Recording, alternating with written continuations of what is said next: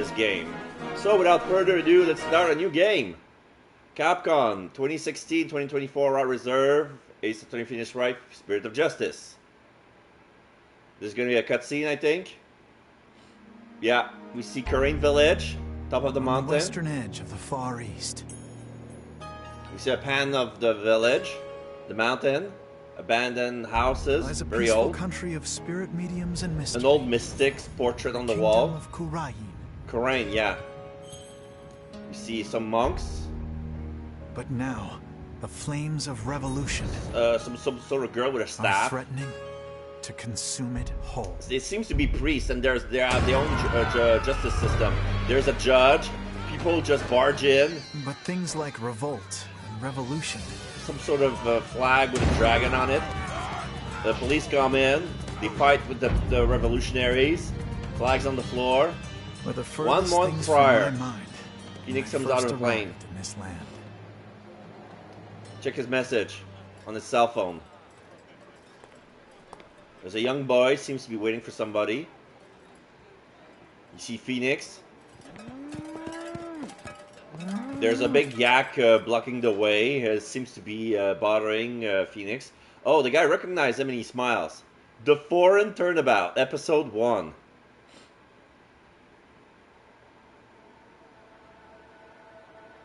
So there's some sort of box with a lock on it.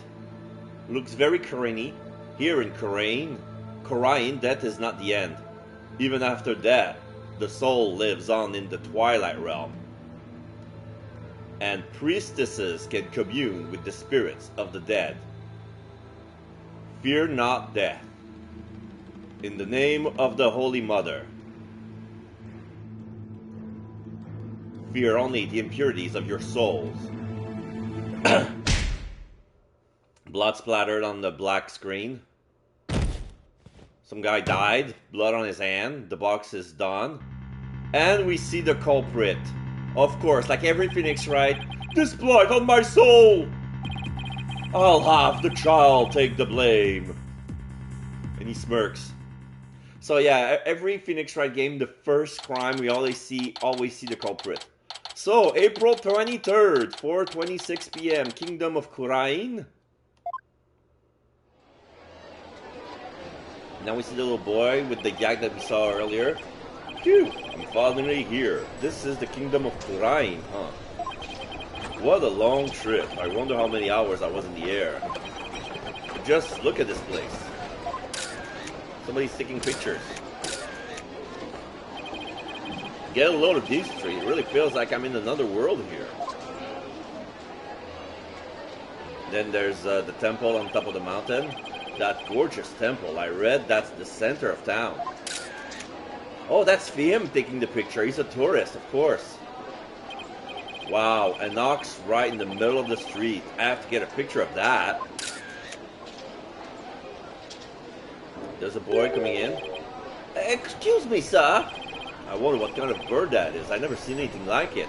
Yeah, we see some sort of ostrich-like bird. It looks like a crane. It looks like a black crane, like some sort of mangle between a rooster and a crane. Looks, yeah, some phoenixy color on the. Okay, I turned on the dehumidifier before coming in, and I'm gonna have to turn it off because it's probably gonna give some white noises. So.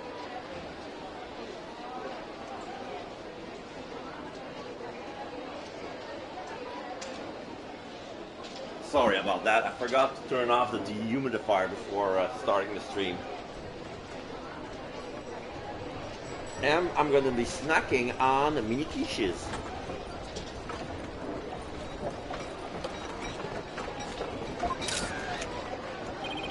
That's quite a crest it has on his head. Excuse me, sir. Okay, now we see the little boy. Now I have time to describe what he's wearing.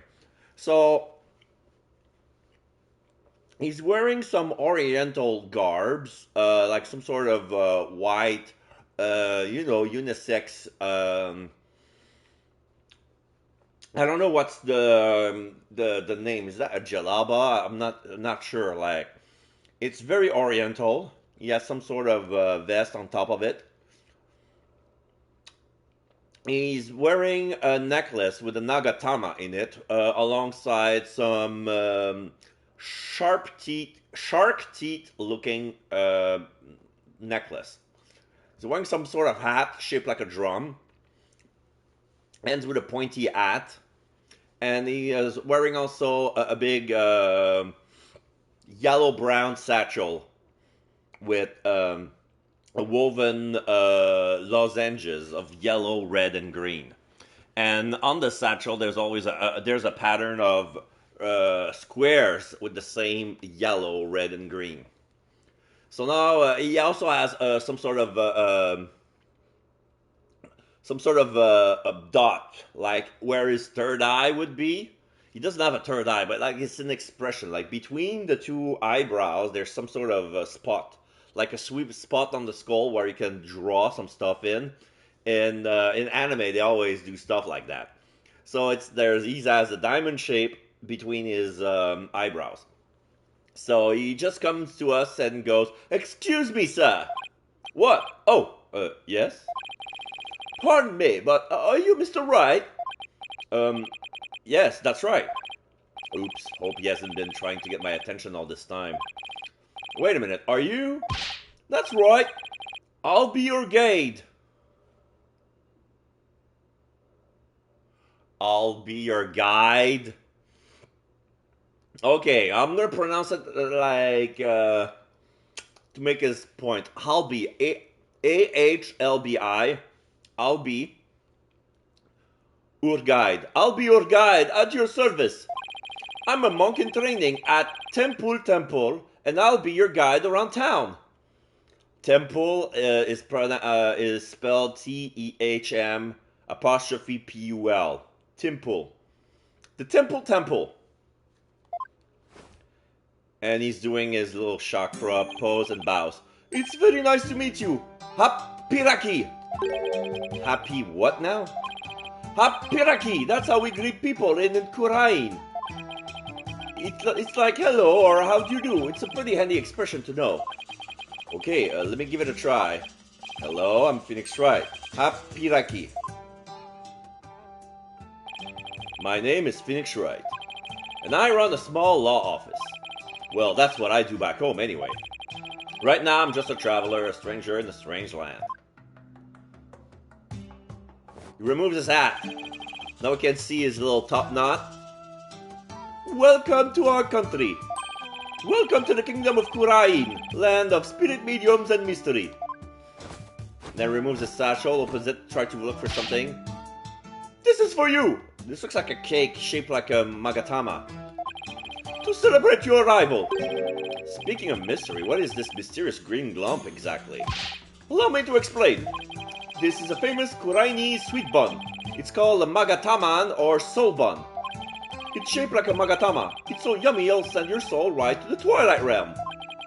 That doesn't exactly make me eager to try it. "Thanks. I think I'll indulge later." He does the Pikari pose. "That will be 20 damas. Thank you for your patronage." "Oh, I have something to give you. He's gonna charge you later." Yeah, this is so a tourist trap to do. He offers you something and then it says, "Okay, that's gonna cost you." Just like in Hawaii, man. We were done with that bullshit in Infinity Well, but now we have to do it again in Spirit of Justice. I have to pay? I always have plenty of those on hand, so just let me know if you ever want any more. Are you gonna charge for each? Oh. Okay, so the satchel is taxing, is pulling him on the side to unbalance him. So he was about to double, and he just adjusts his strap to stabilize himself. His bag is so heavy. Yeah, no wonder his bag looks so heavy, stuffed with all the tools of his trade. Oops! Almost forgot to tell you something really important. It's about Miss Maya. She can't come see you for a few days yet. Yeah, when I called her from the airport, she said she was still training up in the mountains. I told her I would wait for her here. Either way, I was glad to hear she's in good spirits.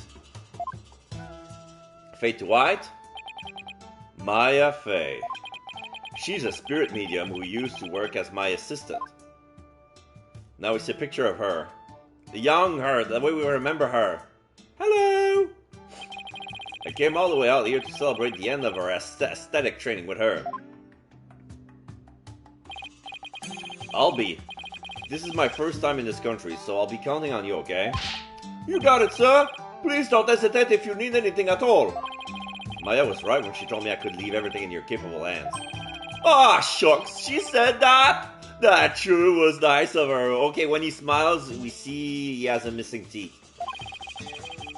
I had the chance to show Miss Maya around a little bit too. If there's one person Maya was worried about, it's me. Because we both know how trouble likes to follow you wherever you go, she says. Huh, that girl worries too much. But you sure came early to the party, Mr. Wright, sir. I mean, Miss Maya won't be done with her training for another 2 weeks. I hate to admit it, but I came early because I was worried about her too. Oh, well, you know, I thought I'd get in a little sightseeing first, you know. Oh, sightseeing! I'm your man for that! Oh, he's so pumped, he exhales from his nose as well, and we see a little puffs of hair coming from his nostrils when he breathes out. I'll show you all the best sights in this country after sorry. I'll show you all the best sights this country has to offer. Thanks, that will be great. And that will be 20 damas. Shut up! I guess takes his job very seriously. Well, what are we waiting for? Those sights aren't going to see themselves. Yikes, you don't have to shove. First stop, Temple, right here in the center of town. There's something there I really want to show you.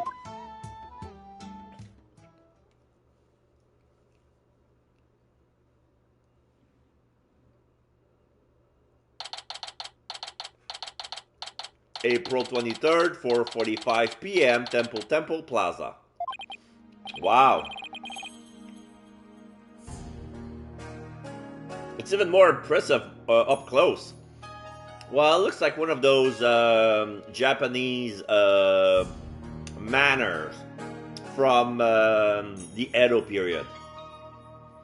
It looks like a I want to say a pagoda, but I think pagoda are more tower-like. So yeah, it's all red. The roofs are golden yellow. There are a lot of drapes, like warm pink and purple drapes. And there's a flag, like big pole coming from the ground, and the flags are like, they're starting like at 2 feet from the ground. The pole are like 15 feet up, and they go all the way up to the top, like those rectangular flags of yellow, orange, and pink. And of course there's the entrance with the Magatama symbol upside down. That looks like a flame, like it's a symbol that I think it's the crane symbol. Like, it feels like the crane clan came from that country. Allow me to explain. This is the heart of the town, Temple.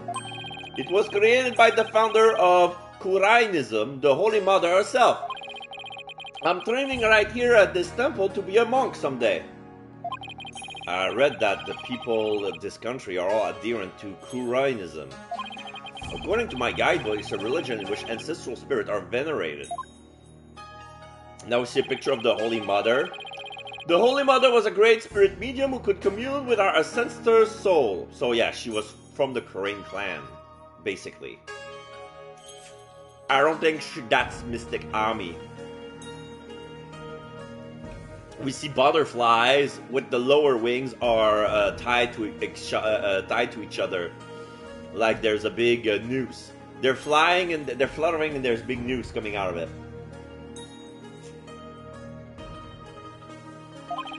And spirit mediums become queen to this day, direct descendants of the Holy Mother. A spirit medium rules the entire country, huh? Talk about power and influence. The main thing you'll want to see when you come to Temple is the Dance of Devotion Rite. The Dance of Devotion takes place twice, once in the morning and once in the afternoon. This dance, along with the Song of Ceremony, is performed in offering to the Holy Mother. The Dance of Devotion has the power to summon forth... Whoa, it's gonna talk fast.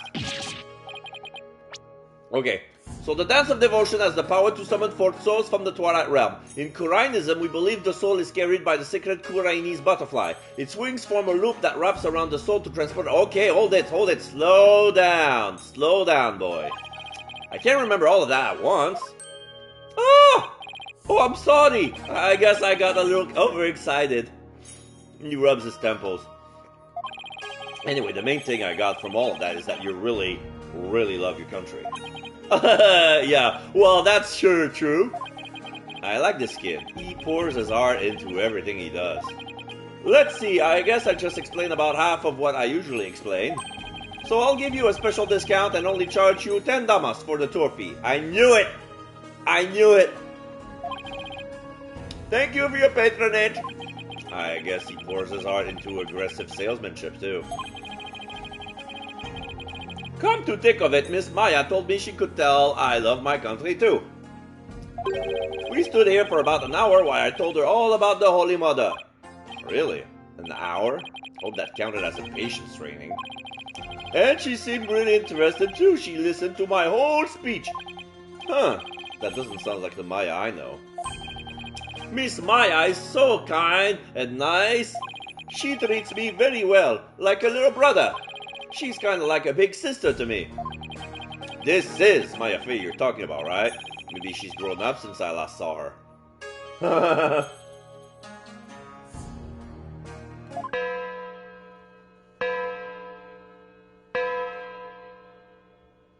Clang, clang, clang. Oh no! What's the matter? Is it that time already? We have to hurry into the temple right away. But first, let me give you these lyrics cards for the Song of Ceremony I told you about. Oh, they're gonna have to sing. There's an English translation of the lyrics here too, so give it a read, okay? Let's go! Why the big rush? If we don't hurry, we'll miss the beginning of Her Benevolence's Dance of Devotion. Oh, it's time. Okay, it's time for the dance. Her Benevolence? Is it gonna be the girl we saw in the cutscene earlier? She looks like a priestess. Yeah, cutscene, we're entering. Yeah, it's the priestess we saw earlier. There's a crone behind her on dress hood. Some monks are standing in to watch her. Phoenix just came in. Big fire pillars. And yeah, she's about to dance. When dragon and tiger battle.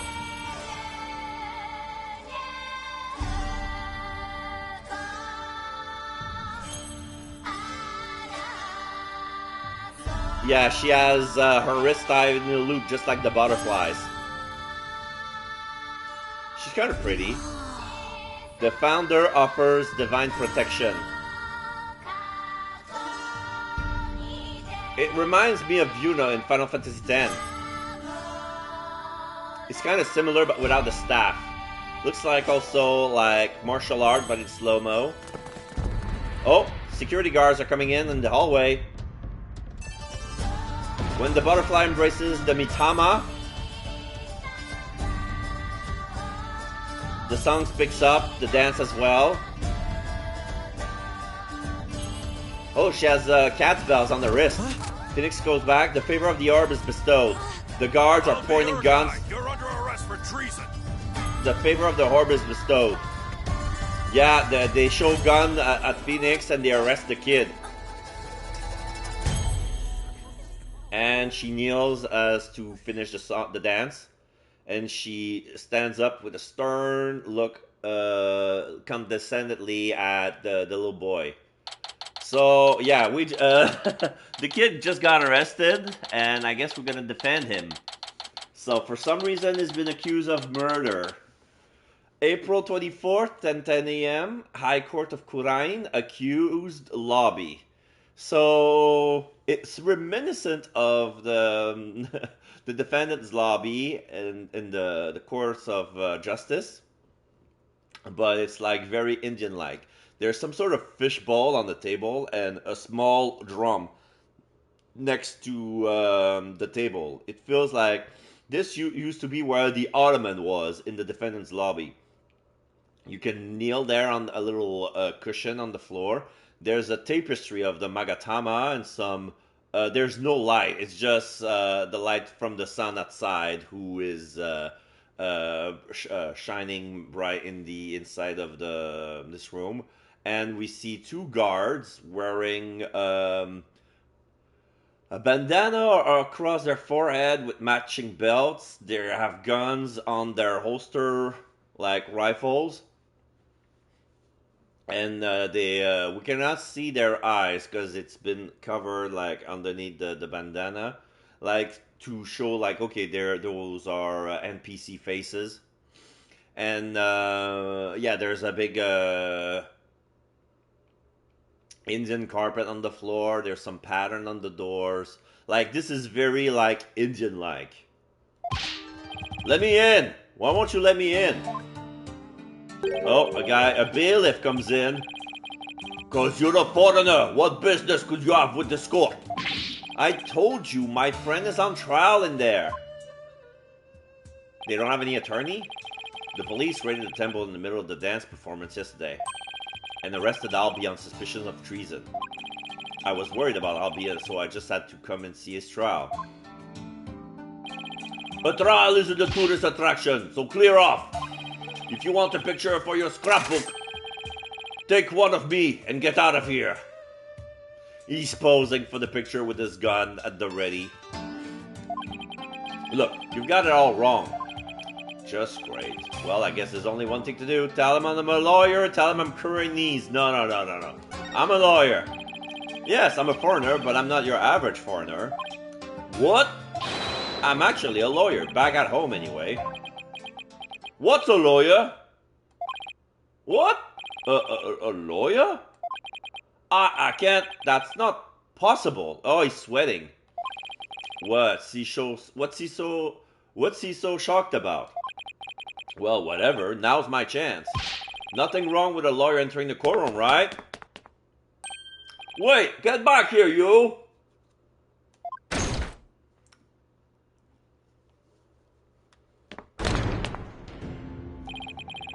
So this is a Koreanese courtroom. There's a lot of drapes as well. There's a judge. Oh. Wait, isn't that her benevolence? What's she doing here in court? So yeah. Okay. I see. The priestess is a medium, and she's gonna channel the soul of the dead, and they're gonna, that's how they do the trial. They don't have any lawyers because they don't need to.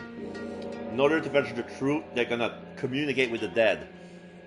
So now we have a new judge who looks very Chinese. He has a white beard, but the beard is braided two ways and tied with beads. And he has the Magatama as well. Yeah, he has very weird eyebrows. There's also an Hinduish equivalent of Max Payne, so I'm gonna give him the same voice as well. But for the judge, I'm gonna give a different voice. He looks sterner than the Japanese judge from Phoenix Wright. Not Phoenix Wright, the Great Ace Attorney with Ryunosuke. And yeah, he looks very Chinese to me, so I guess I'm gonna give him a little bit of a Chinese accent. I hope I'm not gonna be too much offensive. Oh no, I know which voice I'm gonna give him. I'm gonna give him the voice of Uncle in Jackie Chan Adventure. It fits well with him. The divination seance has been performed. I will now hand down my verdict against the accused. Guilty! So yeah, there's some sort of audience. What? A verdict already? But the trial just started. Yeah, the prosecutor Payne has some sort of crown, like one of those, Indian crown. I have no idea how they're called. I'll be guilty. There's gotta be some kind of mistake. Please take another look. Seances performed by Princess Rayfa are infallible. They show only the truth. What right do you have to question her abilities? But I didn't. He's wearing okay, so he's wearing an accidental suit, all in gold, and he has some sort of not a lanyard or a satchel. Anyway, he something around his shoulder. Isn't it ironic that you, a devout adherent of Qur'anism, would dare doubt her insight? Non-believers will only be met with suffering in the Twilight Realm, you know. So he's wearing sunglasses with a big, a big cowlick. Like he's bald, but he's covering with a toupee and the crown. And he also has some great sideburns, kind of like Elvis. But I didn't do it. Your benevolence, allow me to explain, I beg of you. Rayfa, ... Be silent, impudent whelp.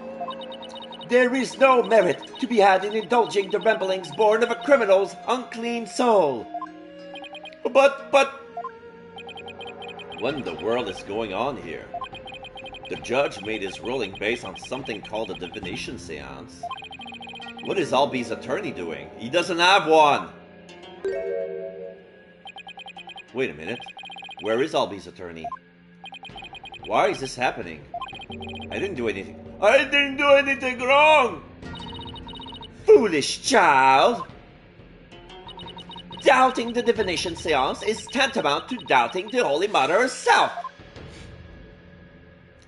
She banged her staff. Your Majesty, as royal priestess and in the name of the Holy Mother, I command you. Impose the highest penalty against this unclean soul. As you command, so it shall be done, your benevolence. May her holiness grant us her divine favor. Urdiara Kurain.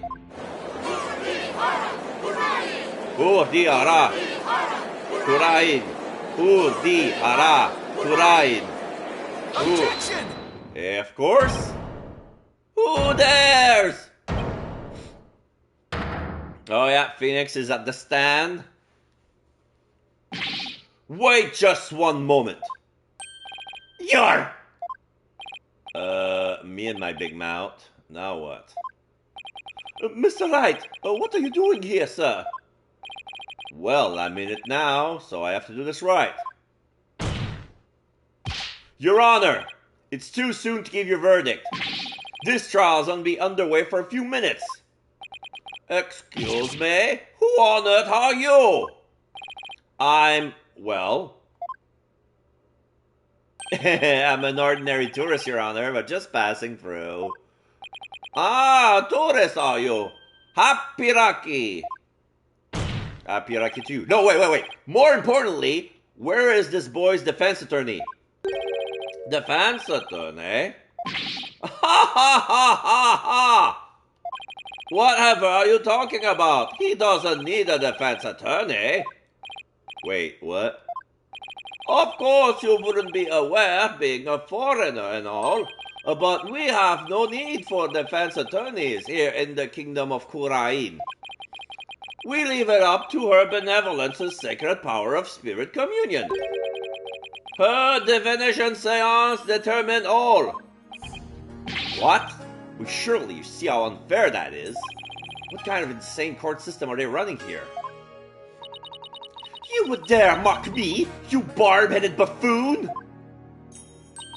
If you value your life, you will leave post-haste, or shall I summon the bailiff? The bailiff is that big scary dude with the big scary gun, isn't he? I'm sure he would be happy to oblige you with a bullet or two as a souvenir for your travels. The cost of an arm and a leg, no doubt. Now, hold on! Mr. Wright has nothing to do with any of this. Albie. I appreciate what you're trying to do, Mr. Wright, sir, but never mind about me. You just go ahead and go see Miss Maya. But forget about me, you have to go now. I'm sure you can find another guide. There were lots more places I wanted to show you, but it looks like I won't get a chance now. I'm sorry. The poor kid. He's trying to put on a brave face, but look how terrified he is. What can I do? What should I do? Defend Albie or go find Maya? No. I can't just let a verdict be handed down with nobody standing in Albie's corner. If Albie doesn't have a defense attorney, then I'll do it. I'll defend him. Defend him? You can't be serious. Did you hear that? Rubble. Is he out of his mind? Heavens forbid. Defend me? Mr. Wright, what are you saying? You can't do that. I most certainly can. Don't worry, I'm quite used to tackling all sorts of trials. Besides, can you imagine how furious Meyer would be if I let anything happen to you? Mr. Wright. You are but a naive tourist, ignorant of our ways. But if you are smart, you will heed my advice. Do not pursue this matter any further. Looks like defending somebody is easier said than done in this country. Bailiff! Throw this man out!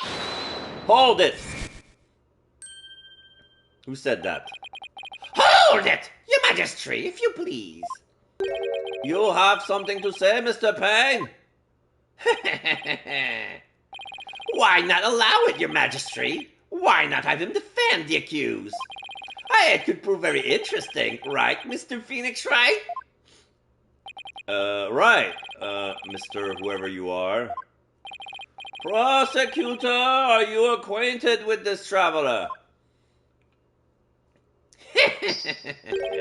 That's Chief Prosecutor, Your Majesty. And yes, I am acquainted with him. Oh. So he had a shitty job in Japan. He moved to another country to have a promotion. So now he's Chief Prosecutor. He's a defense attorney from my native land. I've had dealings with him in the courtroom before. Heavens to Betsy! What? Mr. Wright, you're a defense attorney?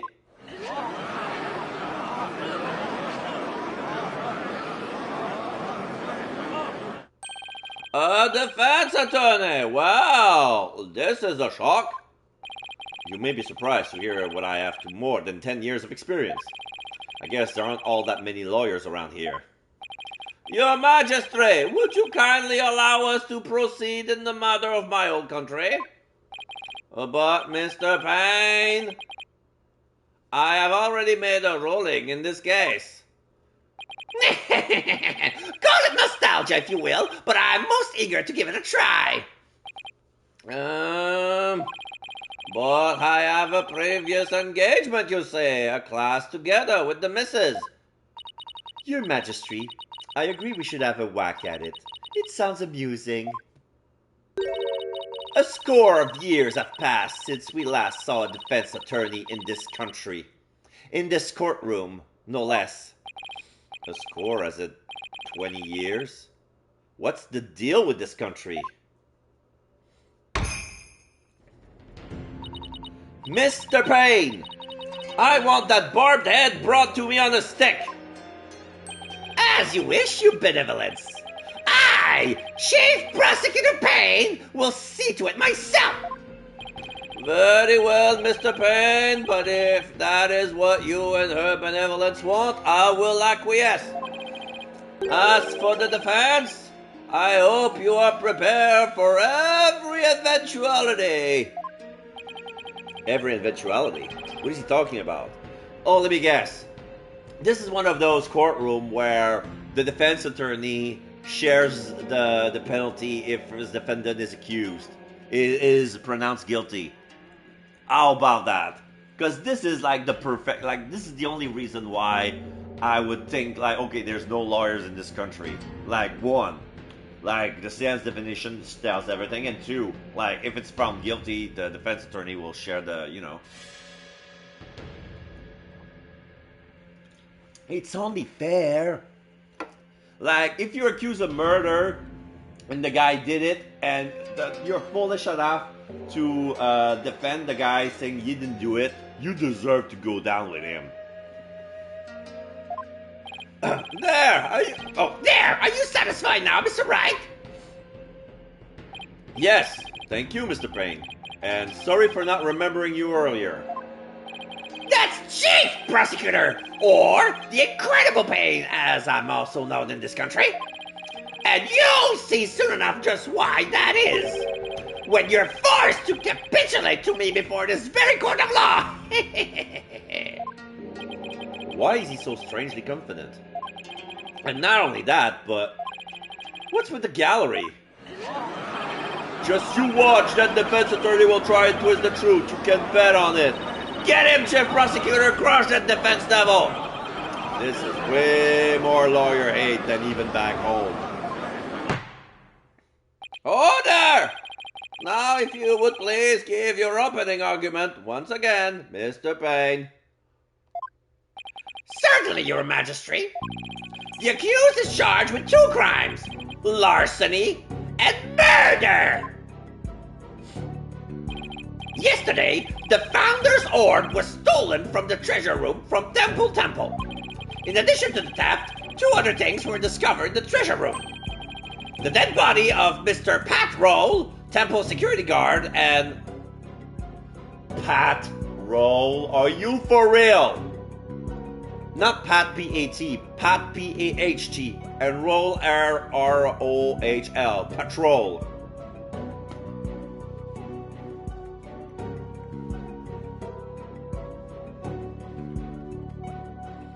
I'm having a kick.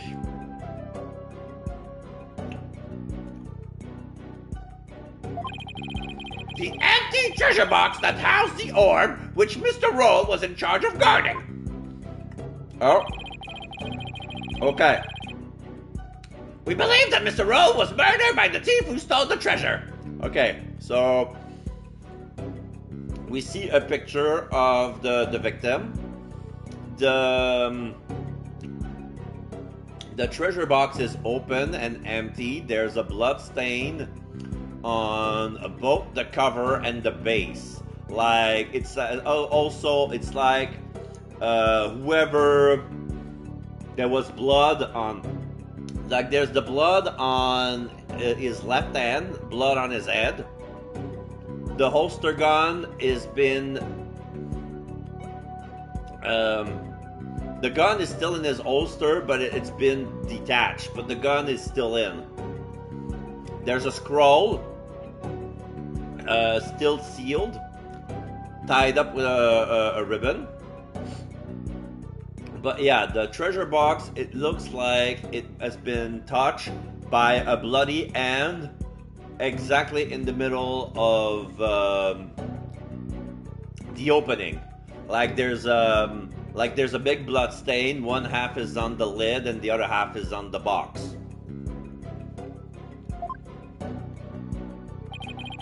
To kill a god armed with a gun, what a terrifying bold act! And you think a kid could do it? Wow. I couldn't agree more, Your Majesty. Please allow me to submit as evidence the victim's autopsy report and crime photo.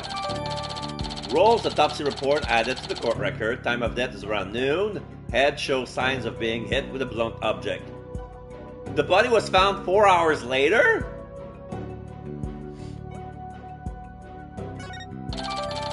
Crime photo added to the court record. Temple's treasure room. The body was discovered at the base of the stair to the altar.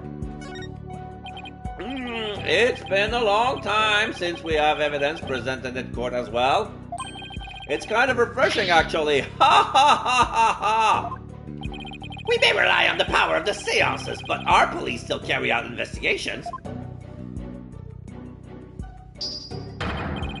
Thus, any proof I provide is indisputable.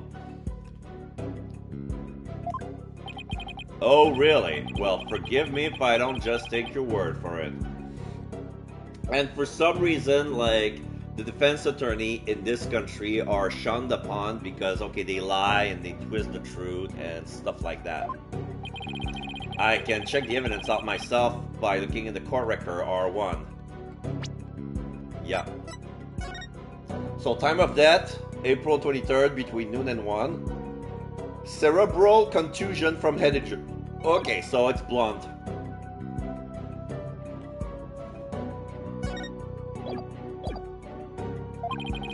We'll see just how thorough you and your police were, Mr. Payne. Such a deplorable crime! The audacity of stealing the secret treasure of Her Holiness, our founding mother! It's a crime that strikes at the very heart of our nation! Exactly, Your Majesty! We mustn't let the culprit get away with his heinous deeds! Indeed, such deeds are best described as treason against the crown! Is this treasure really such a valuable object? How can you even ask such a thing? Of course it is! Why, sealed within this treasure is the very soul, the mitama, of the Holy Mother. Her soul is sealed within the treasure? Oh, I'll take that with a grain of salt. Grr, you don't believe it, do you? Of course I believe it. Something tells me I'd better play along. Huh. This kind of irreverence is exactly why I dislike defense attorneys so much. Your Honor, Your Majesty? What is it now? This treasure. I've never seen it, so it's so hard for me to imagine. Could I see a photo of it or something? Of all the outlandish requests, you defense attorney are truly beyond the pale! He's been getting awfully angry with me. And are those veins popping out of his forehead? It's forbidden for anyone outside of the royal family to view the treasure itself. They say that anyone without the proper spiritual power would be blinded instantly. That is why the average person has never seen the treasure, Mr. Wright. I guess there are national treasures that are off limits to the public back home too. For the benefit of the shamelessly uninformed defense, let me share this newspaper article. Okay, so now we have a picture of the box. It includes photo taken about 8 years ago when the treasure was unearthed. Oh, okay. So we see the picture has been taken from all sides. There's some sort of pattern. There's a lock. I don't see any keyhole. Sorry. There are some earth stains all over it. There are a lotus flower, 8-petaled lotus flower. And on the sides we see the soul butterfly. These are the only public photos of the outer box in existence. What's more, the treasure box only leaves the temple's treasure room but once a year, for a special New Year's rite that takes place at the palace. Therefore, this treasure box has only ever been seen by a handful of people. Treasure box added to the court record. Forced open and its contents stolen, the average person can only see in this newspaper article. I hear there's been a string of theft lately of historic artifacts from the temple. Right, Your Majesty. Inexcusable thievery of precious national treasure for personal gain. And the culprit is the accused. So he used his position as monk in training to get his hand on the treasure, is that it? The accuser's family is by no means wealthy. To help with family finances, he works as a tour guide in addition to his aesthetic training. Thank you for giving an excellent outline of the case, Mr. Payne. Now then, no more questions from the defense, I presume? What? No, I do have question. Even more? But you just asked a bunch. Well, make it snappy. My class starts in just a few short minutes. What? He's still planning on going to that thing? There's still a lot I don't know about the case. I should ask now while I have the chance. Let's see, what else do I need to know more about? The crime scene, the weapon, and the motive. I'm gonna ask everything. Crime scene. Mr. Payne, where did the crime take place? What? As I already stated, it was in the treasure room of the temple. Oops. Oh yeah, that's right. Huh, have you even been paying attention? These lying lawyers, not only do they lack morals, but memory too? He apparently has the brain power of a barnyard chicken, your majesty. Ho ho ho! That explains why he has a crest like a rooster on his head. No matter where I go in the world, the insults are always the same. Your Majesty, please let me try again. Let's see, what else do I need to know more about? The weapon? Mr. Payne, what was the murder weapon? The murder weapon was the treasure box itself. Okay. So they're saying that they whacked the guy with the treasure box, and that what made it open. That would track, like, the stain on the treasure box matches the head wound. But then he would have blood on his head, like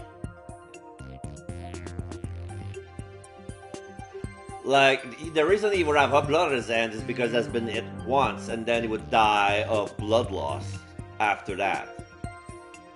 But I don't think like the hit was instantaneous. We need more details.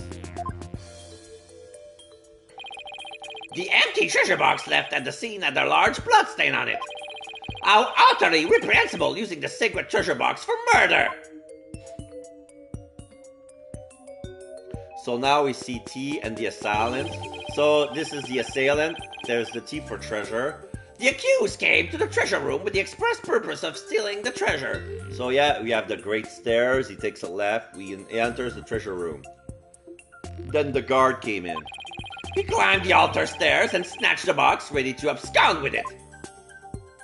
And then this is Roll.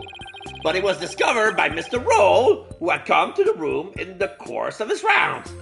Okay, so he was patrolling, and then when he reached the treasure room, he found him caught red-handed in the act. After walloping Mr. Roll on the head with a treasure box, the accused forced the bloodied housing open and made off with the treasure inside. Treasure box updated in the court record. The murder weapon off limits to the public. The photo in the paper are the only ones in existence. Its content were stolen. But the defendant is just a little boy. I hardly think he would be able to hit the victim, a grown man, on the head. Ah, very good point, Mr. Wright. But I'm afraid that won't help you. At the time of the crime, the accused was on the stairs leading up to the altar. Ah, he had the high ground.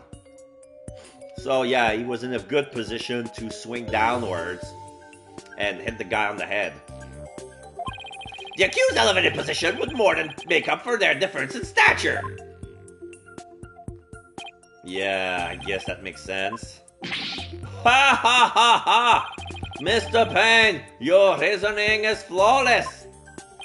What an elegant argument. Hats off to you, Chief Prosecutor. Your title is obviously well earned.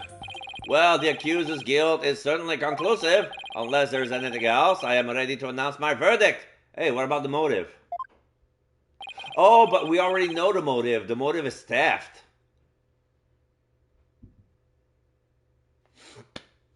Okay, so there was only one good answer.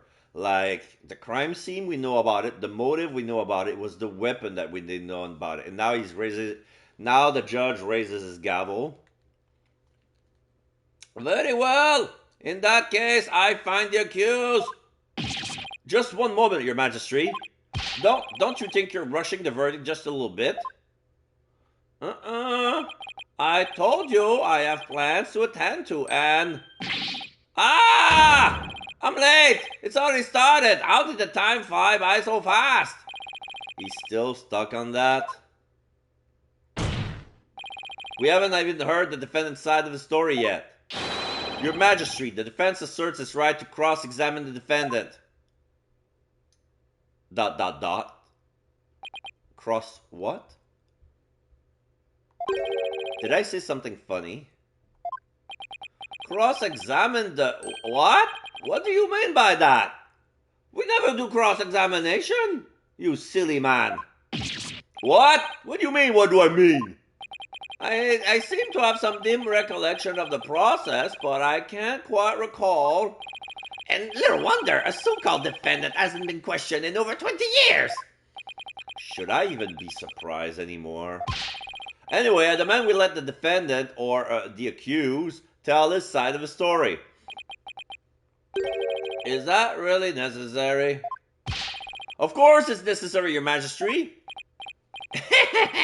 What harm could it do? I say we allow the boy to speak, Your Majesty. Though I doubt he'll have anything of relevance to say. Oh, how kind of you, Your Royal Painness. Very well. As long as it's okay with you, Mr. Payne. I'm already hopelessly late for my class anyway. In that case, the prosecution calls the accused back to the witness stand. Oh, but before we do, I better call my wife and apologize for missing that class. Any objections? Go for it, Your Majesty.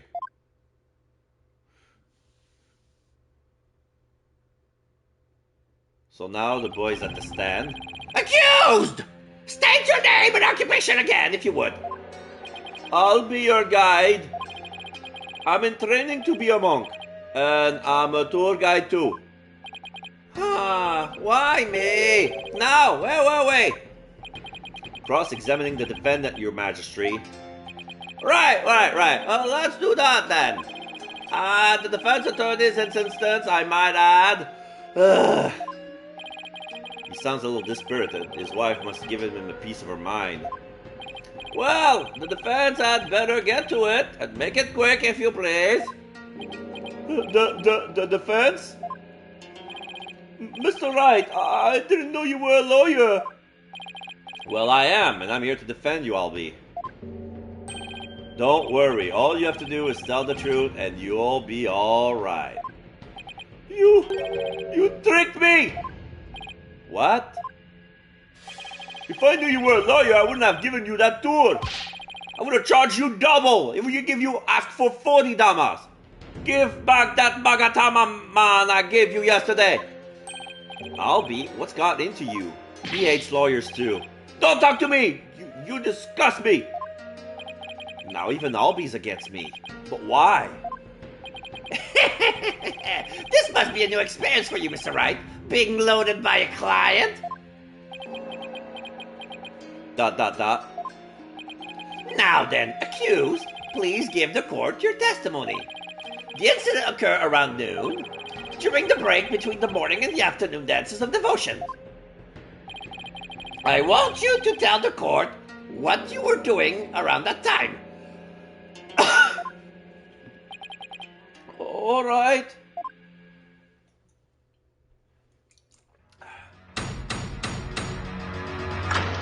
Witness testimony. Written in Buddhist Dharma or something. I don't know. The accused's account. I didn't kill Mr. Roll. Oh, wait. I didn't kill Mr. Roll, and I didn't steal the treasure. I'm not allowed to go anywhere near the treasure room. I've never even seen the treasure box with the green Kurai's butterfly on it. When the incident happened, I was in the hallway planning on my tour route.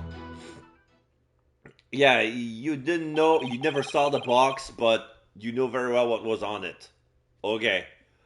Well, you well acquainted with the victim? Yes, he used to chat with me whenever we ran into each other in the temple.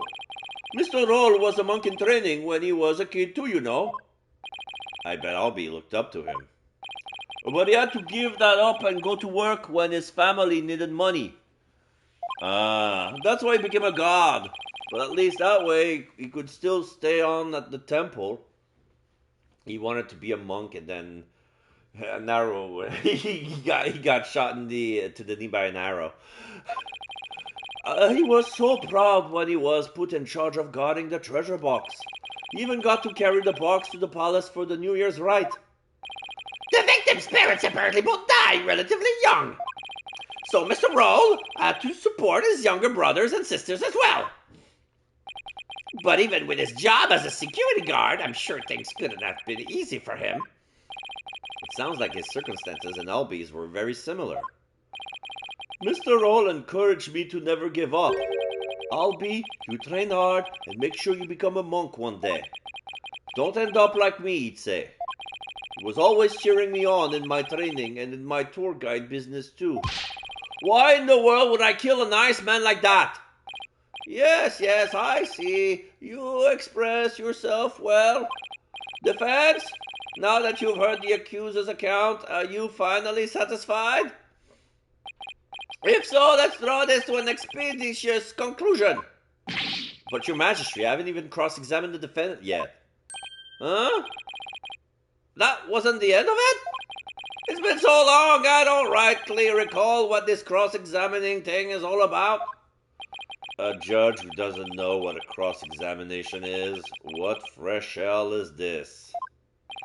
I really do wish I could remember how it works. Should I give the judge a refresher on cross-examination? No. It's like, technically it's for new players. But yeah, we know how cross-examination works. Nah, I'd better save my breath. The judge doesn't exactly seem like a model student. He won't remember anyway. Like, it's not for him. You do it. It's for us. We don't need it. He'll just have to watch and see how it's done. Alright, cross-examine.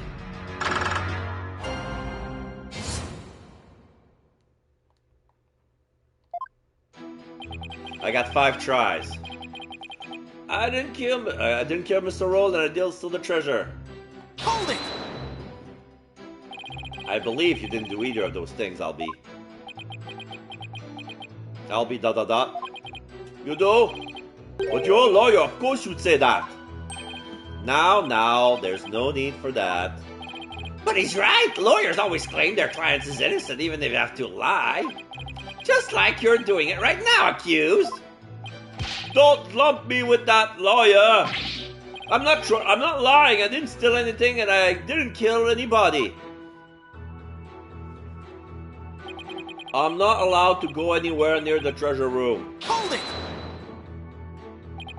You're not allowed to go near the treasure room. Why is that? It's a rule of the temple. They keep a lot of important things in that room. Yes, like the founder's orb in particular. Only the royal family may lay eyes on it. Didn't Mr. Payne say anyone without spiritual power would go blind? I heard you wouldn't be blinded if you just looked at the outer treasure box. But I've never been anywhere near the treasure room. I'm too scared. You've got to believe me. I've never even seen that treasure box with the green Chinese butterfly on it. Well... Wait. Hold it! I need to check the court record. A box with a butterfly on it. Is it green?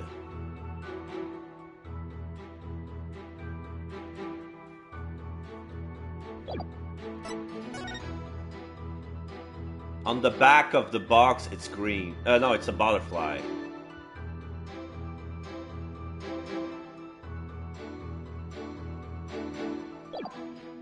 But from that angle, we don't even see it. It's green, but we can only assume it's green. Okay, a box with a butterfly on it. Yeah, you can see it in that newspaper article. Look! See, there's a relief of the Chinese butterfly on the treasure box. On the back. But the butterfly is on the back. And the box is displayed on the front with the lock. Where would you see a butterfly? Oh, this design here carved on the back of the box. I see it now. It's a sacred butterfly said to carry the soul of, or mitama, of the departed. Its wings form a loop that cradles the mitama and carries it to the Twilight Realm. As you can see, there's even one depicted here behind me at the judge's bench. Yeah, we see a butterfly. As there's a magatama on top of it, like a It's probably the Mitama, what they call it. It looks like the soul. Well, what do you know? There it is. Though it kind of looks like he's about to be carried off to the Twilight Realm himself. Yeah, because the way the angle suggests like the butterfly is carrying the judge. Anyway, I've never even seen this treasure box. Besides, when the incident happened, I was in the hallway planning out my tour route. Hold it! Planning out your tour route? I'll be da. Yes, I was planning out a tour for you. For me? Well, thank you, Albie. I wouldn't have done it if I knew you were a lawyer. I wasted a lifetime of you. Give it back! Sadly, I'm a lawyer, not a Time Lord. Actually, as soon as he heard that that's what I am, it's been like a totally different person. I certainly don't think Albie committed murder, however. Don't talk to me! You disgust me! That outburst earlier makes me wonder if he would willingly tell me the truth. I'd better compare his statement and the court record carefully. If I found an inconsistency, I can present some evidence and maybe get it to open up.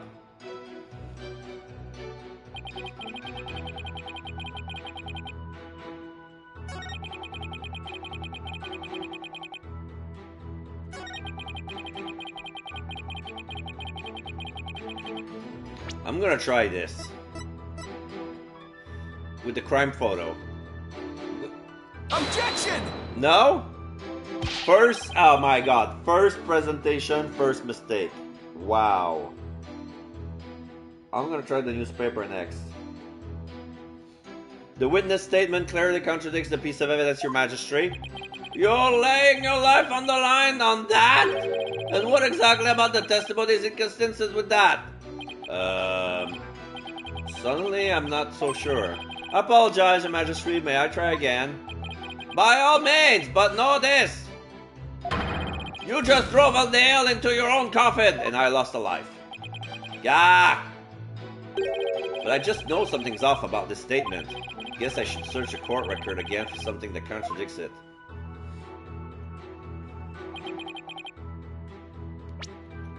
Ah, it's too late to say. Fuck it. I'm gonna go with the other one. Objection! Yeah, it was the photo. It was not the crime scene photo. It was the newspaper clipping. Oh, Albie, why would you lie to me? So, you say you never laid eyes on the treasure box. Is that right?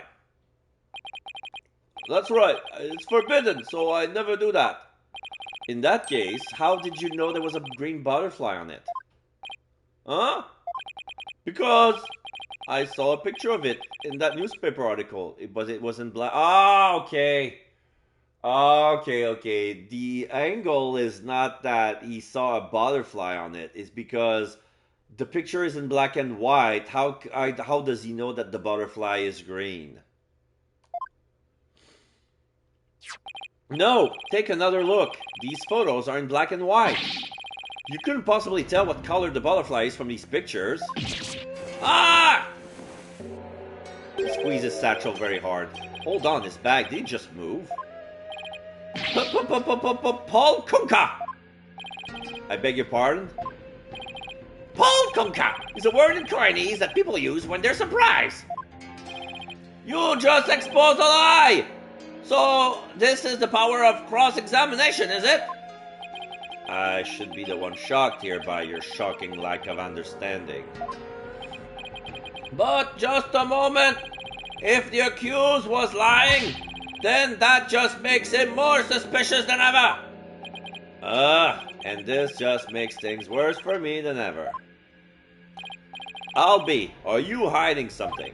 Please give only true statements. I can't help you if you don't tell me the truth.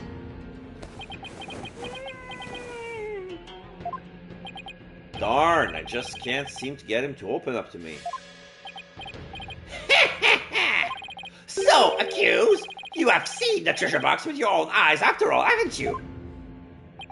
Well, maybe I did take a peek one time a long time ago when I was cleaning the treasure room. But you weren't in the treasure room at the time of the incident, right? Oh, of course I wasn't. Objection! That is a lie! You were most definitely inside the treasure room on the day of the incident. And I have proof. He does? This was found on the floor of the treasure room. The scroll. It's a scroll entitled Notice and contains a list of temple monks' duties. These instructions pertain to the day of the incident. And what exactly is that supposed to prove? The accused's fingerprints were found on the scroll. What? Oh no! Looking for a scroll. Where is it? It's not here! Oh, I must have dropped it somewhere. Why is it in the treasure room? Oh shit. See? Indeed, you must have dropped it when you were busy murdering the victim. No! Oh, so that's how they put the blame on him. So the drop scroll with the fingerprints on it is how they managed to ascertain his guilt. Well, notice from the day of the incident, the defendant's fingerprints were found on it. Notice added to the court record. No. Then that means Carlby was there on the day of the incident? Ah ha ha ha ha! So this is the power of cross-examination. The more the accused talks, the guiltier he paints himself. Yes, it would seem so, Your Majesty. You predicted my argument and had evidence ready to refute it. How was any of that supposed to help the accused? See, I told you can't trust lawyers and their lies. Her benevolence already said the guilt is guilty. Just declare him guilty and get it over with! No, everything's going all wrong. Shadow, what should I do? As I suspected, this cross-examination session has served no purpose whatsoever. No, you're wrong. But armed as we are with her benevolence in sight, there's no reason to doubt his guilt. Then I guess I'll just have to poke holes in his inside of hers. By the way, this didn't prove to be very interesting at all, Mr. Payne. Nevertheless, I will now finally announce my verdict. Gavel at the ready. Wait just one moment, Your Majesty. I haven't seen this divination seance for myself yet. Oh, this is going to be the gimmick, and we're going to see the divination. As the defense, I have the right to check it. Is that really necessary? I have to get home and apologize to my wife for being late for our classes. I guess she really did give him the business. Your Majesty, I enthusiastically support having Mr. Wright see the seance. You do? And why is that, Mr. Payne? Don't you want to see it? See the lawyer being utterly crushed by the power of the seance? And then watch him tearfully beg for mercy? Well, now. I'm sure I'll make up for not getting to go to the class with your wife. Oh, it certainly does sound worth seeing. And it would give me a juicy tidbit to tell the missus. Ha ha ha ha ha! I like your balls, Mr. Payne.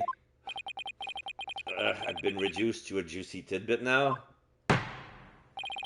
Well, foreign interloper, I imagine you do have to see it for yourself to be convinced.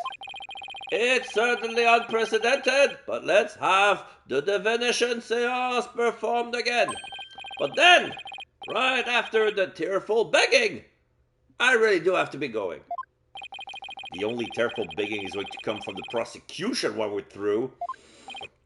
How pitiful the defense looks, still scrambling desperately for a foothold. Blissfully unaware that defeat and despair are all that awaits him. Alright, so this is Rafa.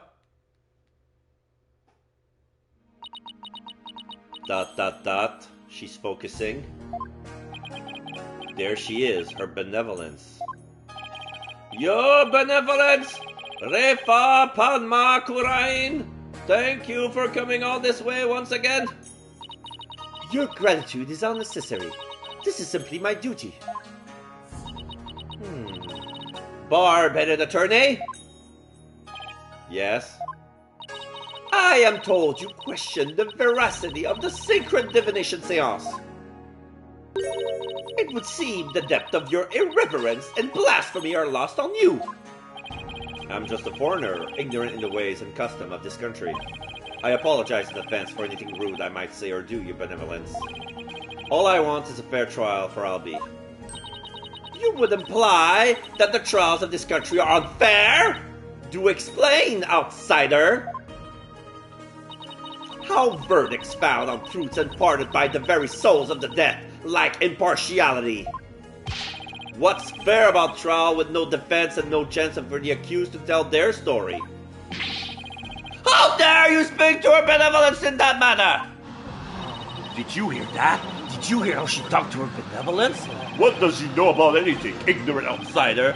We won't stand for it. He should be punished. Yikes. Looks like I really stuck my foot in it this time. Punish him! Punish him! Punish him! Punish him! To the stake! Silence, one and all. Is she standing up for me? Be not disquieted, my people. He merely expresses his opinion. Well, looks like her benevolence is going to be more reasonable than I thought. Attorneys are ghastly creatures with souls stained black by brazen untruth. The words of a lowly worm such as that are not worth troubling yourselves over. Alright, I take that back. None of this prattling can sway the truth of my insights. Rest assured, he will soon see the error of his foolish ways. Now then, your benevolence, the divination seance, if you would. Certainly. Nena, my robe. Oh, the crone puts the robe back. They take the staff and bows and leaves. And then she's putting the fingers, the hands. She focuses. Oh, Holy Mother, we hold this divination seance in your name.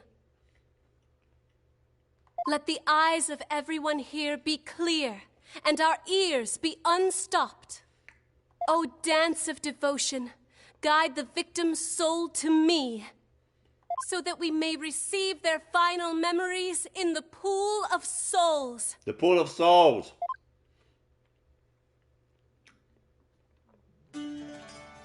She gonna do our dance? She's standing in the middle of the court.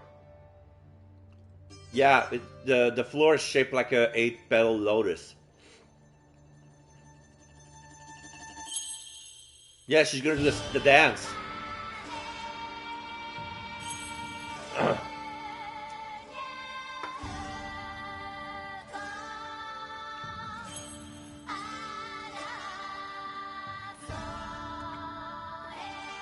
They ask me if I want to skip. Go to hell, game. I won't do that. That's a nice pause.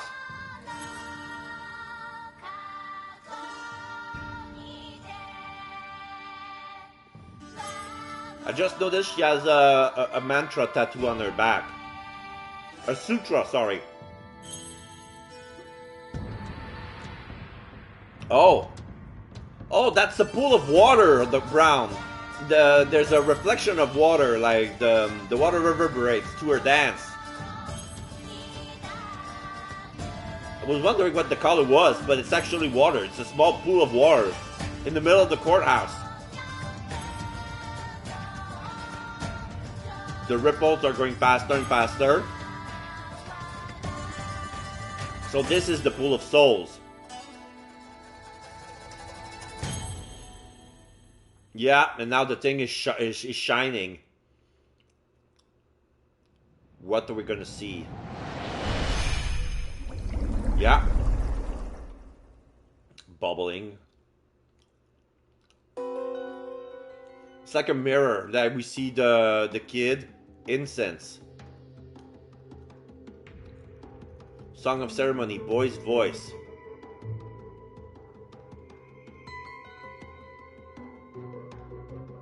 Pain. So he was grabbing something on his hands, and he was in panic. And then he closed his eyes.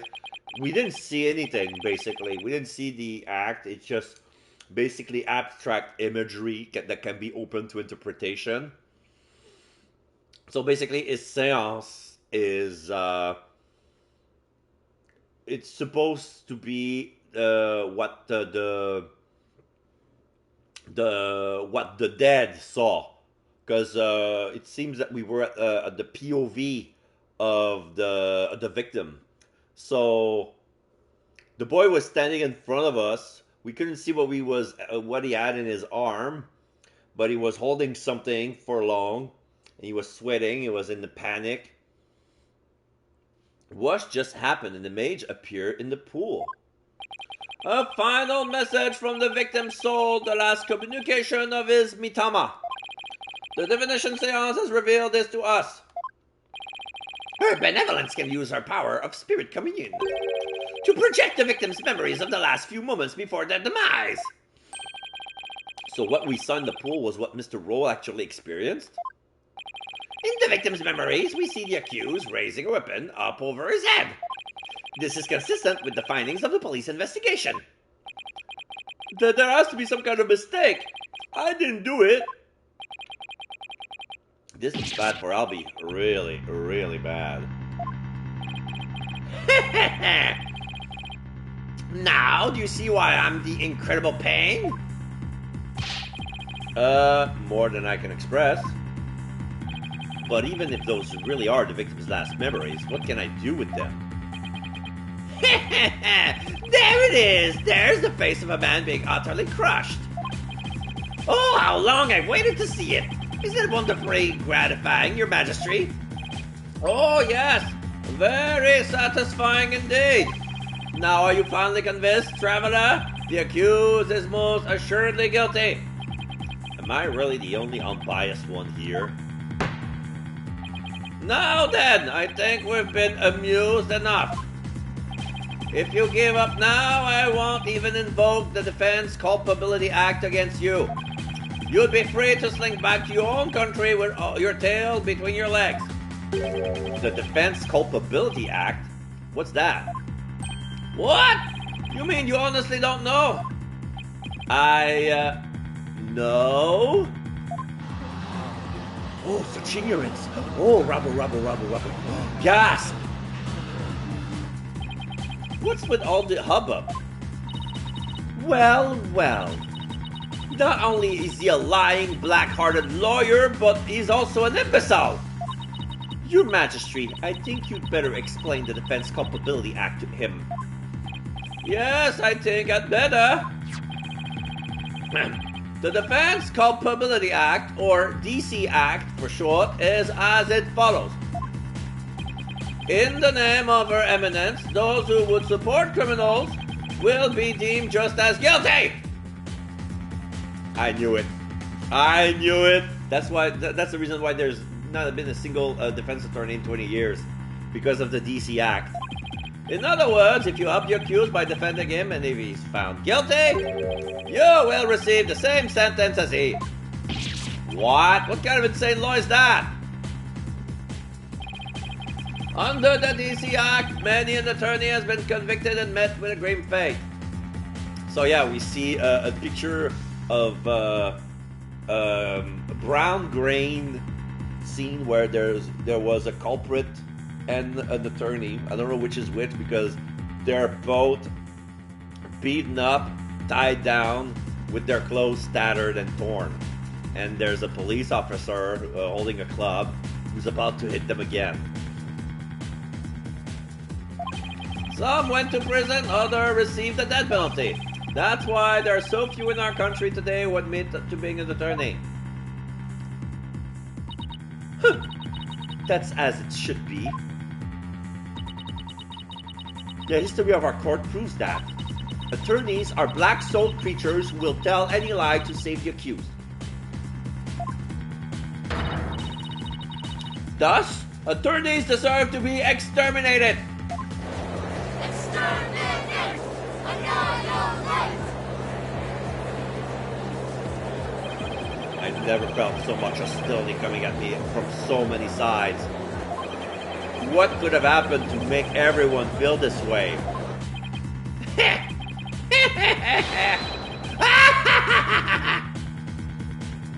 So this must be paradise for Pain. No attorneys. You fell right into my trap, Phoenix Wright. You activated my trap card. Say goodbye to Exodia! Your win streak against me and my brother ends today! With the Seance and the DC Act on my side, I'll finally get my revenge! So that's why it was so eager to have me defend Albie. Chased out and humiliated back home, fate brought me to the foothills of Kurain. I thank my lucky stars I'm in chief prosecutor here now. He's the only prosecutor in this bunch. Defense! Know that if I rule that the accused is guilty, you will go to prison too. That explains Albie's reaction earlier.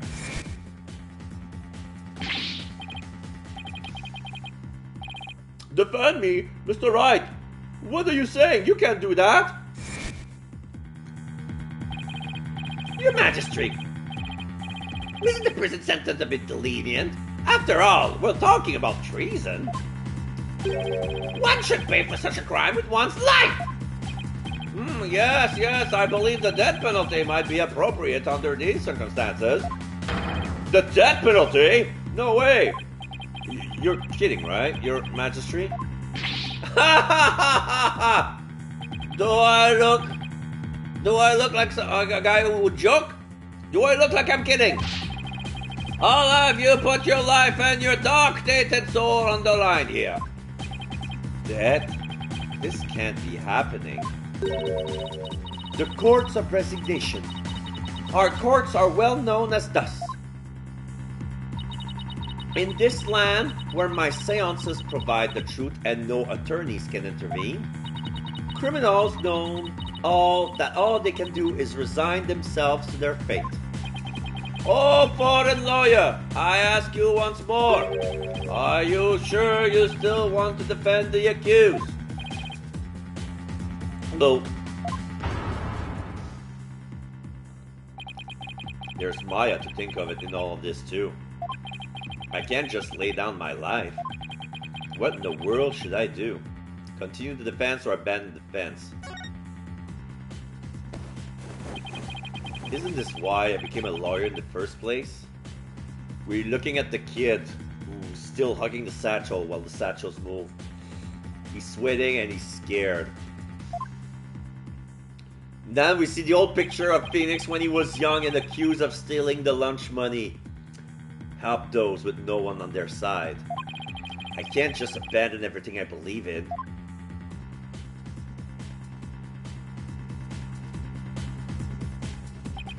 All I can do now is stand firm and fight.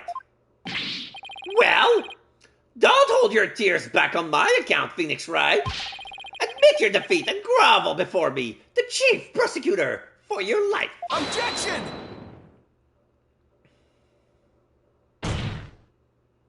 Even if it means being subject to the Defense Culpability Act, I will defend Albie.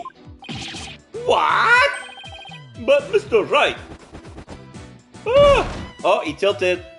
Oh, and a bunch of soul bond came out of the the satchel. Because he was standing on the box to go to the stand, and he fell down his the box. The defendant insists he is innocent, and not even a divination seance should be accepted without examination. Blasphemy, heresy. Put him at the stake. Polkonka! But if I'm found guilty, you'll get the death penalty too. Even knowing that, you still want to defend me? I don't know what happened in the past, but it looks like everyone in this country considers lawyers to be liars, even though that rhymes. So I can understand if you don't believe me. But I still believe in you and your innocence. So all I have to do is keep believing and find the truth. That's all there is to it. I'll be da-da-da. Ha ha ha! Barb-headed an attorney, you continue to amuse me. Though your barbed jabs are proving to be more than mere jokes. Your benevolence. Believe me when I say that this attorney will knock your insides out. Oh. Okay, that's a good pun. I hate the pun with the name puns, but this is a good use of insight. I will knock your insides out. That's enough! Woo! She said that's enough. Insolent, disrespectful attorney. You'll have plenty of time to regret your folly in the Twilight Realm.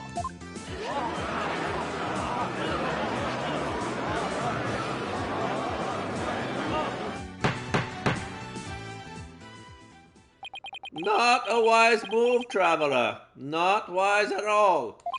You should have taken the chance I offered to save your life. But you have made your choice. The Defense Culpability Act will be applied in this case. And with this verdict, you will both soon be parting with your heads. Death, death, death, death. Wow. Death, death, death. Bread and games, right? Are you not entertained?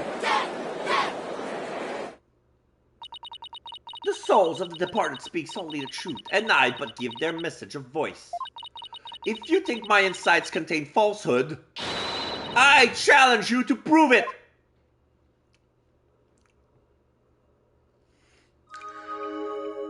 Insight. Rafa's insight. The accused swung whatever he was holding down on the victim's head. With the pain, the victim's vision went dark. This is when he lost his life.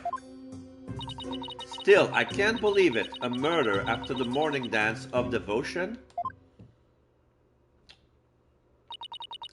These are the victim's experiences just before his death. As the victim's final memories, we can assume they aren't lies. So how do I break this down? Allow me to relieve you of your ignorance, defense. Did you notice the words that appeared in the seance vision? Yeah.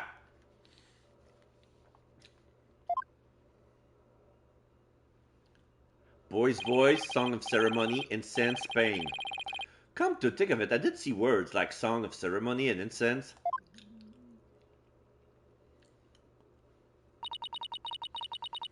The victim's final memories are not limited to sight alone.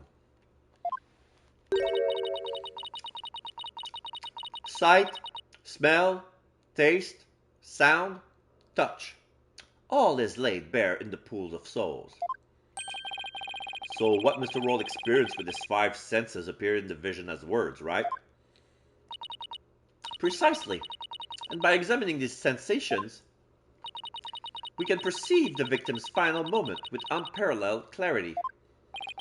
Works for me. I can use all the extra information I can get. Now, to find a contradiction between her insights and the seance vision. Your benevolence, I ask that you please show me the seance vision again. Very well. Okay, so now we see the kid. Incense. The satchel.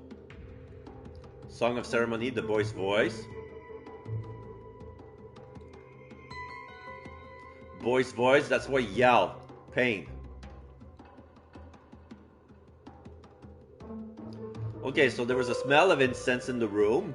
The song of ceremony was playing in the background. Wait a minute. Okay, so the song of ceremony, when dragon and tiger battle, the founder offers divine protection.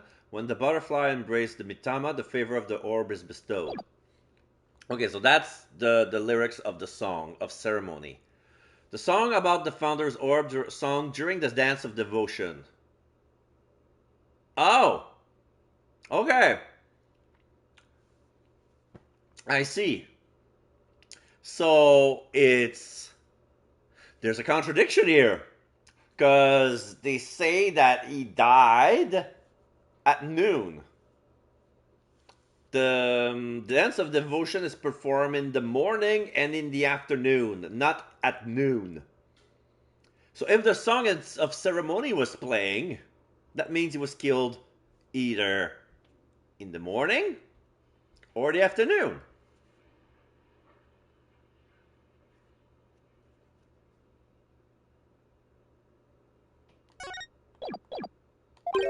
Her benevolence says after the morning dance of devotion earlier, didn't she? Isn't there something off about that? Yes. The accused on whatever he was holding on the victim's head. First, I'll use L. Thumbs think left and right to make my way to the insight that seems off. With the pain, okay, so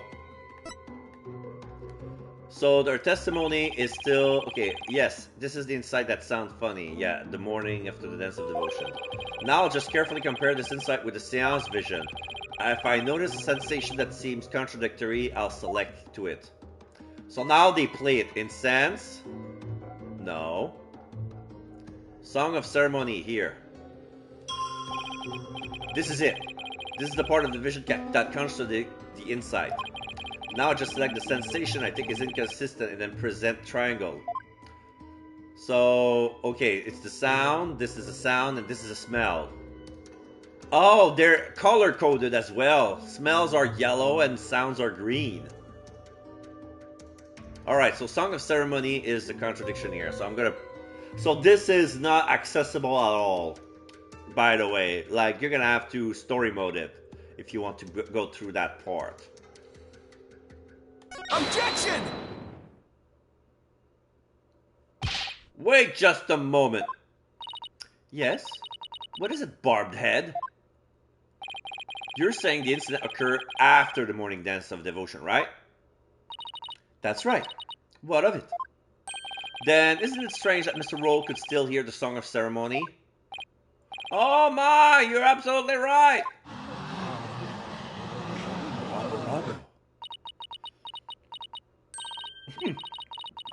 Is that all that troubles you? Huh? What the victim heard was just a practice run of the Song of Ceremony. Practice run? What are you talking about? Mr. Payne, if you would.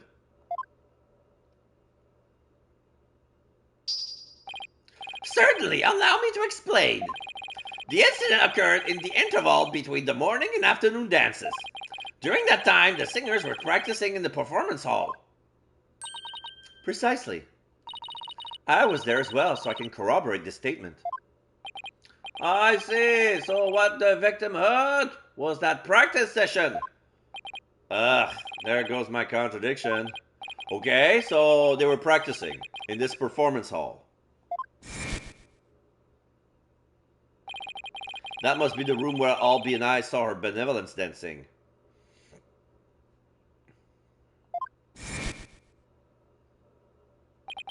However, Mr. Payne, I admit one detail troubles me. Ask away, your majesty. It's a big temple. The performance hall and treasure room are quite far from each other. Could the song really be heard all the way in the treasure room? He's right. It is a very big temple. Well, how about it, Mr. Payne? Your majesty, have you forgotten? There are speakers in every room of temple, including the treasure room. Oh, that's right! Speakers? For what purpose? Are you serious, Mr. Wright? They're to broadcast the secret music of the performance hall throughout the temple. That's why the victim could hear the Song of Ceremony in the seance vision. It was the practice run going on in the performance hall heard over the speakers. Thank you for your explanation, your benevolence.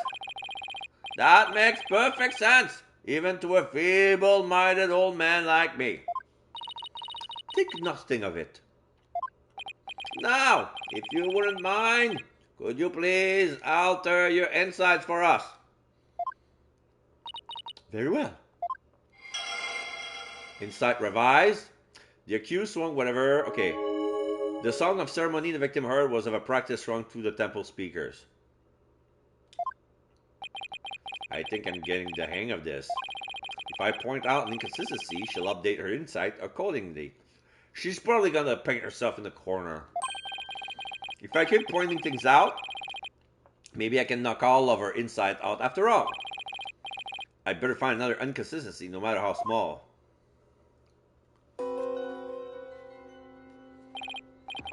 It's a bit hard to focus on the insight with the seance vision going.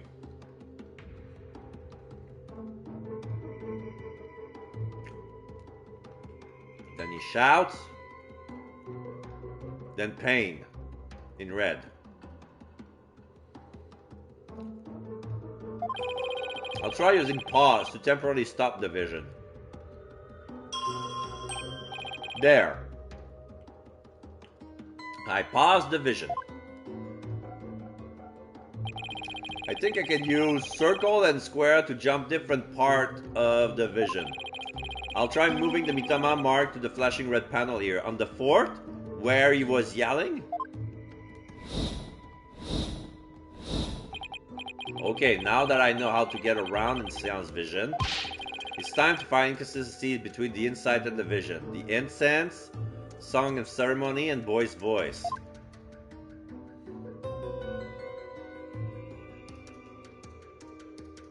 Okay, so fast forward, circle, rewind, square, pause, X. Select triangle.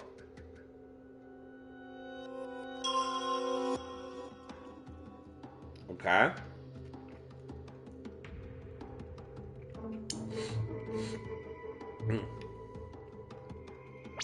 Let's check the court record.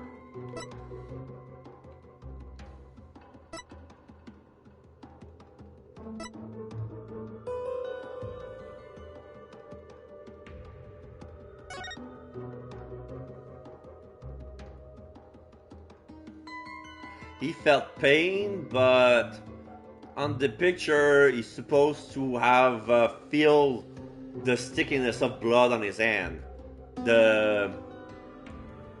He felt the sensation of pain, but he didn't feel the sensation of blood.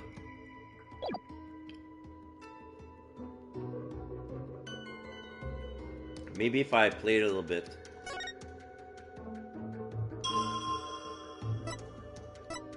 Okay, so the accused swung whatever he was holding down on the victim's head. With the pain, the victim's vision went dark. This is when he lost his life. The song of ceremony victim heard was a practice run to the temple speaker.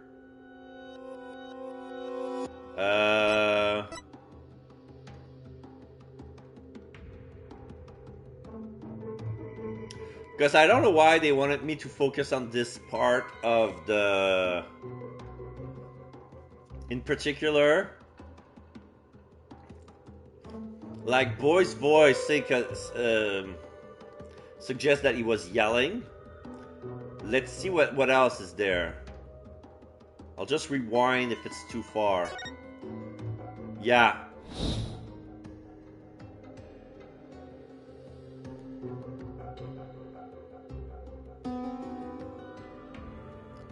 So now it loops.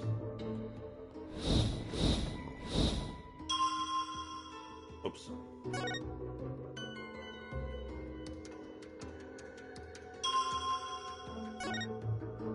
Touch. So yeah, touch is in red.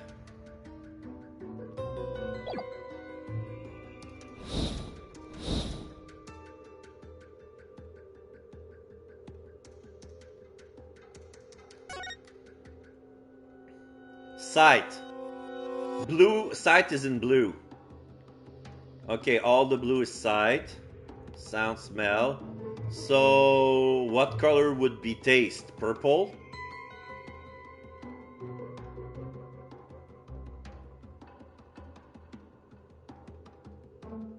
Huh.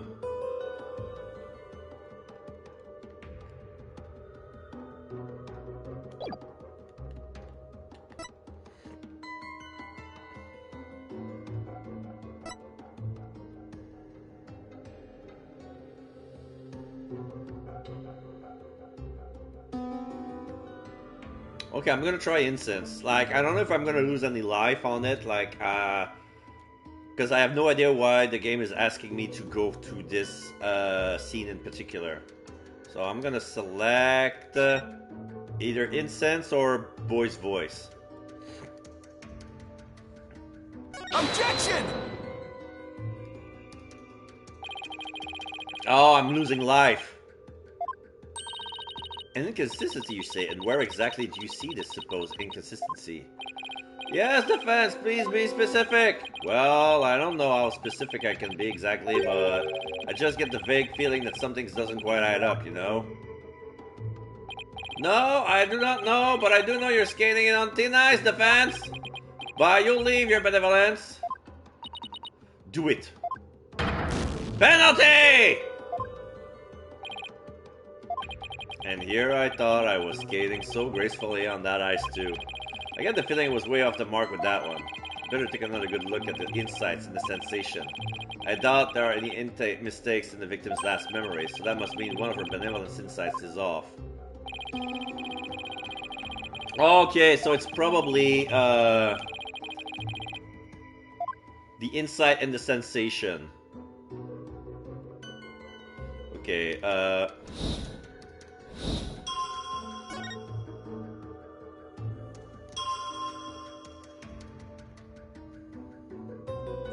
nothing is said about this boy's voice. I don't know. Objection! No, still the same.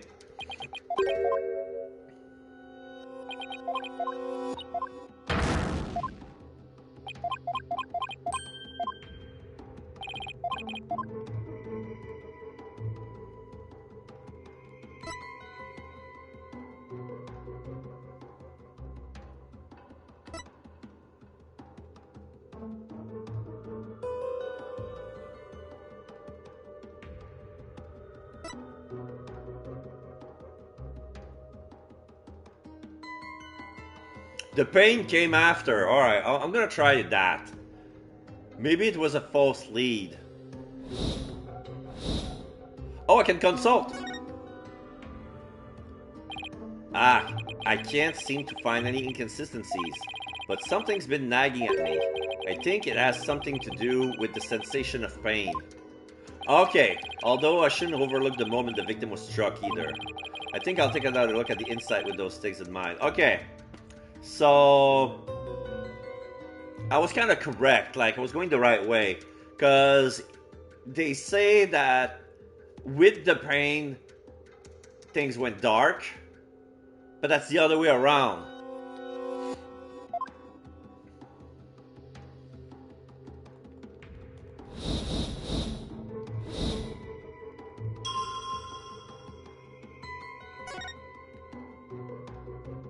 No sights, sound, smell, touch.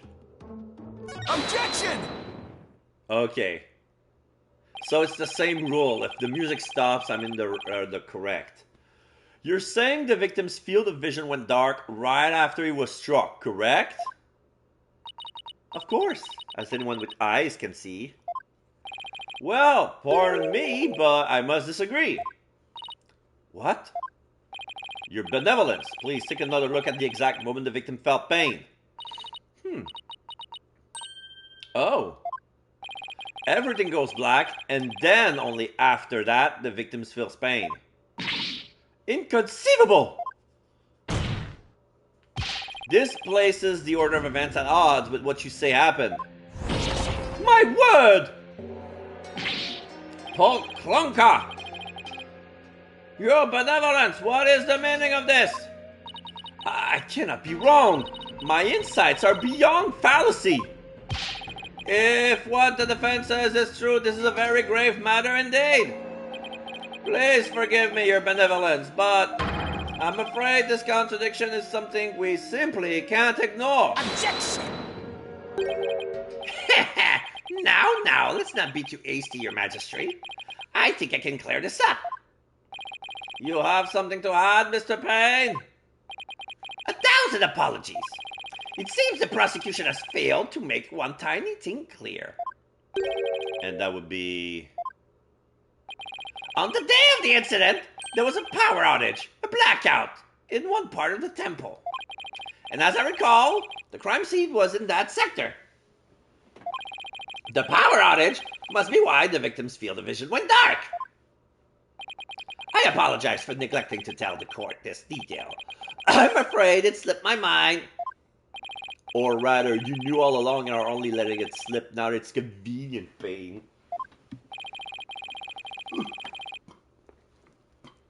The power outage knocked out both the lights and the speakers. Oh, but now that... Okay. Bullshit. Bullshit.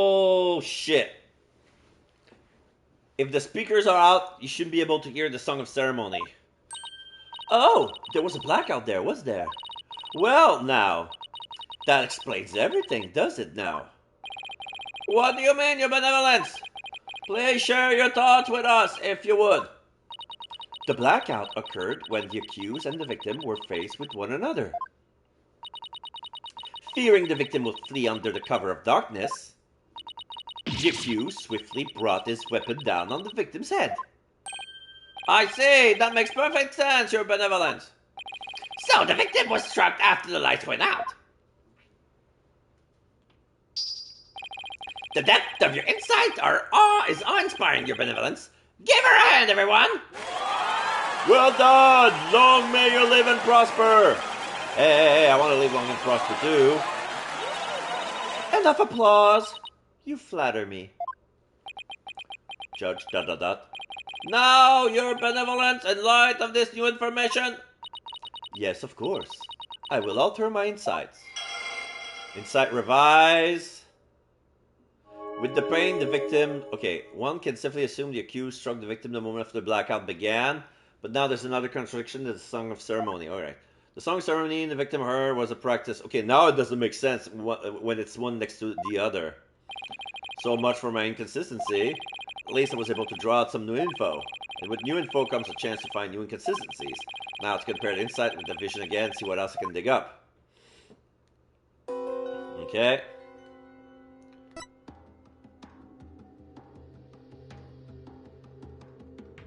Let's try this one.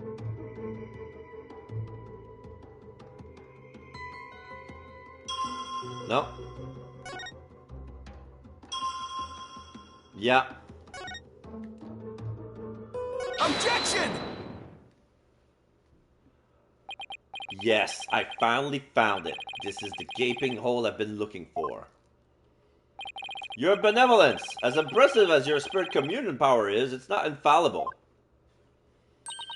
You never know when to stop talking, do you? I hope you realize your words are an insult to all adherents of Kurainism. Defense! Watch what you say. If you don't mind that tongue of yours, you won't have one left to mind. It's certainly not my intention to insult spirit mediums, but maybe I'm not the one who needs to learn when to stop talking. But Maraki, I believe you said a few moments ago that the victim could hear the Song of Ceremony thanks to the temple speakers. But then how do you explain how the victim could still hear the Song of Ceremony even after the power went out? Oh. This contradiction of facts can only mean that the Song of Ceremony Mr. Roll heard was not coming from the speakers. What? Impossible! What are you saying? That the song he heard was coming directly from the performance hall? That's exactly what I'm saying. It's the only possible explanation. But the scene of the crime was nowhere near the performance hall. Okay, so now we have the treasure room, the storeroom. There's a big set of stairs. There's the chamber and the performance hall.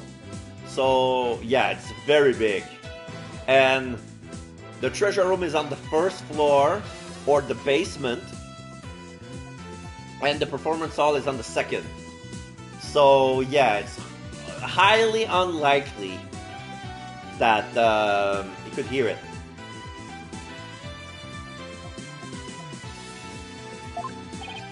Right, the song couldn't make it all the way to the treasure room. Not unless... You mean to say... Yes, the treasure room was not the actual scene of the crime. It must have been somewhere else. Somewhere closer to the performance hall. The little chamber? What? You can't be serious! There is a glaring contradiction in the claims of her benevolence and the prosecution. Therefore, the defense insists that this case be thoroughly re-examined. What? No! This is completely unprecedented! An inconsistency in her benevolence's insights! Unbelievable! Heed not this forked tongue, your majesty. These are but the claims of a corrupt lawyer, a feeble ruse of a feeble mind. But the contradiction revealed by the defense is undeniable. We can't just turn a blind eye to it. But the defense assertion is in the end meaningless. Even if the location of the murder turns out to be different, it doesn't change what we've seen of the moment of the murder.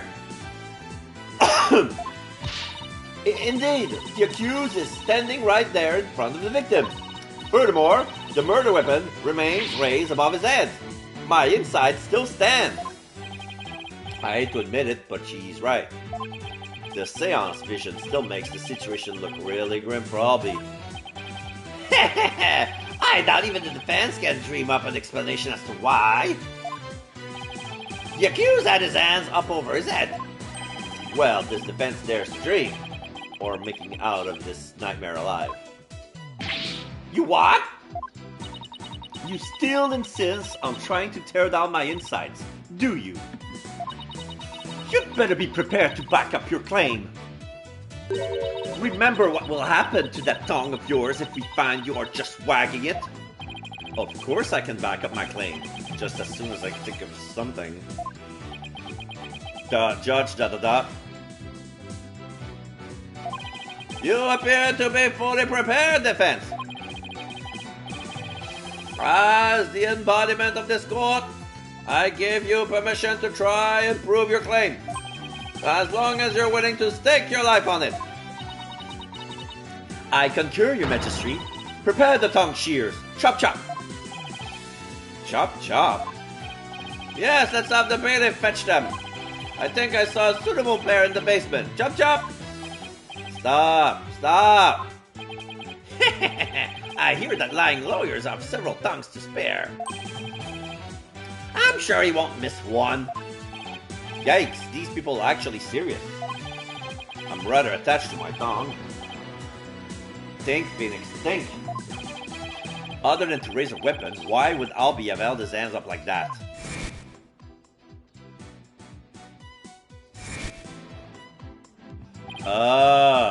So that's why. Probably, like, we see the scene where he got arrested. He put his hands up immediately. So, basically, he was probably found by... He was probably found by the guard. So he had his hands up. He wasn't holding anything. He was just surrendering. The reason the defendant had his hands up over his head can be explained by something in the crime photo. What explains why Albie had his hands raised above his head? Because he had a gun. The gun was detached. Take that! As in the seance vision, I witnessed the defendant raise both of his hands over his head yesterday. You did? Where did you see such a thing? When the police had their guns trained on him as they made their arrest. Oh, are you saying? The victim was a security guard, and an armed one at that. The defense proposed that the victim had pointed his firearm at the Albie. And that's why the defendant's hands were raised in the air. Pull Kuka! She faints and falls. Oh no, her benevolence is on the floor! Quick, somebody get her! Who would have thought the seance vision could be interpreted that way? This is not possible! It can't be! No bad for a total knockout. How dare that lawyer devil go against her benevolence? He's no better than that treacherous snake, Durka. Treacherous snake? Durka? Who's that? This is probably the other prosecutor. No! I can't believe it! a contradiction in one of my insights? There has to be some kind of mistake. I won't accept it. That's right, your benevolence, and I won't accept it either. It goes against all we hold sacred. Try him in jail immediately for lese majesty. What? Yeah, you said it. Throw him in jail. Yes, make him pay for the way he disrespected our benevolence. These people are definitely not my fans right now. That's right, exterminate him. Exterminate, annihilate. Peace. Give me peace. I said peace. Now everyone, please calm down. Uncle, not finished. Is he? Your Majesty, please assign this black-hearted attorney a suitable punishment.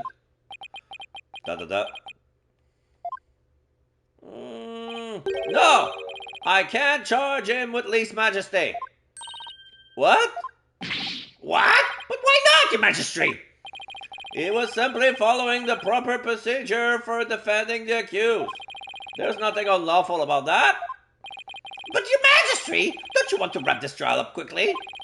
Why not just give your verdict, then you can go home and make it up to your wife? We can't end the trial now, not when we just learned new information about the case. What? Your Majesty, not you too. You would honestly entertain the idea that my insight contains a contradiction? Truly, it is shocking. In the 20 plus years since the DC Act went into effect, such a thing has never occurred. To be honest, I didn't want to believe it either. But with his life on the line, the defense pointed out an inconsistency. And it is our duty to scrutinize it to the satisfaction of the law. You dare go against the royal priestess, you non-believer! No, my faith is as strong as ever. But I have a duty to make a fair ruling in this trial. If you insist on interfering with that process, your benevolence, I'm afraid I must request your removal from this courtroom, royal priestess or not. What? I'll have you know. Your benevolence. Refa, exclamation mark. Please acquiesce in this, your benevolence.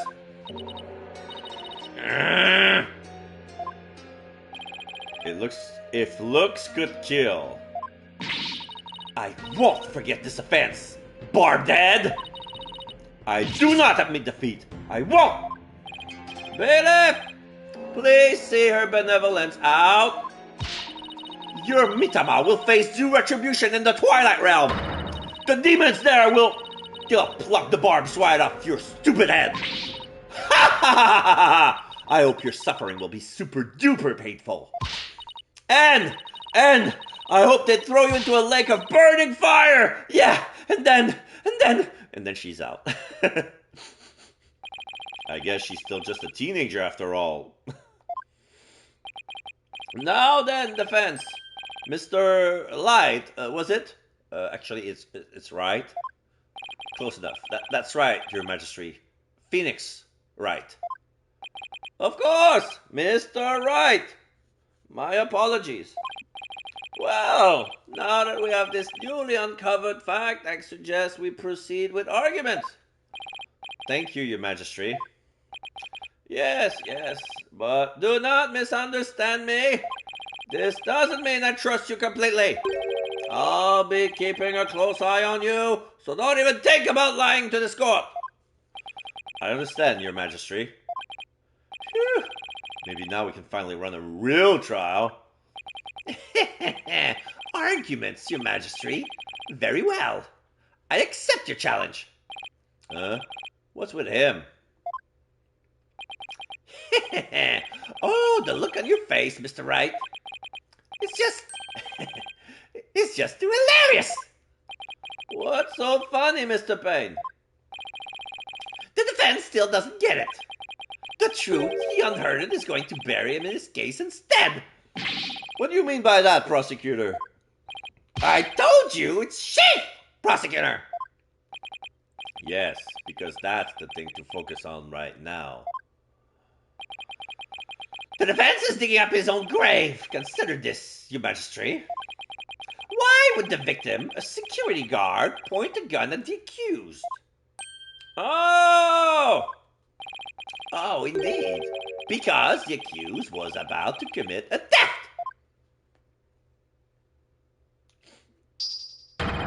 It's the only logical explanation. What? That does sound pretty logical, actually. It doesn't help the accused situation at all. If anything, it makes him look even more guilty. Yes, I have to agree. Allow me to spell out this truth the defense didn't bother to think through. Mr. Roll came across the accused just as he was trying to steal the treasure.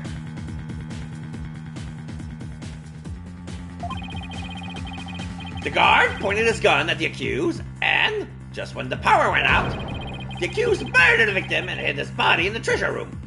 A hand truck for moving heavy treasure around is stored in the treasure room. The accused could have easily moved the body with that.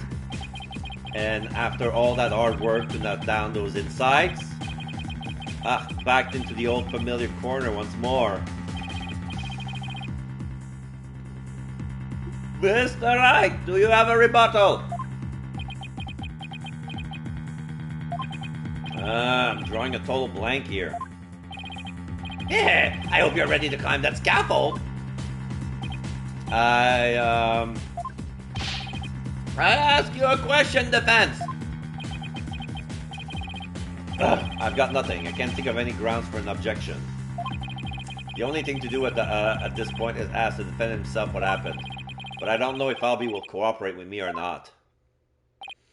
Albie? Exclamation mark. Will you tell us what really happened? You don't have to say anything, accused. Fall for his evil trap and you already dirty your own soul. Albie, you have to tell me the truth. I can't help you unless you do. Mr. Wright, I'm sorry. Why? Why won't he trust me? Is this it? Is this the end? For both of us? Maya, I'm sorry.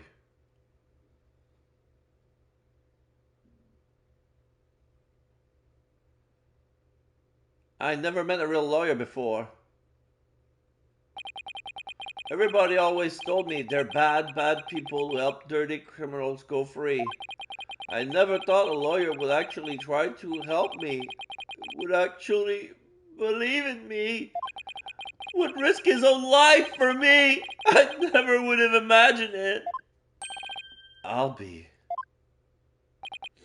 So that's why I lied, to try and save myself. But I'm not going to lie anymore. If you believe in me enough to put your life on the line, I'm going to believe in you too. What?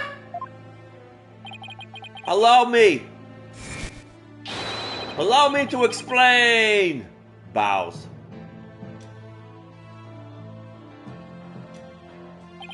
Now we're talking. Time to finally get to the bottom of things. To be honest, I went into the treasure room lots of times to look at the treasure box. Even though the temple told you you weren't allowed to go anywhere near it. Yes, I'm sorry. Mr. Roll even saw me once and scolded me. But that box is so beautiful. The way it glows in the dark. I couldn't help myself. Wait, it glows in the dark? That's right. It's covered with a special mineral called fluoronite that makes it glow. It's absolutely breathtaking.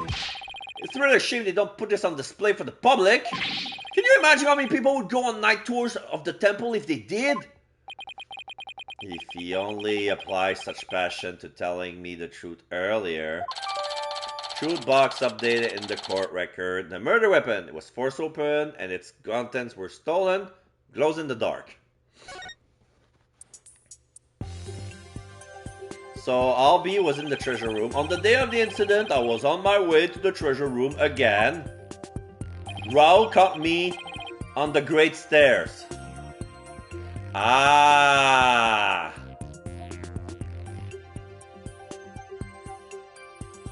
Okay, but my theory's out the window now, because what I was thinking about was probably the culprit used the opportunity of Raoul arresting Albie. And while he does that, nobody guard the treasure room, so he would use this opportunity to sneak by, stole the treasure, and come back. And then at some point, he would witness the arrest, and then the lights would go out. And then he would come in and hit the guy on the head while it was dark, and then drop the weapon on the floor and put the blame on the kid, since he was there. He would have managed to... Maybe the scroll fell.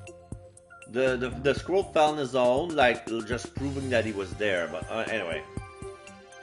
So that's changed things easy, because from the Great Stairs he could hear the performance hall practice.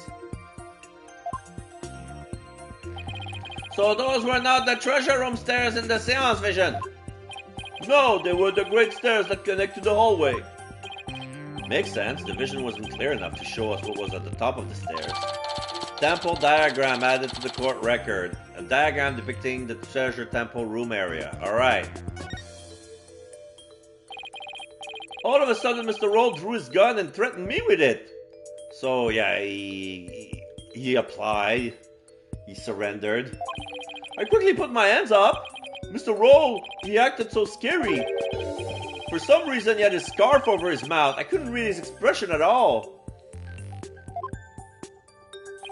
Just then, the power went out, so I took that chance to hightail it out of there. I ran for my life. Even now, when I try to think back on it, all I can remember are the gun and the piercing look in Mr. Roll's eyes. That must have been when I dropped the notice scroll. Which means someone else brought it to the treasure room along with Mr. Roll's body. Did Mr. Roll say anything to you when you ran into him on the stairs?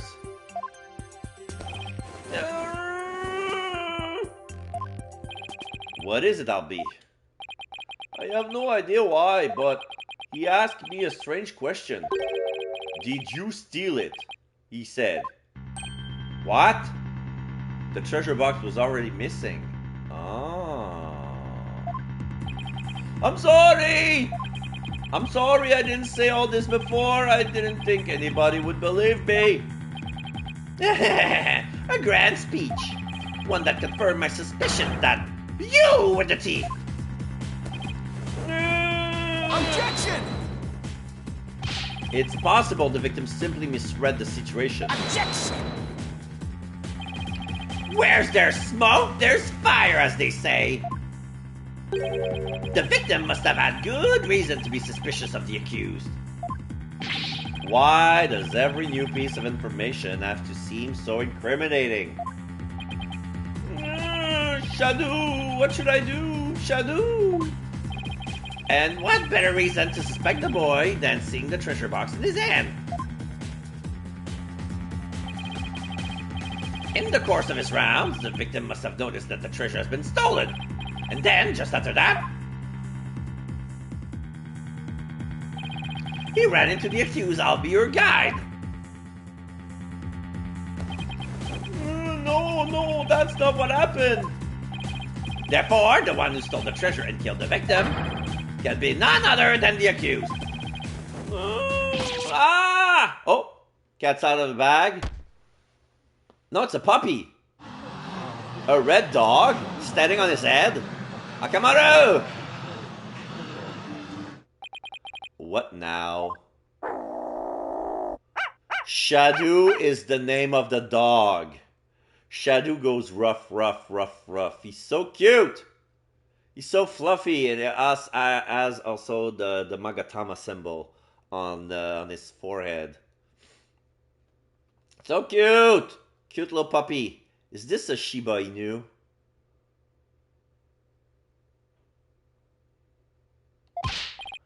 Hi, Shadow, down boy. Well, what do we have here? I'm sorry about this. This is my dog, Shadow. Shadow. You nearly gave me a heart attack. So that's what was making his bag move. Can't you quiet that yappy butt down? Shadow says that Mr. Roll made a mistake. You can understand him? Don't tell me this is a surprise witness for the defense. I beg your pardon? You're not thinking of cross-examining an animal, are you? Well, will not be the first time, Your Majesty. Of course not. Not this time, anyway. Phew! Well, I'm glad to hear that. I thought I have to reassess my assessment of your sanity for a second there. I think I'd better reassess my strategy, and fast. I have to somehow show that somebody else could have struck the victim, or we're sunk. But while it's true that the defendant was standing in front of the victim when he died, it doesn't mean somebody else couldn't have struck the victim at that time. If you're going to go that far, then I hope this means you have another angle of approach ready. Exactly. I mean, who but the accused standing front and center could have done it? Unless you can back up your claim, it's nothing more than conjecture.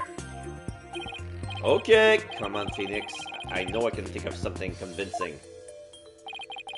Where else could the victim have been struck from? From behind. From here. The storeroom. Take that! With the defendant standing in front of the victim, isn't it possible that the victim could have been struck from behind? From behind, you say? I see. Yes, I suppose it's not outside the realm of possibility. Good, now at least I have some breathing room. But who do you suppose it could have been? Oh, the true culprit, naturally. The one who actually committed the theft and murder. The true culprit? And I suppose you have a true timeline of events to go along with that? I should have known I would have to explain everything.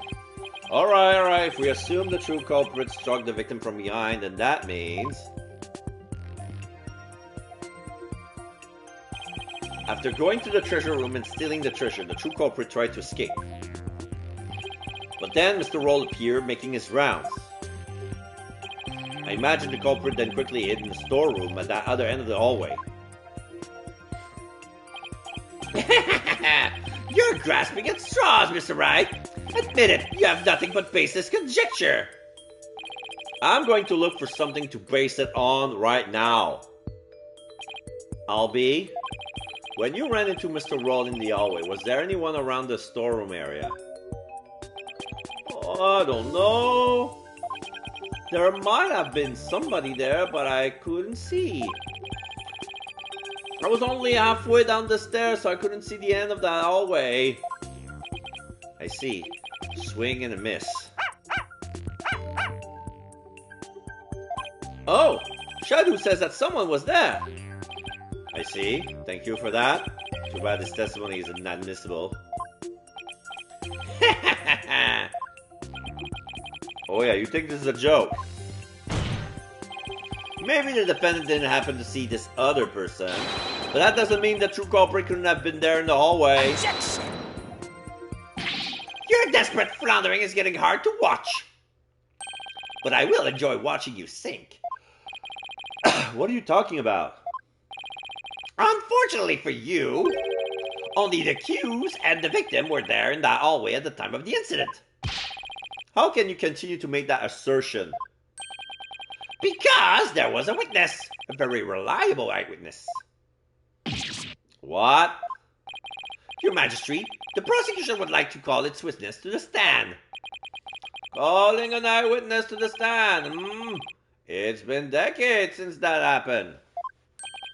And unlike the defense's witness, you can rest assured that there are no pets involved. That was a low blow.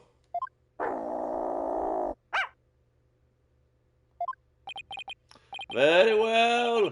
I will allow it. And now, for something we've not heard in quite some time. Bring the witness to the stand.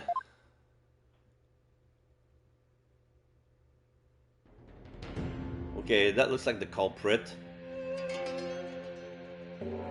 Yeah, he looks like Jesus with some makeup. He's playing one of those, what's the name of a sitar? Witness, please state your name and occupation. Okay, what? Andy Stan. Okay.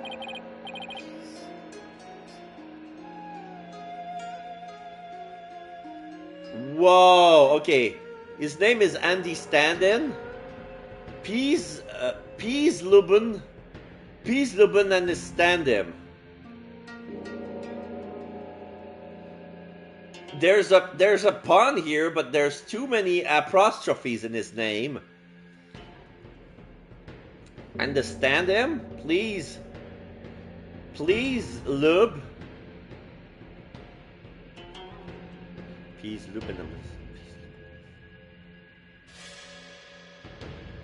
It looks like B's look and understand him, but so he's a monk. But yeah, it looks like he really looks like Jesus here. With makeup. Butterfly makeup. So, about his voice. Because he says, can you dig? So, am I going to give him an AP voice? Alright, this is going to be a first in the history of the stream. I'm gonna give him a Tommy Chong voice. Please look and understand it's the name. I'm like Temple head monk. Can you dig? Oh, that's not a good Chong. Bob's not here, man. Bob's not. Dave. Come on, Cheech, open up his Dave. Dave's not here, man. Please don't understand him's the name. I'm like Temple head monk. Can you dig? Oh, if it is an instructor, understand him. You're the eyewitness? Instructor? So he's the head monk and he's also Albee's teacher, I guess? Not only is Mr. Understand Him Temple's temple head monk, but he's also a renowned Damalan expert. Sorry to have to ask, but what's a Damalan?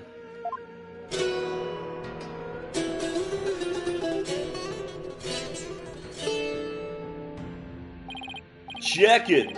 Here she is, my sweet serenader, my one and only. Groovy, right? But you've heard our sultry sounds once before, brother.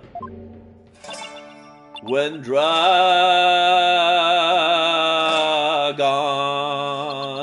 and tiger battle.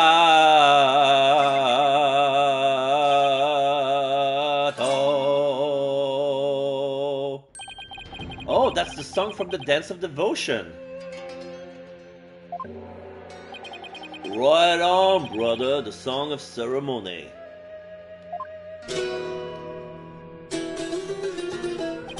Playing this tune together is a precious gig for me and my girl here, you dig?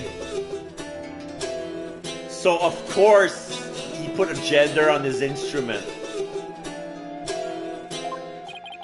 The Song of Ceremony, the song that was playing at the time of the murder. Now he's doing the peace sign. The praise sign. Oh, Holy Mother, may the righteous sound of my Damalan serve as my offering to you.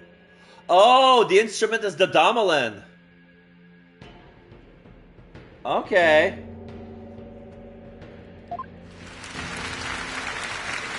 Yeah! Wonderful, a great performance as always. This is my thing, you know, my bag. I make instrument speaks, baby.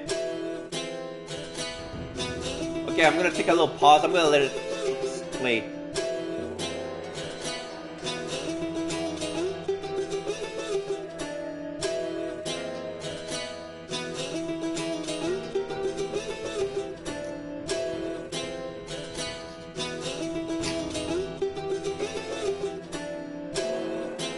Yeah, it loops.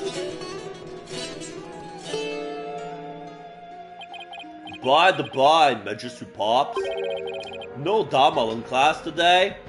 Yeah, you missed the class. Ah, no, I'm afraid this trial has gone into overtime, thanks to the lawyer over there. The class the judge wanted to attend was a Damalin lesson? Well, you know what they say, baby. Never trust the lawyer, man. Prayer pose? But transgressors against the Holy Mother have to be brought to justice. Thank you for your cooperation, Mr. Understanding. As the treasure's keeper... Oh, for real, he keeps the treasure. Oh, fuck.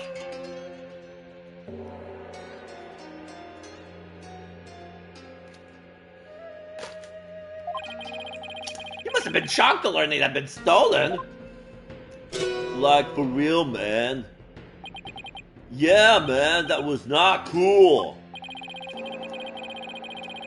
Keeping the treasure safe is one of your duties, Mr. Understanding.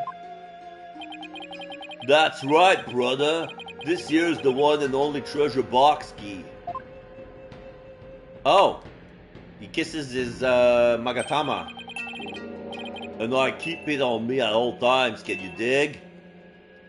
So how did he manage to open the box?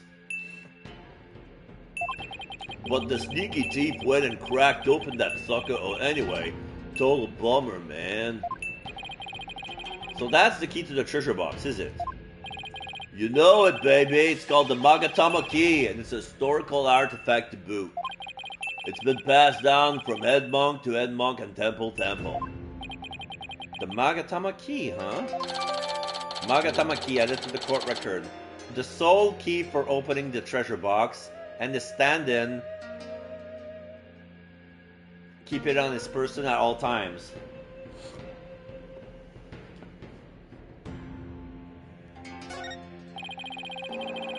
And now someone's jacked the treasure on my watch. It's a real buzzkill, man.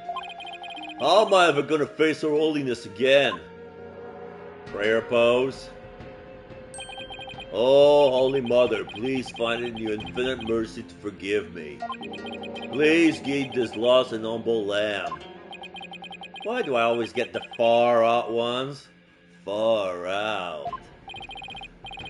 Mr. Understanding, you witnessed the accused and the victim heading to the treasure room? You know it, baby. Best believe I scoped this tiny transgressor. Would you please give the court your testimony regarding what you saw? To bring justice against the transgressor, man. Yeah, of course. I'll do what I can. Supposed to rhyme? Is that supposed to rhyme? In the name of Her Holiness, I vow to sing, not but the truth I swear to bring. Hit me!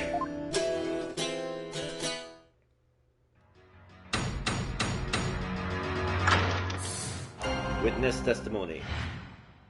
What I saw, baby. After the morning dance of devotion, to go back to my chamber, I got the notion. Don't you know my chamber's on the way? To the temple's treasure room, hey, hey. Any small footsteps, I can quite clearly hear. If anyone to the treasure room goes near. Albie was the only one. Albie was the only one.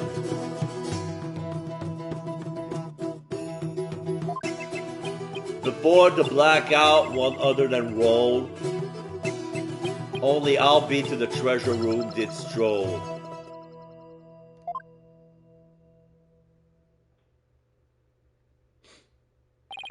Tell me I was hallucinating just now. He made his testimony rhyme. Like, can you believe Mr. Roll bit the big one after that? Harsh, man. I share your sentiment. You were the one who discovered the victim's body, weren't you, Mr. Understanding? What? You found the body as well? He really is a key witness then. Prayer pose. That's right, brother.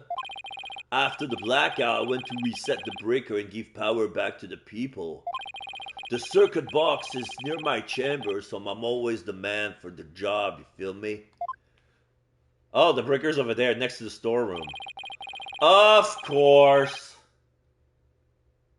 Of fucking course. So he hit to the storeroom and then created the blackout and then hit the guy. Oh, the breaker in the first floor hallway in the front of the storeroom, man. Okay, okay. Wait. I'm just looking at the map. There was a chamber on the map, and now we realize this is understand him. So in order to go to the breaker, he has to go down a set of stairs, take a left, go at the end of the hall by the storeroom, and undo the breaker.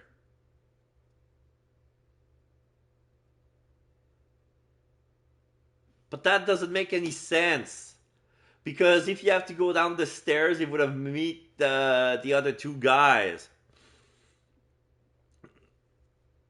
Yeah, he's lying through his teeth. On the way, I got a whiff of something funky, blood, man. Really harsh, my mellow. I knew something wasn't kosher, so I swung by the treasure room to see what was what.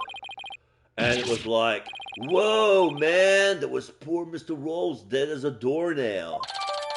Temple diagram updated in the courtroom, a diagram depicting. Okay, of course, it's updated so the chamber would be understanding. In the interval between the end of the dance of devotion and the blackout, the only ones who went to the scene of the crime were the victim and the accused. So you see, Mr. Understanding's unassailable account is what led to the accused's arrest. Hold it. Do the sound clip. Isn't it possible that the murder took place before the end of the dance of devotion? I'm afraid that's not possible. The victim was in the performance hall until the very end of the dance. He was? Would you like some proof? How's this? A photo of that morning's dance of devotion taken by a tourist. Yeah, we see the Princess Rafa dancing and then the standing at the Damelon playing. Yeah, he has an alibi. Yo! That's an electric guitar! That's a V-axe with the Damelon handle. Boo! My, what graceful dancing! I can almost hear the sound of Mr. Understanding's Damelon now. Payne's right. There's Mr. Roll on duty. Oh! Yeah, I can see it on the bottom. Yeah. So all three of them are at the performance hall. Never underestimate the incredible pain. So in addition to Rafa's insight, he has backup evidence lined up too, huh? Dance of devotion photo added to the court record. A picture of the stage show Roll on guard duty in the audience. As head monk, my monks in training are like my own kids. Like family. Can you dig it? I should have thought I'll be better, man. Before Her Holiness, the Holy Mother. Oh, I'll be confess your sin, my young brother. Head monk understanding. I didn't kill Mr. Roll. So I don't have anything to confess to the Holy Mother. What? Bogus, little man. Your fate is weak like with a wet paper bag. Are you feeling me? Spare the rod, hey baby. Spoil the child, not maybe. Prayer pose. Her Holiness is magnanimous, son. If you confess your guilt, she'll forgive you in the Twilight Realm. I don't suppose she could forgive him in this realm first.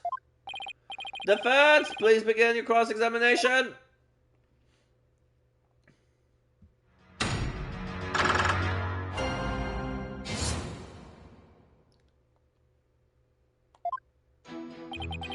Okay, so it's just a regular, he's playing, but we don't hear the gamelan. After the morning dance of devotion, to go back to my chamber, I got the notion. Hold it!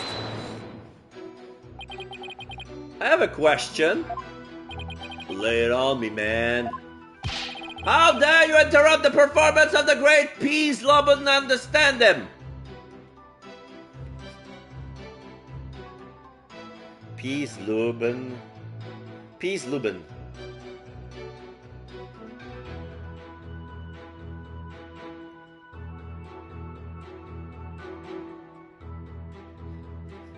Peace, Lubin, understand him. Peace, Lubin, understand.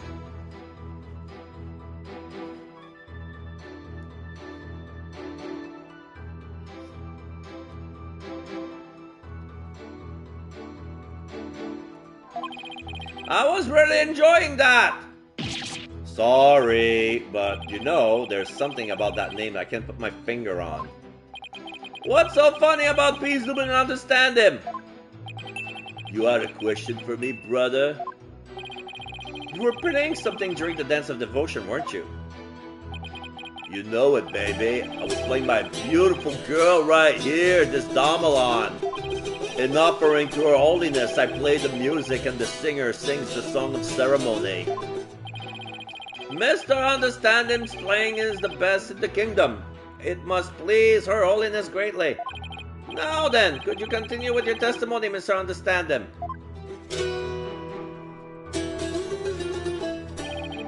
For the Holy Mother, I keep on trucking. This gamelan needs some plucking. Don't you know my chamber's on the way to the temple's treasure room? Hey, hey. Hold it! Could you please point out one more time where your chamber is located? Yeah, man, no sweat. My chamber's on the way from the performance hall to the treasure room. So anyone going to the treasure room would have to pass by Understanding's chamber. Yeah. Give Bizlubin a chance.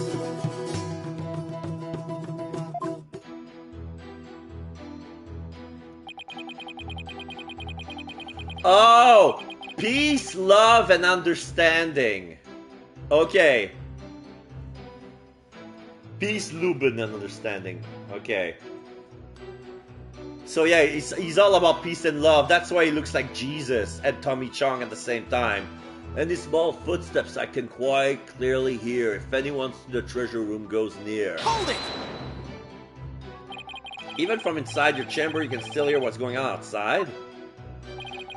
Temple's a groovy old building, built from Mother Nature's finest. Kissing his key.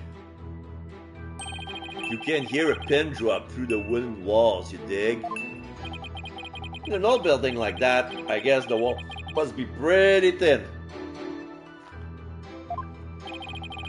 And that's how Mr. Understand Them would know the culprit's movement. It's all thanks to the Holy Mother's divine protection.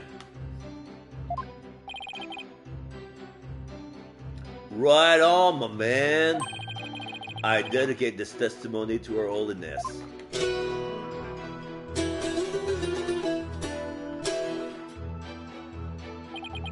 Albie was the only one. Albie was the only one.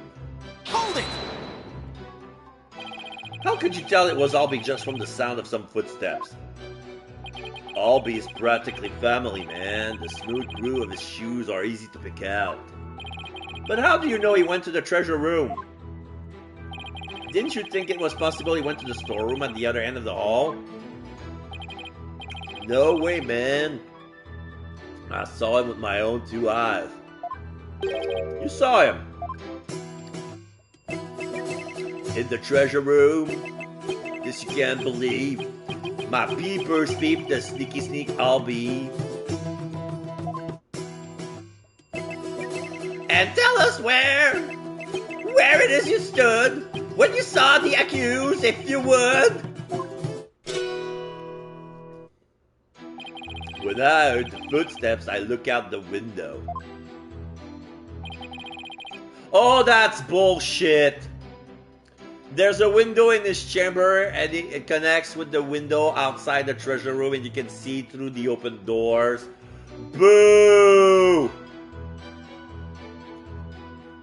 From the second to the first floor. Boo! Sorry.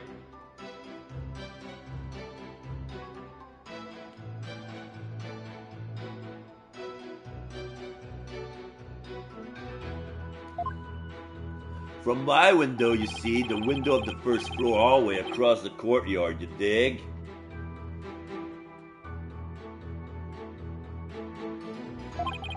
And through that window, I saw Albie walking into the treasure room. Should I have him add a statement to his testimony? Yes.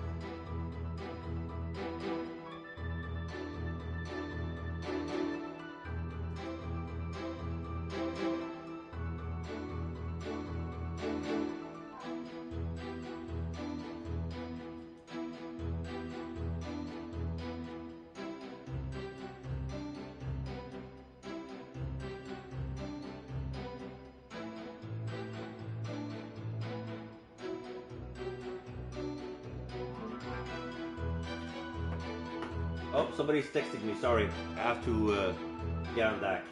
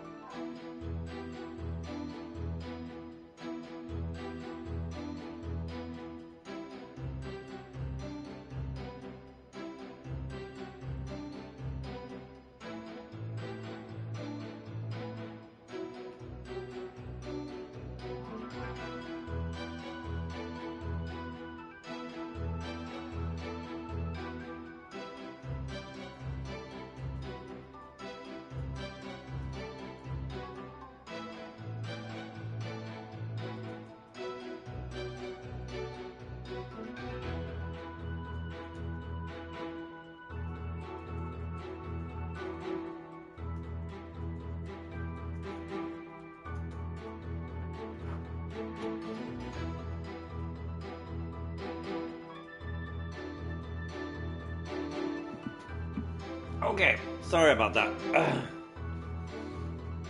Could you please add that statement to your testimony, Mr. Understanding? You got it, brother.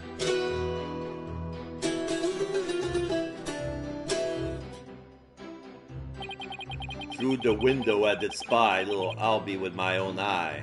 Hold it! Through the window, you say? That's right, brother. There's a courtyard outside the window of my chamber, man. Across the courtyard, I can see the window of the hallway to the treasure room, man. Judging from the diagram, I guess that's plausible. A view of the courtyard from your chamber. How nice that must be. I bet it's beautiful at this time of year, what with Chinese butterfly flitting about. You know it, Pops. I often look out into the courtyard while playing my gamelan.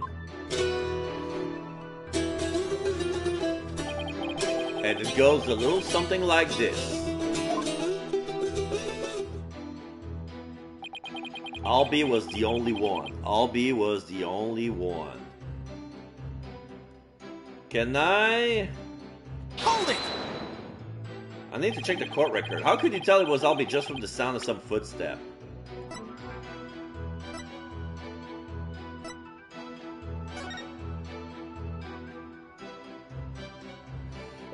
So they say this is the treasure room.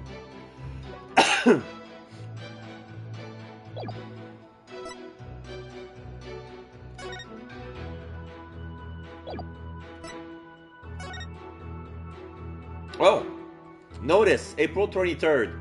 Due to the growing number of deaths around the temple, we'll be tightening security throughout. Therefore, all of the hallway shutters will remain shut for today's dance of devotion. Ah, got your face. I didn't pay attention to the notice. All right. I would have never have guessed if I didn't check the new pieces of evidence. Okay. Albie's practically family, man. The smooth groove of his shoes are easy to pick out. But how do you know he went to the treasure room? Didn't you think it was possible he went to the storeroom at the other end of the hall? No way, man. Saw with my own two eyes. You saw him. Oh. Okay, we read that already.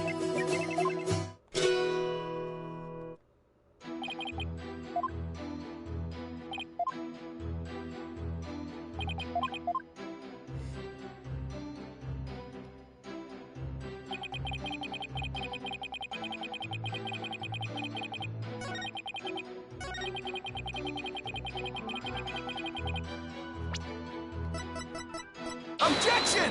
There you go. There's something off about that, Mr. Understanding. My music is off. I saw you feel that way, man. Maybe this vibe ain't topping the charts where you're from. What's your poison, man? Orchestra? Jazz? Soul? No, there's nothing wrong with my ears, witness, but something's not quite right with your eyes. Mr. Understanding, you've been lying to this court. Now why would I lie? I got nothing to hide. Truth and truth alone is all I say. Lying, y'all, no, lying ain't my thing. I contend otherwise. Do you recognize this object, Mr. Understanding? Oh, it's a temple notice, man. What of it? Well, in this notice, the following instruction to the temple monks is written. All of the hallway shutters will remain shut for today's dance of devotion. What you talking about, Phoenix? I'm talking about the fact that from your chamber, you couldn't have seen anyone going into the treasure room through those shutters. Gah. Looks like you didn't get the memo. Oh, this court.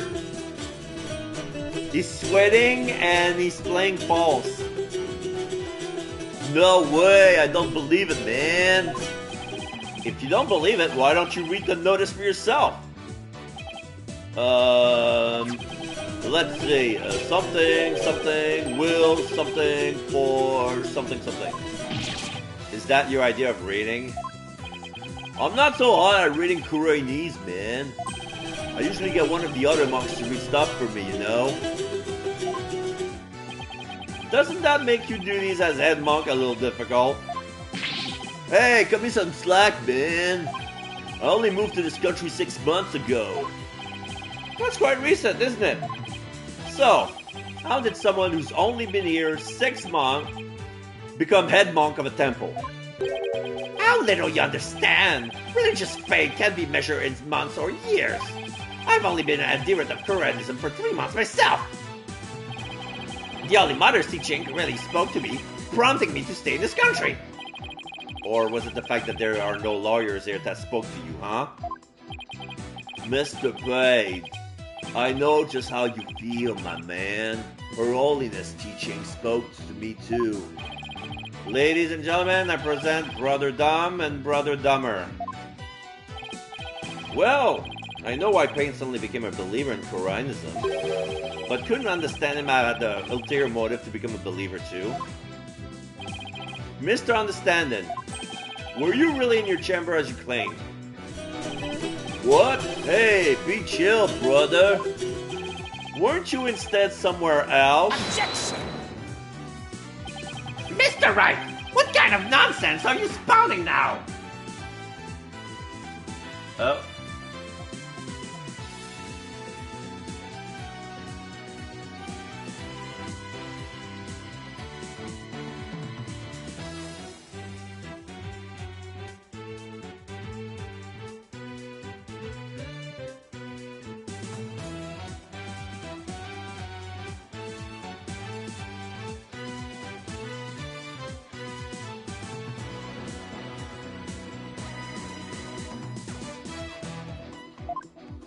According to Mr. Understanding's testimony, he saw Mr. Albee with his own eyes.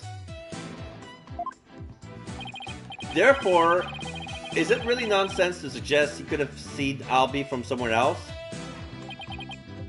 Well, Do you have a theory defense? Oh wait. do you have a theory defense? Do you know where Mr. Understanding was, if not in his chamber? If he wasn't in this room, then... If Albee had gone down the hallway towards the treasure room, there are only a few places he could have seen Albee from.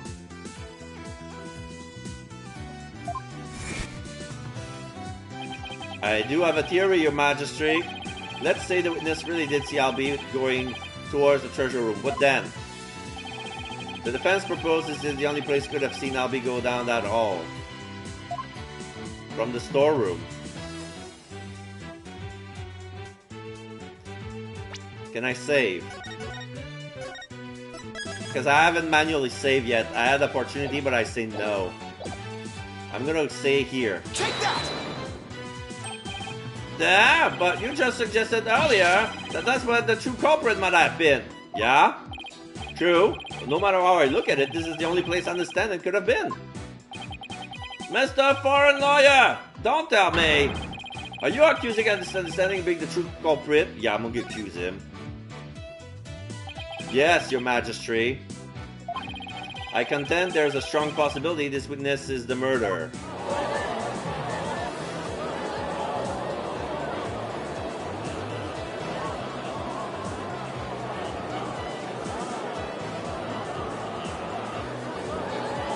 Objection!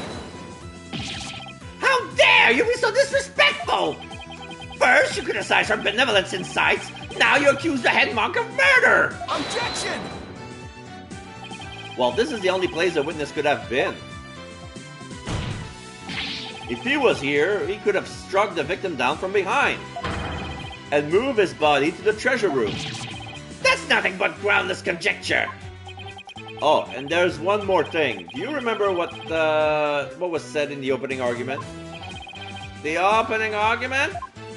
Yeah, during that argument, it was suggested that Albee used his position as monk in training to get his hands on the treasure. That's right. What of it? Well, why don't we try this twist on for size? The thief used his position as head monk of the temple to get a hold of the treasure. What? What? Oh, you're joshing me, man. The key to the treasure box has been passed down from head monk to head monk. What better position to be if you want to steal the treasure? You can't possibly be serious! Does this mean you're claiming that Mr. Understanding's holds of faith is nothing but a lie designed to get him close to the treasure? The witness hasn't been truthful in his testimony to this court. So clearly, he isn't above lying.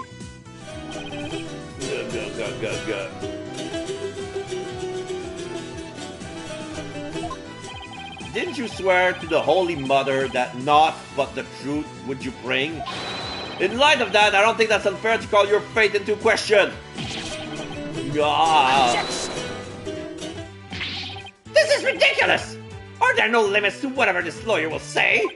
I mean, lie is such a strong word. Maybe it was just a mistake. Hold it.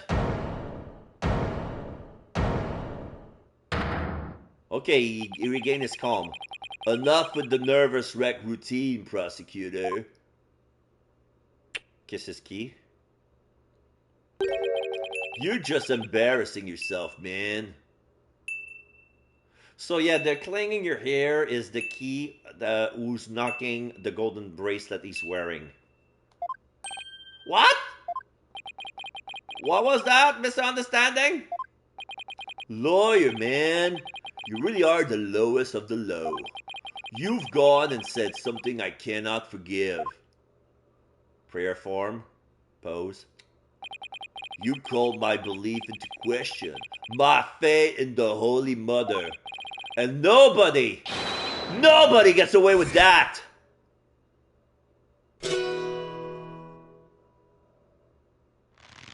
Oh, he removes his... Oh, shit!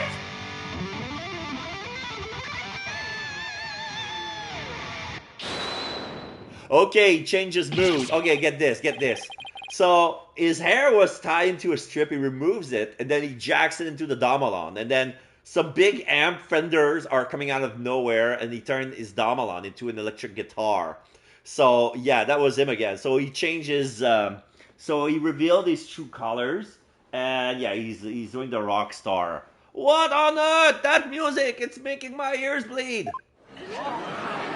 Oh, rock on.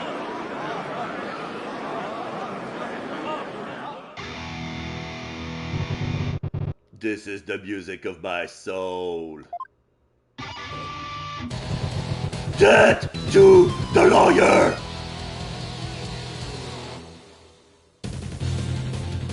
I'm the Twilight Messenger! Get your tell! God, nothing this night, lawyer! Straight to hell! Yeah! He's dripping with lies, running with Philistines. I'm gonna send that lawyer to the guillotine.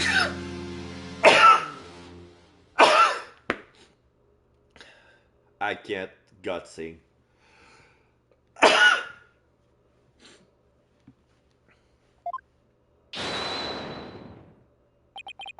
And now for something completely different.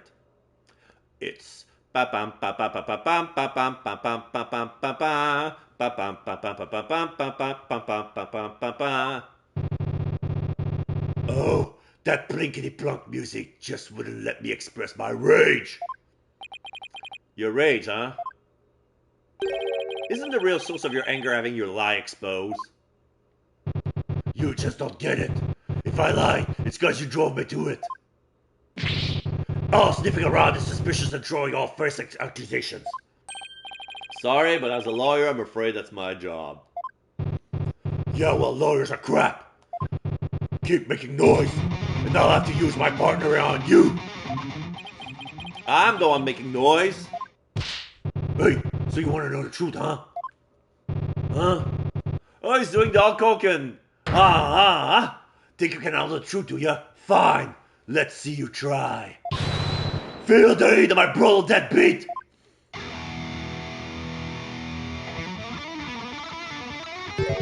Savage, right? Sweating bullets, ain't you?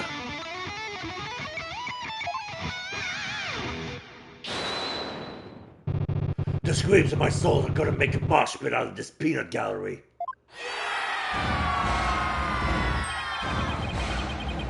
Did he really just win over the court over with that performance? Yo, geezer, I got something to testify. Get ready for the howling of my soul. I call this sharp topper soul screaming truth.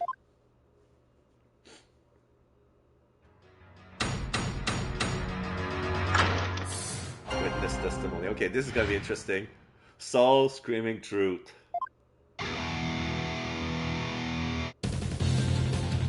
The priestess dance had come to an end. To the music storeroom my way I did went. That truth is what you dread. Hear me shred. From my spot in front of the storeroom, I saw all be creeps to the treasure room. And trailing from behind, hound to descend, I saw a pack roll after all be went. Me and my girl, innocent and sweet, back by the storeroom can't be beat. Then out went the power, ticket to midnight, blacker than the blackest night, robbing all sight.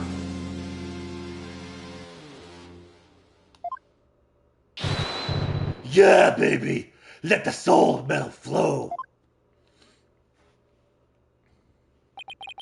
What is that music? I've never heard anything like it. And it's so fast, it's making my head spin. This is the Malin Metal. Hey, yo, geezer, how's your ears ringing? I don't know much about music, but I've got chills and they're multiplying. I got chills, they're multiplying. I'm losing control, but the power you're supplying, it's electrified. Hey, you scared, lawyer man? Run away fast as you can.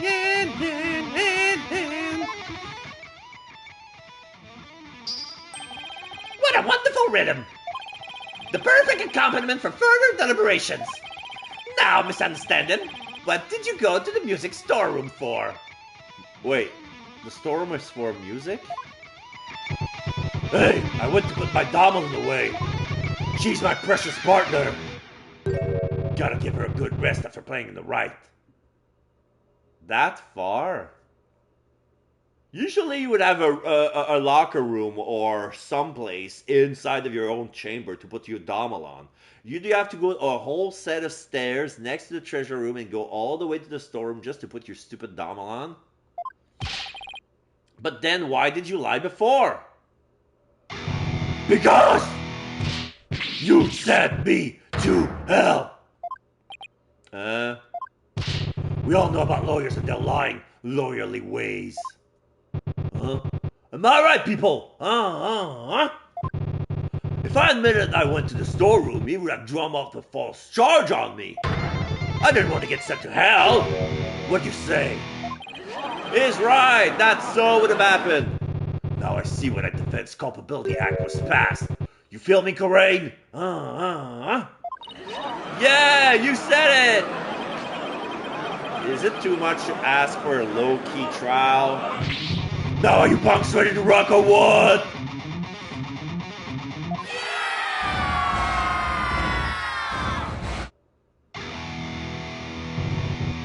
I can't hear you! I said, you ready to take this line, lawyer? All we do things around here? Even Pain.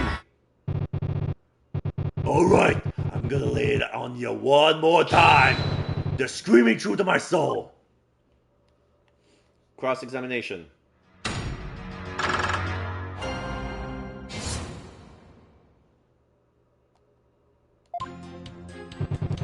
The priestess dance had come to an end. To the music storeroom, my way I did win. Hold it! You say you went to the music storeroom? But how do we know you just didn't go to the treasure room to steal the treasure instead? On what grounds would you base that accusation? Got anything to show for it? He's right? I don't really have any proof. And yet, you can't prove that you didn't go to the treasure room either. ... You stole the treasure and were ready to make your getaway when you saw Mr. Roll. So you panicked and ran into the music store room. Is that right? ... Gallery ... Why do I feel I'm being stabbed by icy stares from every direction? That silence is your answer, lawyer man. This audience knows the score. Just what we needed. A moment of silence to bid this lawyer's baseless claim goodbye.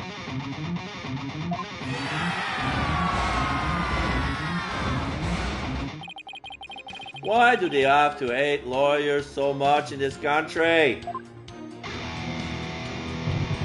I said it before, and I'll say it again, lawyer man. After the priestess dance, I went to the music storeroom. That truth is what you dread. Hear me shred. Hold it! So what do you exactly mean by that truth? It's the blade of truth that's gonna send your lawyer's soul to hell. A sea of blood will be the last thing you ever see. I'm not sure I want to get what he's saying. I don't expect a bobblehead like you to understand. Either you get it and you feel it, or you don't. Simple as that.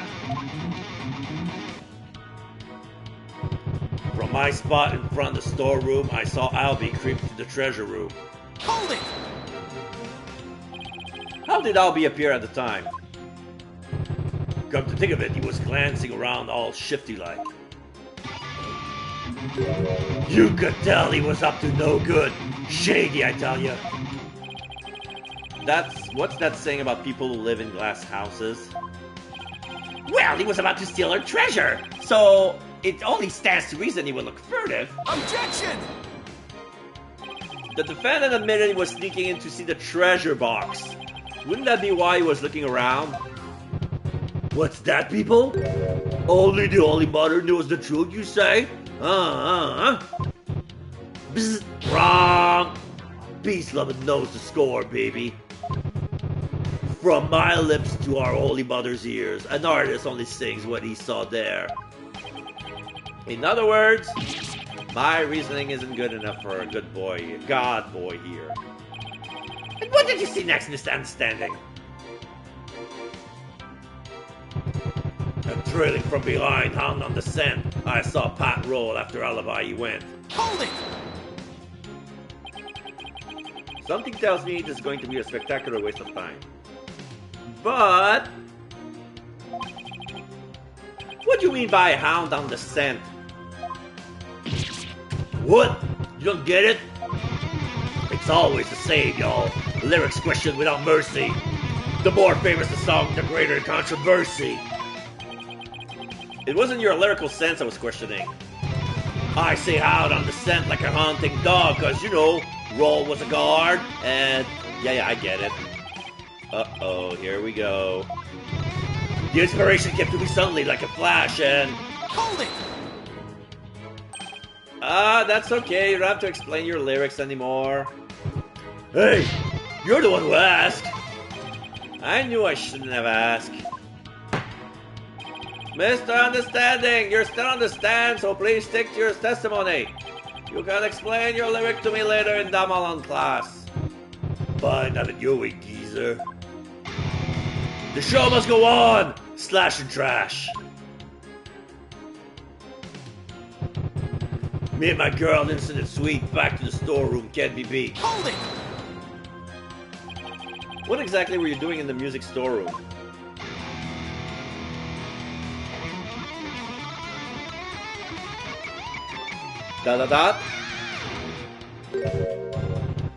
There! You get the picture now? You went to the storeroom to jam? Picture? What picture? Mr. Understanding is requesting that you not ask him the same thing over and over. Hey, geezer, you got it in one. Think about, baby. How the heck did he understand that? What was I doing in the music storeroom, you say? I already told you. I was taking care of my partner in crime, getting ready to put her away. But see, would you believe it? Then out went the power, ticket to midnight, blacker than blackest black, rubbing all sides. Hold it! Where were you when the power outage occurred? Like I said, I was in the music storeroom. My girl had been sounding a little off, so I had to get her back in tune. Isn't it true that you were actually in the hallway at that time? The hallway, you say? Why would I be in the hallway? You were waiting for Mr. Roll to come back from his patrol of the treasure room. Now that he discovered that the treasure had been stolen, you were going to kill him. Lo, you men, just as always, so full of bull. Spew, you obnoxious lies, and pull in the wool. Filthy liar, through and through, and I ain't never ever gonna forgive you.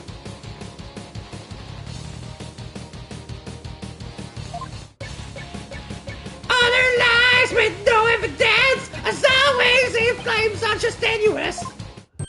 Hey, nice, prosecutor, I'm picking up what you're throwing down. Someone stop their jam session, please.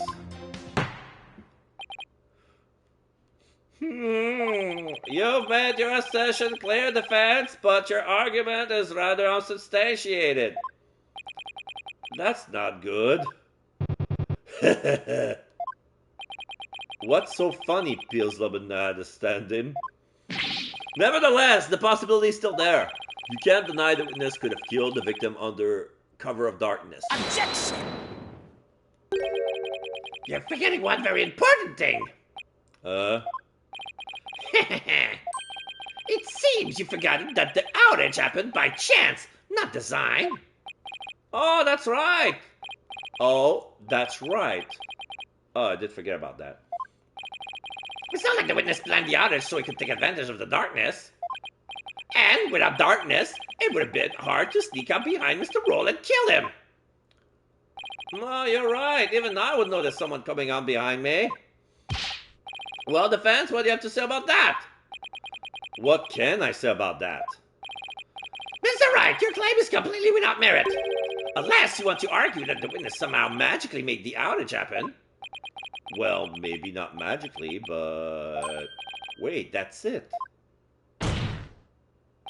I contend the witness could have made the power outage happen.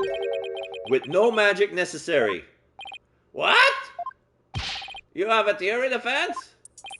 All we have to do is make sure of something shown on this diagram. What did the witness use to make the power outage happen? The breaker. Next to the storeroom. Take that! The witness was in the storeroom. The circuit box is on the storeroom end of the hallway. So there's nothing really magical about turning off the breaker, wouldn't you say?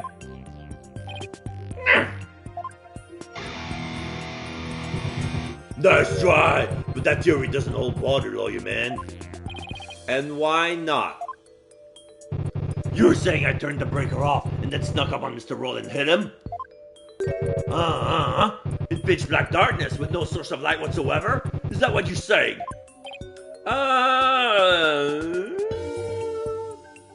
The treasure box is phosphorescent. It glows in the dark.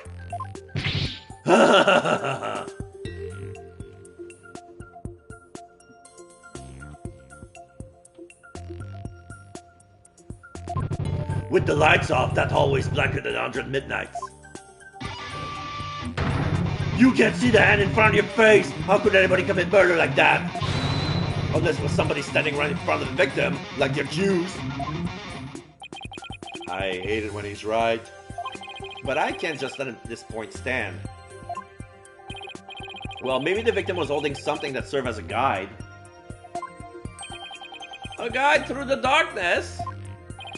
Something? That's more than a little vague, would you agree? You ain't gonna move the swoop with a half-baked hunch like that, bro. You gotta hit him hard, really make him feel it, you hear me? Just like my verse, baby! Woo! Well, I'm afraid I don't understand the witness's lyrics very well either. But in a trial, your arguments have to be clear and precise. Let's see some of that clarity and precision now, defense. Uh-oh. What do I do? Can you present to us something that could have served as a guide through the darkness? Yes, I can. Yep. Yes, I can. Because there has to be something. Alright, let's see what you have, defense. What could the victim have been holding that served as a guide through the darkness? Glows in the dark treasure box. Take that! I believe the victim was holding the treasure box. Huh? Huh? Have you gone mad? Well, the box glows in the dark, so you could use that as sort of beacon. Well, I guess you're right. But why in the world would the victim be holding the treasure box? Oh, well, because your guess is as good as mine. What is the lawyer talking about? Nonsense and lie yet again. Just give him the death penalty already. Oh shit, is there no way to win them over? Defense! Are we going to be needing those tongue shears after all? Oh shit. I think I misread the thing. No, your majesty. Yeah, man, do it. Then we can jam out of his lawyer's shrieks of pain. Better get those screams of agony out now, lawyer man, while you still have a tongue to scream with. I guess I'd better come up with a reason. No pressure or anything. As to why the victim was holding the treasure box, it can be... Okay, it can be easily be explained as thus. Brain, don't fail me now. What reason could the victim possibly have to be holding that treasure box? The victim was holding the treasure box because he was a security guard, a devout believer, or the thief. Oh. So yeah, we were under the assumption that the murderer was also the thief. But probably the murderer killed the thief. Okay, I'll go with that. It's an idea I just happened to stumble upon. But I think it might just be the answer. And it would turn this whole trial upside down. Hello, the fans, are you still with us? Let's hear this easy explanation you promised. Isn't it possible that it was because the victim himself was a thief? The victim? The thief?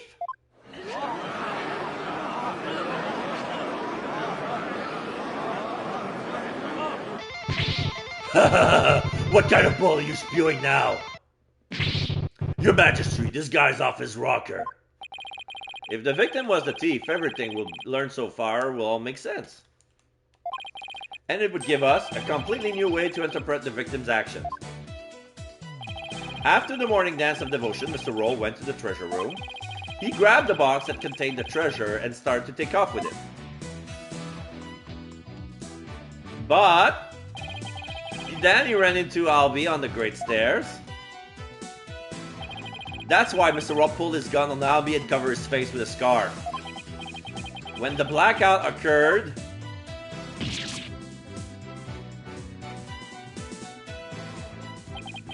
Mr. Roll was bludgeoned to death in the darkness.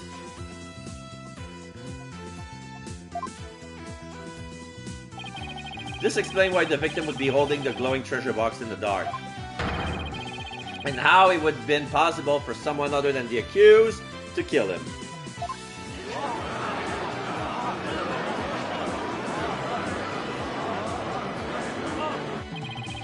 Do you have any idea what you're saying? You're unbelievable, lawyer man. I think you've lost it. That's the craziest thing I ever heard. Roll? Trying to roll the temple? That devout believer? That pious Quranist? I won't allow you to disparage the victim's departed soul with unfounded allegations. I hope you're prepared to back up your claim. Oh, of course, Your Majesty.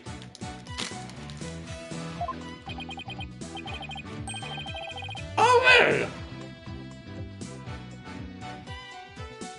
In that case, we can assume you have proof. Oh, proof. Do I have any proof? I can't back down now. Yes, I have proof. My dreams. The proof that Mr. Rowe was a thief may have been left behind on a certain piece of evidence. Very well. Let's see your evidence and be ready to stand behind it. I'm gonna save.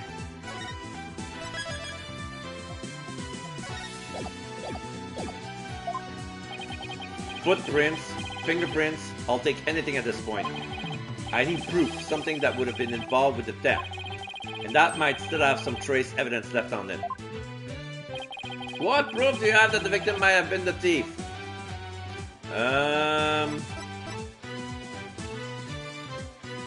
The blood on his left hand. Let's see the Dance of Devotion photo again. Okay.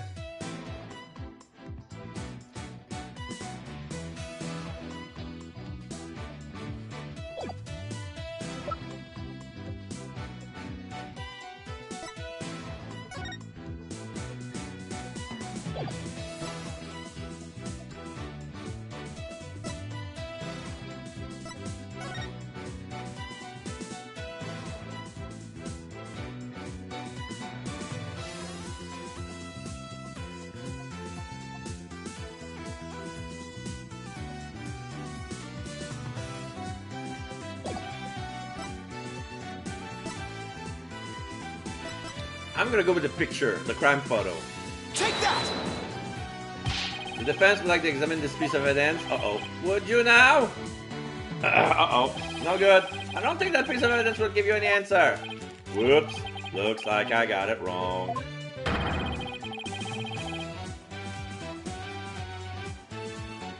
Perhaps you would like to examine this penalty instead. Ah!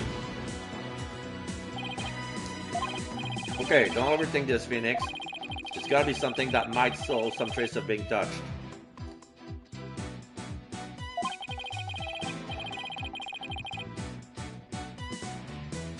Okay.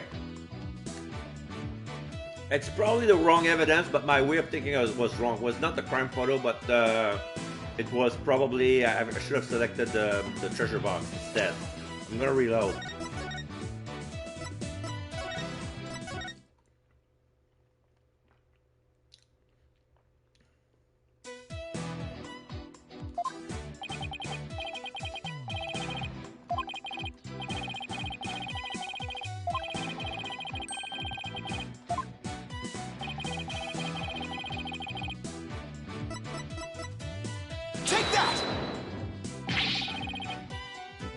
The defense would like to examine the treasure box.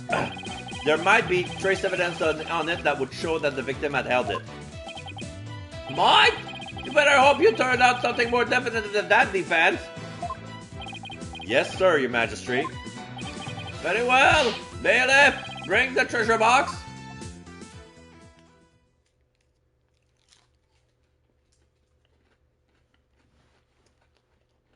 The blood is splattered all over.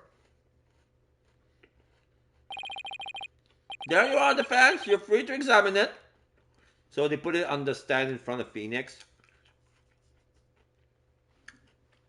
The thing has been unlocked. If I don't find something now, my entire argument up to this point will be blown. Plus, there's that little matter of the old tongue shears. I have to find something. I just have to. Okay. Now, to make sure I remember how to do this, I can rotate the evidence with the right thumbstick. I can also use triangle and circle to zoom in and out to get a better look.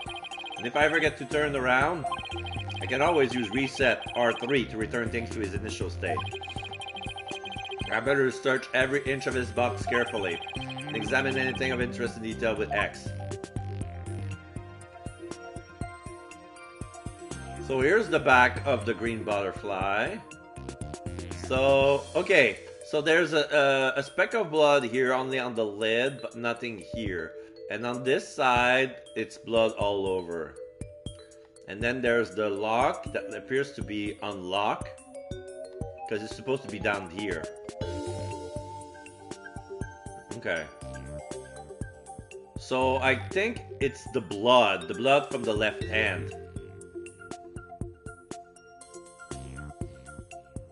Let's go with the lock first. This is the lock. It was forced open.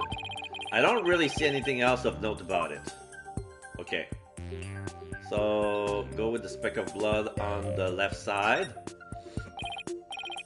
The lid of the box was forced open, but while the victim was holding the box, the lid must have been closed. I'll try closing the lid too. Ah, okay. Hey! So what happens when I close it is the U goes up and I lock the box. So when I close it, it instant lock. Hey! What? You son of a... You locked it! So? What's the big deal? I thought you can open it with that key you're wearing. Yeah, I can, no sweat. Oh, discord on the guitar playing.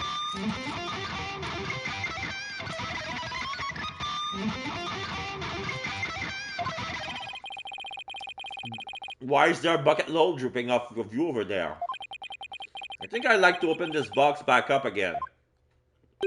Could you lend me your Magatama key? No. Sure. Okay, let's see. Where's the keyhole? Well, it's the Magatama key. So wouldn't you go in the hole above the Magatama mark? Oh, like this? No, doesn't fit. It won't open. Huh. Would you look at that? The thief must have busted the lock when they forced the box open. Really now? Because I'm not so sure about that. Treasure box update in the courtroom. The murder weapon, not even the Magatama key can open it, and it glows in the dark. In any case, I'd better take another good look. Okay. It's updated. I'm gonna keep looking at it. Oh, it's a picture. I can no longer 3D examine it. Sorry.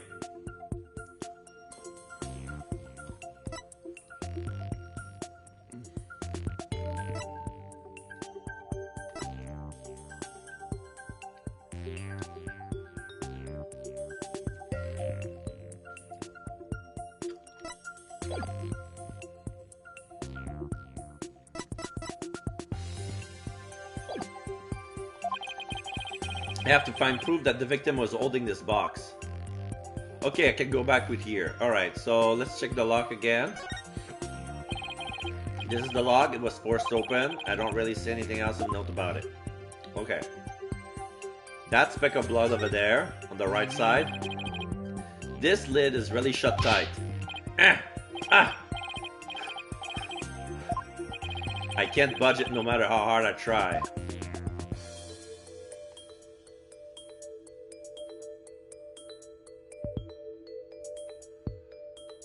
Oh! There's an inverted handprint on it. There's a big splatter, and the guy put a handprint on it. So that's why the guard has left blood all over him. It was carried over. There was already blood on the treasure box. There was already blood on the treasure box? This blood stain, it shows the outline of a hand. Could this be what I've been looking for? Your Majesty, please take a look at this. There's a blood stain here that outlines the shape of a hand. Really? Let me see that. Oh my, you're right. Now I'm getting somewhere. So I believe the blood stain is an outline of the victim's hand. He was holding the box. What? Even as he was being struck, he held on tight to the precious treasure box.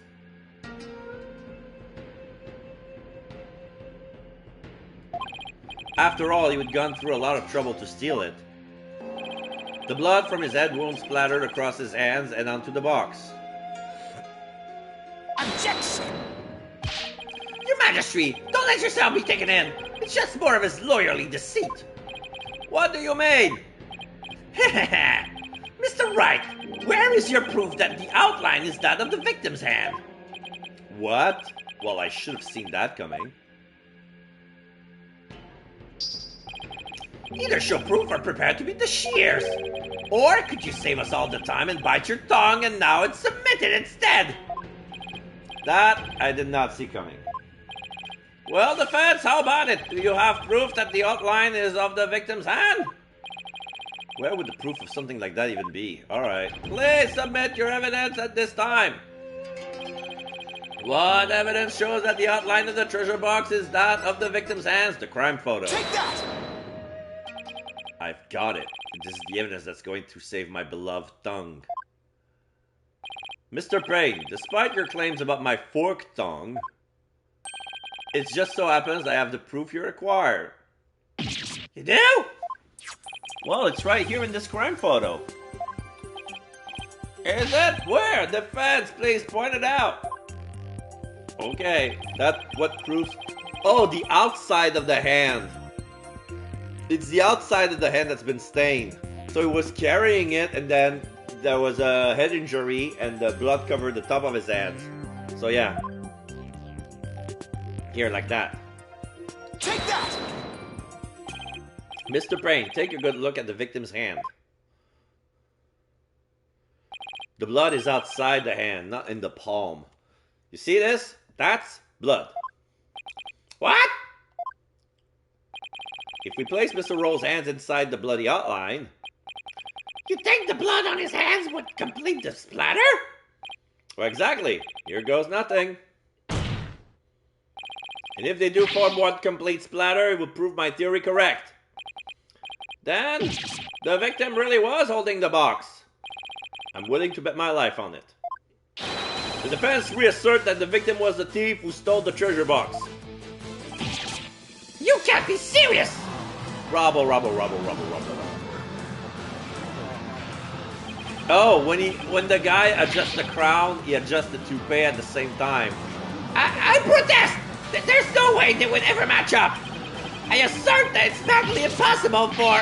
Ow! Talk about tongue karma. Sounds like he just bit his. What's the matter, Mr. Payne? Did your forked tongue got tangled up in there?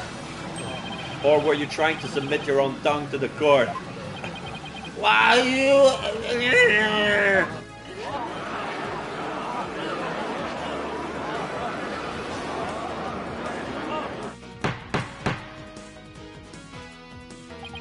I can hardly believe it! Apparently not everything out of the defense's mouth is a bluff. Of course not, Your Majesty. This tongue doesn't lie. And I would like to continue to use my tongue in the future too, if you wouldn't mind.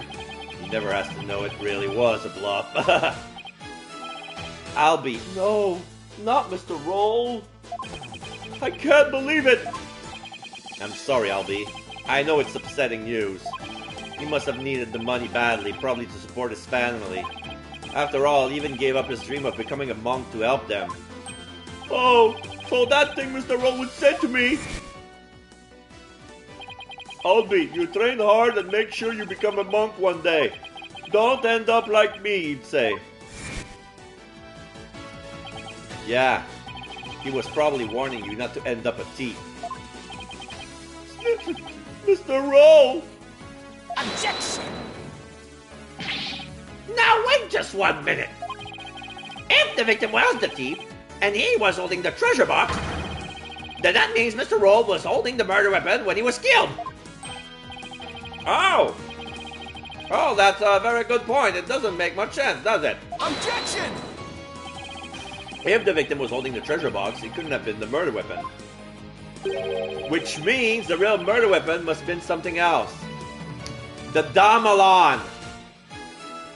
The guitar one, not the one that he's carrying into court, because during the morning he was playing something else. So we need So we need to fetch his other guitar. The real murder weapon Was something else? The blood was thought to have gotten on the box when the box was used as a weapon. But it turns out that wasn't the case. The blood splattered onto the treasure box the victim was holding when he was struck with the real weapon. That's what really happened. Isn't that right, Mr. Understanding?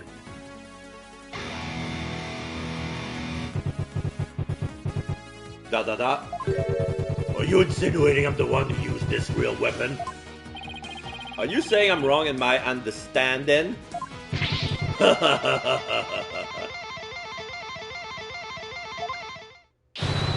You got me riled up, lawyer man. I feel a song coming out.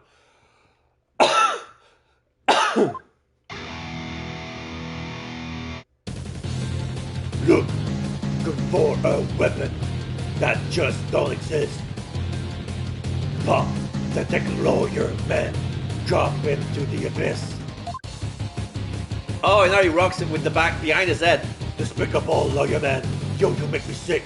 You can't disappear just like a magic trick. Worthless lawyer man done it by a weapon for your miserable wretch. Hell dot bacon. Yeah.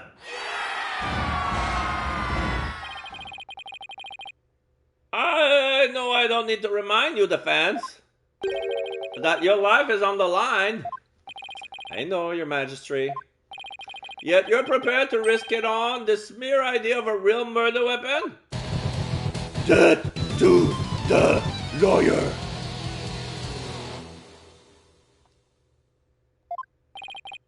This is it, the moment of truth. I can't back down, not now. Yes, your majesty, I am. I'm confident the real murder weapon does indeed exist. That's a bold claim, Mr. Wright. Now let's see you back it up. Show us which piece of evidence points to the real murder weapon. Gladly. If I knew which one it was, what would somebody like understand him use to bludgeon someone? Now then, the fans, please submit your evidence to the court. Yeah, let's see it, lawyer man. Let's see this thing that shows the real murder weapon you say I used.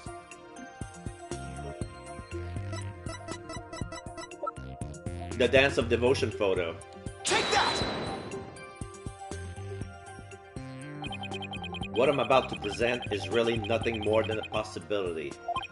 But this thin thread is all I've got. Allow me to direct the court's attention to this photo of the morning dance of devotion. That photo, how's that going to help you, Mr. Wright? There's something about it that doesn't sit right with me.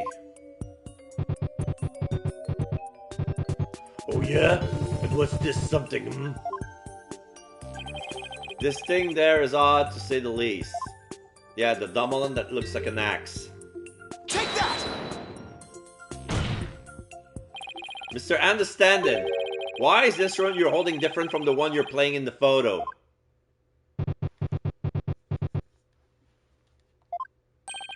Would you look at that? They're completely different shapes. I believe you said your Dumoulin was your one and only. Well, Mr. Understanding, what do you have to say to that? I got nothing to say. Then allow me to answer for you. They're different because the one in the photo is no longer in playable condition. We see a picture of Roll. Yeah, we see Dallin smashing. Not after you use it to bludgeon Mr. Roll to death. So we see Roll holding the treasure box with one hand, and then we see Understanding coming from the darkness, slamming it with the with the guitar. Yang!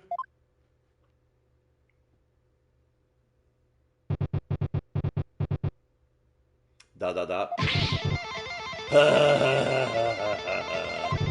My old partner wasn't doing so hot, so I brought her sister along, that's all. Not a big deal, lawyer man. In that case, please submit your old Dumoulin to this court as evidence. Too bad. You're too late. I got rid of her yesterday. You what? Burn her up with the rest of the trash. Ashes to ashes, baby. No. He's already destroyed the evidence. And I see more trash right here in Discord that needs to burn in the fires of hell. Lower your trash.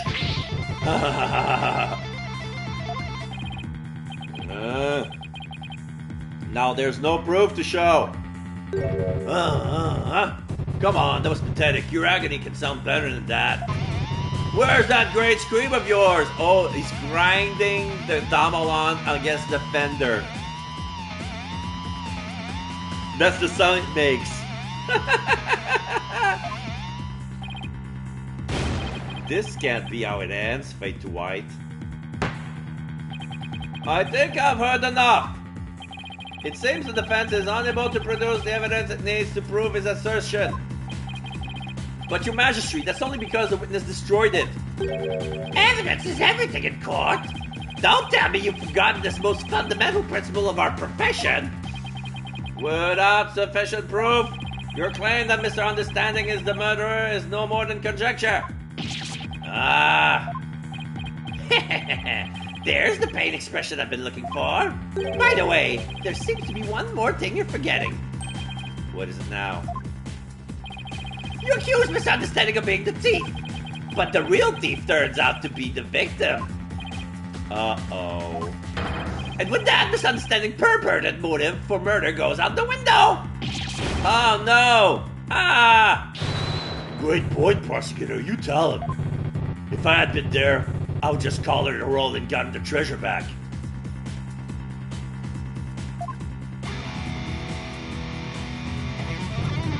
There wasn't any reason for me to kill him now. Was there? No! There's no good counter-argument to that. It sounds to me like Misunderstanding has been completely wrongfully accused. Unfortunate as it may be, I think it's time to hand down the verdict in this case. Not good, not good. Defense, I trust you understand what you yourself will receive for thinking on this case.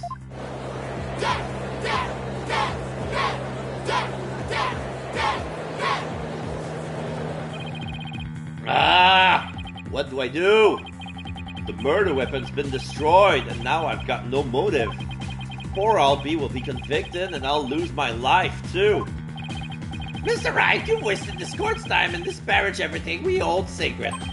We should charge you with less majesty in addition to the crime of evading the accused. Yeah, you should pay for desecrating my good name. Bye-bye, lawyer man. Time for you to do some repenting in the Twilight Realm. This guy is guilty as sin, I just know it. He must have had some reason to kill Mr. Roll, but what? Come on, people. Let me hear you scream and shout. Time to take this lawyer trash out. Exterminate! Annihilate! Exterminate! Annihilate! The thing to do at a time like this is to turn my thinking around. I shouldn't be trying to figure out what Understanding's motive was. I should be thinking about what kind of situation would give him a motive.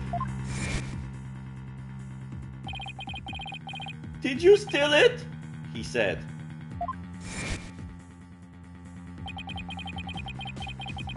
We know that Mr. Roll was a thief and he had gotten his hand on the box.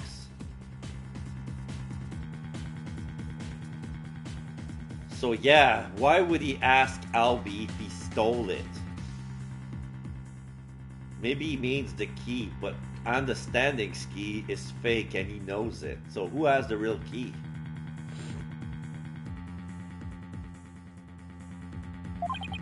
So then why? Why in the world did he ask Albie that question? What about the treasure box would have prompted him to... Ah! Defense, what's got into you? Now I get it. Now it all makes sense. Like a pollute command? What you trying to say? Muttering and squealing by yourself? Sounds like you knocked something loose upstairs. Your Majesty, please hold off on your ruling off for just a little while longer. Don't tell me you're going to start begging for your life now. No, Your Majesty, that's not it. It's just that I realized something important.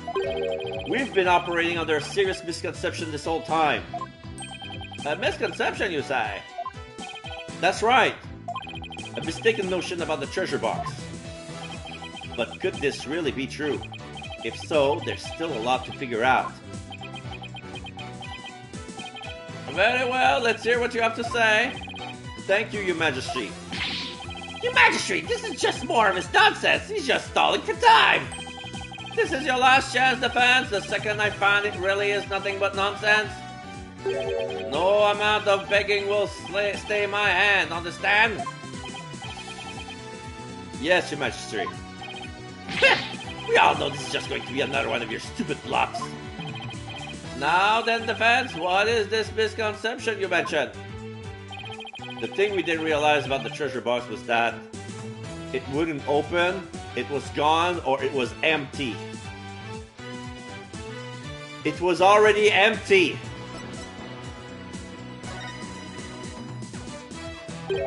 What if the treasure box was already empty from the start? What?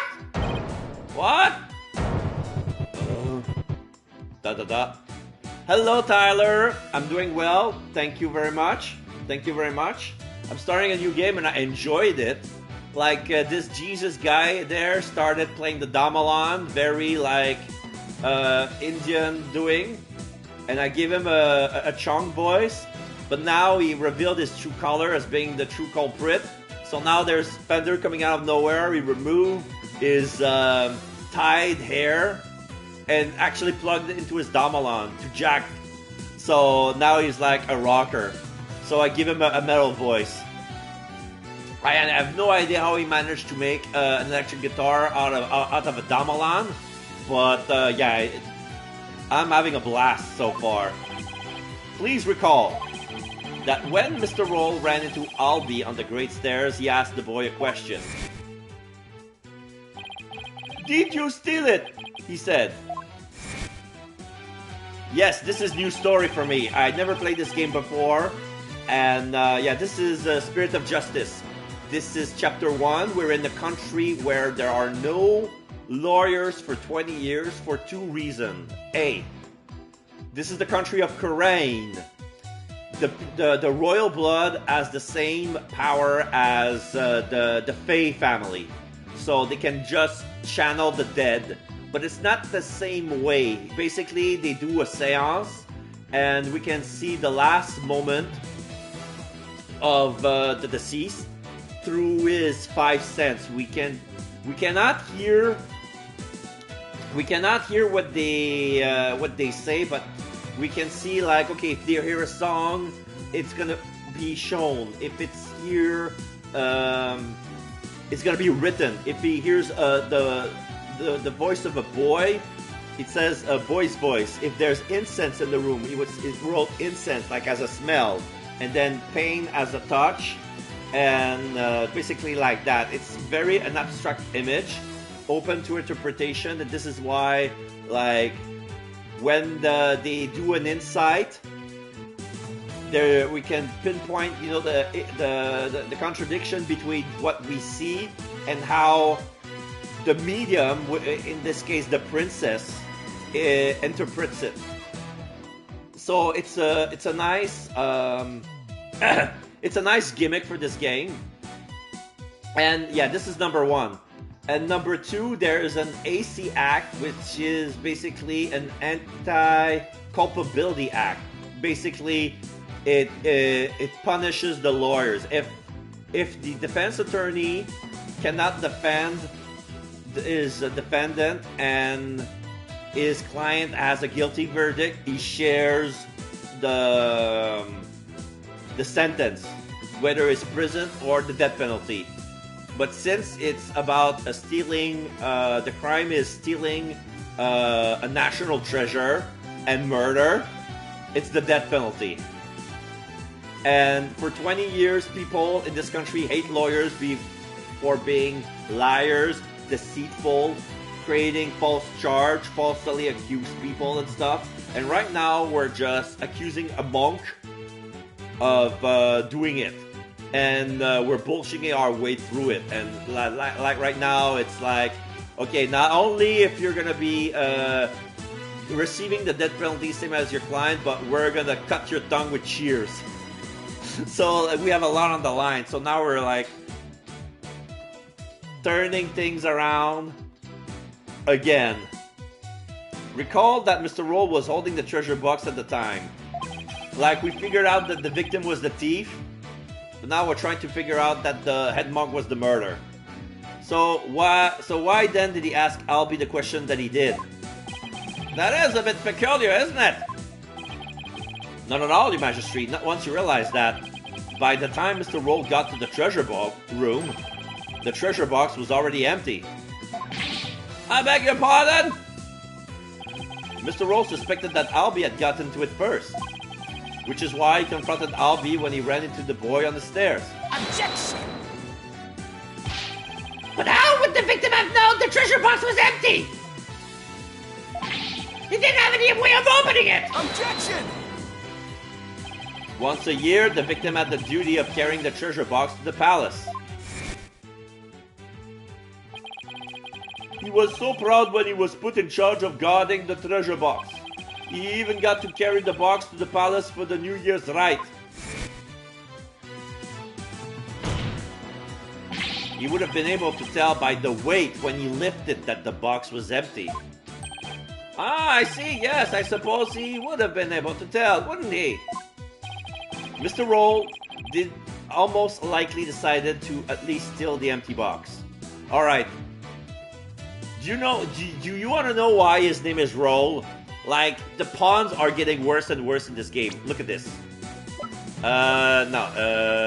Switch tabs. Okay. This is the first guy we met. He's 9 years old and his name is I'll Be Your Guide. I'll be your guide! Of course, we have Gaspin Payne, the brother of the other. Basically, he was so humiliated he left Japan. And when he got to Korean and realized there's been 20 years that there were no lawyers, he managed to get a promotion. So now he's chief prosecutor and now he's wearing all gold and bling and all that. And this is Patrol. Patrol. Now we have Rapa Padma Karain. This is the princess slash the priestess. And I had a hard time figuring out his name, but it's basically his peace, love, and understanding. Peace, Lupin. Peace, Lupin, understanding. So he's 36. So that makes sense that she's 14 and he's 32. Okay. It's an important historical artifact in and of itself, after all. Ah! What's your point, Mr. Wright? What does any of this have to do with Mr. Understanding? My point is this. It gave Misunderstanding a motive to murder the victim. A motive? Misunderstanding, keeping the treasure safe is one of your duty, isn't it? So if anyone has found out that the treasure was missing, you would be accused of incompetence. ...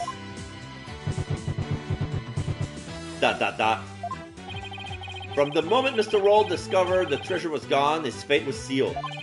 Because he decided then that he had to be silenced forever. Yeah, he killed him with a guitar. Bang! But that's absurd!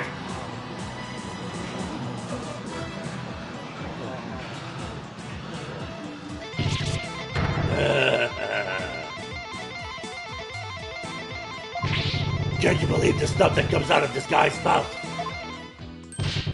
This is all just a colossal joke. So then, what really happened to the treasure? It had been stolen long before this incident occurred. By Mr. Peace, Love, and Understanding himself.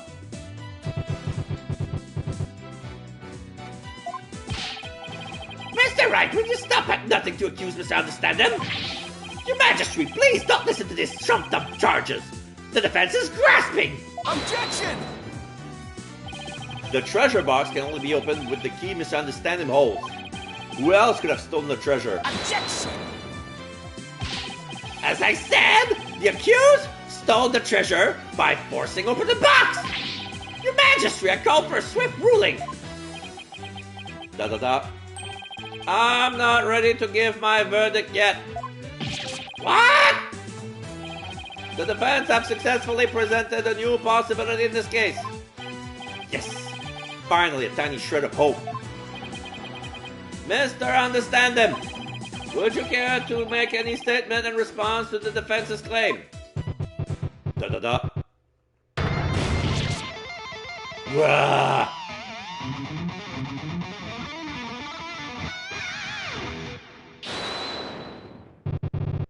This is all bull. My nugget's a rage gauge and it's ready to explode, baby. Instructor, Understanding, please calm yourself. I am calm. I'm not gonna take it. I'm not gonna take it. No, I ain't gonna take it. Well, I'm not gonna take it anymore. No. I dutifully watch over that treasure with pride. And now I'm getting accused of stealing it? This lawyer is a lying scumbag! Eep.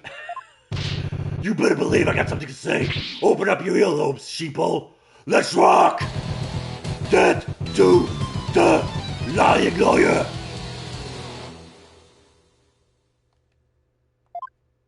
Alright, another testimony.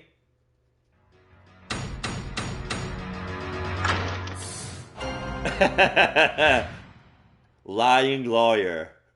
That's a nice song.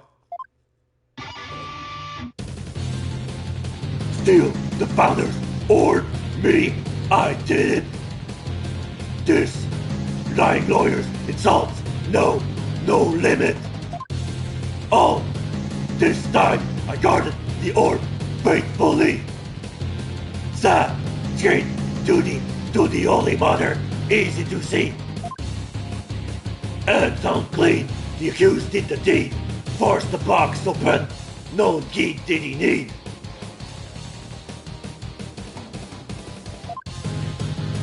Lying lawyer, condemning to hell. King can throw him into a prison cell.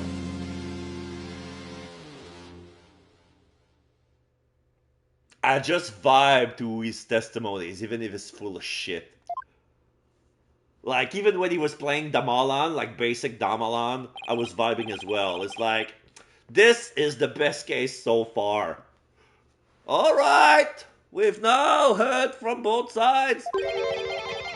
Either the treasure box was forced open by the accused, as the witness claimed, or Mr. Understanding opened it, as the defense claims. Defense? This is your last chance to cross-examine the witness. Yes, Your Majesty. If you are unable to prove your assertion by the end of this cross-examination, then the DC Act will come into play and both of you and the accused will lose your lives. I understand. Life or death. It all comes down to this. Yeah. Well, I think this is pure justice. Like, say somebody killed somebody, he would take a lawyer to defend himself. Like one of those shady thing that will, defend them. Like, oh no, the guy didn't do it. Like, he didn't kill the thing. And then there's proof about him. Like, in my mind, he's a scumbag as well. He would protect a killer. Like, in this case, like, there was no way this boy could have done it. Like the way the case was presented, he held the box by himself, a 9-year-old kid.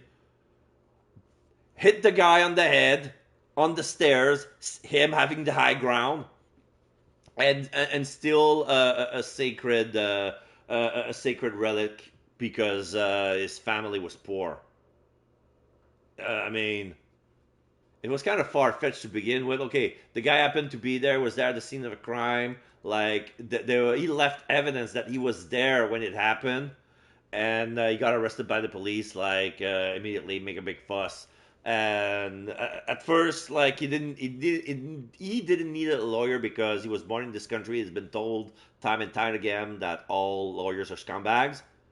And he had a change of heart when he realized, like, Phoenix put his life on the line to protect him, and he's the only one who believes his story. So of course he's moved. Poor little kid. Like, look at the little shadow, a little puppy on top of him, licking his forehead. Oh, Mr. Wright. Don't worry, I'm here to defend you. I promise I'll be alright. It'll be alright. Thank you, I believe in you, Mr. Wright. I know you can win this for us. And after we win, we can go see Miss Maya together. Yeah. He was supposed to give him a tour of the country while Miss Maya was still doing some training in the mountains. They were to meet in 2 weeks, and he decided to come in early to get some sightseeing. And yeah, this is going to be the first time we're going to see Maya since she left to be mystic, master mystic Maya. So she's gonna come as a master. Like, when we're gonna see her, she's gonna be a master. It's a deal. I can't let Albie down. I have to win this trial. Somehow I have to prove that only understanding could have stolen the treasure. Do your worst, lawyer trash! This is your requiem! The last song you'll ever hear on this mortal coil.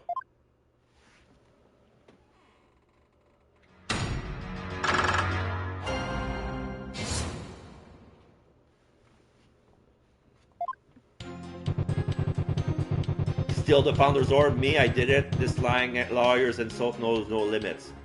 Hold it! But the argument that the orb was already gone before the murder fits all the facts. It's no use even talking to you. Where's your proof that I stole the orb? Huh? Lawyer trash? Well, he's right. I don't have any proof yet. But I'll find some. All this time I guarded the orb faithfully, sacred duty to the Holy Mother, easy to see. Hold it! Your sacred duty, huh?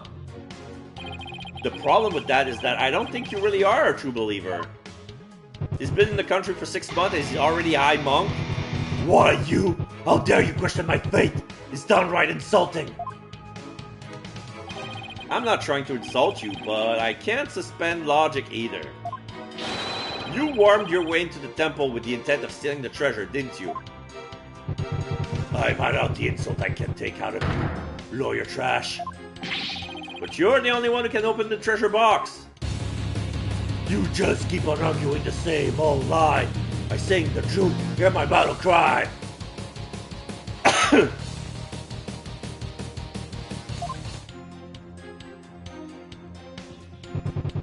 Hands unclean, the accused did the deed. Force the box open, no key did he need. Hold it! The defendant didn't force the box open, that's a lie. In fact, you're the one who opened it, isn't that right? Come on, you just saw for yourself, didn't you? The lock was busted on account of the lock being forced open. Oh yeah. Well, there's your proof right there. Ah, score 1 for the metalhead. Look, if the accused really didn't try to force his way to the box. How do you explain why the lock was busted and wouldn't open up for you earlier? How do I explain why the box couldn't unlock earlier? Maybe there's a different key or a different way to open it.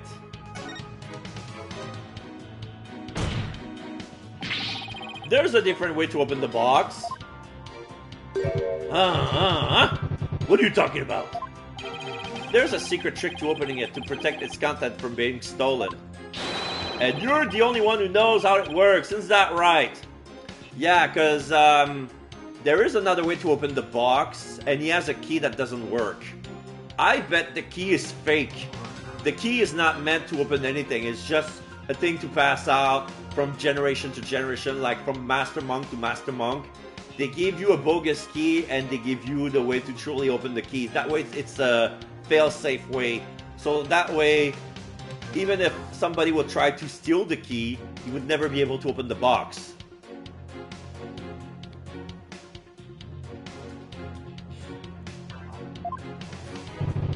Are you for real? You've been watching too many movies, lawyer man.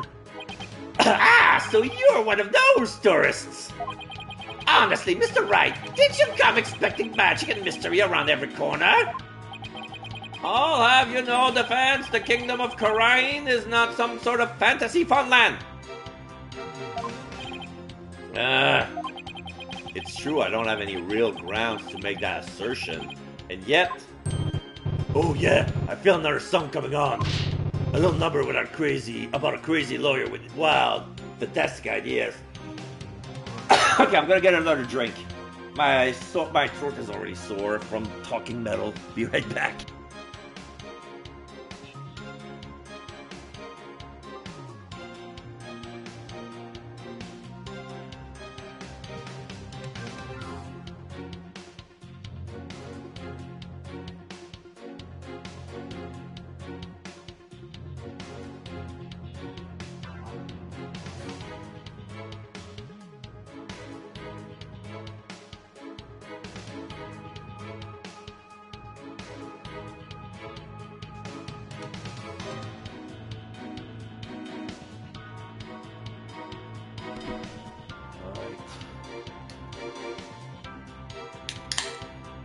Second.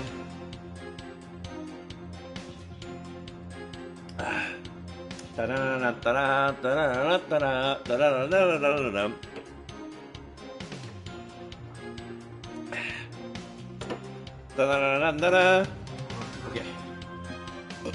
Sorry about that. The real method to open the lock, you say? Delusional man, there ain't no other way.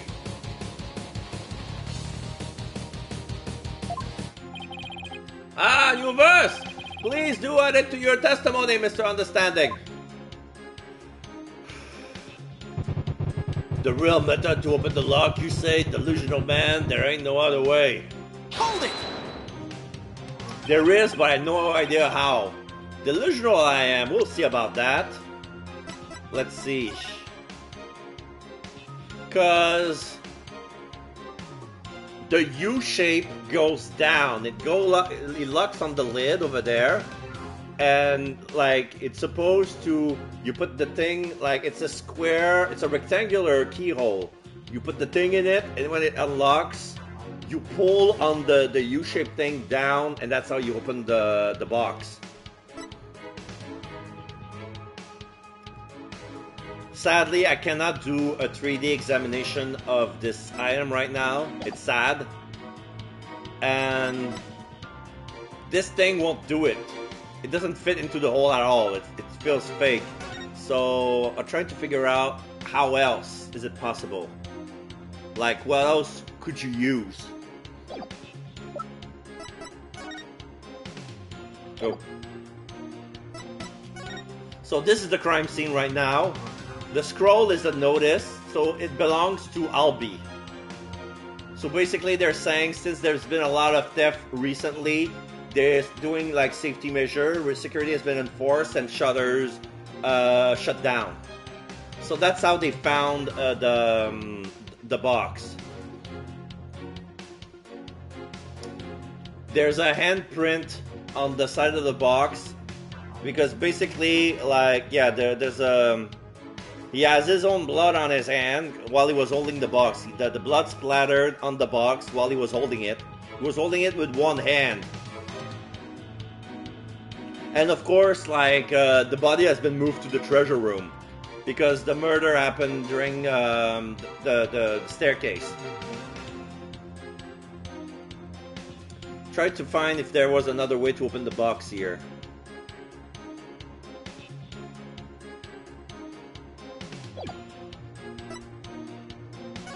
So yeah, he died between noon and 1. And this is the lyrics to the Song of Ceremony.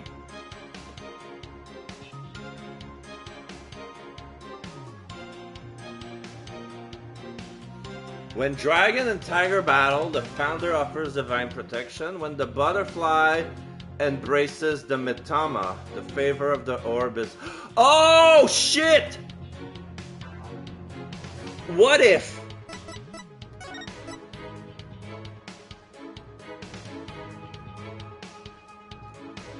the butterfly on the box, because the mitama, the mitama is the key. So this is a secret keyhole. Ah, shit! What if it? I was sure like this is something like coming from Lord of the Rings, you know, like when the thrush would hit upon the keyhole on the first light of Duran's Day. The last light of Duran's Day. Last light of Duran's Day being the moon.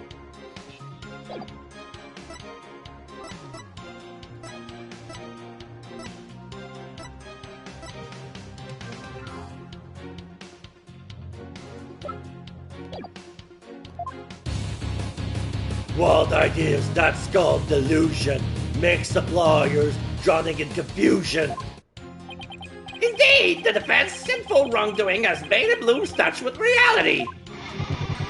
Let's hear it. What would it be for the sinner's flight or fancy? Nothing, because I'm not the delusional one. I just know there's gotta be some secret trick to opening the treasure box. Oh, really? And where exactly is this secret hidden? The secret is obviously hidden in the box or the key. The secret is hidden in the box. The treasure box. Yeah? And where on the box is this secret exactly? Well, it's, I hadn't thought that far ahead. It's the carvings. There's definitely something going on there. Are you sure? You're sounding a little desperate, Defense. Desperate? Not at all, Your Majesty. The carving the accused stuck in to see, even though it's forbidden, I may add. Witness, can you tell us anything about this carving on the box? Of course. As head monks, I know all about them. The carving depicts the Kuranese butterfly as it carries a soul to the Twilight Realm. They were made in around the 7th century. I see. Could you please add that information to your testimony? Fine. Listen up, blow your trash. Kuranese butterfly from the 7th century carries the mitama so elementary. Yeah!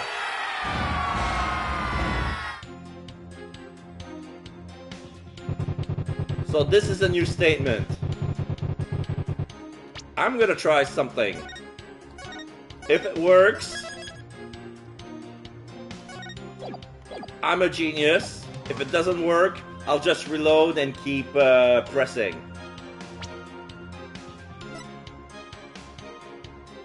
Objection! No. Da. I don't see any particular problem with this piece of evidence. Whoops, guess that's not it. More of your defense attorney shenanigans, is it? I won't stand for it. In the name of the Holy Mother, I give you a penalty. I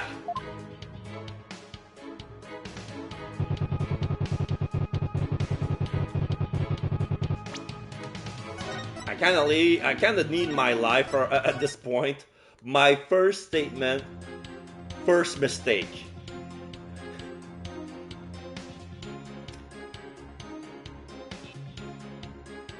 Let's see.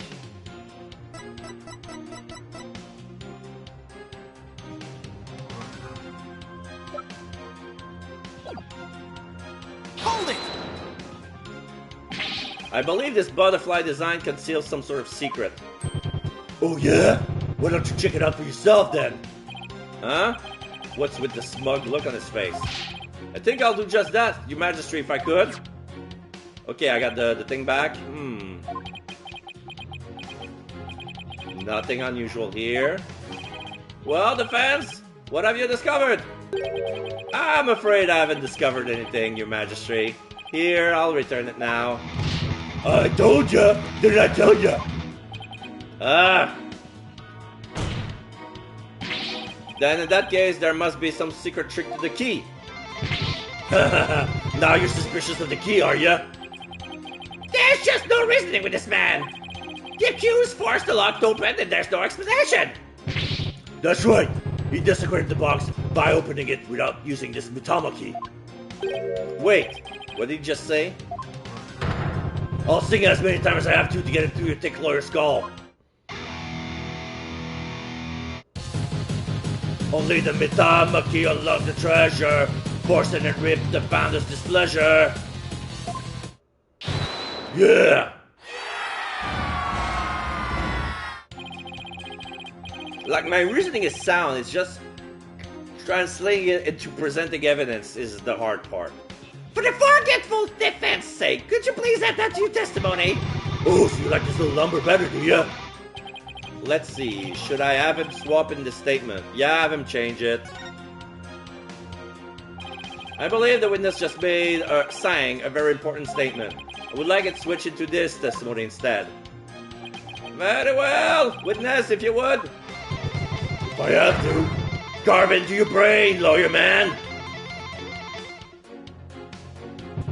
Only the Mitama key unlocks the treasure. Force it and reap the founder's displeasure. So yeah, it has to do with the Song of Ceremony, because it says, when the butterfly embraces the Mitama, the favor of the orb is bestowed. Objection! No? Aww.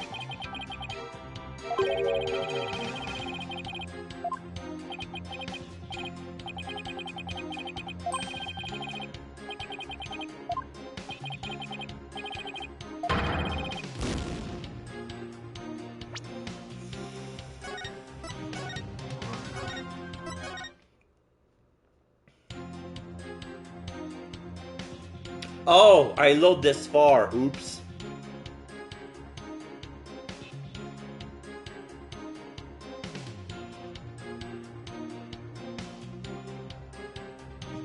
But what if I have to present the key here? The key to the butterfly. Objection! No.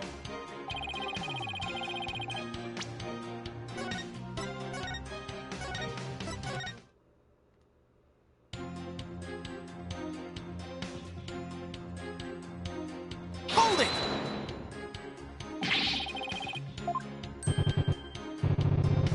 I cannot fast forward since it's supposedly new text.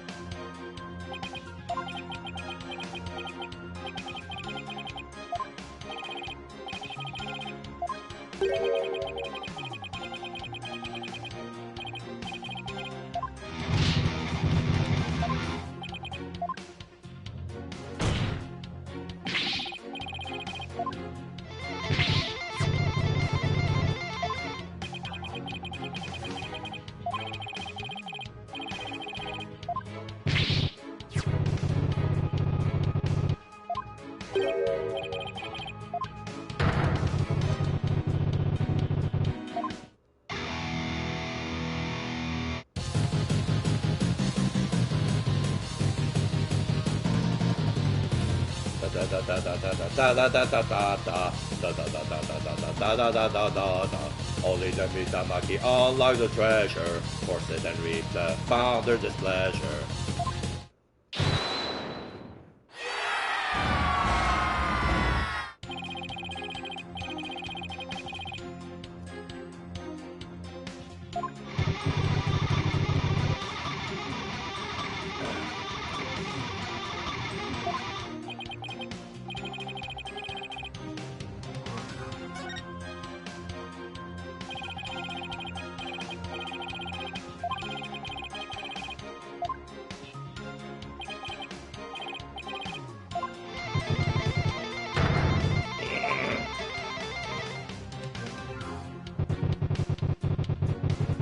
Okay, what happens if I press here?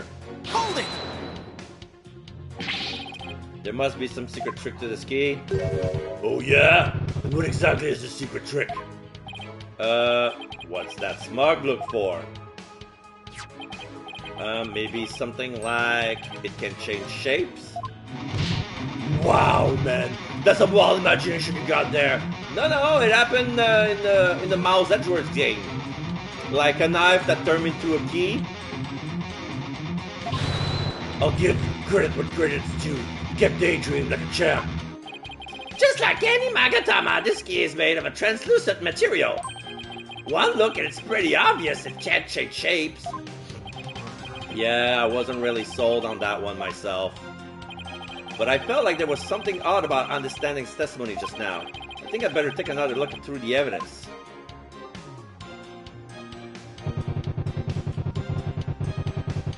Okay, so they give me a hint that this is the correct path. It's just the wrong evidence. Hold it! I'm not the one who'll be going to jail, Mr. Understanding. You are! You think so, huh? Hey, what do you think, people? Oh, it's not just me this lawyer's putting down. Oh, it's not just me this lawyer's putting down. He's insulting Kurainism and the Kurainese people too. If he thinks he can get away with that, he's got another thing coming. Right, people?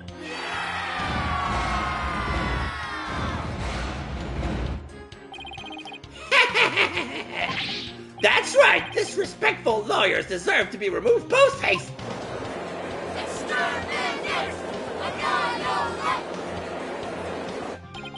Yikes.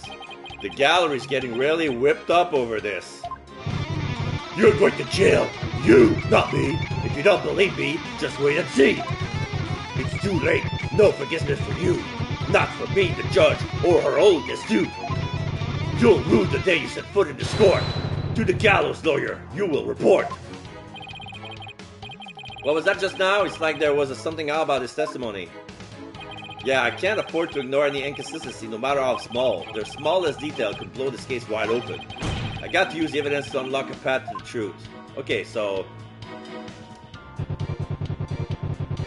it's this one.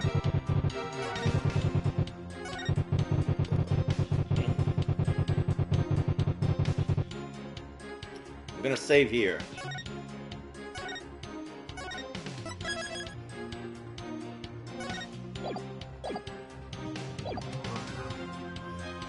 Okay, so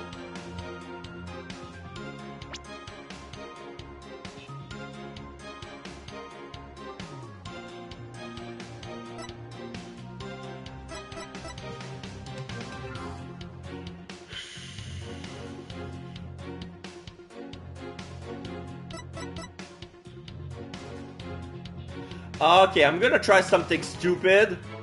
Because it's called Magatama key and he calls it the Mitama key. Why is that? Objection! Oh my god. Just a minute, misunderstanding. You just called your key the Mitama key, didn't you? Discord?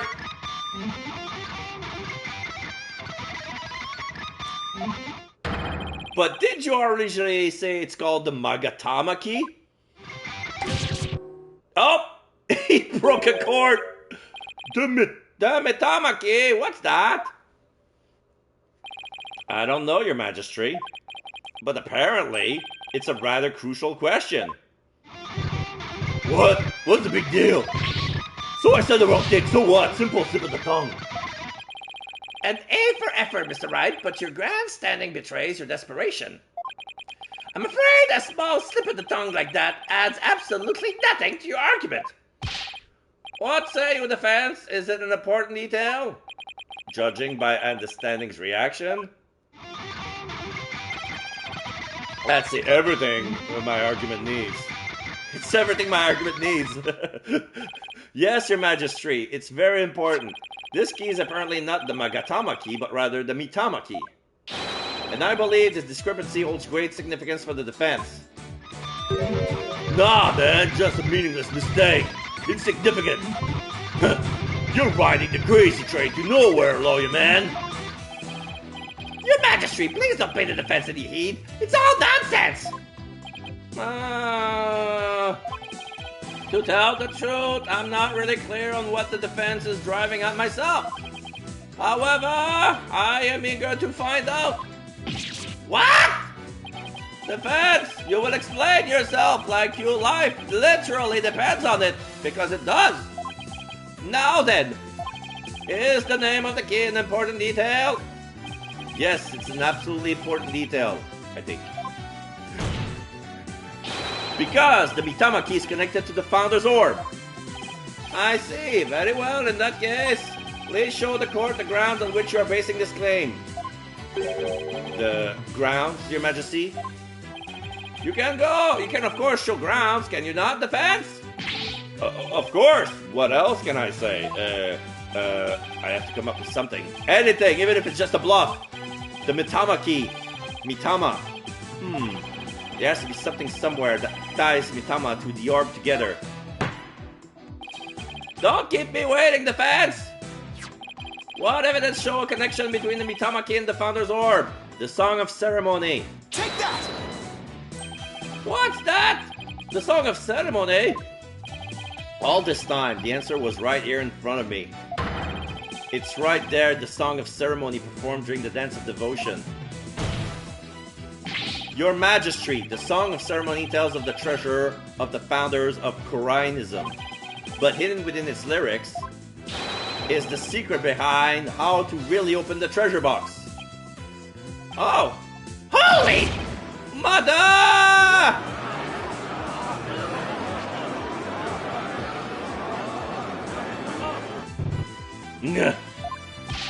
But how can that be, defense? The Song of Ceremony contains the following lyrics. When the butterfly embraces the Mitama, the favor of the orb is bestowed. I believe the Mitama here refers to the Mitama key. Well, yes, it is the same word, but that doesn't mean... We've been calling this key the Magatama key, and that's why I inserted the key into the lock with the Magatama design on it. But that's obviously not the right way to use it. And I suppose you know the right way? I do, Your Majesty. To use the key properly, you have to first flip it horizontally or vertically.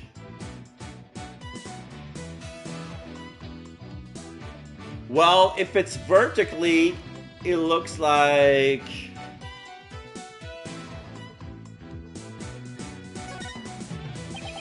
If we turn the Magadama shape upside down like this, it's a soul. It becomes the Kuraini symbol of the soul. In other words, a Mitama. Yes? Oh my, you're absolutely right. I mean, duh. But now what? What do you do with it? It's too big to fit into the lock that way. Oh, I knew he was just bluffing! Bluffs and lies are the only tools of his trade, after all! There must be some other place this key fits, but where? Let's see, what were the words to the Song of Ceremony again? When the butterfly embraces the Mitama, the favor of the orbs is bestowed.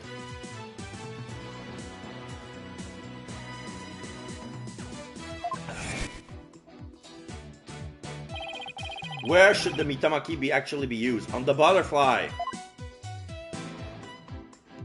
Here. There's even a latch, look!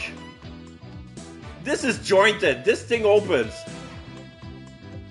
Got it!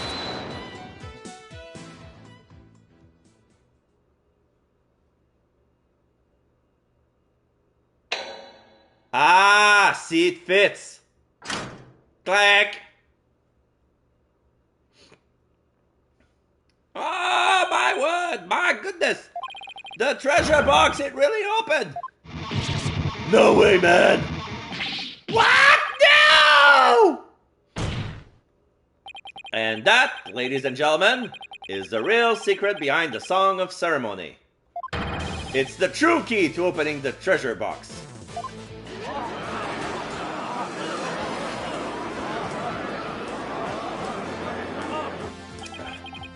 It's all over, Mr. Payne.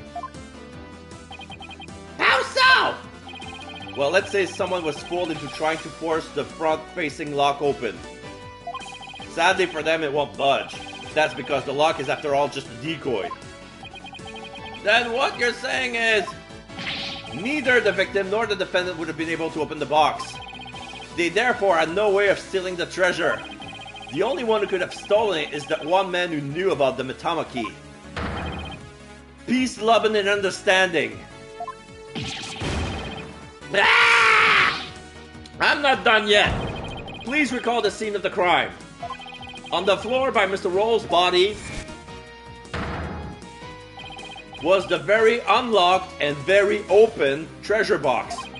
Only someone who knew how to open the box could have left this in this state. And so, there can only be one true culprit. Admit it, Mr. Understanding. You're the one who killed Mr. Roll. Okay, it's gonna be a breakdown.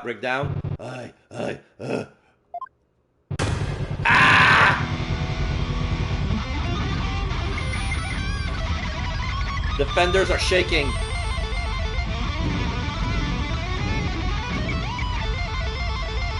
Are they gonna explode?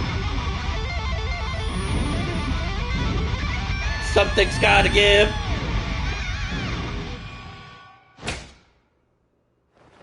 Break! He used the Damalan as a blunt weapon and break the both defendants. And then he's gonna break the stand. And yeah, he broke his... Some pieces fell on his head. Yeah, Garg.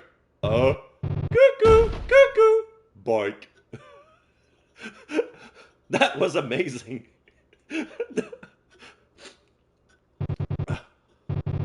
Curse him. It's all his fault. Why'd you have to try and steal the treasure, man? Why'd you have to spot him with that box? On my way to the storeroom after the morning dance. It's his fault I had to cause that blackout and clock him good. Strike one, you're out.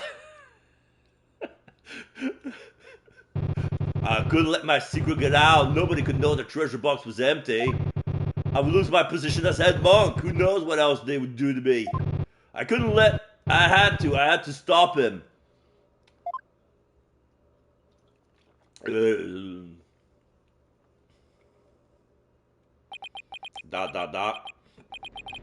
What a shocking development!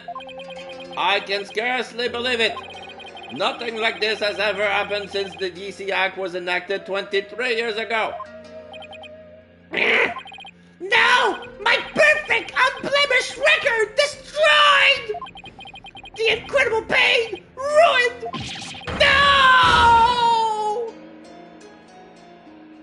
Yeah, I knew it. The toupee, the wig is attached to the crown. He's bald.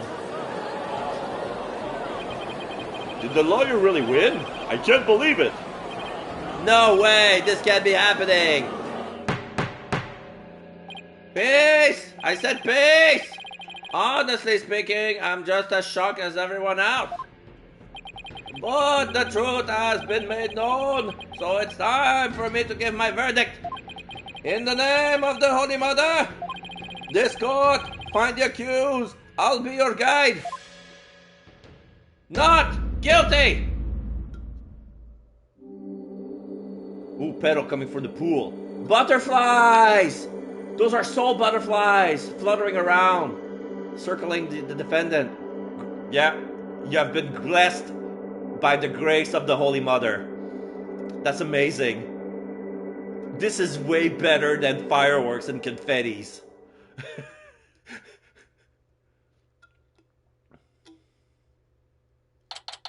April 24th, 1:36 p.m. I Court of Karainen, accused lobby.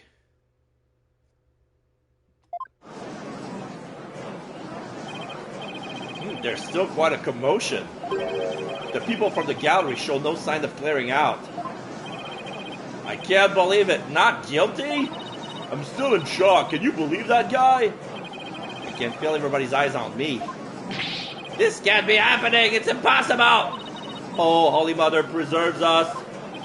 I've never been in a defendant lobby quite this uncomfortable. Mr. Wright! Oh, Albie. Thank you. Thank you so much for what you did to me. Just glad it turned out okay. It was touch and go over there for a while. I'm really sorry, Mr. Wright. I had a really hard time trusting you at first. That's okay, Albie. I know how unpopular lawyers are in this country. No, you have no idea. It's worse than you think. How did he ever get this way in the first place?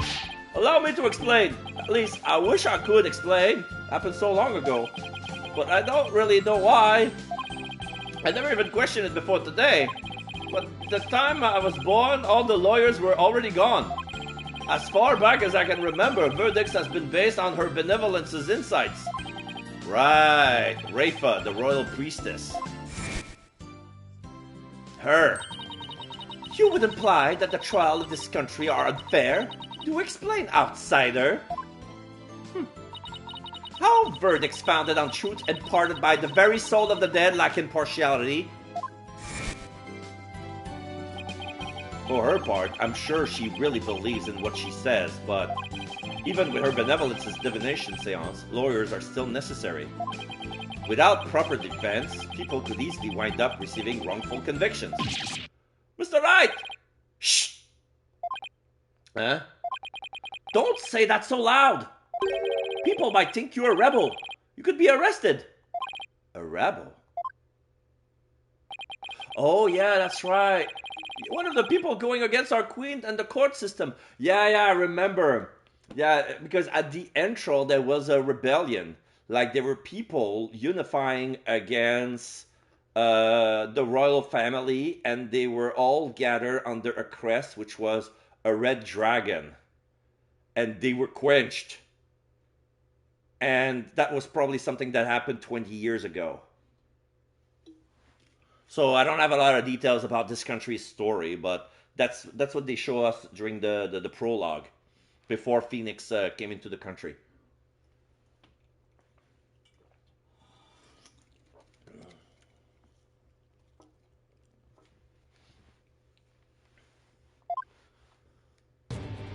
Yeah, those. This is the first time I see the rebel leader. They call themselves the Defiant Dragons. For some reason, the dragon reminds me of Trogdor. They're led by a scary guy named Durka. They'll do anything to overthrow our eminence, even commit crimes. Durka. I remember people in the gallery mentioning that name.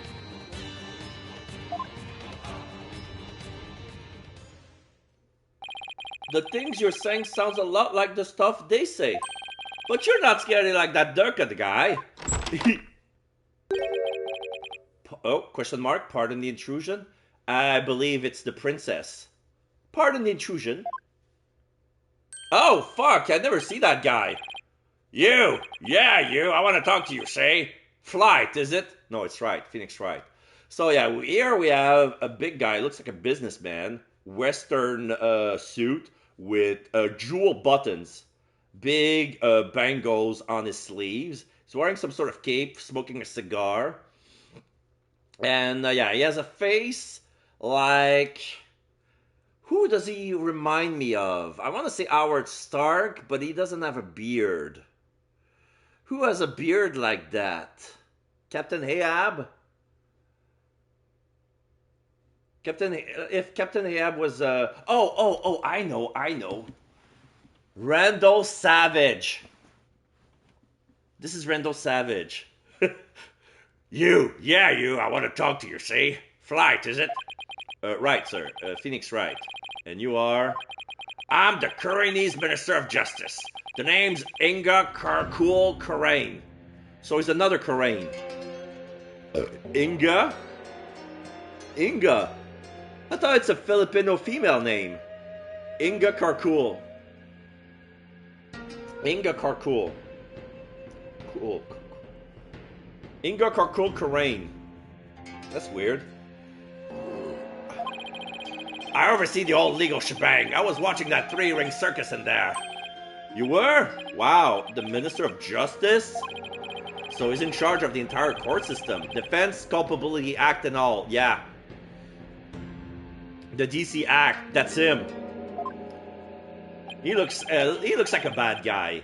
Like, Vortex had a weird look, but at least he was subtle. Him, in his face, it screams guilty. Minister Inga, how are you, sir? Run along, Mini-Monk. Grown-ups are talking here. Yes, sir. Very sorry, sir. May I help you with something? Just wanted a good look at you. Guys like you aren't exactly a dime a dozen around here. Well then. He's eyeing me like I'm some kind of exotic creature in a cage. But yeah, I haven't seen a lawyer in 23 years, so he's gonna take a good look. Of course. Oh yeah, might as well share this little morsel with you. Turns out Roll was a seasoned thief, a repeat offender, see? And my men looked into it and they found all the booty he'd pilfered right there in his digs. But he seemed like such a nice man. Why, Mr. Roll? Why? Guess he was doing it for the family. What a mook. A mook? How can you say that? Guess that kind of sob story gets you common folk all misty-eyed, huh? Anyway, another thing. And my man checked out that understanding fella too. He wasn't the one with the sticky fingers, it's the insurgents. What? They put the squeeze on our head monk, apparently. So he gave up the founder's orders and tried to keep it hush-hush. Oh, shit. He did it for the insurgents? Wow. I see. Thank you for letting me know. Yeah, say, White. Right. That was a cute little number you pulled in my courtroom today, wasn't it? First not guilty ruling in 23 years. You're making waves, eh? Stirring the pot. Catch my drift? Oh. Well, yikes, I'm in it for it now. But thanks to that song and dance, we know our precious national treasure got nicked. So I'm gonna call it a wash and let it slide this time. But all I did was defend the accused. You do best to read between the lines here, chump. You're standing on thin ice, get my drift? Even a dirty, no-good Nick Punk knows to cash its chips before the house steps in. Yeah, the house always wins. That's what he's saying.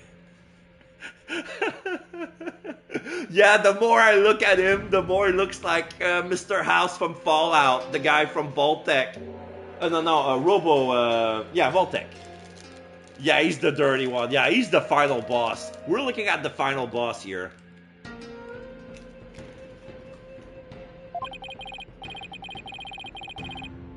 Do us both a favor and keep an eye on the path you're walking down.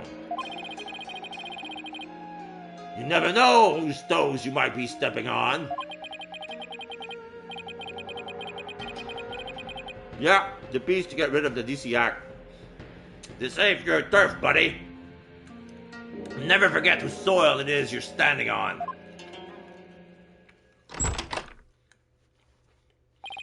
Yikes! He was kind of scary, wasn't he? Yeah, well, no use worrying about it. We might have more important things to think about.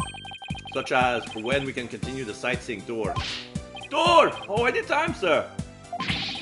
We still have plenty of time until Miss Maya's training ends. And there are still lots more temples to see and all kinds of local foods to eat.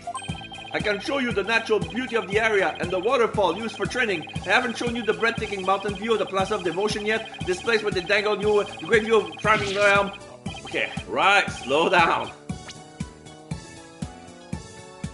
Place where they dangle you up a really steep cliff that offers your soul a great view of the Twilight Realm. And walking on the bed of nails doubles as a foot massage.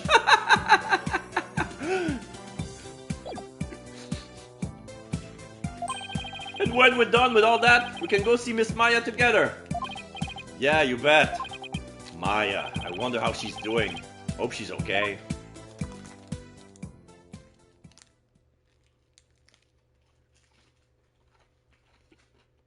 Cutscene? Yeah, cutscene! So, how about that not guilty, jerk? Oh? Somebody heard. twisting a kukri? Oh, throwing a blade, yeah. Sounds like the winds of change are beginning to stir. Winds of change. So yeah, I think it was the picture was one of the royal family. Yeah, end of chapter 1.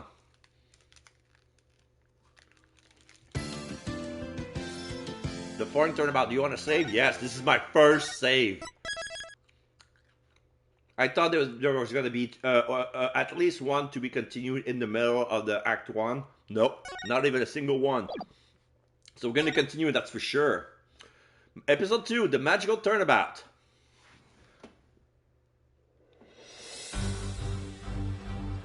The big forest. Oh, this is the Wizard of Oz. This looks like Dorothy. This is a Dorothy. I don't think we're in the same story anymore. Oh no! Behold my might! Another Mask the Mask?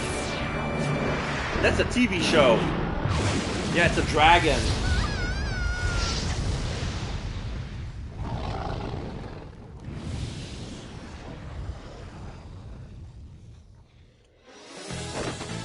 Trucy! Shame on you, Mr. Rias! No! Using magic for evil! Does Trucy has our own show now?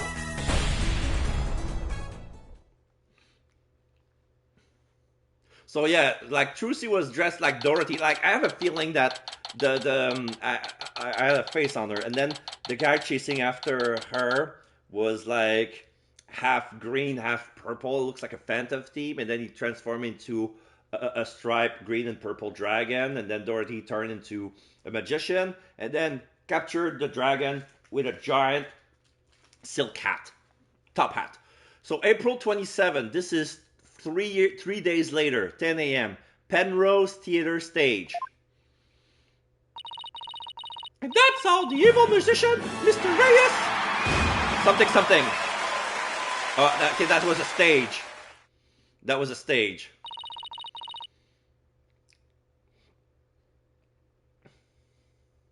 Was defeated, yeah. See you for Act 2, everybody. Athena, brava, Trucy. Wow, Apollo, wasn't that a great trick? Yeah, you bet. I've never seen such a great magic act. Did you know they even featured Trucy's show on TV this morning? Penrose Theater. There's some sort of cube and there's a dolly clock. Yes, she inherited all of her grandfather's tricks. That's why she's so big now. Penrose Theater, a well-known gateway to success for entertainers. It's here at this famous theater that we'll finally get to see Trucy and Grammary Land. Trucy writes, Trucy and Grammary Land. Now we have a picture of like the magician, the evil magician Reyes. His half of his face is a mask. Looks like a Joker mask. Or what's the other guy? Yeah, and he transformed into a dragon with a top hat.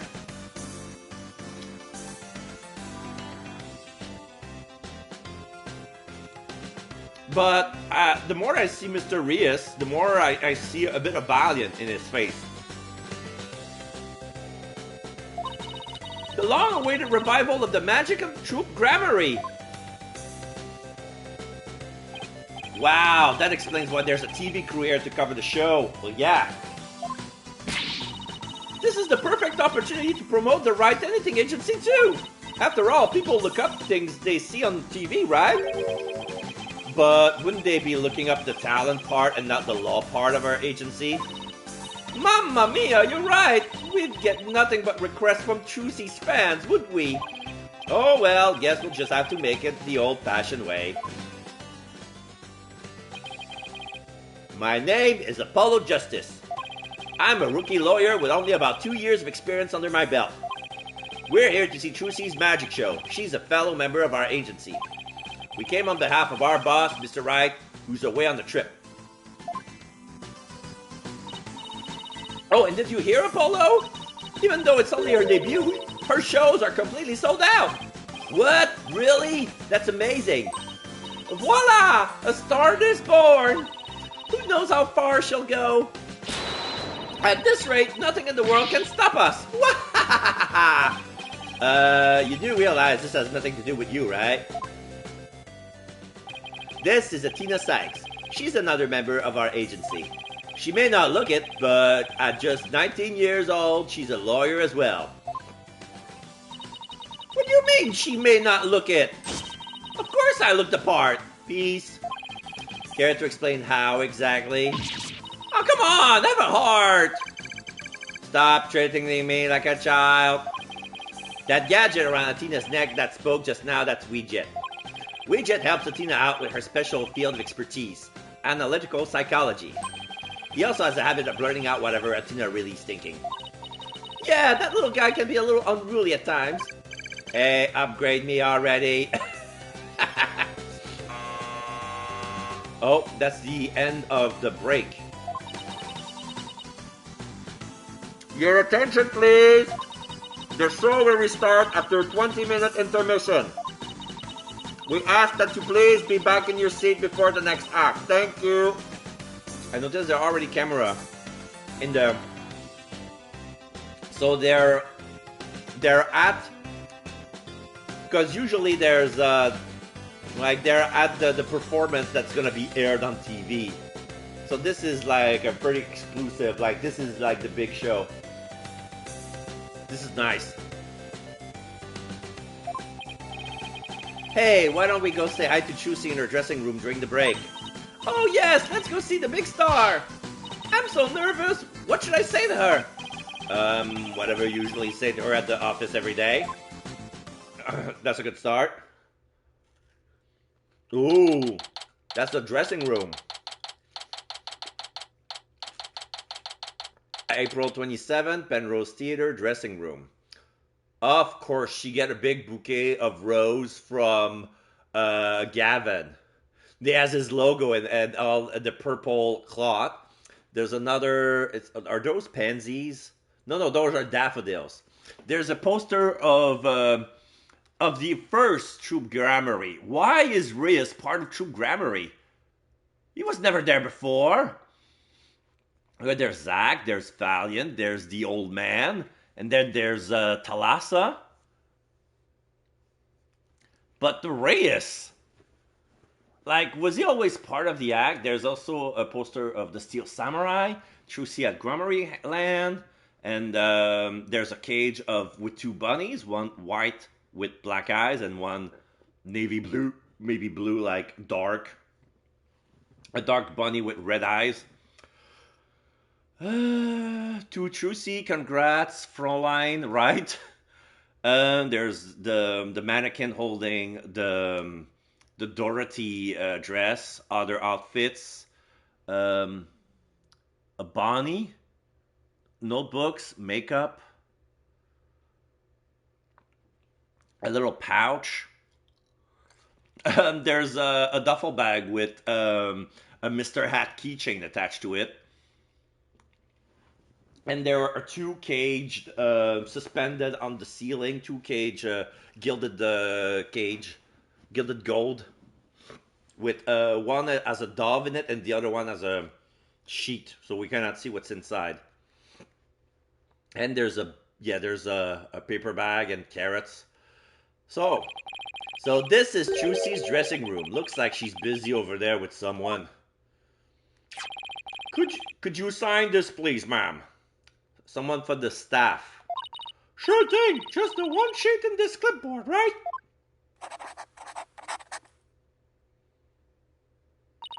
A fan asking for Trucy's autograph, maybe? I don't think so. It looks like some kind of contract. Thank you very much. I'll get this to the producer right away. Great, thanks. Oh! Polly! Athena, you came! Of course! Congratulations on your big debut! Hee, thanks! Who was that just now, by the way? Somebody from Take-Two TV. They want to turn my magic show into a TV special. They're planning to broadcast it nationwide! Can you imagine? Wow, you really are a big star. Hey, can I get your autograph later, Juicy? Sure, my signature is in high demand today. Would you like one too, Paulie? Hey, I'm your half brother. I don't need your autograph. Yeah, actually, I would. Oops, looks like I ran out of flyers, so I have to sign your forehead instead. Hey, knock it off! Look, just forget about the autograph. This is Trucy Wright. She's a magician and Mr. Wright's adopted daughter. She's becoming quite renowned in the magic world these days for her impressive skills. A lot of people get this wrong, but Apollo's actual job is being my magic assistant. Not! No, you're the one who gets it wrong. Oh, think you can do that trick you always do at the office for me, Trucy? Okay. Is it the Mr. Hat thing? Behold, the wondrous magic that can make anything disappear. Oh, the magic panties. Here, 3, 2, 1. Ta-da! I took Apollo's badge and I made it disappear. Whoop! My magic panties are an extra-dimensional galaxy. Brava, Trucy, brava! Okay, but why do you always have to make my attorney's badge disappear? Well, that's because out of everyone at the Wright Anything Agency, you're the one I get the best reaction out of.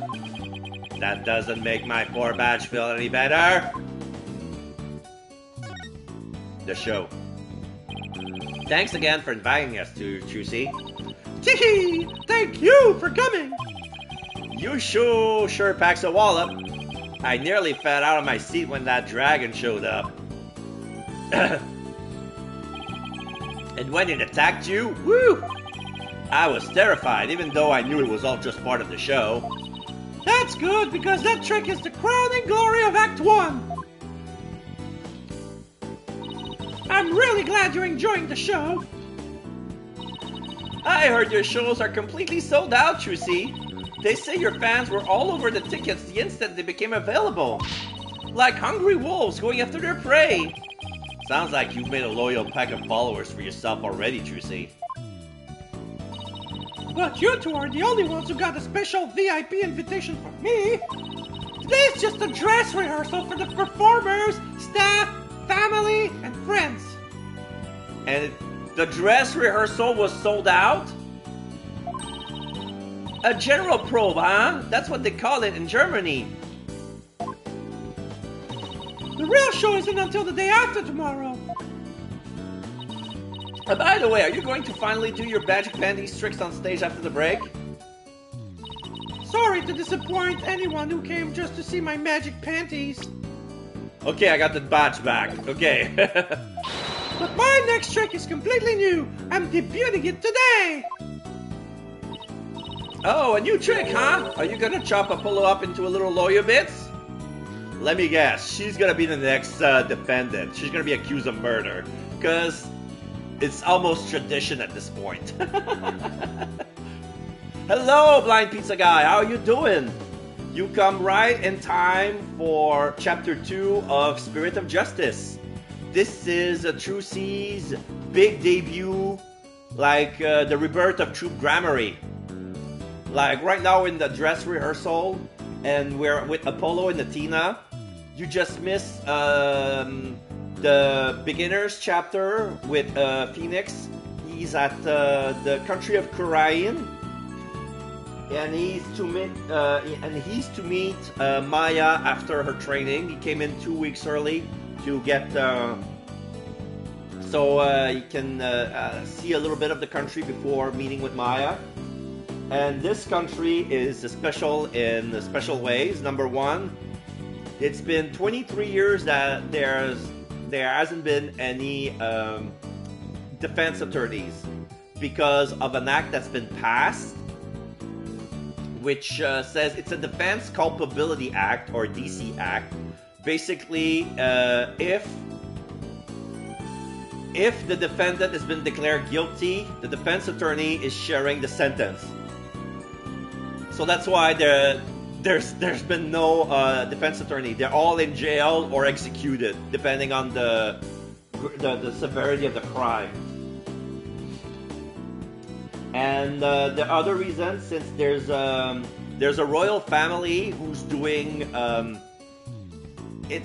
they're not sharing. I believe they have a common ancestor with the Fae family. They are spirit mediums, but they're not channeling the dead. The Karain, with the Fae clan of the Karain village. Like basically, what they see is like they can manifest. They show in the pool the last moment of the deceased. So we see an image. There's no sound, but there are words, which is basically what they're seeing and what they're experiencing with their other senses. Like you will see words like incense, pain, a voice of a boy, a song. Basically, it's all their senses. Yeah, Onyx is just rolling his eyes. Yeah, I bet. So basically, the reason there's no defense attorney is because the royal family are doing seance, and they're just gonna summon, you know, the last moment of the victim's death, so that way they can see who actually did it. So there's no need for defense attorneys, since that way you can, you know, straight from the dead horse's mouth. So you can see who killed it. Who killed it? Oh, it's this guy. So there you go. So the trial go very quick, nice and easy. And we see Gaspin Payne, the brother of Prosecutor Payne, who moved to Karain country to become chief prosecutor because there's no attorney. So he got promoted real quick. So he's chief prosecutor now. So yeah, this is why there are no and the story behind Karain is like there's been also a revolution. Like there's a rebel faction, insurgent, called the Defiant Dragon, led by Dirk. And I thought his name was Durka, but actually it's pronounced Dirk. And basically, yeah, they tried to overthrow the royal family, but they've been thwarted. Now they're waiting for another opportunity to strike, and then came along Phoenix Wright. And sometimes he was talking like one of those rebels, even though he's not affiliated with any one of them. They're doing unlawful things, like the rebels are no good. The rebels are no good. The Minister of Justice looks like a very shady guy, like smoking a cigar and implying stuff like, "You're on thin ice, boy, be careful, watch your step, you might squash somebody's toes and it's not gonna be good, like, read between the lines," like, anyway. So this is one story on its own. Now it's chapter 2, it's a completely different story. Funny, I don't recall ever agreeing to anything like that. Well, that does sounds like a good idea. Today's tricks is totally new Troop Grammary original. The entire future of the troop is riding on the success of this special new trick. How so? A special new trick. This show is really important to me. It isn't anything like any of the other shows I've done. Speaking of dragons, we've got a new crew member who has joined the crew today. Oh, nice, nice. Funny, like, you should have been there. You just missed, like, the finale of Act 1, like, involved an actor who's playing an evil magician, and he turned into a dragon. So it's a magician that turns into a dragon, and he got captured by Trucy, who enlarged her silk top hat into something big enough to trap the dragon.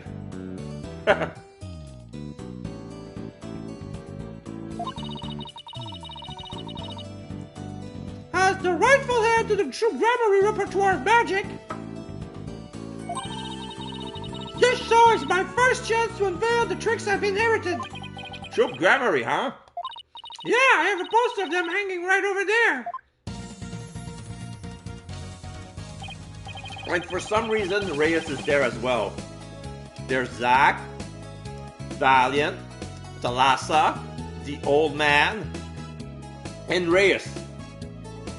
Heh, feels like it's been ages since I've seen the picture of them. Troupe Gramarye was a group of magicians who dominating the magic world in their day. Trucy is the sole heir to the troupe's entire repertoire of stage magic. Huh? Who's this guy in green and purple on the left here? Oh, that's the great Mr. Reyes, the other magician in today's show. He used to belong to Troupe Gramarye too a long time ago.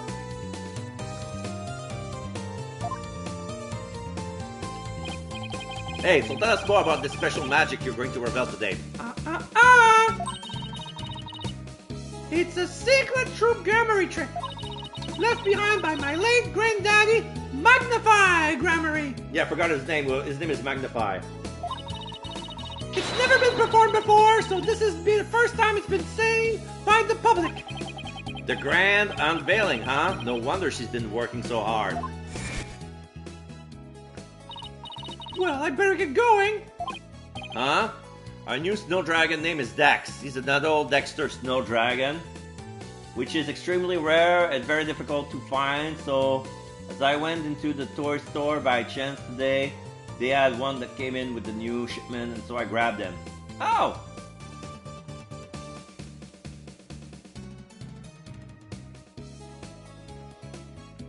Interesting. I'm gonna take a sip of water.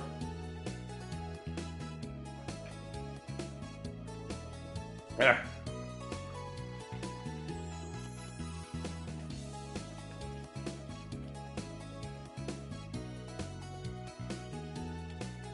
All right.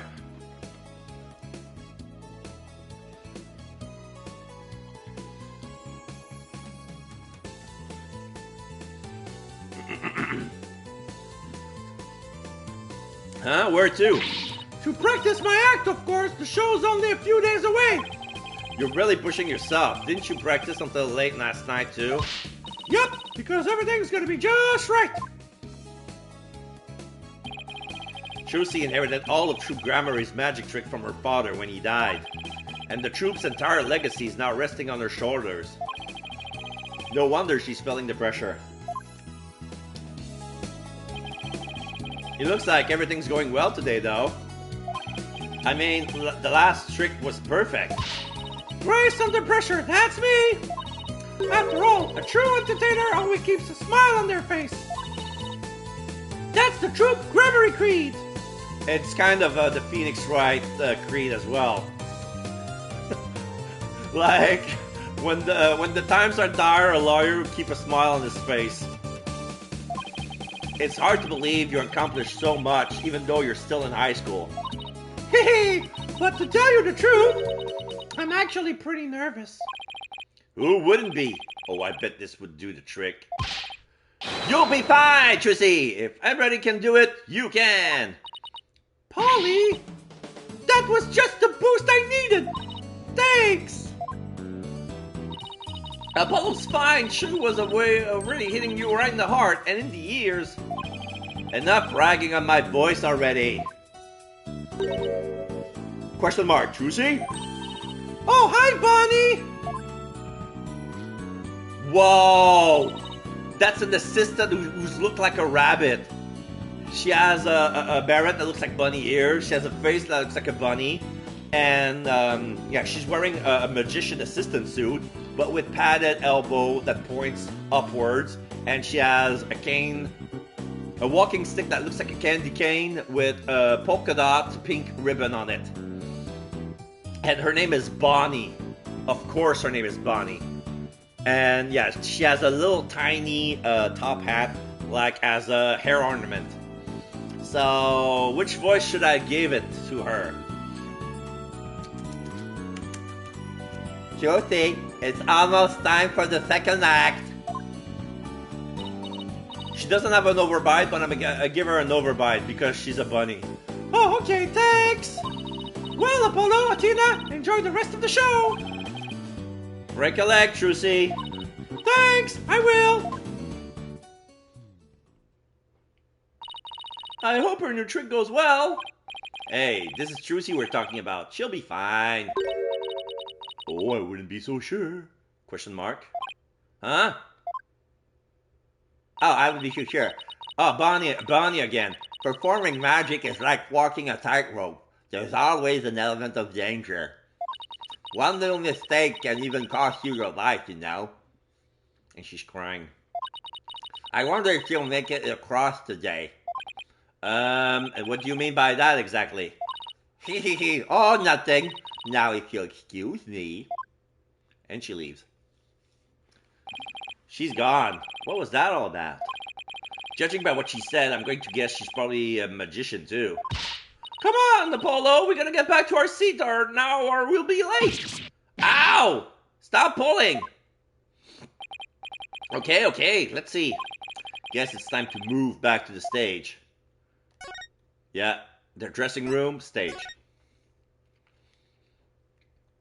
Well, there's a green and purple sarcophagus or coffin in the middle of the stage.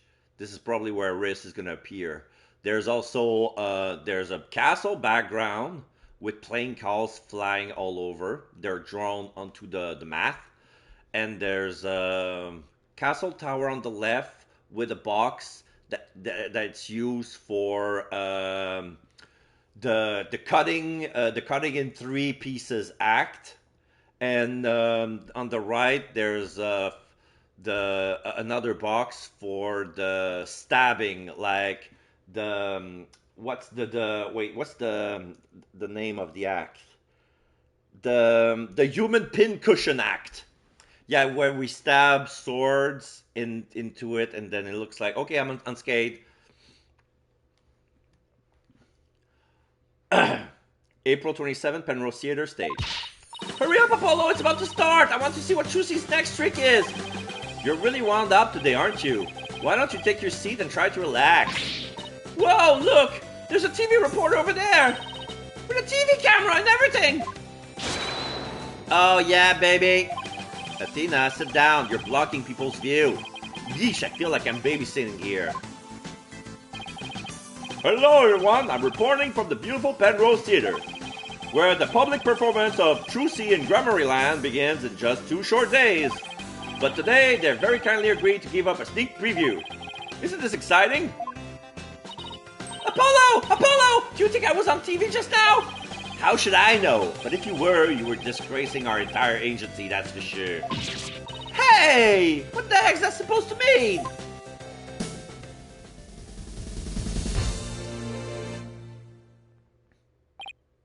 Oh, here it comes. Cutscene? Now, give up your dastardly ways! Oh, Bonnie. Yep, she disappears. Huh? Over here. She reappears on the sky.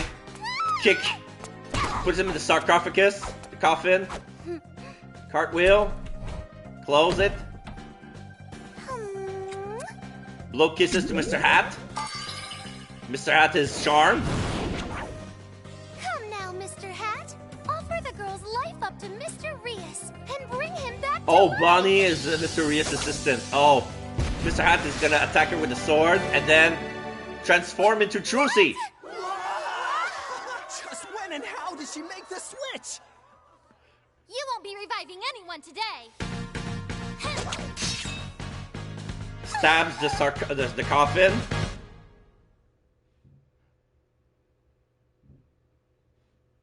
Okay.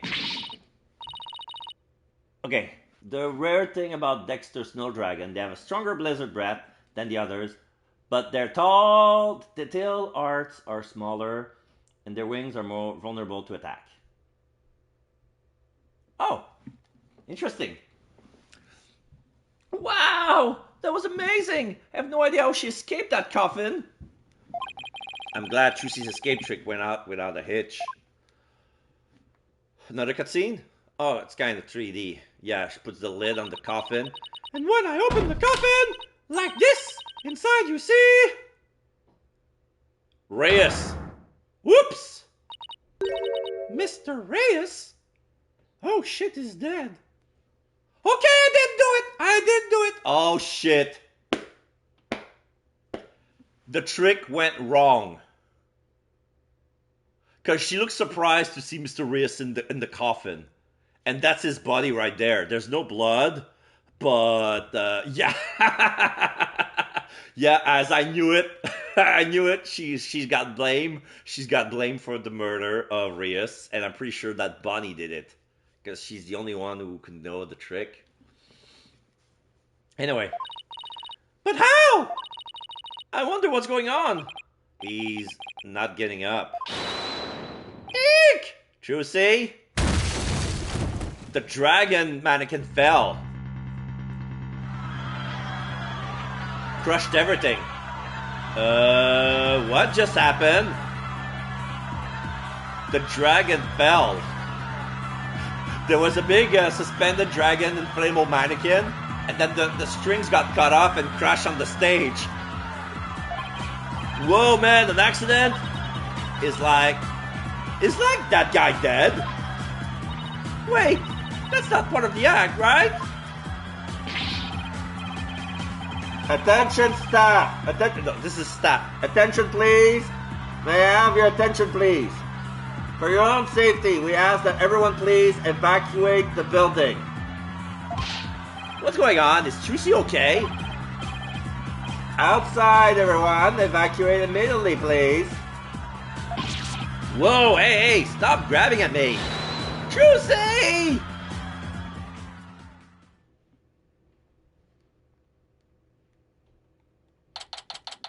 April 27th, Penrose Theater.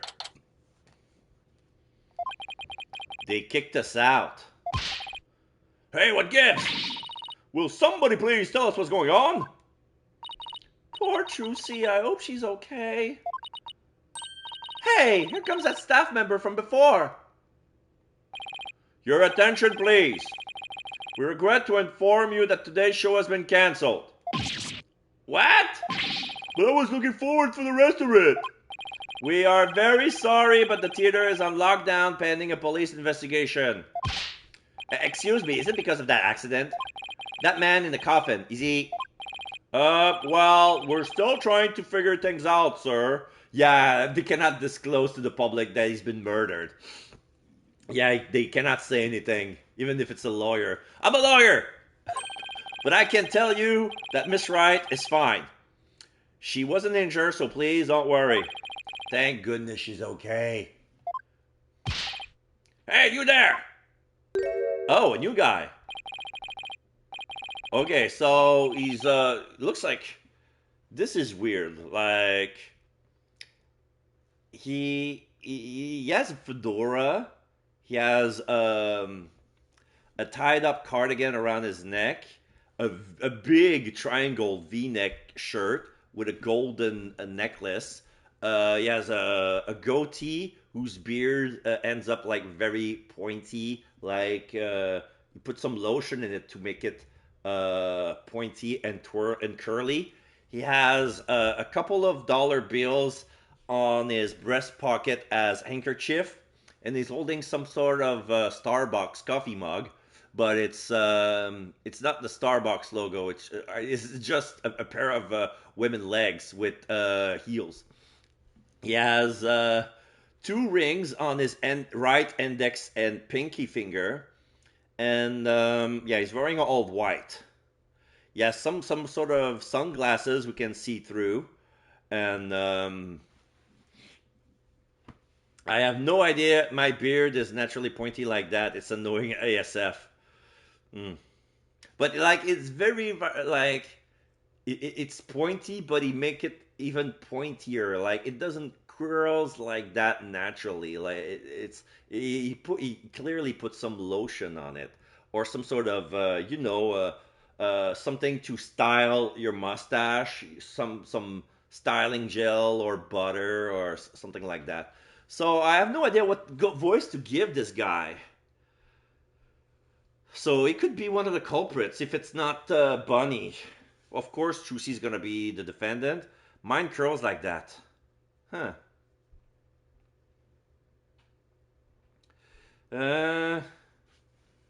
Alright. It looks like he has a Tony Stark aloof vibe. But I'm not good with a Tony Stark voice.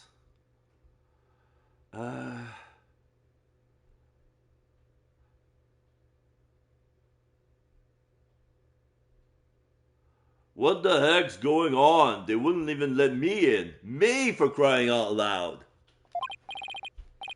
Is really weird. Like, give it 3 days, it, like, torn up, sort of like where I end up having to use my mustache trimmer to trim the first layer off, and then I have to shave the rest. Okay. Ritins. Oh, Mr. Ritins, there was an accident during the show. An accident. Great. Just great. That's all I need right now. Do you have any idea how much money we're sinking into this program? And you are? The man behind the scenes, that's who. This is a fine kettle of fish, let me tell you. Spinning all this is gonna be a real pain in my posterior, believe you me. Spinning, as in covering it up? Look, I gotta get inside, seriously. Can't a guy catch a break around here? Well, there he goes. Why don't we go back to the office for now? I'm sure Trucy will call us when things have settled down. Yeah, I guess you're right. Okay, we have any ideas what to do? Can we examine? We can examine the place. Okay.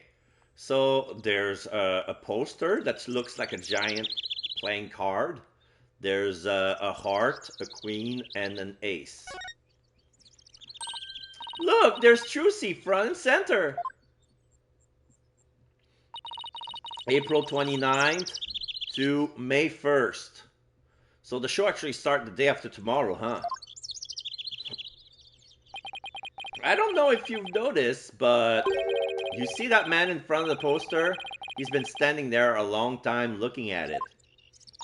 Yeah, I noticed. And sometimes he kind of stretches his hands towards it a little bit. Oh, I bet he's one of Trucy's fans. You think he's gonna try to make off with it? Who knows? Those birds are interestingly close. Yeah. We don't see it. I don't see any birds on the screen, but yeah, it's outside. Yep. We don't have to worry. Every time the man reaches for it, the dog growls and pulls his pant legs. Yeah, it kind of begs the question, who's the master and who's the pet?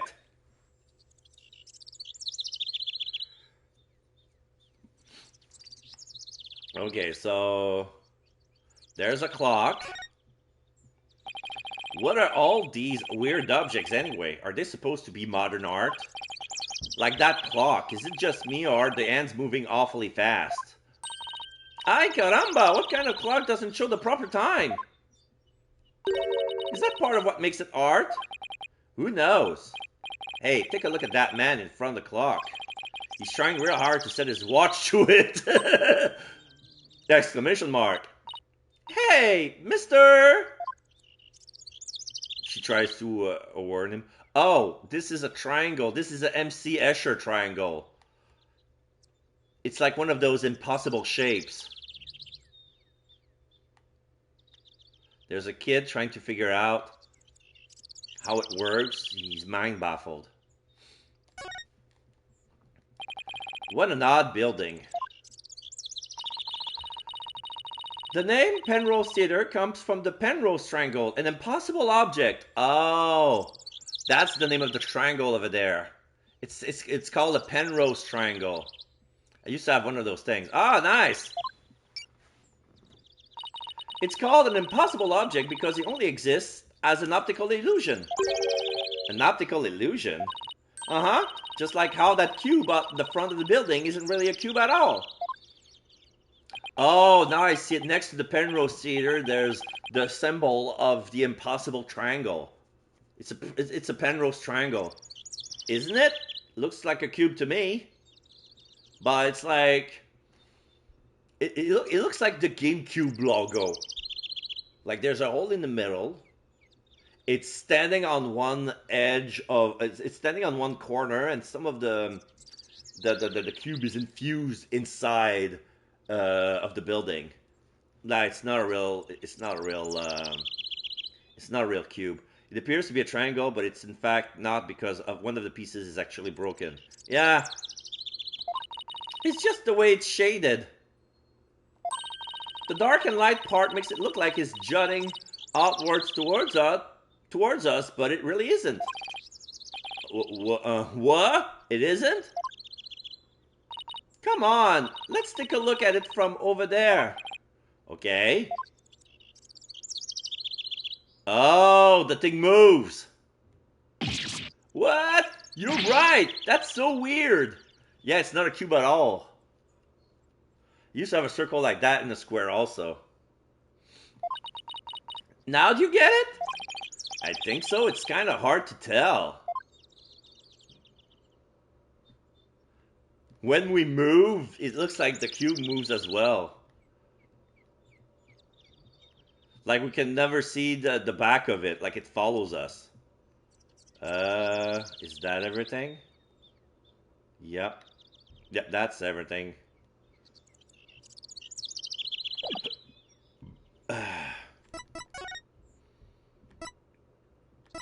Yeah, let's go back to the Wright Anything Agency. April 27th, Wright Anything Agency. It slides into the triangle. Yeah. Oh, phone call.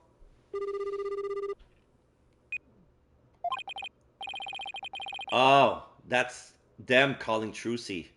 No, it's no use. I can't get a hold of Mr. Wright. I wonder if something happened to him in Karain. Maybe he got caught up in some kind of trouble again, as always. Yeah, trouble's drawn to him like iron filings to a magnet.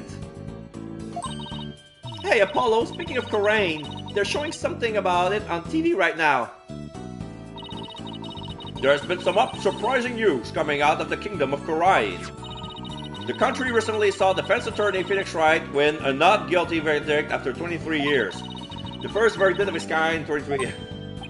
Mr. Wright won a trial in Karain? Lawyers are said to be highly disrespected in the kingdom of Karain, so Mr. Wright's win was an upset victory amidst entrenched hostility. Wow, did you hear that? The first time in 23 years! Yeah, but what was he doing in court there in the first place? I thought he just went for a visit. So he was in some kind of trouble, just like we thought. Next, an update on the unfortunate accident that occurred at the Penrose Theater. Hey, now they're talking about the accident at Trucy's show. Famed magician, the great Mr. Reyes, was skewered with a sword and died on the spot. Oh. They're gonna say that, yeah, everybody saw Trucy stab the coffin. Oh no! So he really is dead. And now, here's the footage of that deadly moment. Oh, fuck, the reporter filmed everything. Oh, shit. This is Mr. Hat, Bonnie. Yeah, Mr. Hat is flying. Oh, now the camera switched to Bonnie. Okay. Oh, we see the shadow. Now Trucy appears. We see the shadow of Mr. Hat. We saw him move during the smoke. Now Trucy is gonna stab the coffin. And she killed him. And then she's gonna remove the lid and reveal a dead Mr. Reyes. Yeah. Ta-da! And then she's shocked. Oh, and she runs away. And we see another shadow. We see another shadow moving. Mr. Reyes' body is invisible in this footage, but these are still very shocking images. The magician Trucy Wright is reportedly still only a high school student. Could it be that this unfortunate accident happened due to a lack of proper training? Oh, fuck. They're gonna put the amateur card on her just because she's 19. She has no idea what she's doing. Fuck off. Did the young magician have enough experience, preparation, and knowledge? Some might say that Troop Gramarye should be held accountable for this incident. Oh. Hey, what kind of biased reporting is this? Yeah, they're making it sound like it's all Trucy's fault. Oh, we just received more breaking news. Oh my. The young magician in question, Trucy Wright, is now under arrest on the charge of involuntary manslaughter. Okay. At least it's not murder. It's involuntary manslaughter, but still. What? We will keep you updated as this unfortunate tale unfolds. Stay tuned. Trucy's under arrest? She can't be. Apollo, we gotta do something. Yeah, let's get down to the detention center right away. But before I forget, I think I'll jot a few things down about the case. I'll just open up the court record with R1. There's nothing. Oh. The people. Yeah, Trucy Wright, age 17. Athena, age 19. Phoenix Wright, age 35. Bonnie, age question mark. A Bonnie team assistant who apparently on stage with Trucy. And Mr. Ritins, a man somehow connected to the magic show. He showed up at the theater after the incident took place. Flip it to the bottom, notes tab here with L1. Oh, it wasn't accessible yet, the notes. So yeah, if you're stuck, it tells you where to go next. Go talk with Trucy in the detention center. Yeah, I never needed to use that. I never got stumped that bad. I can use it like some kind of to-do list. If I ever get stuck, I can just refer to these notes. I'm gonna examine the agency. I've always thought these shelves were a little awkward and hard to use. Yeah, the shape doesn't really lend itself well to the concepts of shelves. I mean, there's a hole in the top part and everything. Did you ever notice that every now and then things disappear when you put them inside? It's like the shelves remember that they used to be a magic prop or something. Not the most useful piece of furniture in the world, to say the least. Okay, here's Charlie the plant. With everyone's personal items littering the office, this place is as messy as ever. Yeah, take this loud jacket of yours, for example. It's been sitting here forever. Loud? What do you mean loud? I love that jacket. It has a loud collar in it. Why don't you ever wear it then? Well, the last time I wore that jacket, Oh, Polly, I'm so happy for you. You finally decided to take the plunge. Now you're ready for your stand-up comedy debut. You, Daddy, and Athena should form a group. I can see it now. Primary color punchlines. let's just say that jacket brings back painful memories. Yeah, because if he puts that jacket on with Trucy's jacket and Phoenix jacket, they're gonna be like blue, yellow, and red. And I don't want to be red. Question mark.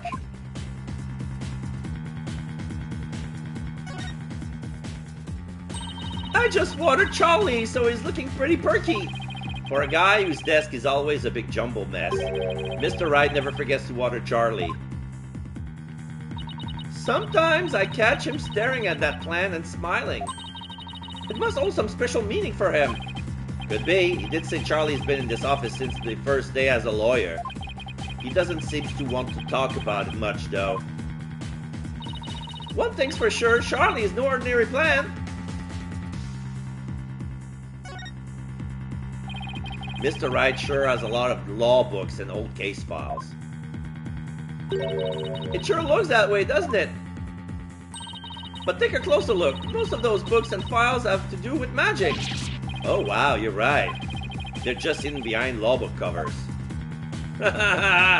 Little by little, Trucy's taking over the whole office with her magic equipment.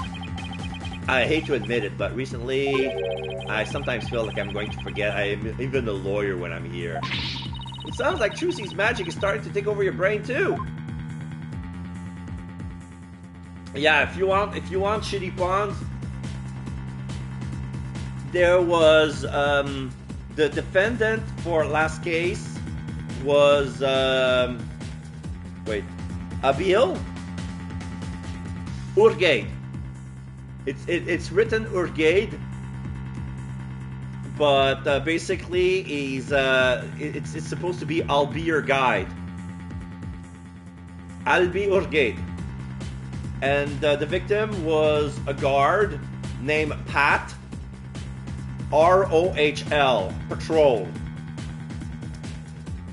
And the weirdest name ever was the head monk, who was a hippie. It was Peace Lubin on the understanding. It was basically peace, love, and understanding. Peace, Lubin, understanding. It was weird. It has some sort of Indian vibes, even though he was Caucasian. So let's see, more props. I wonder what kind of tricks Trucy uses these things for. I like how they do the name in these games, they're just so great. Yeah, like this little guillotine, for example. Well, a human head definitely wouldn't fit. Maybe a finger, something small and fuzzy. Ew, that's disgusting! Not to mention cruel. Trucy would never do anything like that. Huh. She didn't get mad that time Trucy put my head in the guillotine. That's because you perform your role with such gusto! I mean, your screams were so realistic, I couldn't stop laughing. That's because they were 100% real. Flying spaghetti. It's yet another magic prop. Oh, a hoop! I'm really good at that. How about you? Nope, I just don't seem to have the knack for it. I figured as much. After all, you're not really in tune with your body. You do realize this hoop is used for the levitating woman trick, right? What? It's not for hula dancing? And since you're really good at that... No, what I meant was... I think I'll recommend you to Trucy for the assistant role then. You can take over for me. What did I hula myself into?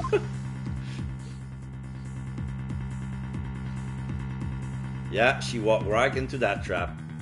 And yeah, that's everything. Let's move to the detention center. I never see who was the cop. Okay, here's Trucy already. April 27, detention center, visitor's room.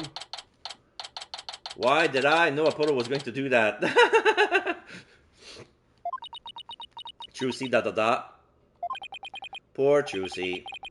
What can we even say to her? Oh! Polly! Athena! Trucy, are you okay? I'm fine. Don't worry about me. We saw the news about the accident on TV.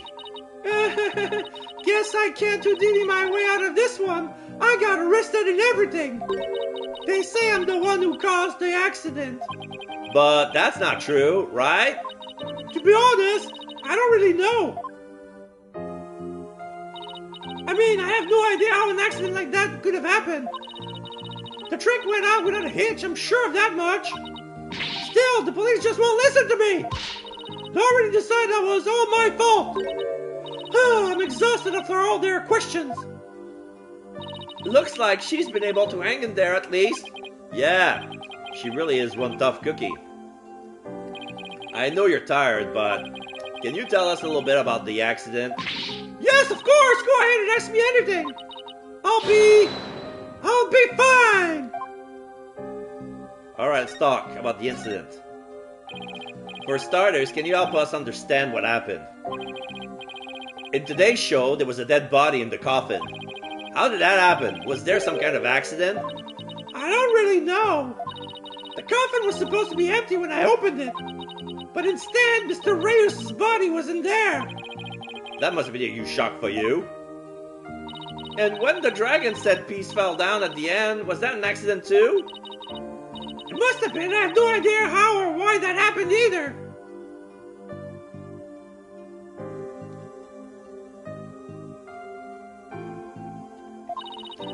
Nothing went the way it was supposed to.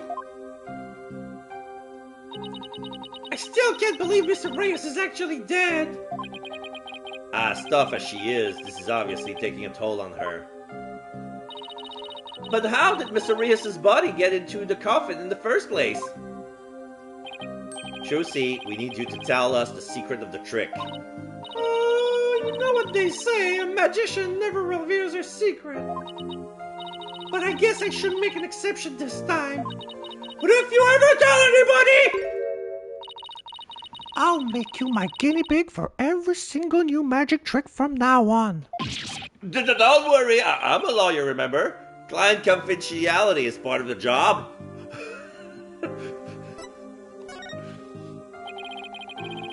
So let's call this trick Trusie's Great Escape. How did you get out of the coffin? Alright, here goes. I'll reveal the trick just for you two. Oh shit, there's a camera. And there's security guard. Peter, get out of here! I have to say a secret. Prepare yourself for an explosive explanation by magical girl Trucy Wright. Ah! There's a hidden ladder underneath the coffin that goes under stage. There's a secret trapdoor in the stage that leads down to the understage passage. A trapdoor? So when did you slip down into the understage passage? Okay, so there's Mr. Hat hanging on the wire, and Trucy was inside the coffin back then. Remember when Mr. Hat was on stage, holding a sword next to the coffin? Okay, she went down. Well, by then I already escaped from the coffin that was waiting on the stage. And while I was down there, I did several things to get ready for the next part. She went underneath Mr. Hat. What technique? Okay, so what happened next? So is that an elevator that goes to another trapdoor? Mr. Hat was quickly raised up to the catwalk by wire. Yeah, that I figured that much because I saw the shadow on the curtains. On the mat. There was a cushion. There's a cushion up there that acts as a shock absorber when Mr. Hat hits it. Meanwhile, I popped back up onto the stage through a different trapdoor. And there was a smoke bomb. Okay. And voila! The switch is complete! Stage diagram added to the court record. A diagram depicting the stage where the show was performed and the understage passage. I had no idea all of that was happening. I was convinced you were still in the coffin. That's what professional magicians do. They make their audience see something that really isn't there. In other words, you make us see illusions, right? We call it misdirection. But yeah. Yeah, it's all about misdirection. While we keep you busy believing one thing, we're busy making something else happen. What we see here, what we say is there really isn't, and what we say isn't there actually is. I get it. It's some kind of magical bluff. But there's no escaping the fact that the victim's body was actually in the coffin. It wasn't empty like it was supposed to be. Yeah, that's the part I don't understand. The last thing in the world I expected to see in there was Mr. Reyes. Dad of all things. Could he have climbed in there by mistake? I should get back to asking Trucy about the accident. Can you tell us more about the victim? The great Mr. Reyes. The dragons and I are going to grab dinner, but we will be alright.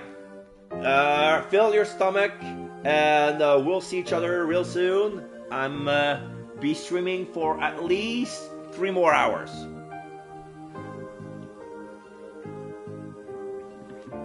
Alright, so who exactly is this Mr. Reyes? You said that he used to belong to True Grammary, right? Wait, you don't know who the great Mr. Reyes is, Apollo? He's super famous! Okay, we'll be right back before then for sure. Yeah, great. See you soon.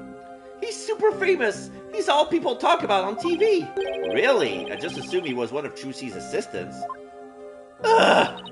Way to diss the dead, Apollo! So how did the two of you come to perform together, Trucy? Well, like I said, he used to be a member of True Grammary. He was a protege of my granddaddy, Magnify Grammary. So the TV station managed for us to perform together this time because of that connection. Did he continue performing as a musician after he left True Grammary? No, he got injured while practicing for a show about 13 years ago. 13 years. So, okay. What I understand is was probably Reyes was Thalassa's substitute.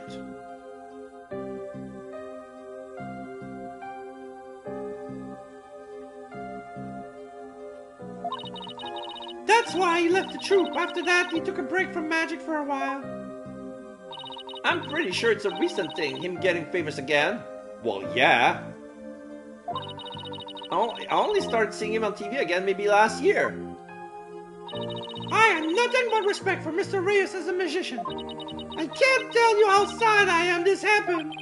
I can't imagine how traumatic it must be to have someone die during your big show. Oh, but hey, don't worry, I'm fine. I have to stay strong for my fans. Oh, fuck. She's lying. My bracelet is reacting. This is the first time we see Trucy with a tell. People tend to unconsciously tense up when they're trying to hide something. And when I pick up on their distress, the bracelet around my wrist starts to feel tight. So I guess this means that Trucy's trying to hide something from me. Well, I guess I should give my bracelet a tap with triangle. Alright, where's the tell? In the eyes? I can see other things scan. The slightest twitch, gesture, or change expression. Yes, I can see it all when it's concentrated intensely like this. And when people are feeling nervous, they sometimes reveal a certain habit or a tell. I'll just shift my viewpoint around until I find Trucy's tell.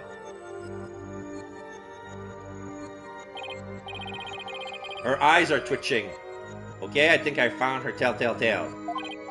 Now, to listen carefully to every word and see what she gives shifty eyes over. Then I'll perceive with triangle whatever she seems nervous about to get the bottom of things. Don't worry, I'm fine. Yeah, she's not fine. I have to stay strong for my fans. Gotcha! Bullshit! Come on, Trucy. You should know by now that you can't hide anything from me. Oh, don't tell me that your bracelet reacted. Yep. And here I thought my smile was going to do the trick.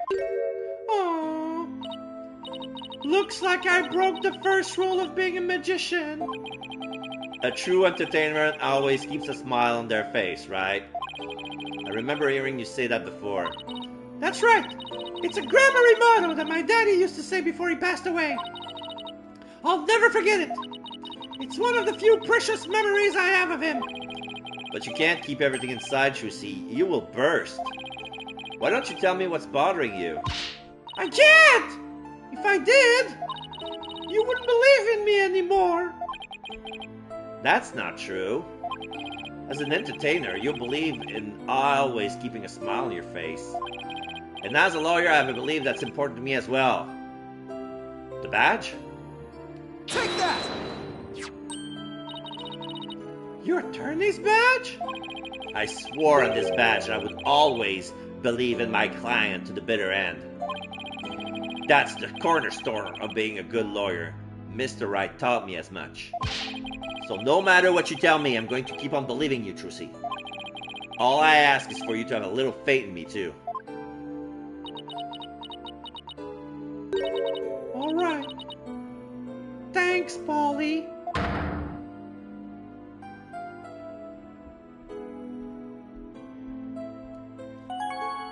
The truth. Polly, what if I made a mistake? What do you mean? What if it really was me who stabbed Mr. Reyes? What makes you say that? Well, in my escape trick, I used both a real sword and a rubber sword. I switched the real sword for the rubber sword just before I stabbed it into the coffin. So even if somebody had been in there, the rubber sword shouldn't have hurt them. But Mr. Reyes was found dead in the coffin. I know, it just doesn't make any sense. I know I swapped the swords. You're absolutely sure? Positive. I practiced that trick hundreds of times with no mistakes. I remember very clearly swapping the swords this time too. But could I have made a mistake this time? dot dot dot. Could she really have? Well, I better get going. Huh? Where to? To practice my act, of course. The show's only a few days away. You're really pushing yourself. Didn't you practice until late last night too? Yup, because everything's gonna be just right.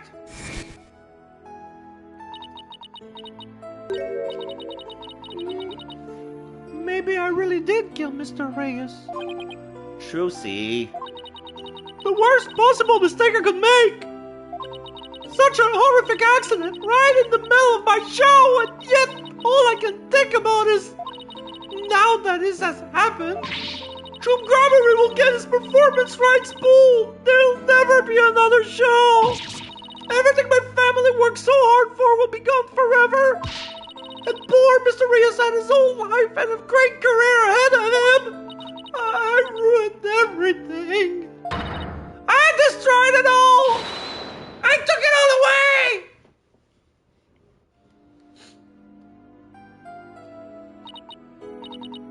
Polly, I'm ready to pay for what I did. Trucy, I don't think you did anything wrong. You don't? I've had one question going through my mind this whole time. Was this accident really your fault? What do you mean? I don't have any proof or anything. It's just, I don't think you would ever make a mistake like that. Paulo! I saw how hard you worked on your tricks, staying up late every night to practice. And I know you. You always get everything picture perfect. Nobody's perfect all of the time. Still, I think something else caused Mr. Reyes' death. Not any mistake of yours. After all, you're sure you swapped the swords, right? Yes, I remember doing it. Then I just know it wasn't your fault, Trucy. But how can you say that? We don't have any proof it wasn't me. I mean, I know you're a great lawyer, Paulie, but... I believe in you, Trucy. And I believe in your skills as a professional magician. So I'm going to prove your innocence. Don't worry. You're going to be fine! Trucy da da da. Trucy da da da. She lowers her head. She's gonna cry. Yeah, sniffle. Yeah, she's crying. Thank you, Apollo! Thank you for believing in me! I'm going to believe in you too! Good. I'm sorry, I need a tissue. Sniff. I've never seen Trucy cry like this before. She always seems so strong. But maybe sometimes she's just putting on a brave face. She's still just a kid after all. Alright, we need to investigate. So, I have to ask to make it official, but will you let me defend you? Yes! I'm counting on you! I don't have to cancel the show on its opening day! Right. She seems fine now. Great. Trucy, let's win this trial together! Unlike some people.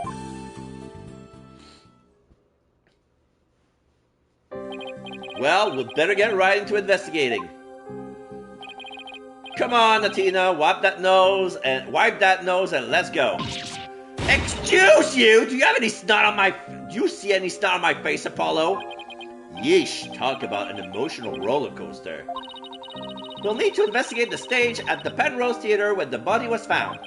Yeah, I hope no one will try to stop us.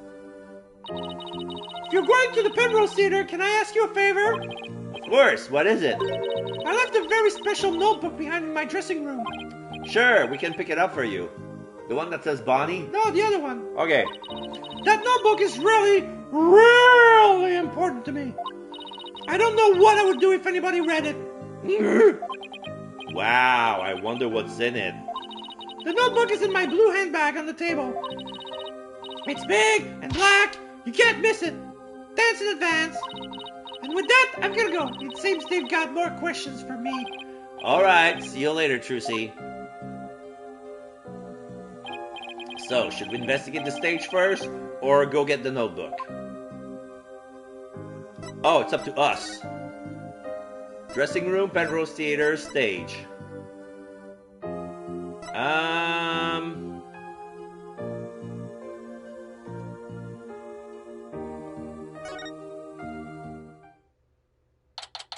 April 27th, Penrose Theater. The person you're trying to call is not available. Please leave a message after... I've tried calling Mr. Wright 100 times, but he never picks up. Probably there's no signal. We've left him some voicemail, so he'll probably call once he gets them. He's going to flip out when he hears that what's happened to Shusi. Question mark. Hey, this is the place, the theater where that magical murder happened. Oh yeah, I wonder if they brought the dead body out yet. I hear they already arrested the murderer. They say it's a young girl. Yeah, high school student. Can you believe it? Kids these days. What's with all the curious bystanders? They are sure kicking up a fuss. How dare they call Trucy a murderer? They've got some nerves. We can't let people think that about her. We have to defend her. Apollo, is that you? Oh, Emma Sky! She's officially part of the forensics team. Alright, Emma Sky is back. Emma? It's sure been a while. How have you been? Oh, can't complain. I haven't seen you in ages. Emma is not usually in the best of moods, so I never quite know what to do or say around her. Well, we have some business to take off, so I guess we better get going. Hey, wait a minute. What? Was it something I said? You're darn right, it's something you said. What's with you brushing me off like that? We've got hips to catch up on. After all we've been through, you're not still mad at me about something, are you? She's pouting. Sorry, I didn't mean to upset you. Who's this, Apollo? A distant cousin or something? No, Emma's a detective I had the pleasure of working with before. She puts her glasses on. Hello, I'm Emma Sky, forensic investigator. Yay! What? So you're finally a full-fledged forensic investigator? Yay! Yeah, I finally achieved my lifelong dream. Look, I even have an official forensics investigator armband and everything. That's great, Emma. I bet the exam was really hard, huh? Oh, it was a cinch. Really? Because I thought you said something about failing it over and over. Well, never mind that. The important thing is, I'm not a plain old detective anymore. So no more boring old investigation for me. I'm so happy I could hug the whole world. Coming from you, that's really something. Criminals beware! Sunglasses. Fingerprinting, luminol testing, DNA analysis. Emma Sky is ready to go, so bring it on. Wow, I guess it's goodbye grumpy clouds, hello fanatical sun. She's very cheerful, isn't he? Is it because of the weather or something? She sure wasn't like this before. She was pretty frustrated back when she was assigned to the criminal affair department. And she was always munching on chocolate snackoos to relieve her stress. Snackoos and stress are a thing of the past. I've said goodbye to both of them. Oh, okay, no more snackoos. Bitch just snackooed me. And may you never have to see either again. By the way, are you two here because of the murder? Murder? What? Don't you mean the accident? Oh, then I guess you haven't heard. The case is being treated as a straight-up homicide now. What? Just so you know, I heard that the prosecution is going to argue tomorrow that Trucy outright murdered Mr. Reyes. What? Are you kidding? They're treating it as a murder? Emma, please tell us everything you know. Of course, anything to help Trucy. The incident. Why is the case being treated as a homicide now, and not involuntary manslaughter? Well, apparently, there's something that proves it was straight-up homicide. Well, that's vague. Do you know any of the details? Nope. I'm afraid that's all I was told. Really? How come? Well, because the lead prosecutor is kind of a hard guy to read. Though maybe it's just a culture gap thing. Anyway, he's not one to really share his thoughts. Wait, what do you mean by culture gap? I meant that he's a foreigner, so his way of going about things is different. So who exactly am I up against tomorrow? Emma. Congrats on finally becoming the forensic investigator you always wanted to be. Thanks. I failed that exam so many times, but I finally did it. I can finally use my forensic kits openly whenever I want. Oh yeah, you used to have a stealth. You have to stealth use a kit you send away for. Oh, I still use that one too. Now, it's more of a hobby kit. It's important to have hobbies too, you know. So basically, nothing's changed. Are you kidding? I don't have to worry about getting in trouble for taking fingerprints for fun now. It's positively life-changing. I can take all the prints I want. Are you sure you're allowed to do that? Sure, I'm sure. I've been collecting all the prints I've taken into a personal database. Are you even allowed to do that? Now, hold out your hands. I need to get your prints too. Just promise me you won't use them for evil. I can't believe she took my prints too, Apollo! Alright, prosecution.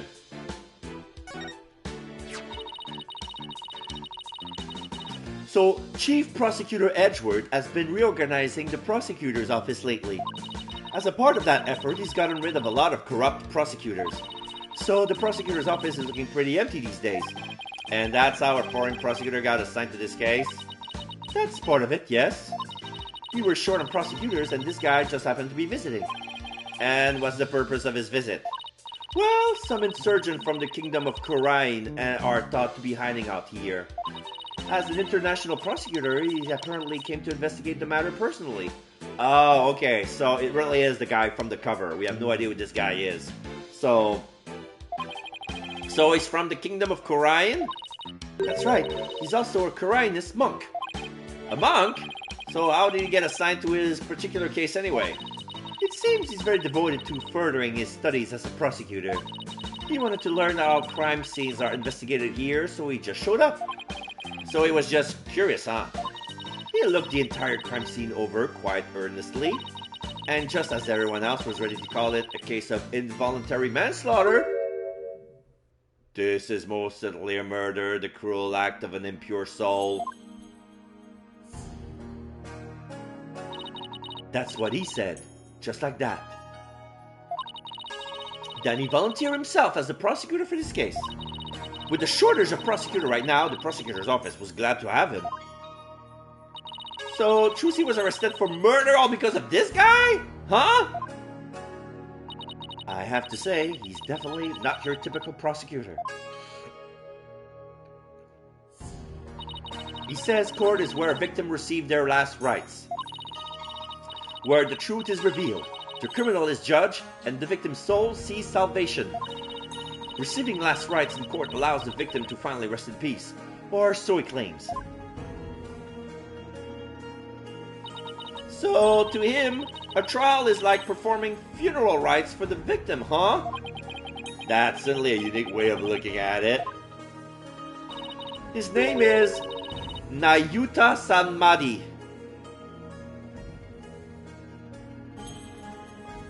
Nayuta Sanmadi. Nayuta Sanmadi. Nayuta Sanmadi. Nayuta Sanmadi. Sad Mad. Hi. Sanmadi. Nayuta. Nayuta Sanmadi. What? Nayuta Sanmadi? That's right. What, do you know him for something? Oh, I guess you could say I've heard of him. Yeah, well, he is pretty famous. Really? Yes, they say he travels the world solving difficult cases after a difficult case. Where there is a hard case to crack, he's called in to prosecute it. Wow, sounds like he's going to be tough to beat. I can't believe this. I have to stand in court against him. He seems like a very kind and gentle person, though. He's very polite and understanding to everyone he talks to. Huh, so he's a pretty agreeable guy then. Yeah, he's bound to see what kind of person Trucy really is. But don't they hate defense attorney in Khura'in? Would he even listen to what we have to say? I don't see why not. He certainly seems like the type of person who would. Even so, do you think you could do us a favor, Emma? Could you tell Prosecutor Sanmari about Trucy, about what a good person she is? Alrighty, alright, you're back. Okay, so now Emma Sky is back, and she's officially a full-fledged forensic detective. No more criminal affairs for her. And now the case has been treated as a homicide instead of involuntary manslaughter. Because there was a foreign prosecutor from the Kingdom of Khura'in who came in, and he found a piece of evidence that proved that it was homicide. And this guy's name is Nayuta Sadmari. I haven't figured out what the pawn is. I'm gonna type it down in chat. See if text-to-speech maybe finds something I didn't pick up.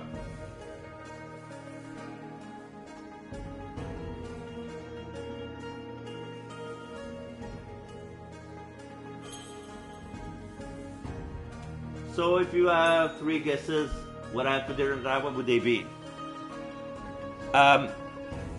Pizza, first guess. Second guess, chicken nuggets with French fries. And third, I want to say pot roast. But I'm pretty sure it's pizza. Could you tell? Oh, it's...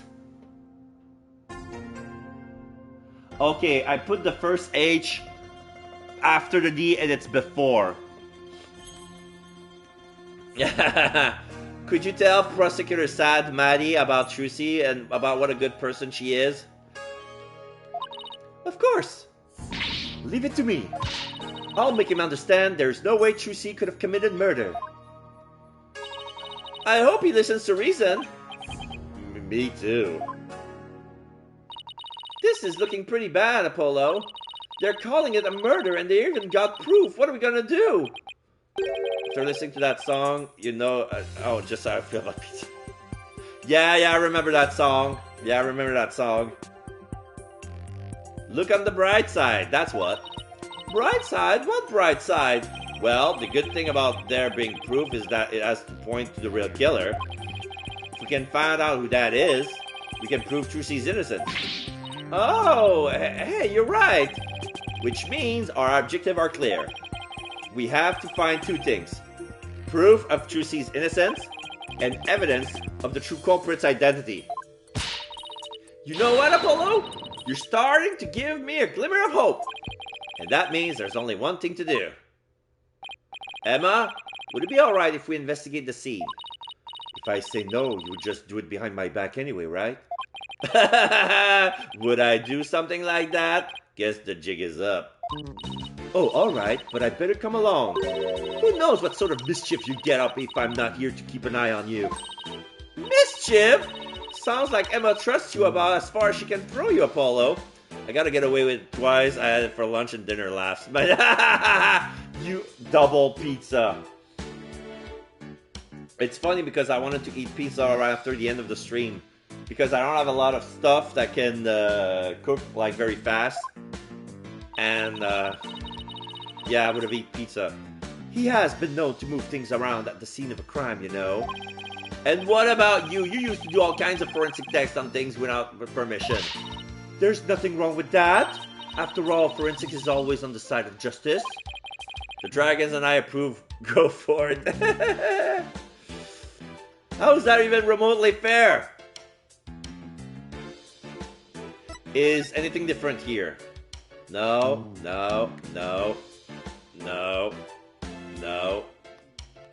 Okay. Alright, let's go to the dressing room. April 27th, Penrose Theater dressing room. The dressing room just the way it did before the incident. Okay, nothing moved. Oh, maybe there was a deck of playing cards that just been added. All these items looks kind of lonely without their owners. We have to find Trucy's notebook for her. Let's see. She said it would be in her blue handbag on the table. Yeah, I see the handbag already. We should see what else we can check out while we're here. Yeah, let's examine the place. Every nook and cranny. Poster. Trucy put some poster up, I see. Oh, here's one of Troop Grammary. Troop Grammary. Magical menagerie, huh? It looks like a bunch of folks dressed in outfits a bit too gaudy for their age, if you ask me. But isn't that pretty much how all the best magicians dress? Was Troop Grammary really such a big deal back in the day? I guess so. Everybody in the country knew them back then. They had great tricks, like making a building disappear or escaping a safe drop from an helicopter. Wow, I was in Europe at that time, so I had no idea. But if even you know about them, then they must have been really, really famous. I used to see them a lot on TV. I think it was back when I was in junior high. The one in black is the original leader of the Troop Grammary, Trucy's grandfather. His name was Magnify Grammary. The one in pink with the mustache, that's Zach Grammary, his father. The father. And the mother is Talasa, the blue in the back. Trucy's late biological father. Oh, and look, there's Mr. Reyes. So, this poster from back when he was a member of Troop Grammary, huh? Trucy said he left the troop after he was injured during a show or something, right? 13-year-old poster added to the court record. Mr. Reyes was injured during a show 13 years ago and left Troop Grammary.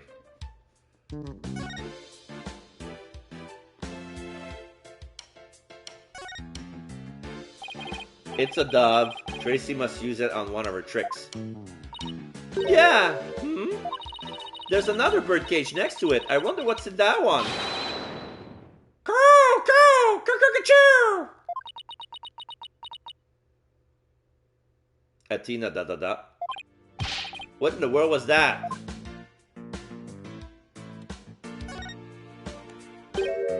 Huh? Aren't these nine-tailed flowers? They are! You know, those flowers that only grow in Ninetales Vale? Oh my goodness, you're right! There's a card here and a letter to go with it. Let me guess, it's from Damien Taro. The card says, good luck, Trucy, from Damien and Jinxie Tenma. Yeah.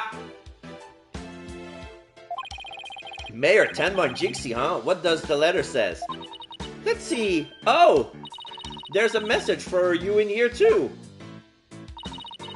Please tell Mr. Demon Lawyer I say thank you for everything. Thanks to him, I overcame my fears and now I'm not afraid of yokai anymore. And guess what? I've even become friends with yokai like Itan Momen and Konaki Gigi. Yeah, Konaki Gigi, he's kind of benign, but I think Itan Momen is a big deal. No matter what happens, I guess she'll never grow out of her demon obsession. This is Gaviner. This is definitely, like, the color of the wrapping is of Clavier, and it even has the Gaviner logo on it. A dozen roses for the Fräulein. Yeah, these are from Prosecutor Gavin. Roses, huh? How like him. Pretentious. They might be pretentious, but you know what? He makes it work. Huh. Apollo, I've noticed this for a while now, but are you jealous? You get awfully prickly when it comes to Prosecutor Gavin. You think so? I mean, don't hate him just because he's beautiful, okay? That's not it at all! Okay, another one. Hey, these flowers, they're from... Oh shit, they're from La Miroir. La Miroir? Where have I heard that name before? She's a famous singer. They call her the Siren of the Ballad, and she's pretty popular. Yeah, that's definitely not prickly. Why would a famous singer be sending Trucy flowers? Well, we met her through a case I headed up once. Wow, your circle of acquaintances is bigger than I thought. La Miroir, I don't know why, but her songs really touch me for some reason. I hope she's doing well. He never knew? He never knew, fuck! Phoenix! Look at all these costumes. I bet they're all Trucy's. Oh, could you tell by the scent? Are you like some kind of bloodhound or something?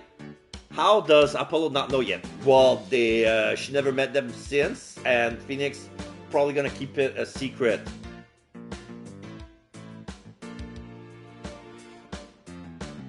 Could you... I'm her assistant, not her pet. Okay, yeah, this is Reyes' suitcase. Look at all of this stuff. They must belong to Mr. Reyes. Wow, look at the colors on that briefcase.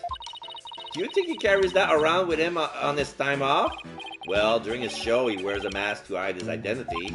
If he carries that briefcase around when he wasn't working, wouldn't give it away. Ah, but you've got to change gears and look at things in a different way at a times like this. Oh yeah? Meaning? Well, what if Mr. Reyes wore his full costume all the time, even when he wasn't working? Then that briefcase wouldn't have given him away one bit. Okay. I'm getting pretty good at this turn you're thinking around stuff, huh?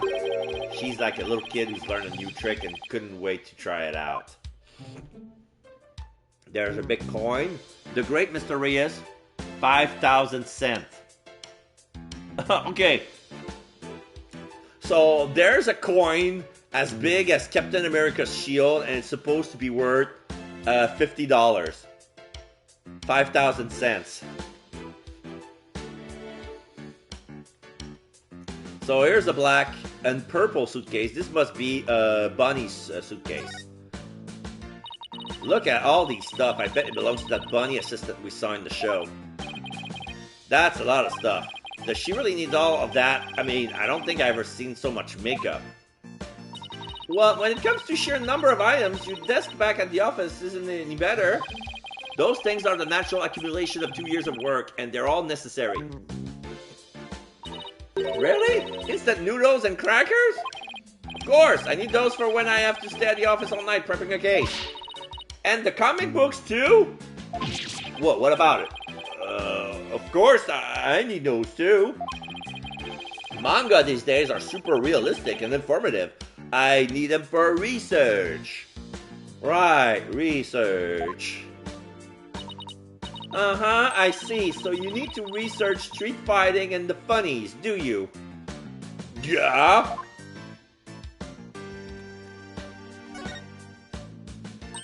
Oh, look at the adorable little bunnies. Rabbits, huh? I used to have a pet rabbit. Really? You. You sure don't look the type. What do you mean? If I had 20 of those, I'd be able to adopt the Queen Snow Dragon. Yeah. What's wrong with me having a pet rabbit? Aren't people who have rabbits as pets usually the quiet, sensitive type? Well, pardon me for being so loud and sensitive. So makeup... Notebook. What's this? A script of the show? It says Bunny, so it must belong to that Bunny assistant we saw in the show. Oh, this is evidence. Magic show script. 9:30 a.m. Mr. Reyes transformed into a dragon. Trucy hat trick. 10:20 a.m. Bunny's teleportation trick and Trucy escape trick. 11 a.m. Mr. Reyes fire trick. This will be dangerous. Make sure the fire bucket is ready. Okay. So yeah, Mr. Reyes died before he could do his fire trick. Okay.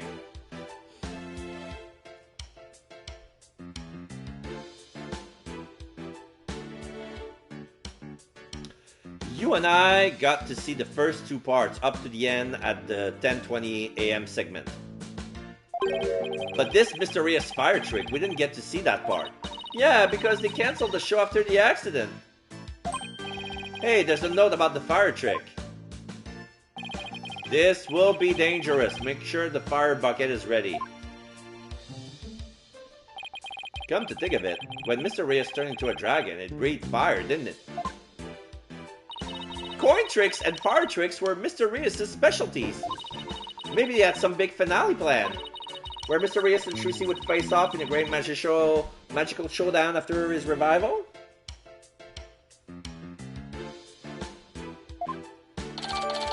Show script added to the court record. Bonnie's script, the fire trick was cancelled due to the incident. Okay.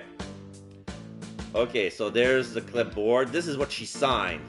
There's a box of chocolate. So this is the handbag. Oh, here's that handbag Trucy was talking about. I feel a little funny about digging around in a girl's purse. Athena, you do it. I guess it's okay to open it. After all, she did ask us. She did ask us to. We got her permission. Not you, Apollo. Let me do it. Let's see, huh? No, not this. What's this? Oh, wow, she has... Oh, Trucy, you are bad! What is it? I want to see. No! Every girl must have her secret garden. You will not see her there, though. That's funny. She said it was a black notebook, right? But there's nothing like that in here. Maybe Trucy was wrong about where she left it. Let's keep looking around. Oh, somebody took it. Somebody took it. Let's see.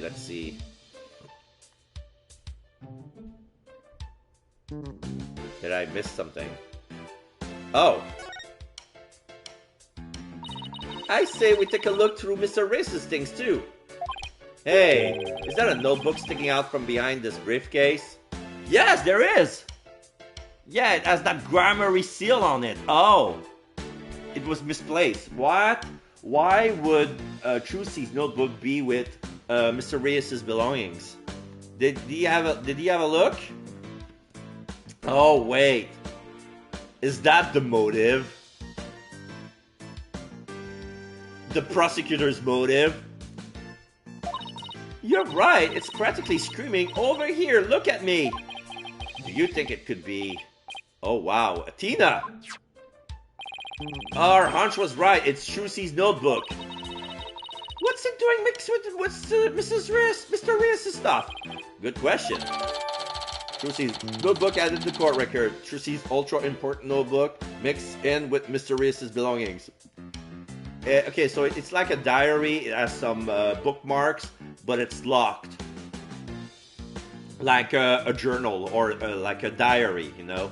We're not gonna open it because she asked us to retrieve it, not to take a peek at it. It's locked. I guess that means we can't read it. I wonder what kinds of secrets are in there to make her want to lock it. A girl's her age needs her privacy.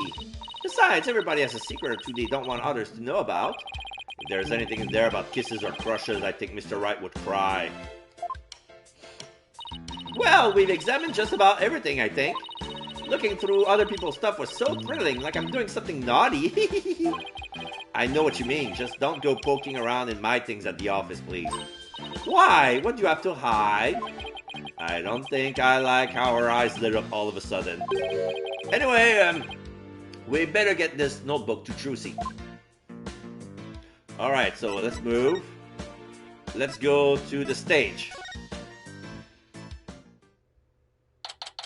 April 27th, Penrose Theater, stage.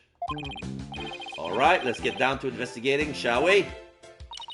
Just make sure you don't move anything or I'll get in big trouble. Fine, I promise. To only move the things I have to. Well, I have my own investigation to conduct, but let me know if you need anything. Alright. So she's standing over there. She writing down something on the notebook in front of the big purple and green striped dragon. It's been a while since we've done any investigating. Yeah, the more I look at the dragon, the more it looks like a Jabberwocky type.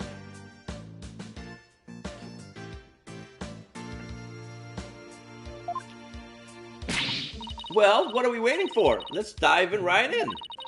You do remember how to do this, right? If you don't, I can give you a quick rundown. Should I have Athena give me a rundown? I know how examination works. Don't worry about me. I've got it all locked away in the vault up here. Good, and I'm sure it'll all come back to me soon as we go along. Wait, wasn't it you who just offered to give me a rundown? Okay, let's examine. Okay, we can 3D examine the place. Ah! This is where they found the body. Okay, we have 3 angles. The audience POV, the left side of the stage POV, and the right side of the stage POV. Great. Alright, so let's go. Oh, hey, this is a curtain. I wonder what's behind it. The backstage area. There's magic equipment and stuff like that back there. Okay. I'll open it a crack and check it out later. You weren't thinking of opening that curtain, were you? Who, me? Would I ever do a thing like that? Rats, guess I'll have to ask her to open it for me later. Okay. So nothing here, nothing here. Camera. That video camera is pointing right at the stage. I wonder what it recorded. I want to take a peek, but Emma would. Wow, this residue data is so fascinating. She's so fixated on that bloodstain data, her eyes are getting bloodshot. Quick, Apollo! While Emma's off in forensics fantasy land. Let's see what's recorded on the camera. Oh yeah, that's the feed they show on TV. Oh, we're gonna have that as piece of evidence so we can look again. We can replay it. So yeah, here's Bonnie.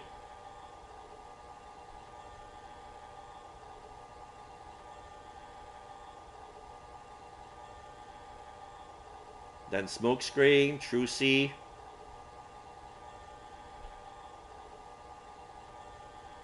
She's gonna stab the coffin.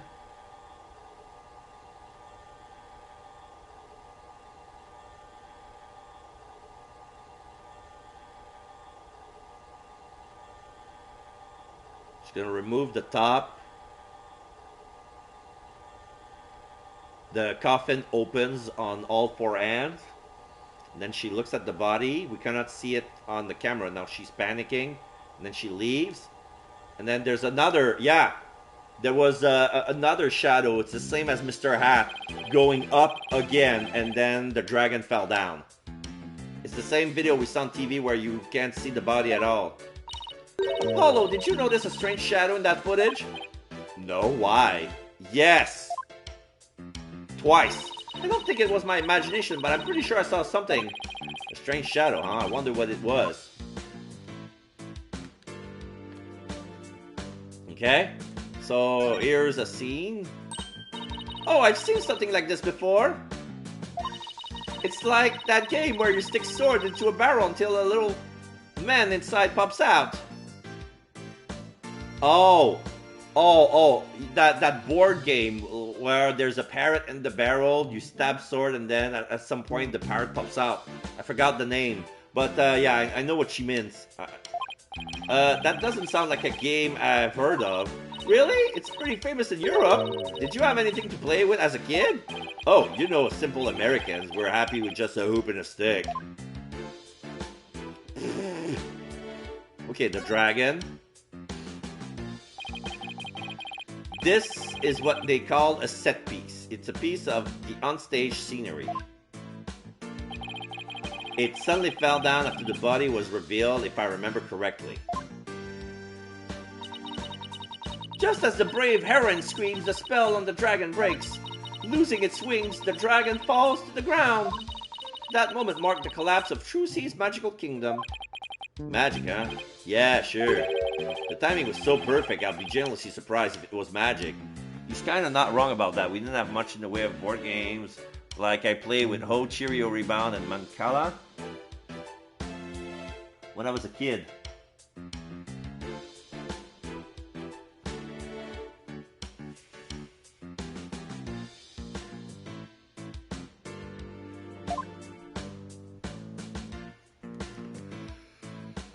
What's this on the ground? Oh, Emma, can I ask you a question? Shh, this is the best part. She won't even look this way. Oh, what great prints! Another set for my collection. Hehehe. She certainly seems to enjoy her work, doesn't she? Okay, so alright, Emma's not available at the moment. So we have one of these in the office too, don't we? Yeah, that poor magic prop we use as a shelving unit. I would kind of like to see Trucy perform this trick sometime. Well, we both know you'd be the one in the box if she ever did. I feel bad for the prop, but it can't stay a shelving unit in that case.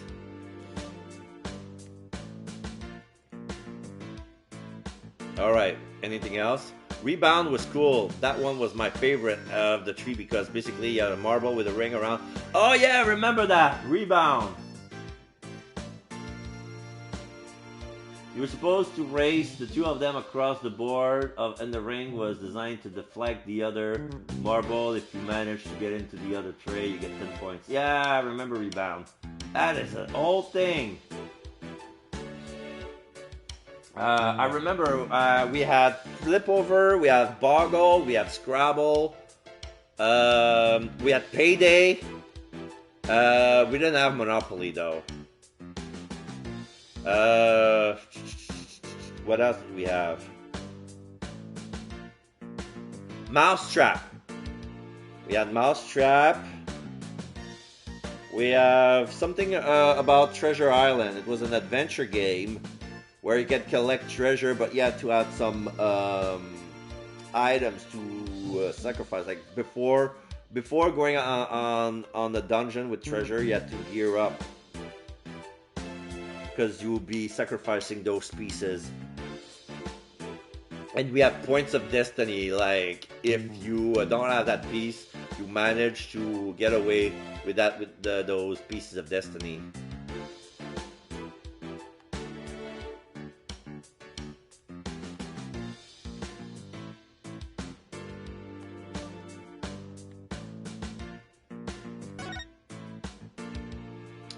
Okay, so this is the sword rack.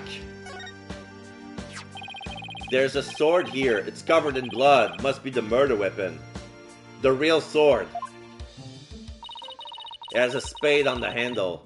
Trucy said she was sure she switched it out with the rubber sword. Unfortunately, this one certainly doesn't look like it's made of rubber.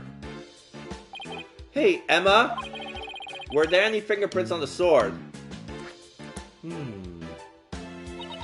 Let's see. According to my data, no prints were found, but that could be because the culprit wiped them off. Come to think of it, Trucy was wearing gloves during the show.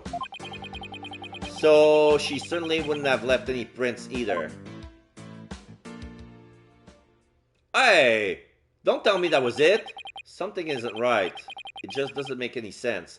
I didn't even examine the inline of where the body fell. What's the matter, Apollo? You're making that weird thinking face again. How did what should have been a rubber sword get switched with a metal one?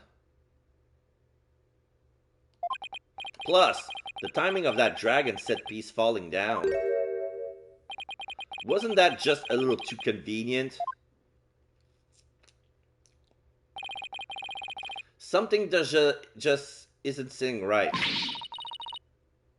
Ground control to Major Apollo! Can you hear me, Major Apollo? Athena! I think I got it. I think somebody switched Trucy's rubber sword for the metal one. Huh? To pin the murder on her. Someone switched the swords? But when could they have done that? When everyone was too busy to notice? Somebody could have switched Trucy's rubber sword with a metal one. Right before the trick, after the set piece fell, or during Trucy's trick.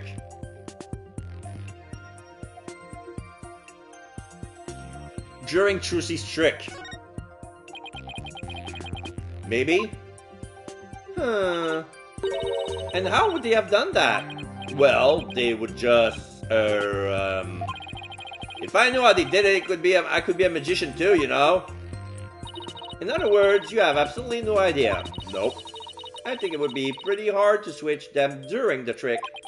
Well, in that case, it was before. They could have switched the sword right before Trucy's trick.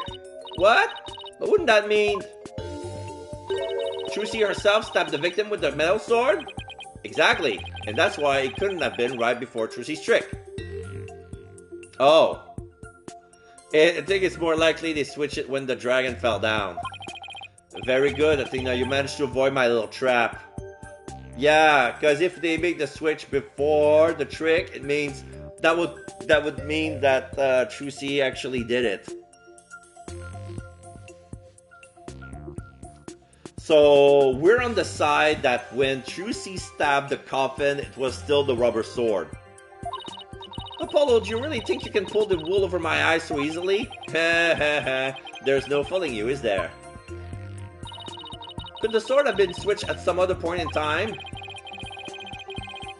So it has to be after the set piece fell. Everybody in the audience was kicked out of the theater. In the ensuing chaos, somebody could have carried out a cover-up operation. Anyone of the stagehand or show personnel could have done it before the police arrived. So what you're saying is somebody actively trying to frame Trucy for the crime? Yeah. Some disgusting individual is trying to get away with murder. So it's someone related to the show. There's definitely a very high chance of that. Now, if we could just figure out who it is. Well, we have two suspects. Bonnie and the producer. So this is the coffin the dead body appeared from. I actually haven't examined that yet. Would you two mind giving me a hand? No sweat! Trucy said the coffin was supposed to be empty when she stabbed it. So how did the victim even get in there? I bet there's a secret door or something. Yeah, there's a trap door. We can see it here. Sure is an oddly shaped thing, isn't it? Who knew it could unfold into something like this? Well, I heard that since it's used for magic tricks, the left and right panels are made to be interchangeable. Oh.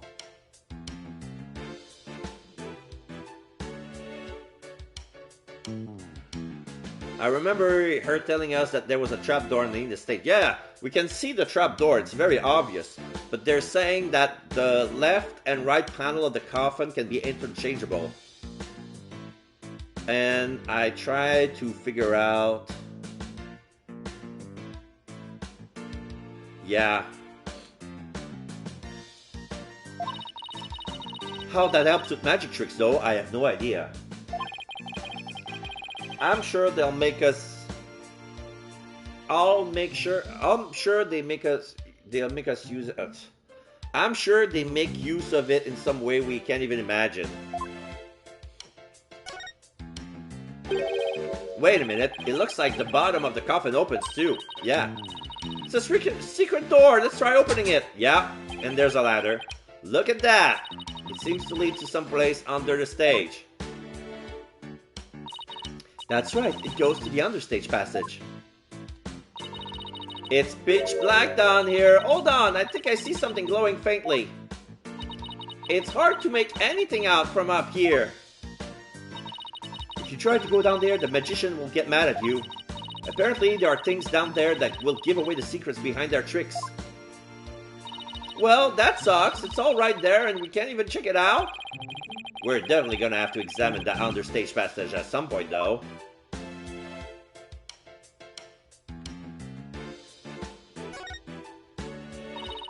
Apollo, look! There's a secret door in the back panel of the coffin! Do you think Mr. Reyes could have entered the coffin through here? If he could have done it without Trucy noticing, then maybe. It's like two magicians trying to out-magic one another right underneath each other's nose.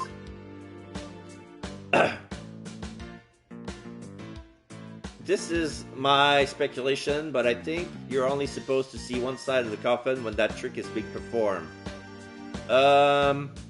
Well, yeah, we cannot see the back. We can only see the front and the sides, depending on where you're sitting in the audience. A white outline, huh? So this is where the body was. What exactly did it look like just after the incident occurred, I wonder? Oh, I have a photo of the crime scene. Here you go. Okay. Oh, wow. It looks like he was stabbed in the back. Okay, so that couldn't have been true. See, right there. Right there is the proof. Because the only place you could stab the coffin is from either the left or the right side. The panels are made that way. So if it was very Trucy who killed Mr. Reyes, he would be stabbed from the left side or the right side, depending on where he was in the coffin. That's what I thought, because they would have to enter and exit some way, so you have to change the position of the panel. Yeah, yeah. Yes, that's definitely what killed him. What's this thing around his waist? It's a harness. Yeah, it's a stunt harness. A stunt wire can be attached to it so the person can float and fly through the air. Come to think of it, he did fly in Act 1, didn't he? Crime photo added to the court record. So, I'm gonna... can I... Let's see, what else do we need to do on this stage? I'm gonna look at the picture a bit more. So, yeah, the cape has been removed. Like, the cape is... he's still wearing the cape, but the cape has been moved in a way that, like, there's no blood on the cape at all. Like, the blade has been moved so he can stab in the back proper. The hat is on the floor. He has a hand covered in one side of the cape. The other hand is open. He's facing, like, the front of the coffin. Like, he's been stabbed from the back. But the panel... Oh. Yeah. So there's no incision in the back panel, but there's a secret door. So what probably happened is the secret door opened during the smoke screen. And then somebody stabbed Reyes in the back. And, like, lifted the cape and stabbed him. But in order for the cape to remain... Oh no, maybe this was removed by the forensic inspector too, so they can see for the picture. Yeah, I think this this cape has been moved like that to reveal the wound. Like, okay, what else do we need to do on the stage? Emma, did you find any fingerprints on the coffin? Actually, I haven't checked yet. I was going to do that at the end. I like to save the best for last. We aren't exactly talking about dessert here. Oh, but we are. Would you like to partake in my delicious dessert? I don't mind sharing. Alright, so we're gonna do the... Oh yes, please! There's always room for dessert, right? Alright, I guess I'll join you too. So, could you show us how you check for prints, Emma?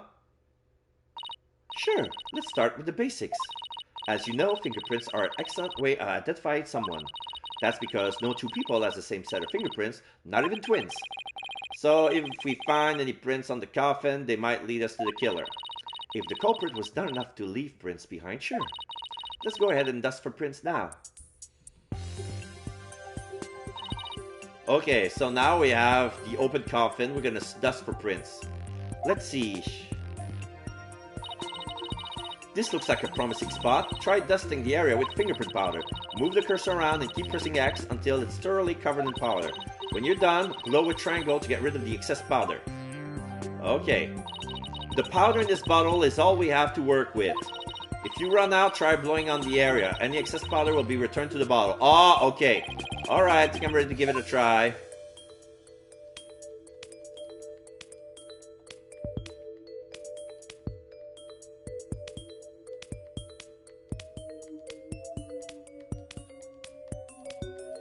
So they give me a little challenge. I'm almost ran out. Okay, I'm out. Blow. Oh, I got a partial fingerprints. You found some prints. Looks like the fingers of somebody's left hand. Let's start comparing these with the ones we have on file. Switch to analyze. I'm not done! Switch to analyze mode with L1 to select a print. Okay.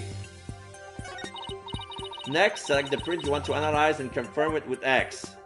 This one. I've got a pretty clear print here. I wonder whose it is. I have the prints for everyone involved in the case right here. Just choose the person whose print you would like to compare the sample against. Okay. Well, the last person who was in the coffin was Reyes. It kind of matched, but not really. Not returns. Could it be Bonnie?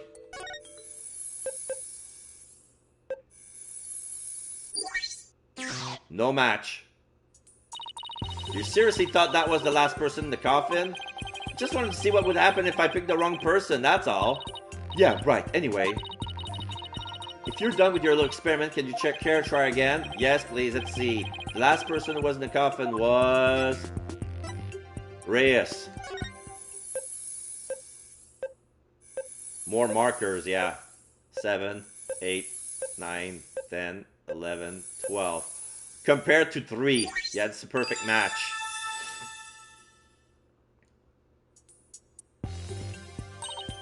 Bingo! Looks like the prints belong to the deceased Mr. Reyes.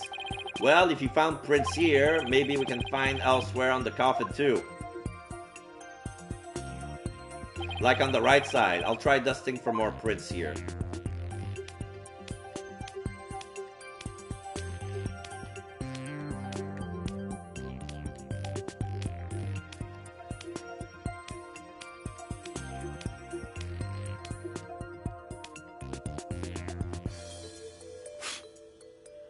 Another thumbprint.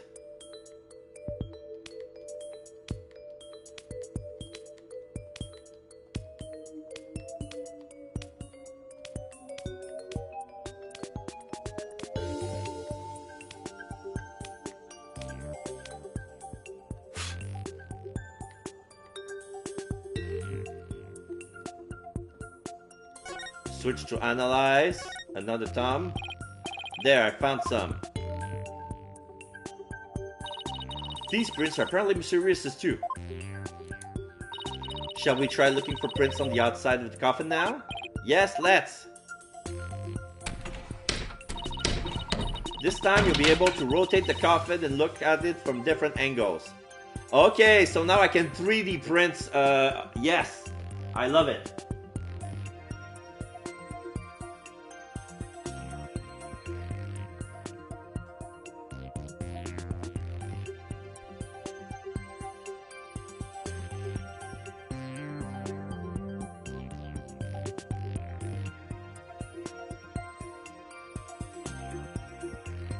Huh? I think I need to go to the bathroom.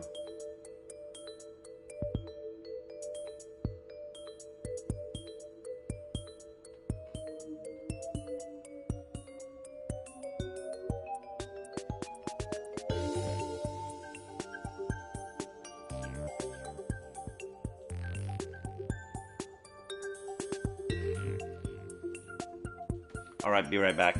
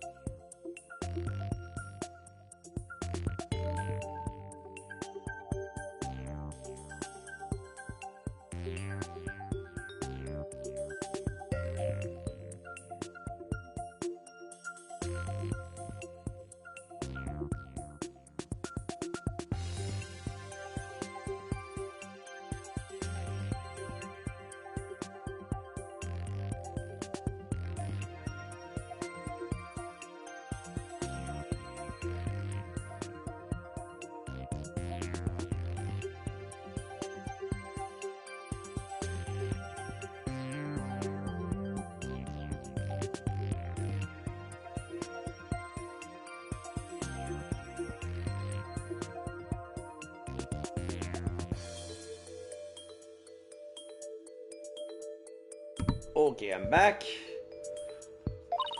That'll give you a chance to examine it thoroughly. You can use our thumbstick to turn the coffin in any way you'd like. And holding R1 while using right thumbstick to let you jump right to where the action is. If you ever get stuck or confused, you can always reset things with R3. Okay, and if I found any prints, I'll choose one to run against your data just like before. Okay, so let's use the cover.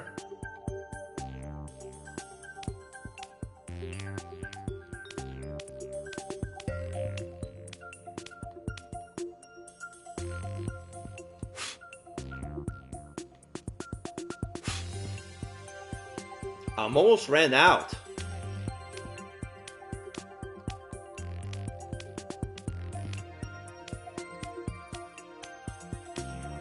I can only do one section at a time.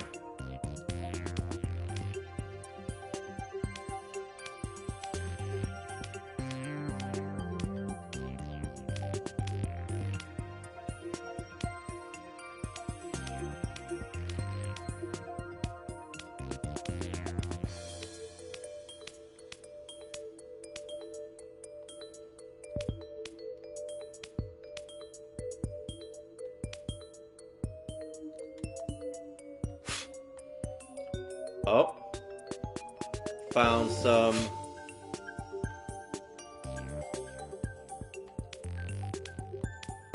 So this is more thorough. I can see prints on the 3D surface. So now I'm dusting the edge. Something I couldn't do before. It's like only one side at a time. Now I can do both sides. I'm dusting the edge. So yeah, there's this switch to analyze. There's a partial end print here. I found another print. Judging from its position and location, it might have been made when someone put the lid on the coffin. Let's see now. There was one part during the show where someone put the lid on, after Trucy has gone into the coffin. Therefore, this print should belong to... Yeah, that looks like Bonnie. Yeah.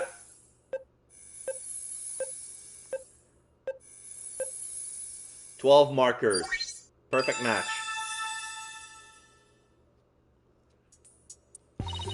Looks like the print belongs to that Bonnie girl. Come to think of it, she did put the lid on the coffin during the show. Yeah, we can see it. She holding the panel from both ends, so yeah, we see a partial thumb on the edge. So technically, the other fingerprints will be inside the cover, the front cover. That's probably when she left her print on the lid. Yeah, she doesn't have gloves. I wonder if I can find any more prints.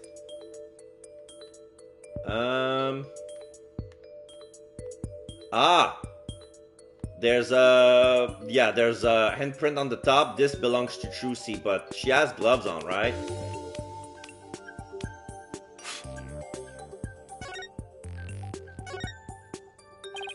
There, I got a print. Alright, I'll just check it against my data. Huh? That's funny. It doesn't match the prints of anyone involved in this case. Really? None of them? How can that be?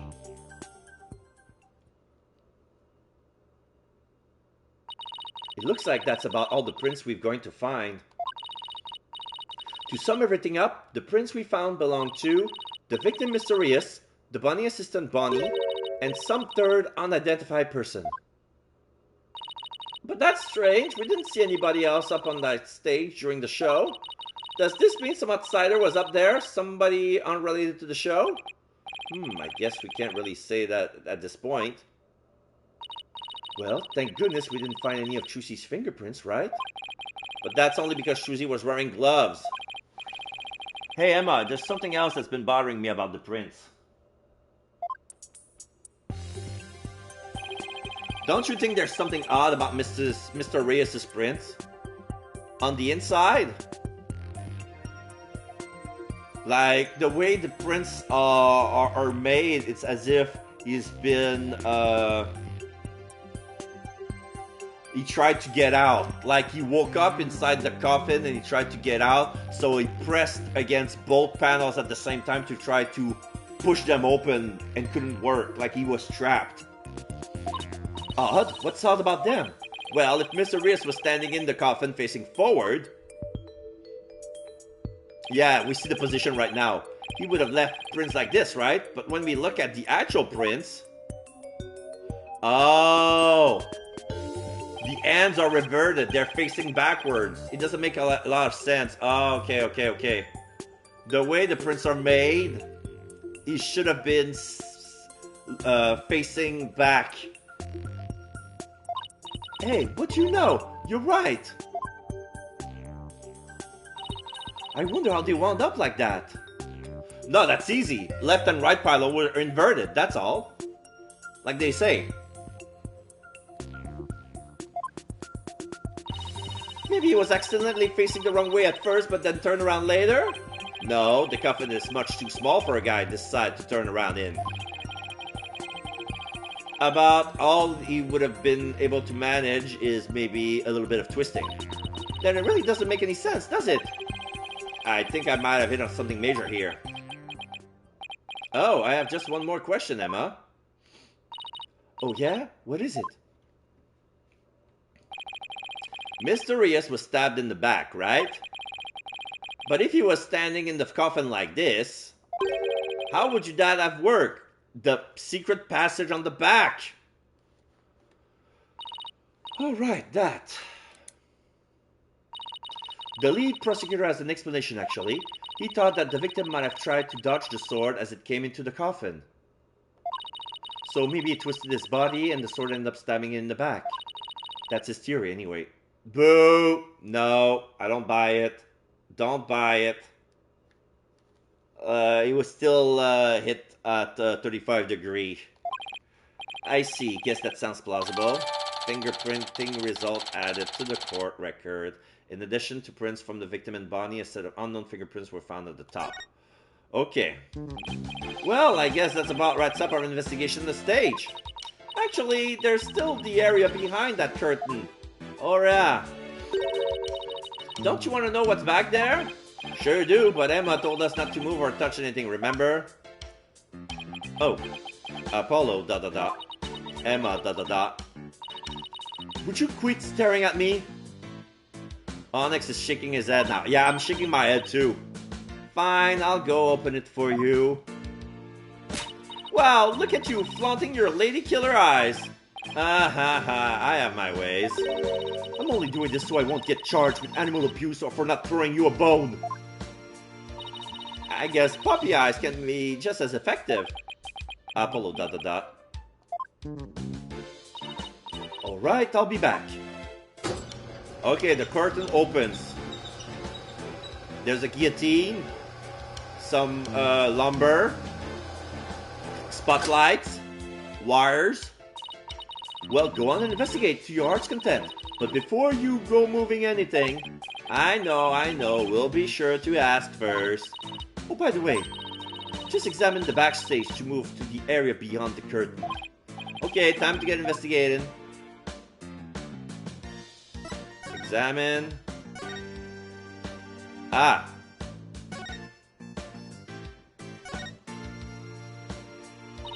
Seeing the stage this way kind of breaks the illusion, doesn't it? Just goes to show that some things are better left unseen. Oh, listen to you, sounding all grown up and stuff. Don't worry, I'm sure you'll have some cynical one-liners of your own someday too. Oh boy, I can't wait. Anyway, on to more pressing matters. Let's go examine the backstage area. Okay, so there's a bucket, a broom, a duster, a switch, 2 winches for wires, another coffin, understage.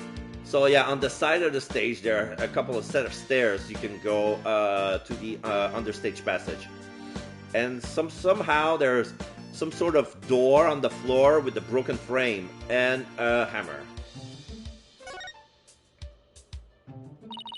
It's a guillotine, but it's not real. It's just another one of Trucy's props. I wonder if it was supposed to appear in the show. Huh? You mean she didn't mention it to you? She said you were going to make a guest appearance on stage for a guillotine tree. No, I would definitely remember not agreeing to something like losing my head on national TV. Okay, so here's a winch. What is this thing? Oh, it's a winch. I'm guessing they use it to pull Mr. Hat up. Oh, look, there are two winches. One back there and one up here. Yeah, one is for Mr. Hat and the other is for Mr. Reyes. Apparently, each winch was rigged up to something different. One of them was used to hold up the dragon set piece. Ah. While the other was connected to that weird puppet in the catwalk. A weird puppet, huh? We'd better go check out the catwalk later. A dustpan, a broom, and a bucket. Yes, they use these to keep the stage tidy. I know that's what this bucket is for, though. See how it says fire on it? Yeah, the fire bucket has been used. But why? The bucket is empty. I guess it's a fire bucket then. Yes, I heard the theater owner went out and bought that just for this show. When he heard there was going to be a fire trick, he flew to the store to get it. But can a little bucket like this really pull out a raging fire? I'm guessing the owner thought he could. But it doesn't look like it's been used. In fact, the inside is still caked with dust. What's the point of even buying the bucket then? Wait a minute, that means nobody actually prepared for the fire trick after all. Oh. I have a feeling this might be an important bit of information. Fire bucket added to the court record, a bucket to be used in case of a fire. Not only was it empty, but dust lined the inside of the pail. It was never filled. Another winch.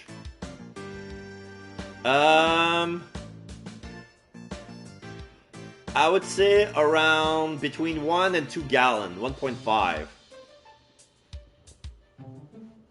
It's not that big. It's as big as a paper basket. It's mostly like when you see a fire bucket like that, it looks more like a prop for clowns, you know?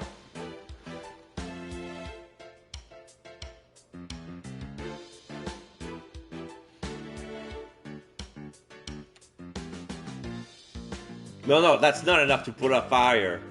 But then again, we have no idea how big is the fire prompt. There's a coffin back there too. Looks like there's a stuffed dragon inside. No, wait, look, it's just an illusion. Huh? See, the dragon looks like it's inside, but it's a painting in the front. Ah, it's really just painted on the front lid. Oh, wow, you're right. That's really something else. If the show hasn't been cancelled, we might have gotten to see this trick too, huh? Hammer, winch. Oh, ladder. It looks like this ladder leads to the catwalk overhead. Do I really have to go up there? Why don't you go up and check it out, Tina? I'm sure you'll like the air up there. Huh? Where in the world did you get that idea from? Wait a minute. Are you saying I'm an airhead? How rude can you get? That's not what I'm saying at all. Up you go. I'll just wait down here. Okay, now I'm starting to get the picture. You're afraid of heights, aren't you, Apollo? Come on now. This is for Trucy. She needs us. So up to the catwalk we go. Well, guess it's time to put on my big boy pants. Going up the catwalk. Yeah, there's Mr. Hat. There's a more suspended set. There's a bunny, stars, and the moon. Are you alright, Apollo? You're white as a sheet. I'm fine. Don't look down, Justice. Don't look down. Don't look down. Those green things over there looks like cushions. I guess one of them was used to absorb the force of impact when Mr. Ab zipped into it. Yeah, those are cushions. Like, those are stunt cushions. Let's check it out. Way over there. Oh, I have to walk over there. Hey, look! These are cushions attached to the underside. Well, what are you standing way over there for? Come on over and look! You're not gonna try and push me off, are you? Seriously, Apollo? Come on, you'll be fine. Here, do you want me to hold your hand? Yes, actually, if you would mind. Looks like you're right. And Trucy mentioned something about this, didn't she? That a cushion was supposed to absorb the force of impact when Mr. Hat was pulled up?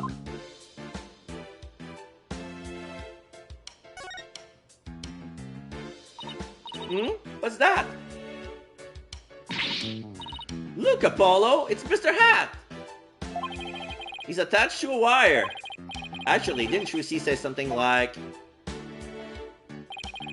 They quickly raised Mr. Hat up by wire into a cushion onto the catwalk. Maybe the stagehand pulled Mr. Hat up and let him hang here afterwards? Well, that wire attached to his back. Looks like it's connected to one of the winches down below. Huh? Mr. Hat's cape is ripped. Did that happen during the show? That's odd. It almost looks like it was slashed with a blade.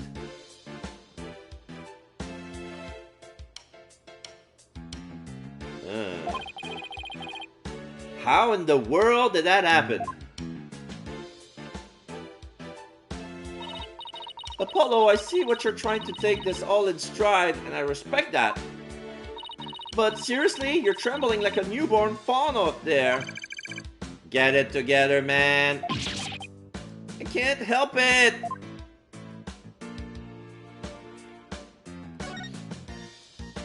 These set pieces look like a rabbit and a moon. Although, they kind of look like they could be a duck and a croissant, too.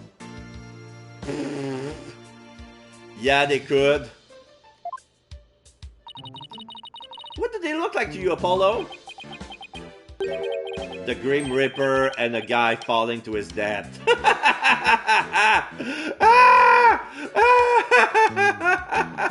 I see it. The guy falling to his death. The tail of the body is the head and the ears are the legs. And of course, the moon, the crescent moon is the site of the Green Reaper.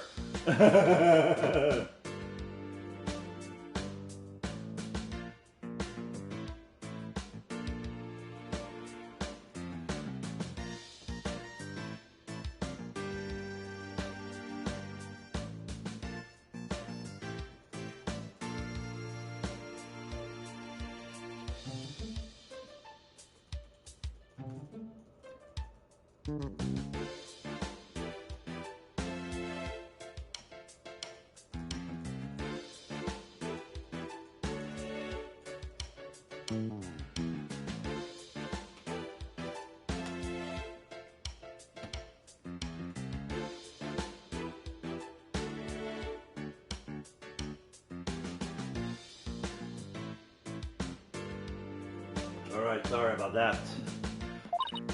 Come on, let's wrap up this investigation before your imagination catches up with you.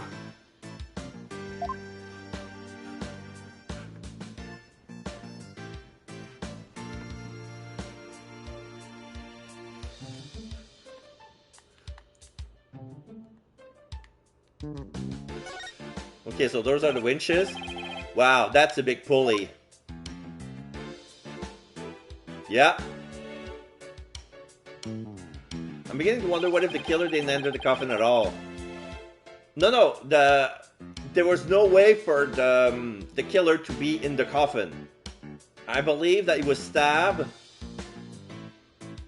The victim was inside the coffin, was put there, and then somebody opened the back door and stabbed him.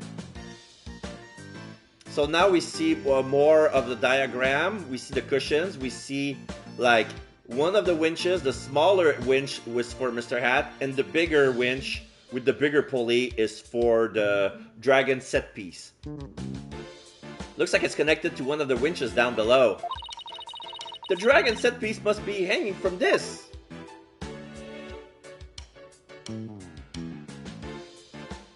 Yeah, because there's a pulley and a counter pulley.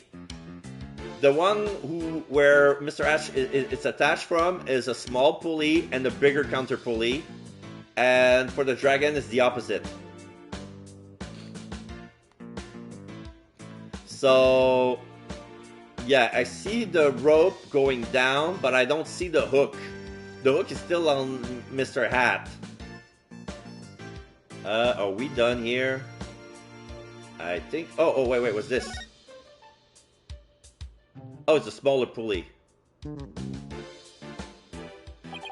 Yeah, it looks like Mr. Hat is rigged into this smaller pulley. Let's see, how did it go? After being blown a kiss, Mr. Hat goes wild, and just as he was about to stab the coffin, he gets pulled up to the catwalk, and the smoke screen was to hide his ascent from the audience view. Well, I think that about does it for the catwalk. Do you think we missed any... Nope, didn't miss a single thing. We got all done here. Yes, sirree. I think you're ready to go down. Yeah, I think we better. I feel a fainting spell coming on. Oh, brother. You don't need me to hold your hand again, do you?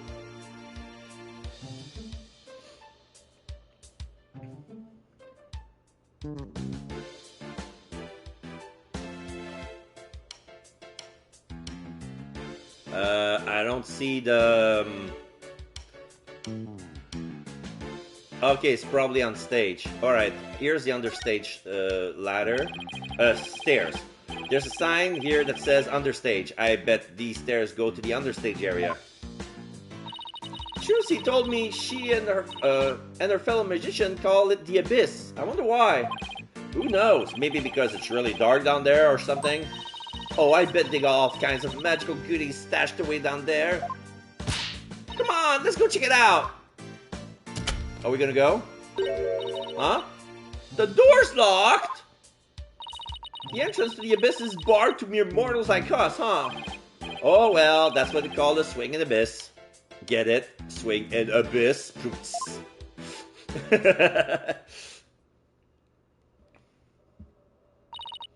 All done?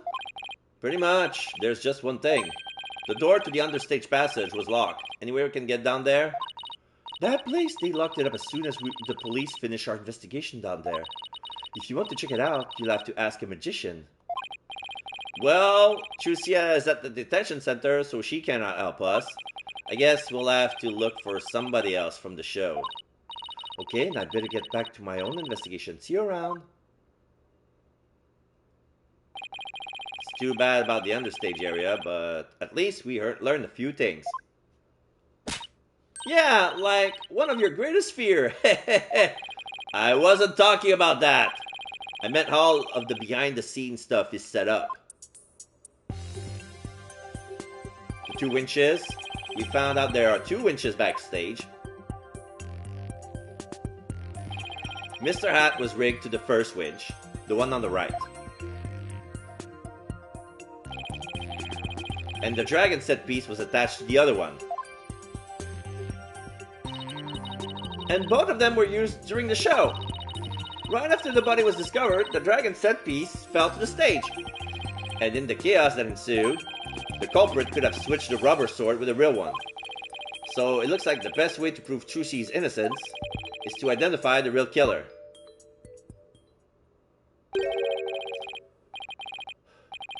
What a complete and utter mess. This is all great. Just great. That Wright kid is Bush League, small potatoes, half-grown has-been. There's somebody on the stage. I wonder who it is and what they're doing. Maybe we should go and talk to them?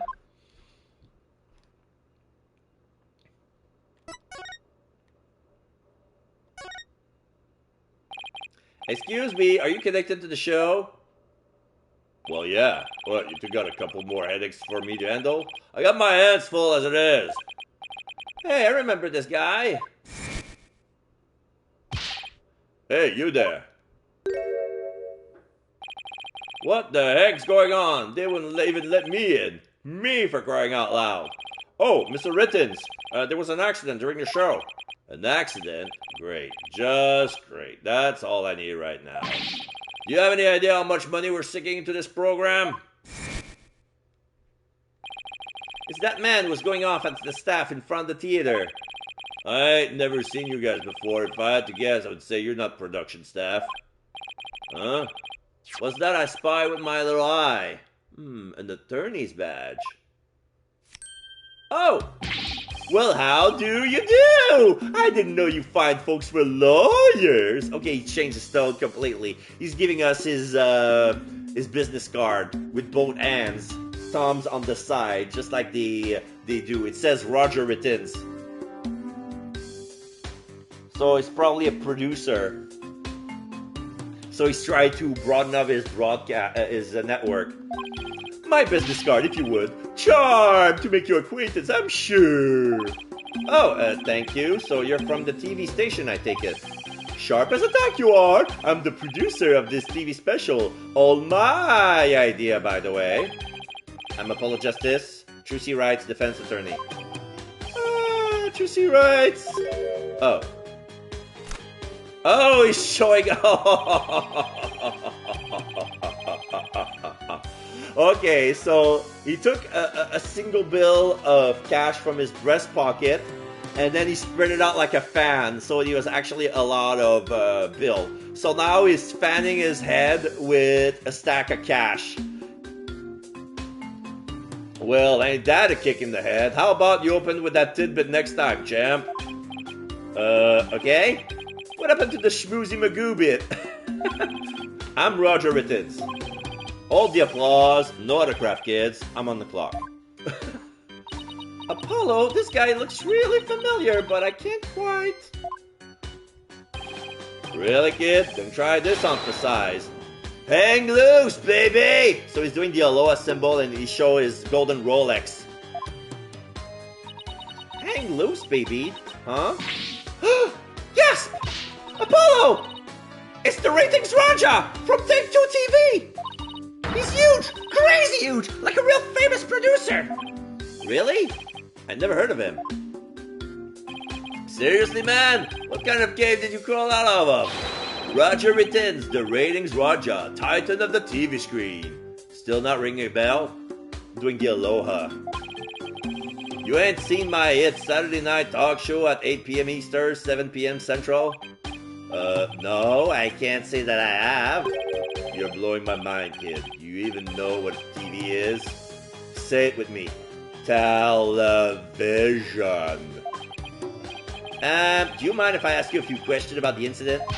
No. What kind of comeback is that? Grow some backbone, kid.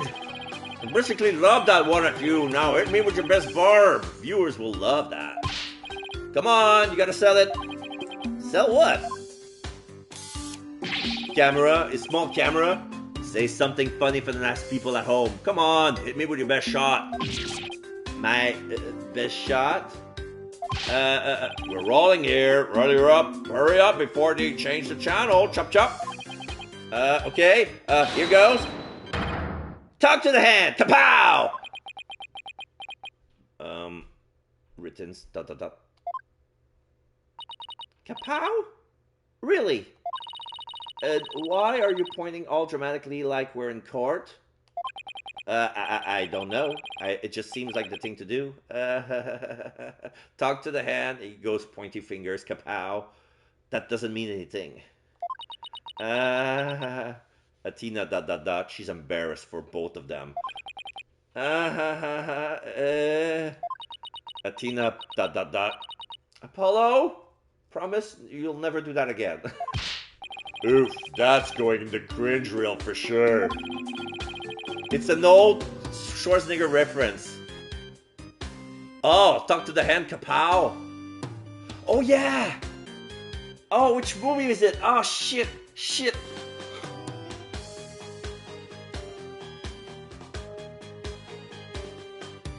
Is it Last Action Hero? Pop, baby, booker. Okay, I think we all agree that was a mistake. If I choked any harder, I would need the Heimlich maneuver. I blame myself, really. Should have known better than to waste good film on a nobody. So, you want an exclusive or what? Roger Rittins. Today's magic show was being broadcast live on TV, wasn't it? And you were the producer, right? That's right. Rising magic stars versus old school dramery. It was going to be wild. Aloha. We were gonna have viewers vote for their favorite magician during the show. And the loser would have a real embarrassing prank done to them. It was gold, I tell you, guaranteed ratings. I don't know, it sounds kind of tacky if you ask me. I'm telling you, man, modern viewers eat this stuff up with a spoon, trust me. All we gotta do is serve up nice and hot. Aloha, a feast for the eyes. Yeah, musician idol basically, but for magician. More like junk food for the brain. Fan, money fan. But that little brat has to go and ruin everything with that accident of hers. You have any idea how many times they dragged me over here to prepare for today? You must know this theater pretty well if he came by that often. Aloha! Oh, that give me an idea. How about this?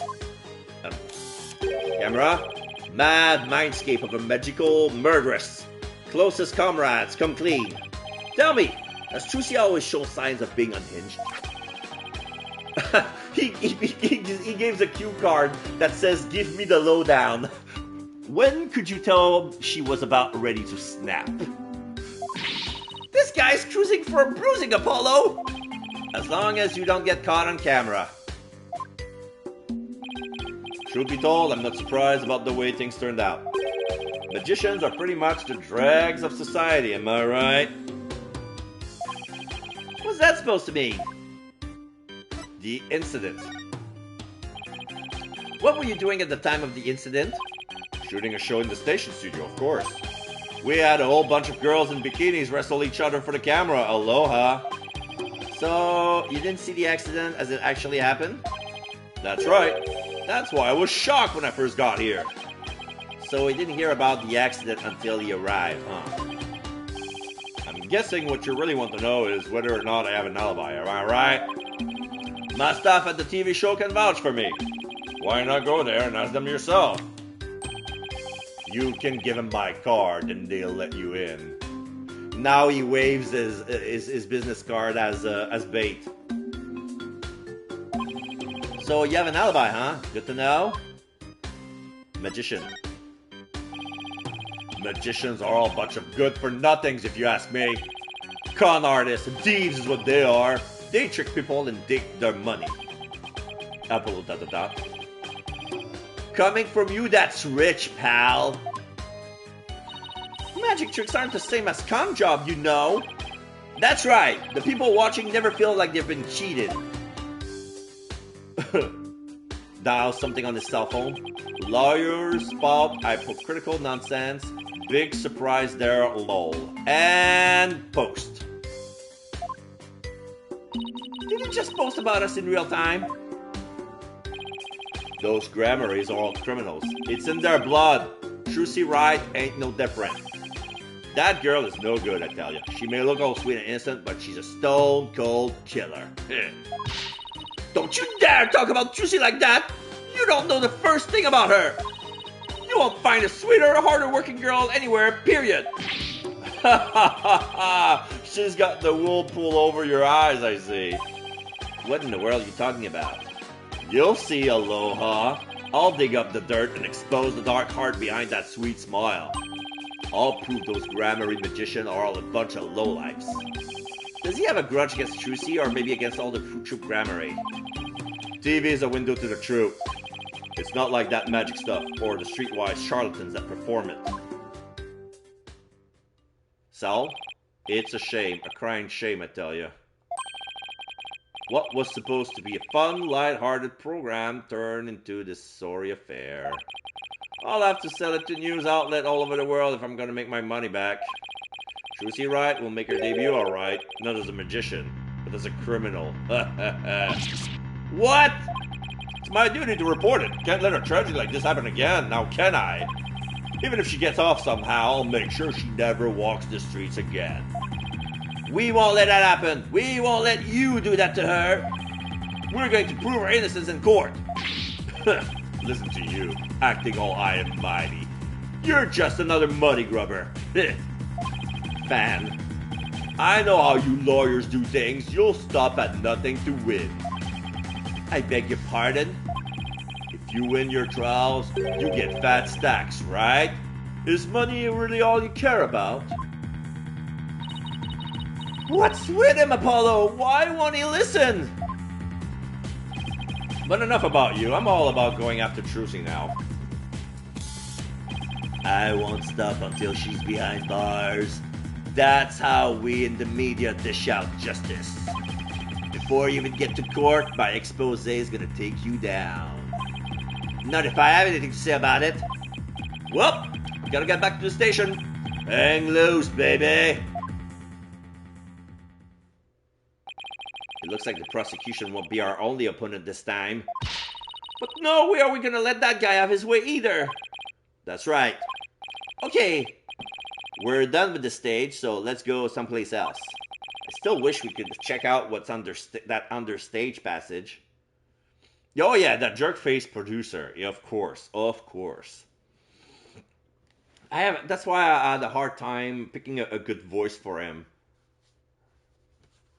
Like, he doesn't have a sleaze bag face. Like, he's not that obvious. Like, he's obvious that he has some money. Like, I just realized he was wearing a Bermudas. Like, he was wearing a suit on top, on below, wearing a Bermudas. Like, it's like he's so used to working in California, Florida, Hawaii, hotspot like that, and that he doesn't even bother to change clothes.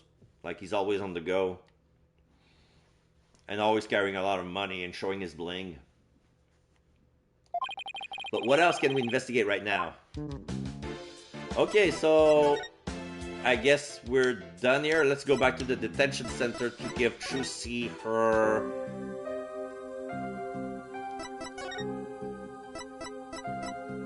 notebook. A mysterious locked notebook. I wonder if there's anything written about me. Oh, I think the voice eventually came up for you. For him was pretty good. And it's the guy that was a weird thorny breath. Yeah, the thorny beard.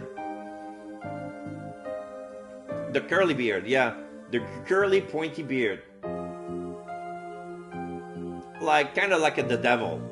I wonder if there's anything about me in there. Like that one time I ate her pudding. I wonder if she was mad at me for doing that. Don't worry, if there's one thing I know about Trucy is that she's more mature than some people I know. Food, meat, mouth. Okay, I just won a hidden trophy for having presented Trucy's notebook to Athena before returning it to Trucy in episode 2 of Spirit of Justice. So yeah, she's not here yet for some reason. So let's move somewhere else. Yeah, a burn from Apollo. Not here. Penrose. No. Dressing room? Oh. Back to the dressing room. Is anything changed?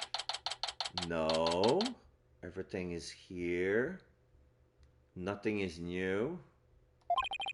About all that's left to check out is that understage passage. We'll have to try to get one of the staff members to unlock the door. Huh? Someone just came into the dressing room. Oh, probably Bonnie. Oh, it's you people again. You came back. Huh? Yeah, it's Bonnie. I saw you, you know. Oh, it's you. The bunny assistant from the show, right? What? Oh, yes, that's right. My name is Bunny the Fame. Bunny the Fame. Or Bunny the Fam?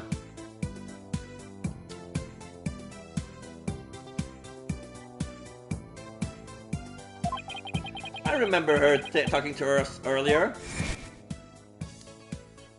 Performing magic is like walking a tightrope. There's always an element of danger. One little mistake can even cost you your life, you know. I wonder if she'll make it across today. What do you mean by that exactly? Oh, nothing. Now if you'll excuse me. She said some pretty strange things then. I saw you take it, you know. You took something from our dressing room.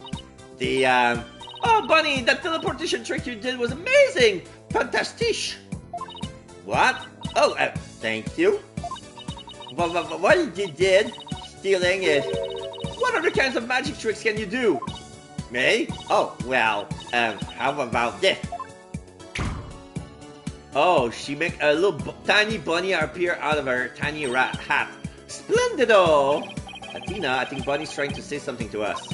She is? Thank you, Mr. Thief. Thief? I saw you take that notebook. Please don't take things from our dressing room. Huh? So it's true what they say. Thieves really do return to the scene of the crime, don't they? Thieves? I thought it was just about arsonists in real life. Guess that means she really saw us, huh? I bet this looks pretty bad. If you return what you stole right now, I won't call the police. Oh boy. You've got it all wrong. We're Trucy's lawyers. She asked us to bring the notebook to her. Trucy's lawyers? Oh, I'm so sorry I called you thieves. If you really thought we were thieves, why were you still doing magic trick for us? I can't help it. Whenever I really ask, I just can't bring myself to refuse. Does that mean she's a real people person, or that she aims to please a little too hard? In that case, can you tell us the secret to your teleportation trick? Oh, well, I don't know if I should. She makes the cane twirl around her fingers, and then bounce on her head. Ow! If I keep up the pressure, she just might tell us. I've been dying to know. Leave the poor girl alone. Are you investigating the case? Yes, that's right. I'm Trucy's biggest fan. I just love her to bits. I'll do anything to help her. We appreciate that. In that case, would you mind if we ask you a few questions? Alright, we can talk to her. Bonnie. You're a magician, right, Bonnie? That's right, my specialties are teleportation and this little trick right there. Ba-bam! Oh, nothing happened. What? Huh? Huh. Whoops. Looks like Mr. Bunny's in a bad mood right now. Or that she messed up. You said you're a big fan of Trucy's, right? Oh yes, I look up to her more than anyone else in the whole world. What about her makes you respect her so much? She's just incredible. Not only is she extremely talented, but she's so cool under pressure and always manages to keep a smile on her face. In spite of all that talent, she still works harder than anybody I know. You couldn't ask for more out of a magician. I'm sensing a shift into hyper fangirl drive. I love the unique way she does her tricks and how she charms the audience. Especially all of her magic panty tricks, which is both cute and by the time to do that trick, I was so impressed. I'm going to her perform many times. I love Scout. And she keeps blabbering on and on and on and on and on. And that's why I think Trucy is top class, a real first-rate magician. Okay, so I especially love her magic panties trick, which is both cute and comical. The first time I saw her do that trick, I was so impressed and so moved. I've gone to her shows to see her perform so many times I lost count, and I see. I think we have a pretty good idea of how much you'll adore her now. Oh, was I talking too much? I'm so sorry. I'd better be careful about when and how I ask her about Trucy. Anyway, that's why I'll do anything at all to help Trucy. Oh, Mr. Lawyer, you just have to prove her innocence. Don't worry, I'll plan to do just that. I wish Trucy could see that she has people like Bonnie in her corner rooting for her. Oh shit! I pressed the thing again.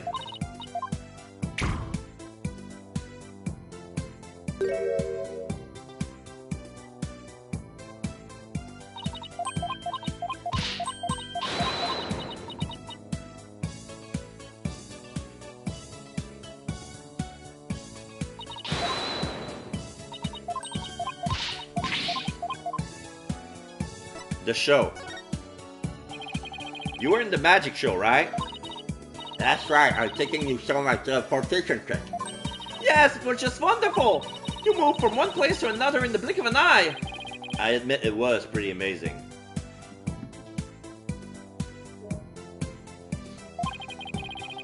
I have no idea how you transported yourself over such a distance in just a split second. It must be so fun to be able to do a trick like that. Teleportation looks so cool. It's like a superpower or something. Oh yeah, my trick is stunning some heads in the magic world right now. They're calling it new miraculous magic. Some even say it's the real deal. Hehehe. Real magic, huh? I know there must be an explanation, but it sure does look real. I just have to figure that trick out. I want to do it myself. Oh, you'll never figure it out. I always perform it perfectly. Oh? Ah, she lies. This feeling looks to me like Bonnie is hiding something. Let's see. Oh, you'll never figure it out.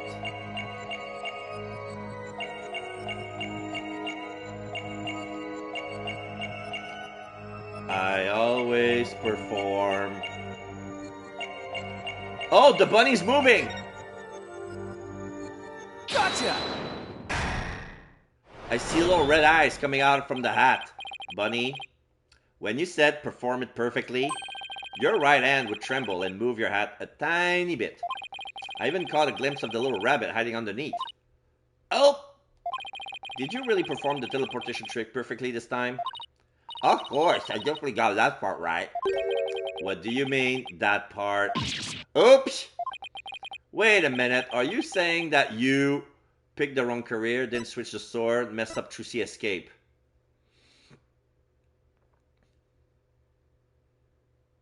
Mess up Trucy's escape. You might have performed the teleportation trick flawlessly, but what about Trucy's escape trick after that? Did you make some kind of mistake during that? Oh, well. Well, did you? You see... Did you or didn't you? I did. You're absolutely right, Mr. Lawyer. I made a mistake during Trucy's escape trick. I'm so sorry I lied. Phew, I feel like I pulled off a magic trick of my own just trying to get out of her.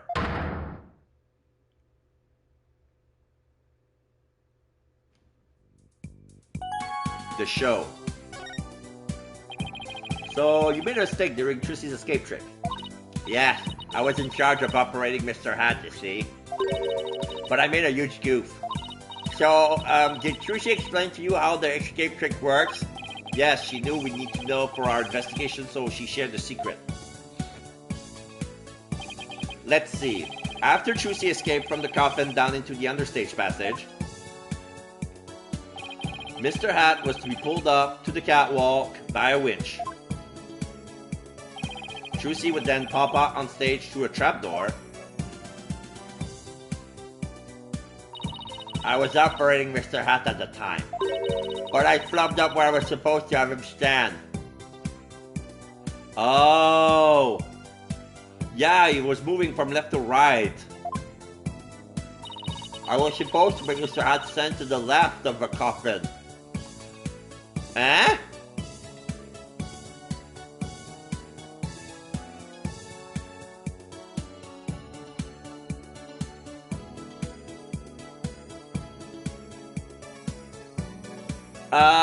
Something does not compute. Like, Trucy appeared from the right, but how did she know? Like, was there a trapdoor to the left of the coffin? How did she know where to go? Like, if it was like, you made it, Mr. Hat stand to the left of the coffin and she managed to make it move from the right. Like, yeah, he did move from the left to the right. But then she appeared to the right part of the stage. But I messed up and I would stand to the right by accident. That matches up with what we saw during the show. But then, doesn't that mean... Okay, I'm gonna take a sip.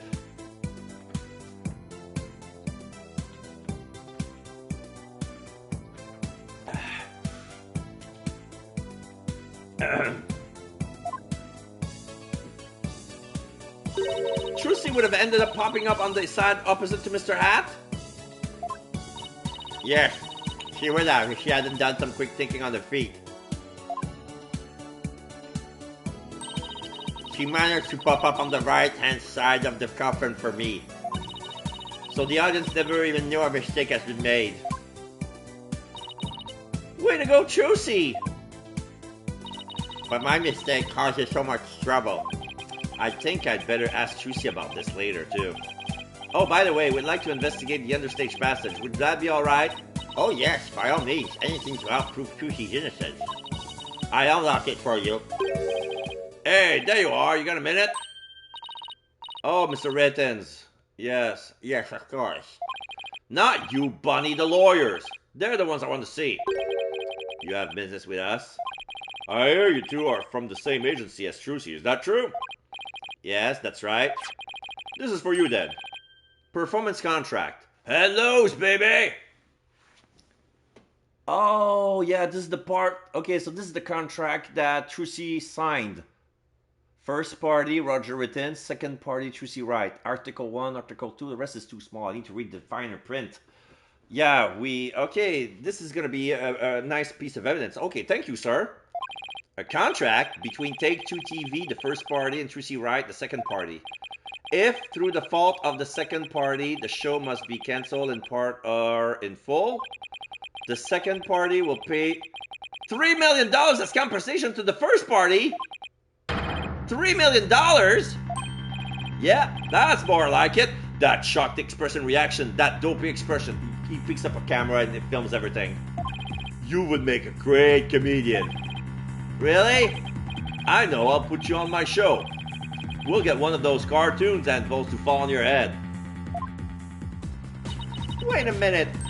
Is this for one of those hidden camera prank shows? You wish. That's an official contract. See for yourself. You're the lawyers after all. You should know one when you see one, right? Yeah. The undersigned understand and agree to the term and condition outlined above. Yeah, he's right. It's all signed and everything. You better make sure your agency pays what Chusey owes me in full. Are you kidding me? The Wright Anything agency doesn't have that kind of money. Then I guess you're gonna have to go fishing for some. I can sit now. Craziest catch. Legend of the Seasick Lawyers.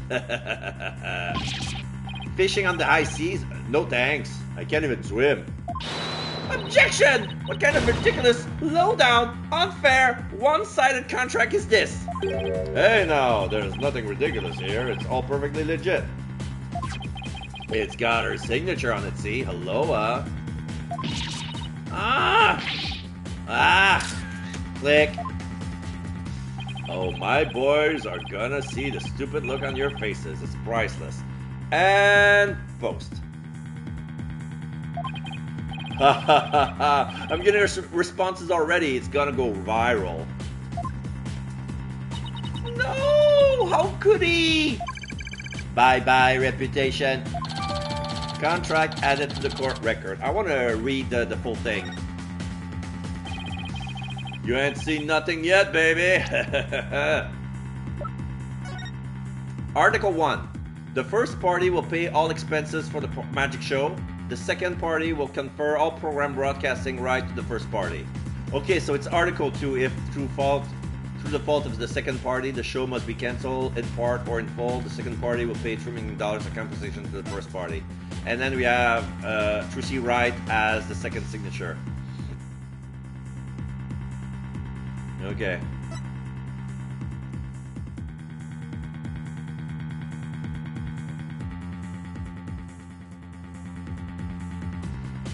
So yeah, I guess it's kind of fair, but then again, would a producer go away and spend like $3 million for expenses for the show?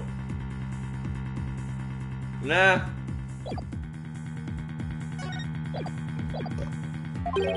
I'm gonna drive to Grammary and everybody associated with it into the ground.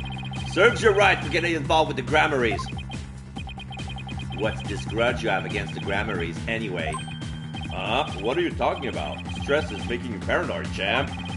Come on, Bonnie, aloha, we have more filming to do. Oh, yes, sir. Excuse me, Mr. Lawyer. Okay, now we cannot access the backstage because Ritens is monopolizing Bonnie's time. Oh, and I'll unlock the door to the understage pass for you later. Later, lawyers. Hang loose, baby. Aloha. And they leave. Why would Trucy sign a contract like this? And why did all of this have happened when Mr. Wright isn't here? We'll have to come back for the understage later. Let's go hear Trucy's side of the story. Good thinking. We can't let you hit the high seas just yet. There must be something we can do. We can't let the ratings Raja get his way.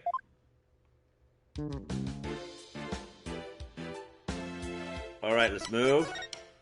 Detention center. Alright. April 27, detention center's visitors room. Alright. There, 3, 2, 1, ta-da! Wow, now you make my handcuff disappear. How did you do that? She's doing magic tricks for the guard. Now, should I try making you disappear next, Mr. Guard? Can you do that? Oh yes, please. This is so exciting. We should probably stop her before there's another incident. Trucy! Oh, hi Polly. Hi Athena. We have some questions for you. Judging by the look of your faces, it must be about something big. Yeah, I guess you could say that. Things have gotten a little sticky. Oh, and I have to remember to give her that thing she asked for too. I'm gonna start with that.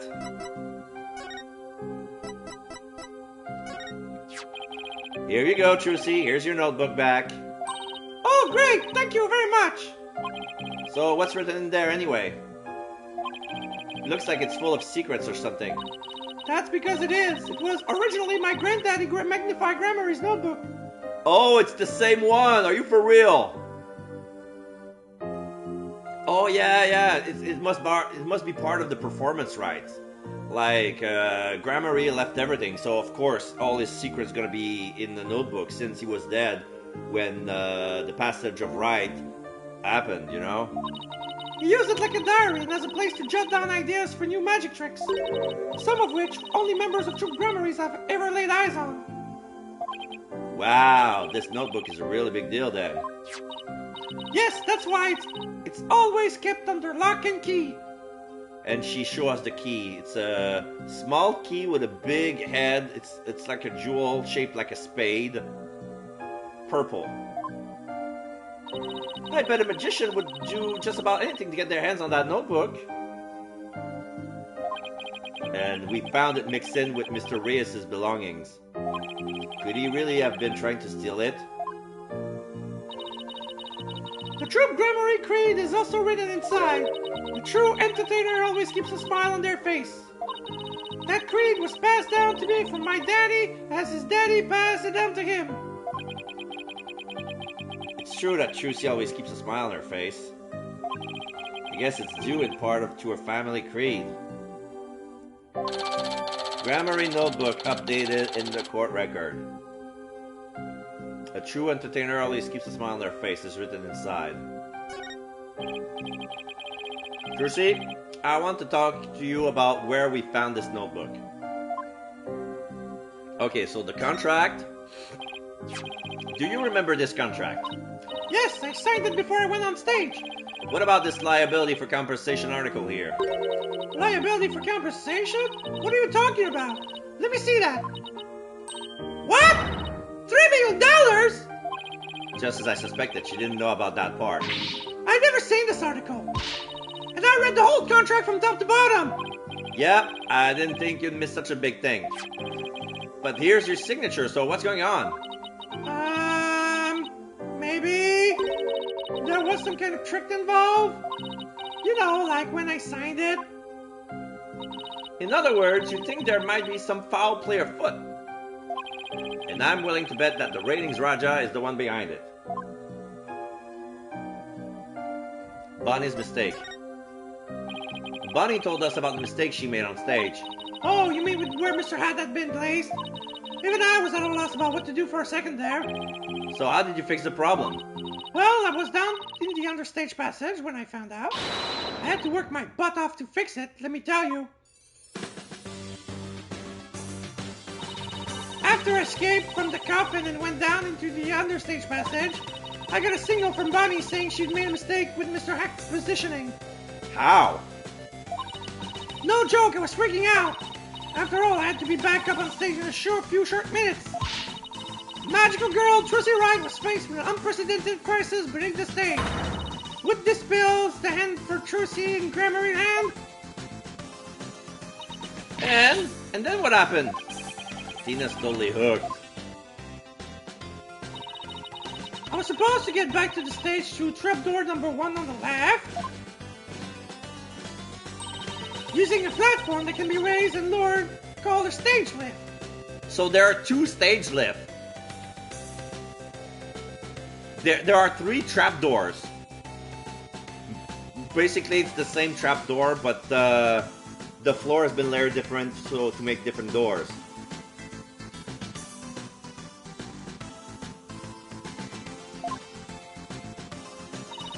There was a stage lift ready and waiting in the lowered position under trapdoor number 1. But Mr. hadn't been placed on the right above trapdoor number 2 by mistake.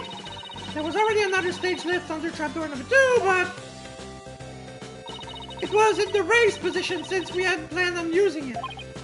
The construction of that must be insane. It's like an accordion. Well, the stage lift are like an accordion actually. One was already lowered, but the trapdoor number 2 was already lifted.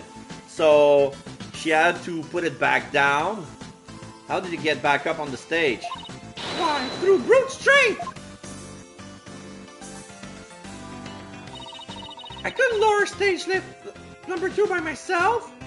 So she shoved trapdoor number 2 on her own and dragged the stage lift from trap number 1 to trap number 2.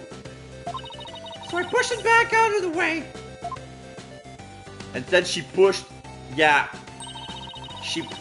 moved the lower stage lift number 1 into place under trapdoor number 2.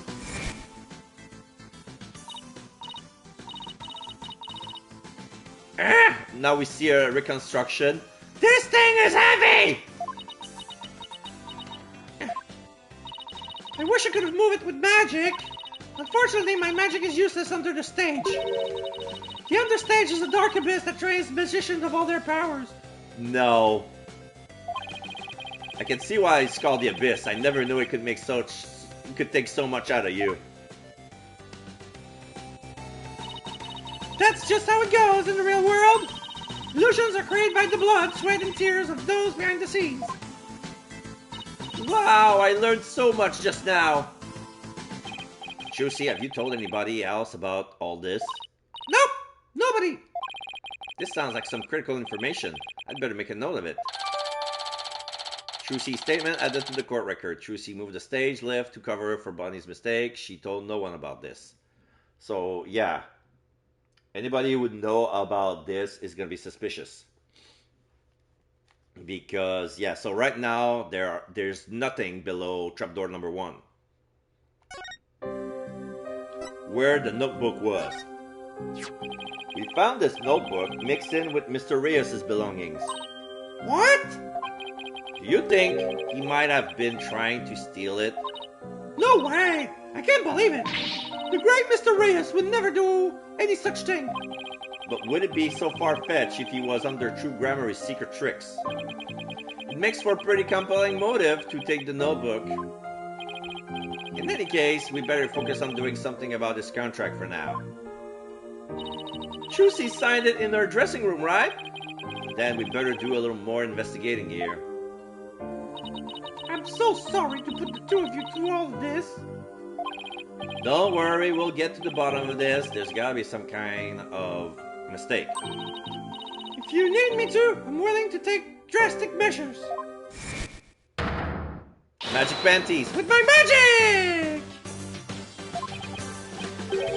You're not planning on pulling some magical money out of there, are you? No, my magic panties are much better than making things disappear than appear. Do I want to know what she's planning to make disappear? Apollo, we have to do something! Anything to fix this! I agree. Let's check out the dressing room again for starters. Okay, and we should finally check out that understage passage too. The abyss? Then you have to go through the backstage area. Be careful down there. Alright, let's go to the dressing room again. April 27th, Penrose Theater, dressing room.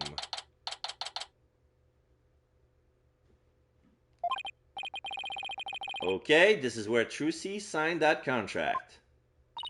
Right. And there must be some kind of trick that was used when she signed it.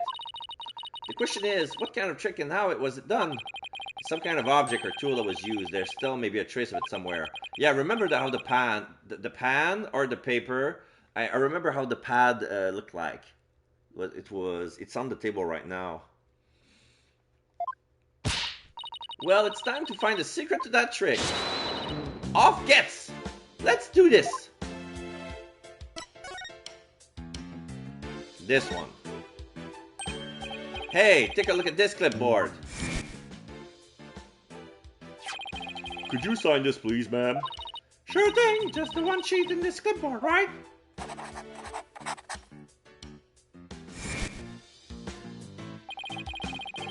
Isn't this the clipboard Trucy used when she signed the contract?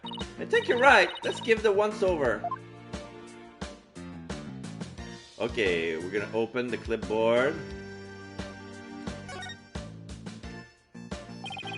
Let's try opening the folder. There's a pocket here. This part here holds paper in place.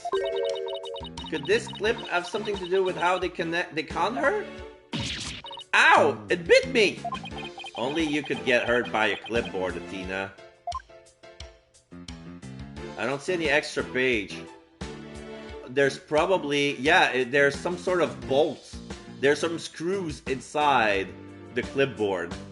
One of them is an X for an X screwdriver and the other are flat. Hey, this screw, it's different from the others. Not only that, but I think it's loose. Look, I can move it. Are you sure you should be fooling with it like that, Apollo? Yep. It came right out. See? I tried to tell you, but would you listen? No! Hey, take a look through the hole, Athena. I think there's something back there. Oh, wow, you're right. What is it?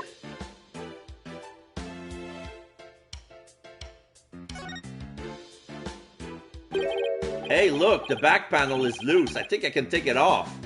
One of the jobs that I helped out with one day was at Industries of the Blind. We're actually making clipboards, and there's not supposed to be any screws inside. Yeah, it's like there's a double panel. When we open it, like there's only one page, and we can see the back.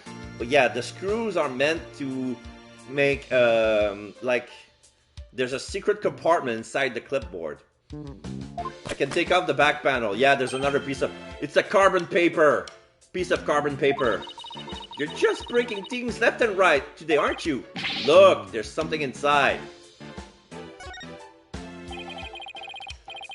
What is this black sheet of, I want to say, paper? Oh, I know, it's carbon paper. You put it between two pieces of paper and it copies what you write down into the bottom one. So yeah, there's the first sheet of the contract, then there's the carbon paper and the other contract in the back. So when Trucy signed the contract, there was actually another contract underneath. And her signature on the top contract got copied onto the hidden contract. So that's how Trucy was conned. This is that ratings Raja's doing, I just know it. How dare he? You gotta hand it to him, though. I couldn't have been easy fooling Trucy. That girl's no slouch.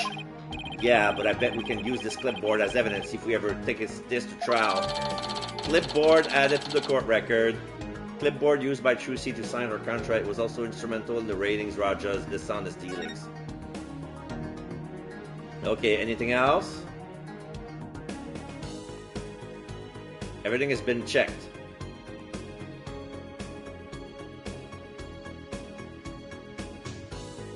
Alright, we're ready to move to the stage. Emma's still there.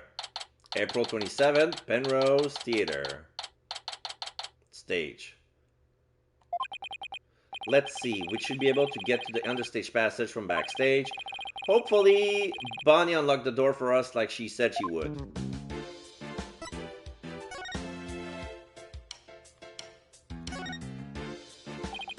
Back to the backstage. The door's unlocked. Thank you, Bonnie. Well, Tina, here we go.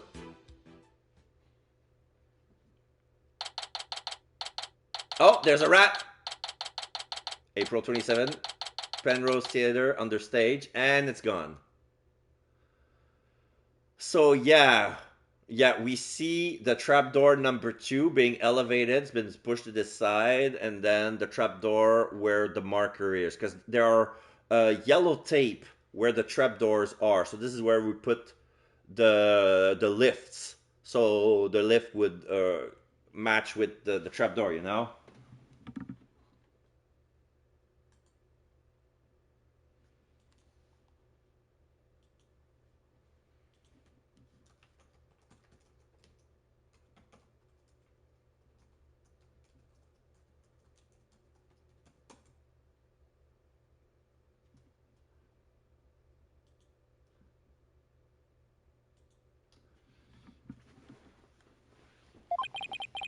Sure, it's dark and dusty down here.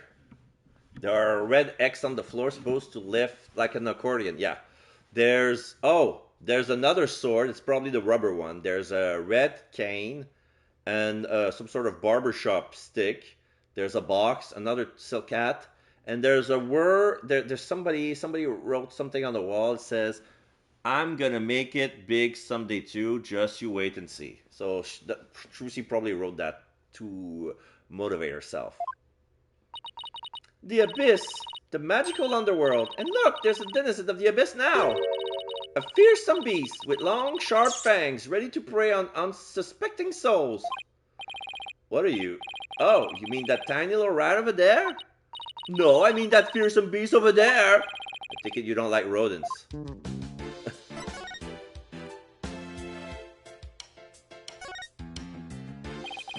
What's this glowy stuff?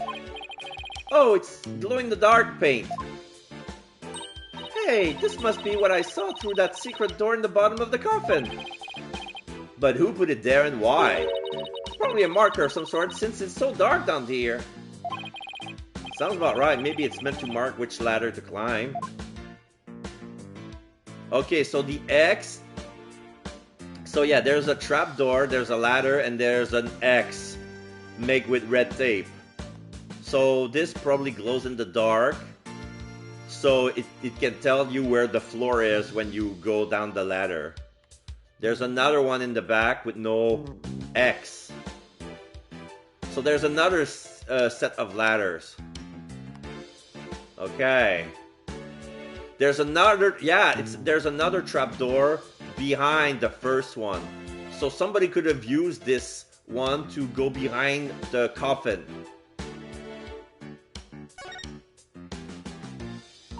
Look at all these props. Hey, there's something in this hat. A dove? Cards? Nope. It's a juice box and some snacks. Looks like somebody planned to have a little treat in the middle of the show. They could have used that for the other set. Yeah. I think this is how the murderer managed to, Reyes had a motive of his own. Like, I think he meant to sabotage Trucy's trick. And then somebody murdered him midway.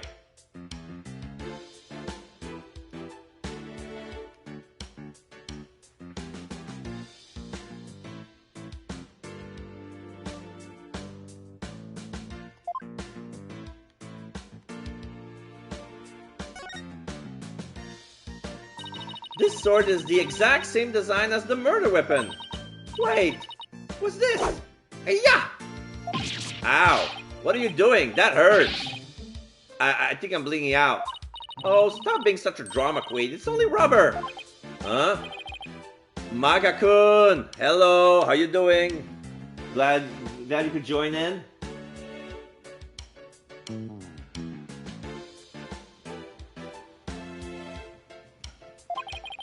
So this must be the sword Trucy used during the trick. I hate it when Trucy's gonna find that out. Yeah. After the incident, someone must have switched this rubber sword with the real one on stage. And maybe that's when they brought the rubber sword here. Sword stand added to the court record. Contains the rubber sword Trucy said she swapped in for the trick. Fine, just played Professor Layton vs. Ace Attorney for the first time ever. Oh, lovely game. Lovely game indeed. How do you find it? Like, some people who are not used to Professor Layton's puzzle could find it hard, but when it comes to the Phoenix part of the game, it's kind of interesting.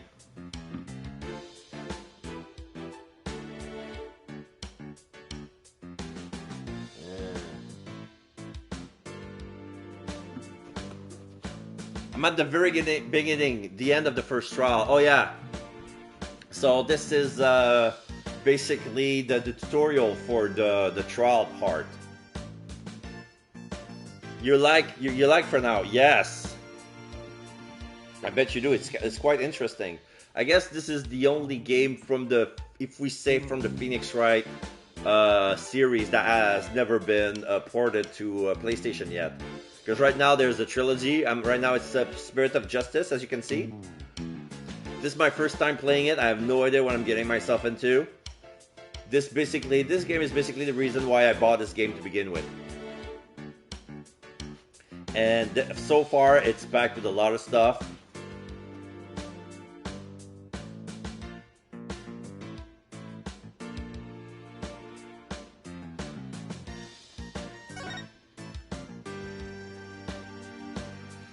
Sorry, I'm getting text message. I'm gonna make it big someday too, just you wait and see. What's that all about? Oh, my guess is it's the soulful cry of some poor assistant made to toil here in the darkness. I'm trying to get Divatron to play these games because she's such a good voice actress. Yeah. I didn't finish the Chronicles, kinda hard for me to understand because some moments are in very high level English, but I totally understand that Phoenix Wright versus Professor Layton is solely a prototype of Greatest Attorney. Yeah. Well, I won't say much, but you'll see. Like, I play some of Professor Layton's game. There are interesting puzzles. At some point, I was kind of getting angry at them because it's like too many puzzles, not enough. Like every time you make a step, oh, puzzle. Another time you make a step, puzzle. Like it's very slow, and everything is an excuse to make a puzzle. And sometimes they're more or less relevant to what's going on with the story. It's anyway. It's a beast for another time. And who would know about the soulful cry of a bitter assistant better than you, Wright? You really understand the writer's feelings of despair and frustration. Totally, I recently discovered Layton. I finished the first 2 games. There were some puzzles I was like a little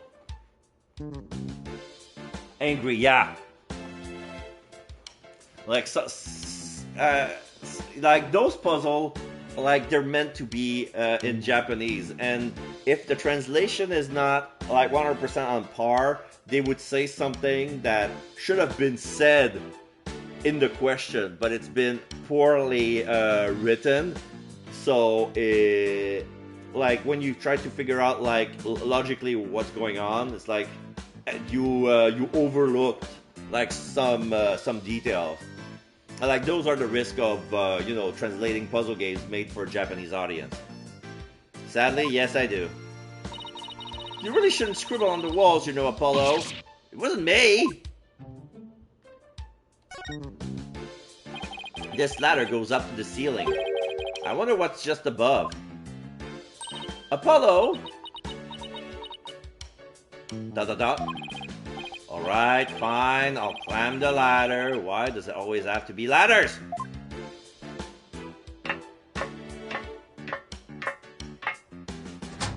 It's really a ladder. Yeah, this one is really a ladder, not a step ladder. Where am I? It's pitch black and cramped too. You know what I think? I think you're in that coffin we saw backstage. Huh? So that's where this ladder leads. But I still don't get what that coffin was for.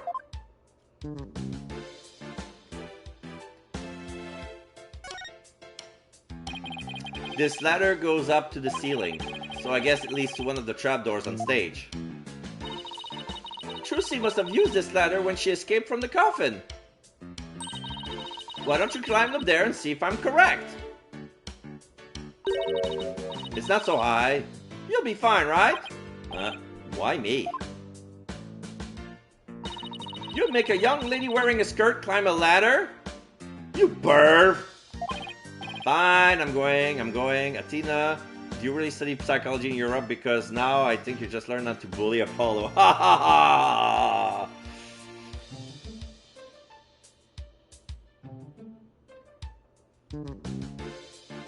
Yeah, she definitely studied in Europe because she's, I see a little bit of Francesca von Karma in her attitude.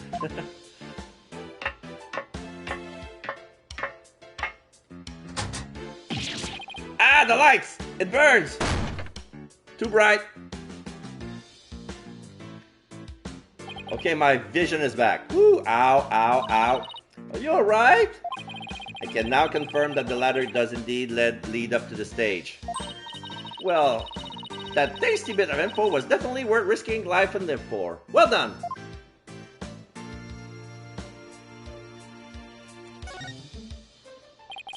It's a stage lift to get up to the stage. It looks like this crank lowers the platform. Oh, you have to lower it manually? Oh, I understand what she said. She had no time to lower it. It was easy for her to push it out of the way and push the other one in. Not the bad part of Von Karma. Yeah, not the physical abuse. While in the Japanese and French version, she's studying to the USA. They also made a contradiction in the French version, by the way. Yeah, I haven't checked the French version yet. I should, me being French Canadian, like I should play with the French version, but no. But Trucy said it's impossible for one person to do it alone. That sounds like a challenge. Now I want to try it.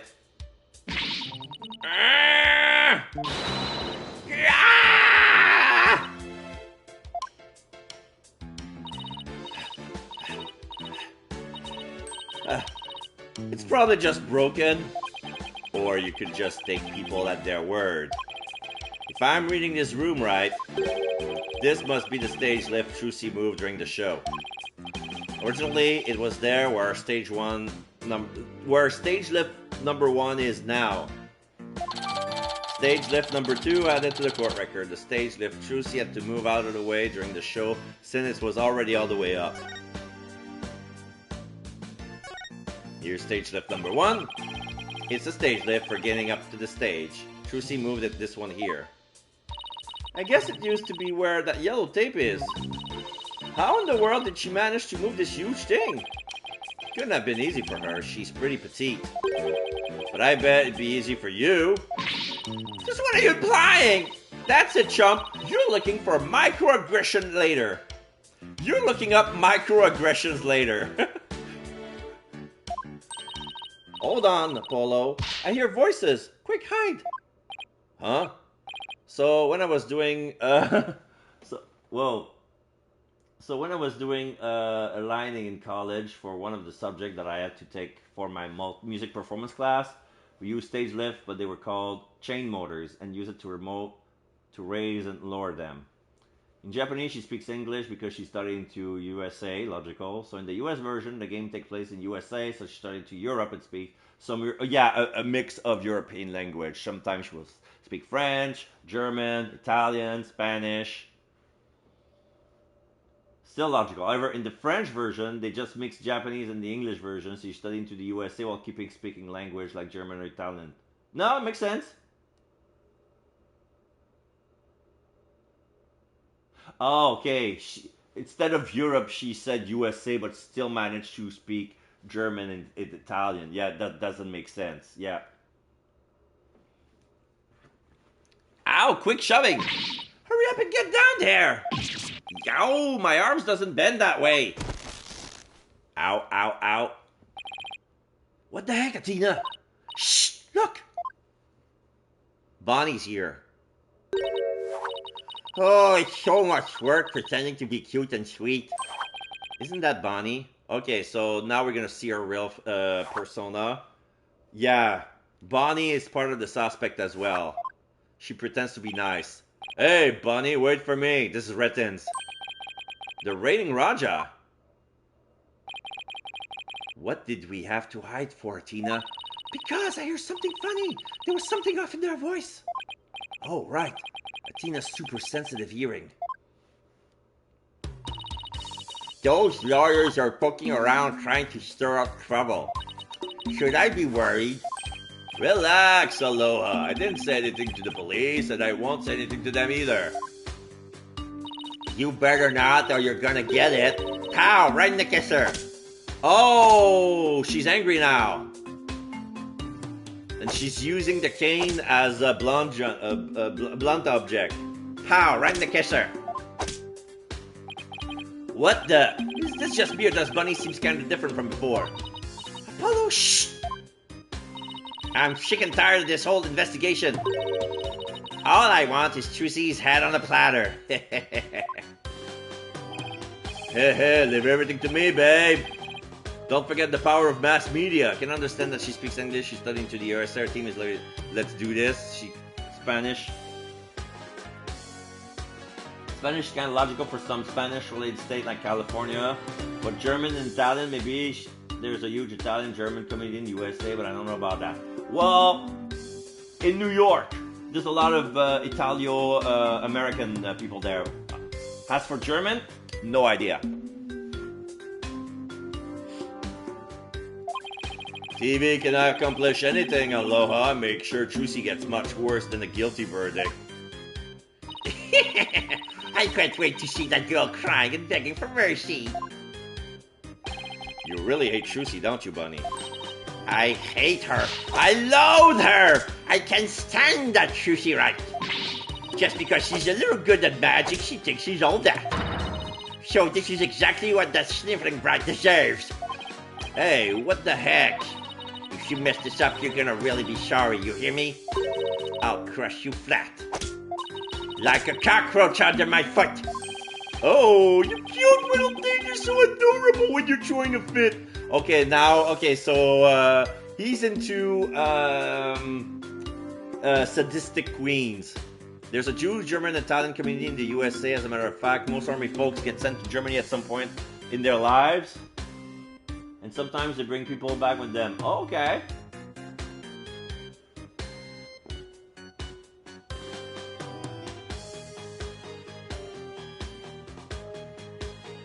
When I say New York, it's basically East Coast, like New York, New Jersey, and all that jazz. Like it goes all the way up to Canada as well.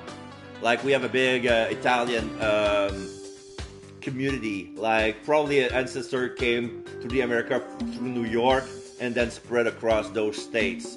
Like go to Canada, you go to Maine, New York, New Jersey, that part, you know. Ow, my foot!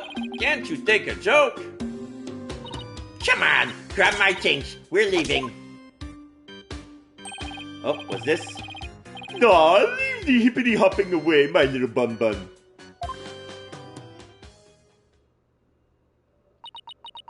Dot. Apollo dot.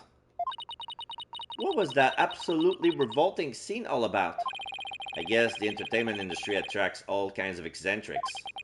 But that conversation, it set off every red flag in the book. Athena animation are so funny. Yeah, yeah. She has a weird awkward face. You said it. I smell plot with a capital P-U. Rettins claims he was at the TV station at the time of the incident. And we saw Body on stage ourselves. Yeah, definitely New Jersey has a friend who works for a local pizza place near where I live. He was in New Jersey for vacation. And he met the owner of a pizza chain. There, they fell in love and a couple of kids. And now he owns a restaurant. Yay! Great, great. Hey, Apollo, I have an idea. Why don't we pay Take-Two TV a visit?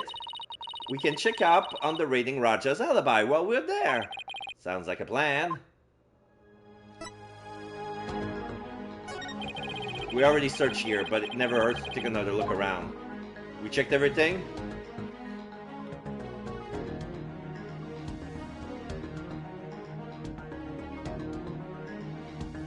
Yeah, we checked everything. Alright, let's move. Take-Two TV Studio. Oh, Scandal, Gamble, Gambit, Magical Murder, Shocking. So this is basically some sort of tacky TV show. It reminds me of you know, the talk interview show back in Persona 5, but now it's themed like a casino. Like there's a big roulette table, and there's a crop machine, and the giant tokens, chips, and there's the Take-Two TV. Oh shit. The logo for Take-Two TV is an owl, and it looks awfully like the same owl as the Illuminati symbol. No relationship, I'm just saying.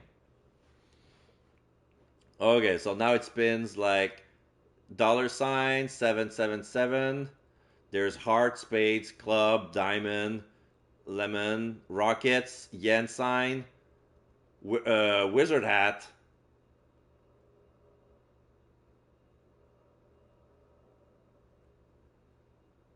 That's telling. Yeah. There's a big dog, a big bulldog with a top hat with a stack of money. April 27th, Take-Two TV Studio. Yikes, look at this place. Hello, Magakun. Excellent. Thank you for following. So, a question I asked to all my new followers. What is your favorite geek fandom? I have a pretty good guess what it could be, but it could be anything else. It could be like for if you have a favorite band, favorite type of music, favorite genre, favorite IP. Could be movies, video games, comic books, anything. Like we talk about anything and everything you're passionate about in the Geek Generalist. So this is our thing over there. Thank you very much for coming in. So now we see the screen. We have some picture of the Penrose Theater. Look at this place. There's so much going on at once. It's making my head spin. Exclusive unedited footage or shocking skewering. Trucy Wright. Take a look at that screen and listen to those hosts. Magical murder. Live audience witnesses shocking skewering. 17-year-old magician Trucy Wright. See exclusive unedited footage of the heinous crime, complete and uncut. Ace Attorney, of course, but honestly, I like video games in general. Nice, nice. So, Ace Attorney, the Ace Attorney is like very like your favorite game. But do you like visual novels in general, or is it gonna be like because in the channel we play a lot of you know those Danganronpa games, and the latest visual novel that we played was probably World End Syndrome. I found another visual novels for Spike Chunsoft. Not a lot of publicity, but it's kind of far in the queue list, so we're probably gonna play it until next year's. Yeah, my current favorite video game is Blind Drive. I know about that pizza guy. I love that game. I played it since like 4 or 5 times on stream. Yeah, I remember you playing that. So your favorite is the audio game Blind Drive. So basically, if you don't know, it's an audio game, so it's a perfect game for blind people. And it's basically you drive and there's some traffic, and you have to you get audio cues where to go, and basically the object of the game is not getting hit. See exclusive unedited footage, complete uncut. We can't let them broadcast that. Juicy will get tried in the court of public opinion. Well, I doubt we can stop them from airing. Danganronpa Zero Escape, remind me I should continue 999. Ghost Trick, narrative visual novel created by... Yeah, I remember. We played Ghost Trick last summer. I highly recommended that. It's a hidden gem. It's true. It's made by Shu Takumi. So it's basically Phoenix Wright's cousin. And yeah, it was... was it last year or the year before, last summer, that they made... No, I think it was last year. Like we can't stop them from airing it, but we can prove our innocence in a real court of law. No matter what garbage they report on TV, we can set the record straight at the trial. June 2023, yes. A slot machine and a roulette wheel, huh? They really went it all in with the gambling team. There's a lot more to it than your answer and an ad for a science experiment that's supposed to pay $500 when you get there. They don't. Wait. They don't tell you that they're going to knock you out blindfold you and cuff your arms to the steering wheel and your moving vehicle you have to drive to survive. Yeah. I forgot about that lot. It looks like that slot machine really works. I've always wanted to give gambling a try. It's not worth it. Besides, you're not even old enough to gamble in most states yet. Yeah, you're only 19. You're not even 21. Some states you need to be 21 to gamble. That's alright. I get to experience it enough in court. I hope there will be an Ace Attorney 7. It's been 8 years. Yeah. Kind of a cross between GTA and Mafia a little bit. That far? Alright. Like, if there's gonna be an Ace Attorney game, I don't know where they're gonna put it, you know? Like, I have no idea what Capcom's ideas are. Like, I wouldn't mind anything from the Phoenix Wright universe. But if they were to do anything, would probably be port Ace Investigation Miles Edgeworth games into the PlayStation. They should do this. Because the second game, The Prosecutor's Badge, no, The Path of the Prosecutor. The Path of the Prosecutor has never been translated into English at all. So when I played it was actually fan sub. I really want an Athena Sykes Ace Attorney. Well, yeah, they really try to go and see gimmicks, see what works and what doesn't works. Like, they could wind up rebooting the series with the new guy, like the next generation of whatever, like Phoenix Wright, Sons or whatever, Tackle, Trap. Or Trucy, I think, may be kind of where they might go with this.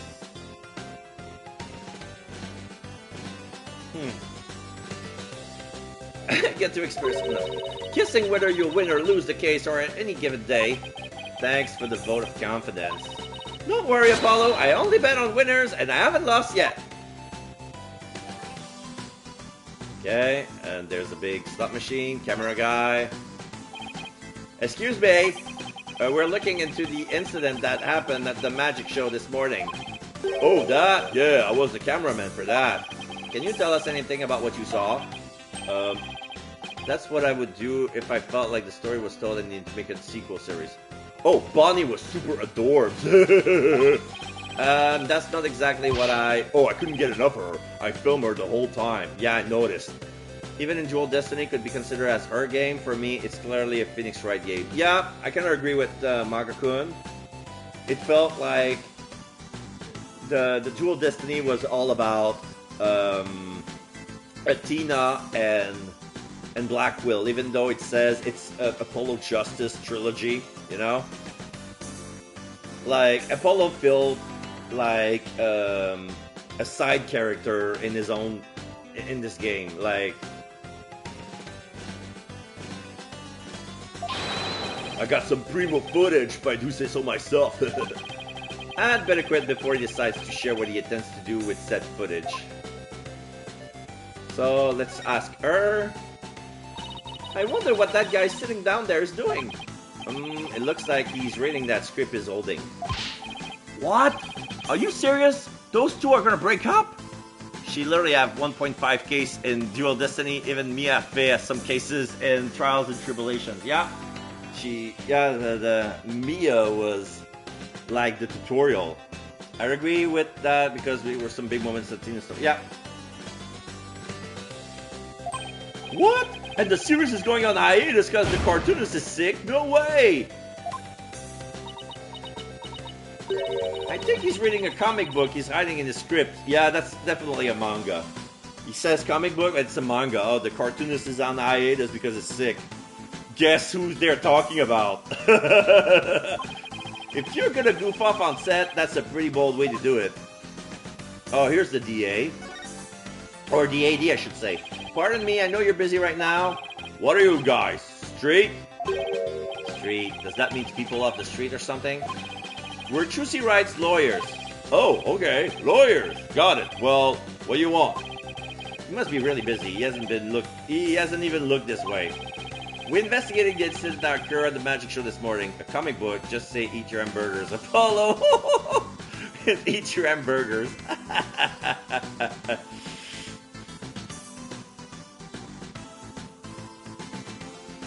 Bold way to do it, alright. I wish I could read mangas. I occurred at the magic show this morning, and we heard that Roger Rittens was in charge of that program. Yeah, that's right. The guy hates magic, but the show was all his idea. Just between you and me, I think it was Bonnie that egged him on. Egged him on? How so? Well, I saw the two of them together, you know, walking along arm in arm. I bet she sweet-talked him into doing the program because she wanted the work. She hasn't been selling very well on her own, apparently. I see. Oh, hey, if you're looking into the incident, I guess you would want the show footage, right? It's on the disc on my back pocket. If you want it, go ahead and fish it out. From your back pocket? Can you at least give it to us straight? I'm too busy! Thank you very much. You turned out to be surprisingly helpful. Alright, I got the show footage. Recorded on April 27th. Yes. I wanna check it out again.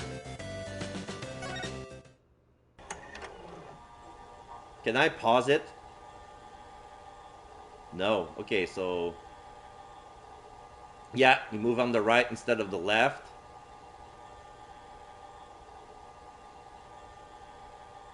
So what's her tell?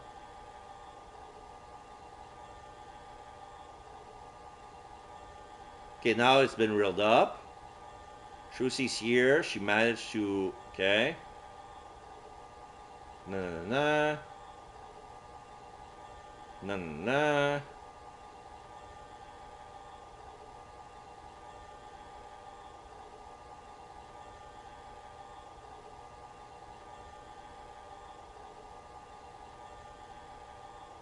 She removes, yeah, her gloves are off. She removes the panel, but there was already somebody who put their hands on it.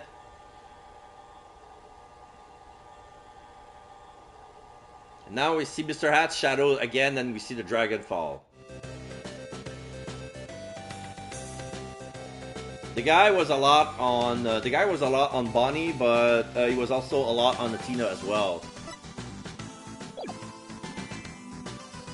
Okay, now we have the announcer. Look at that logo above the screen. Scandal, Gamble, Gambit. Is that the title of the show? Just notice one thing. Shouldn't be illegal that Tina is in the casino considering the game takes place in USA and she's only 19. No, it's a TV studio. It's not a real casino.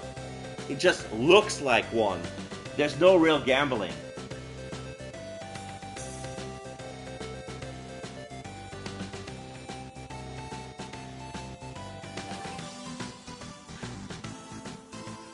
They present scandalous... haven't you ever seen it? They present scandalous rumors about celebrities. And then people bet on whether the rumors are true or not. So it's just another tasteless TV show. Looks like Trucy's their next target. Today's scandal is tragedy on stage. Did Trucy Wright cause an accident or did she commit murder? Looks like murder is in the lead. Well, I say neither. Then we'll just have to create a third option tomorrow in court. Okay. Nobody's here. We're gonna steal their coffee. This must be a video production workstation or some sort. That coffee cup looks awfully familiar. Yeah, it's the same as Ritten's. There are some casinos in the US that do allow 18 with idea, yeah. But they did say, like, they mentioned it when they enter it. Like, they say in some states, it's illegal for her to gamble. She's 19. Background music, as I said, is very catchy. Of course. For a TV show. Yeah, that's where Mr. Ritten's always sits. He's very hands-on, you know. You always find him on the set for his project. Yeah, it's not 21 everywhere. It's some states.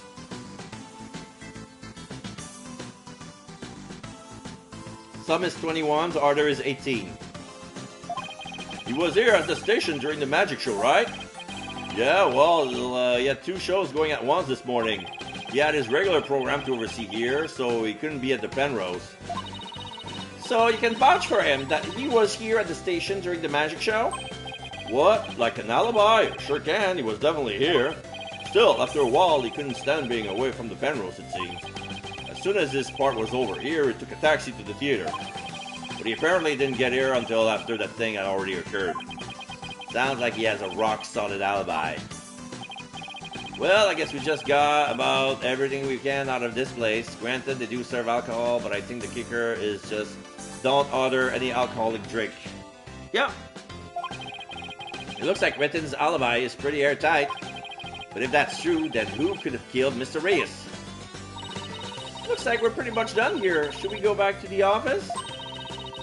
We can get a snack and talk over our plan of attack. Sounds good to me. Let me guess. It's gonna be Mr. Hat. Bonnie with Mr. Hat. This is my bet right now. And I'm sticking to it until it changes. Okay, so let's talk. Any ideas of what to do? Alright, let's go to the court record. Do the tab thing. Look into Roger Ritten's whereabouts, check. Investigate the understage passage, check. What's left? Go talk with Lucy the deceased. We've done everything.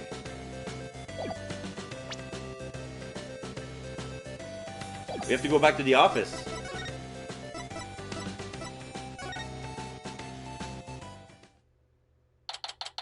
April 27th, Wright Editing Agency.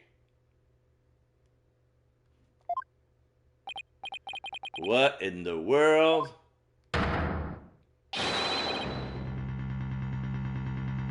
What's going on here? Everything is being repossessed already? There are repossessed stickers everywhere. That's the only other person that was there at the scene, and all would explain why there's a rip in Mr. Hat's cape that was also shaped like a blade because he could have just ran in through that. Yeah, I just forgot that the guy was named Mr. Reyes. That's a crazy name.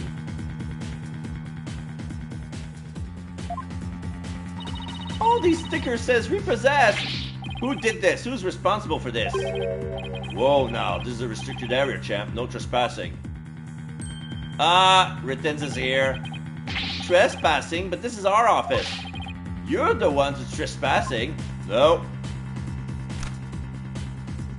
Enough with the lip, boy. Don't tell me you forgot about your debt. What are you talking about? I'm just abiding by the contract. If the agency can't pay me, I have every right to seize its property. Am I right? Just like that. We haven't even had a chance to take this to trial. Aloha, if you're gonna be mad, shouldn't Trucy be the one you're mad at?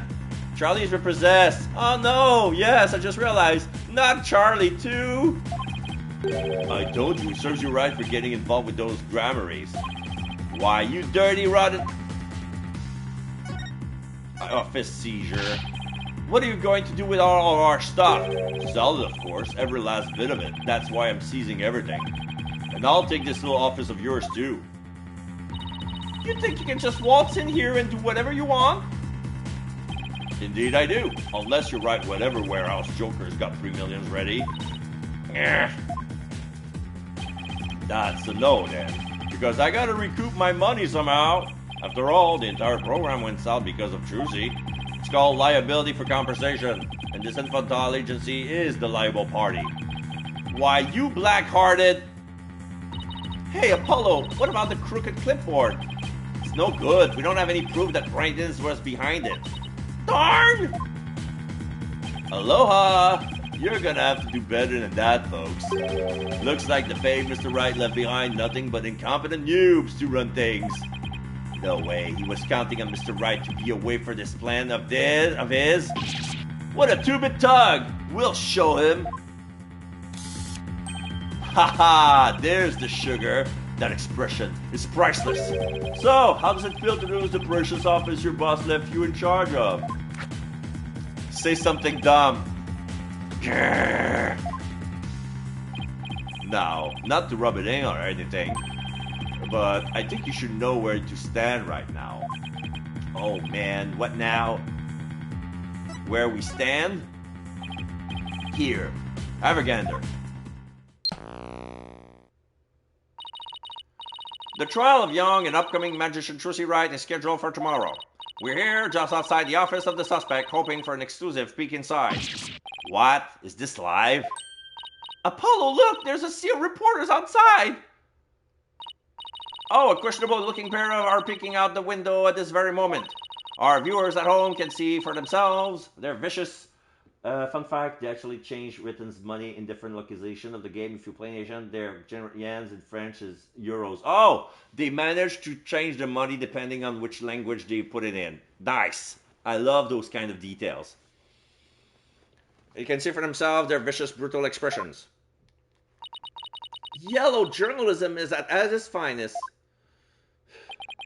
And that's the way it is. The majority of the public already thinks Trucy is guilty.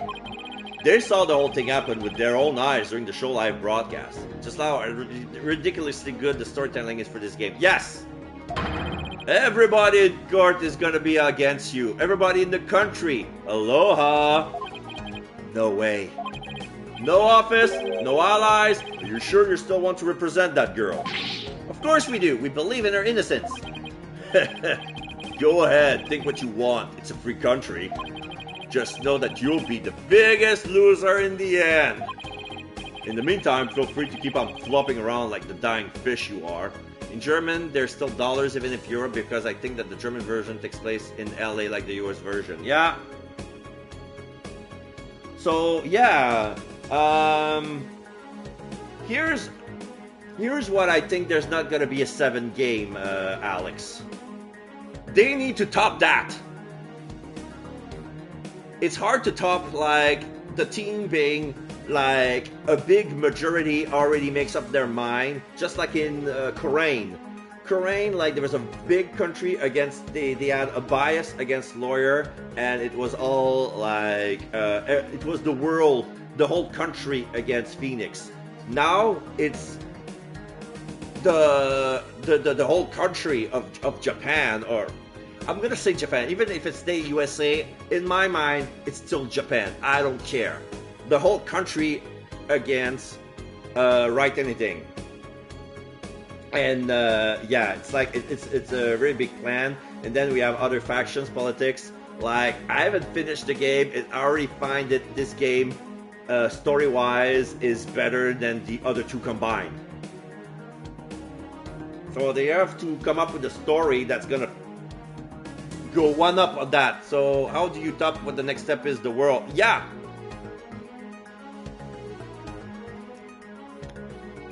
But it's hard. It's gonna be hard for a small potato agency like Wright Anything to be a world-class thing. Like, the only way is like to make another game from the universe, from this universe, and make it something else. Like, I don't know how they're gonna do that.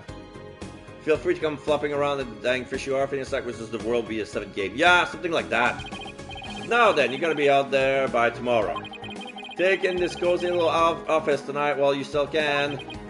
Aloha, hang loose, baby!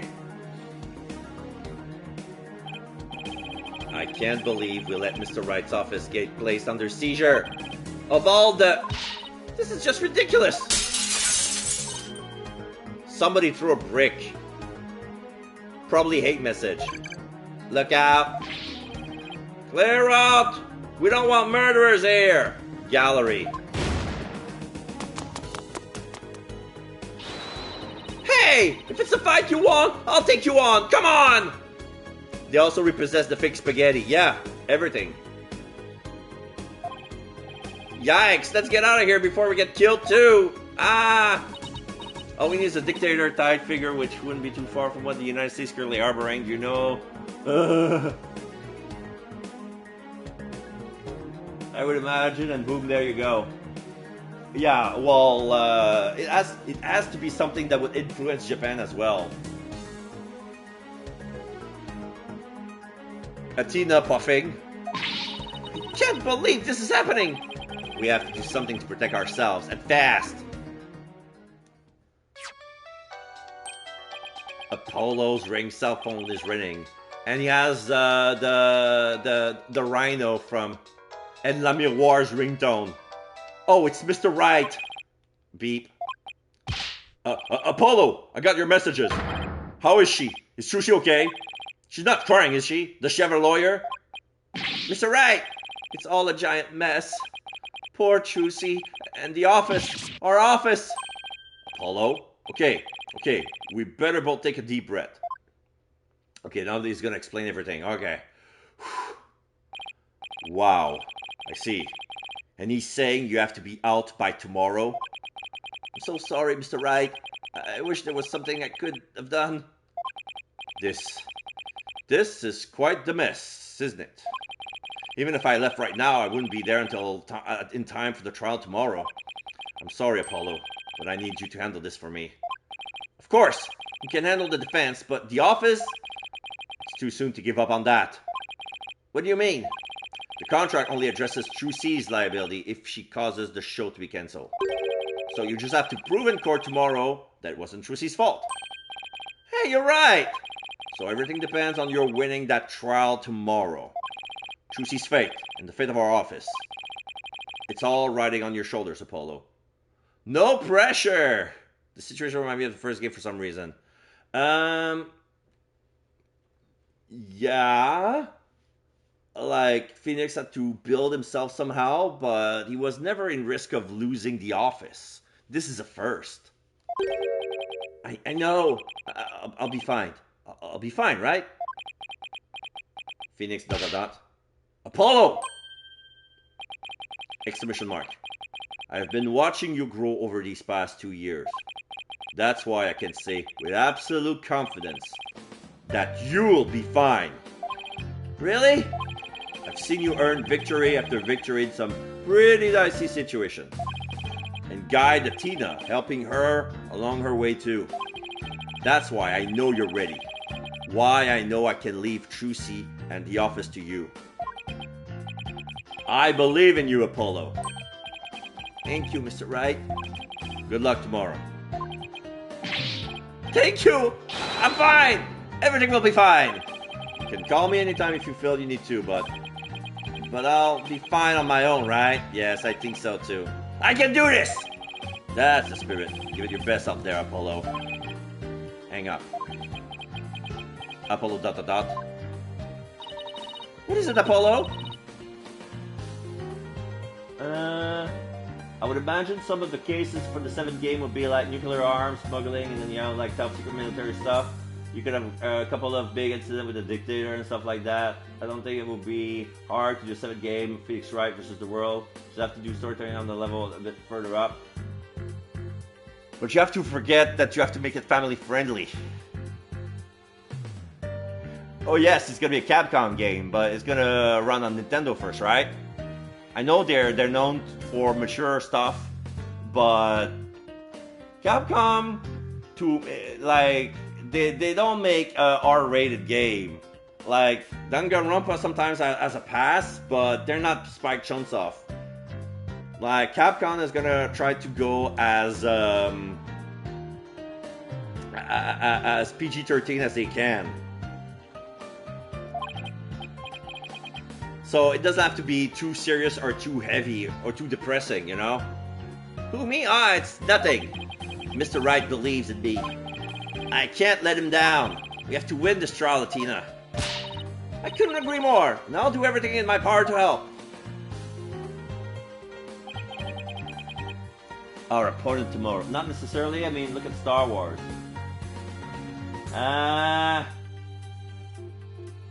The theme, they made all of their film PG-13, where the older ones were PG because they had to go a little darker with the series, considering that most of the anime audience is teens to adults anyway. Felt like they could probably get away with something like that. Probably, but those PG-13s, Disney, Star Wars film, they're with Disney, right? Like, Disney has more leeway to make mistakes like that. Or take risks like that, I mean. Capcom, maybe not so much. Because, sometimes Capcom is always like... I feel like Capcom is like one of those games, one of those old companies that always manage to get out of that by the skin of their teeth. It's always a good... Oh, what's this? Ace Attorney. Okay, we're gonna authorize. Sorry about that. I don't know what why the automod restrict that word. I can imagine now Ace Attorney is not Nintendo exclusive anymore, and when you play Ace Attorney 5, which is extremely dark, they put it into 3DS. You can just put a major game into the monthly support like nowadays. Yeah.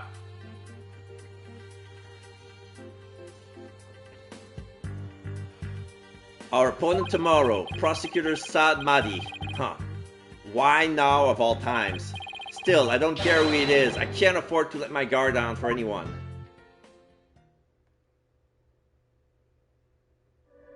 Cutscene. This is Mahdi. He's meditating under a tree with bunnies. Oh, butterfly. Oh, restless, wandering soul of the dead.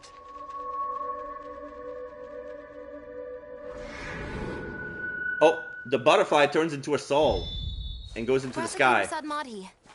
Oh. Emma! Sorry to disturb you, but I figured I should tell you. The lead attorney's been decided. It's Apollo Justice. Apollo Justice. To be continued. Okay, I'm gonna read your last comment.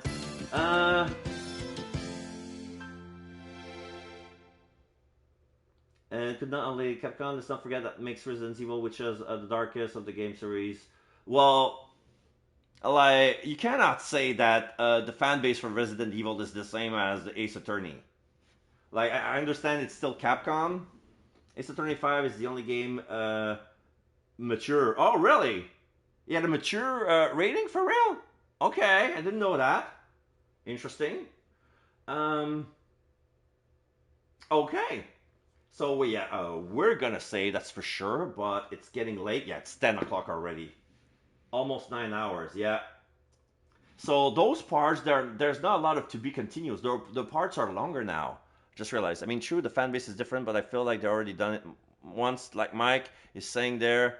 So, why couldn't they do it again? Yeah. We'll see how it goes.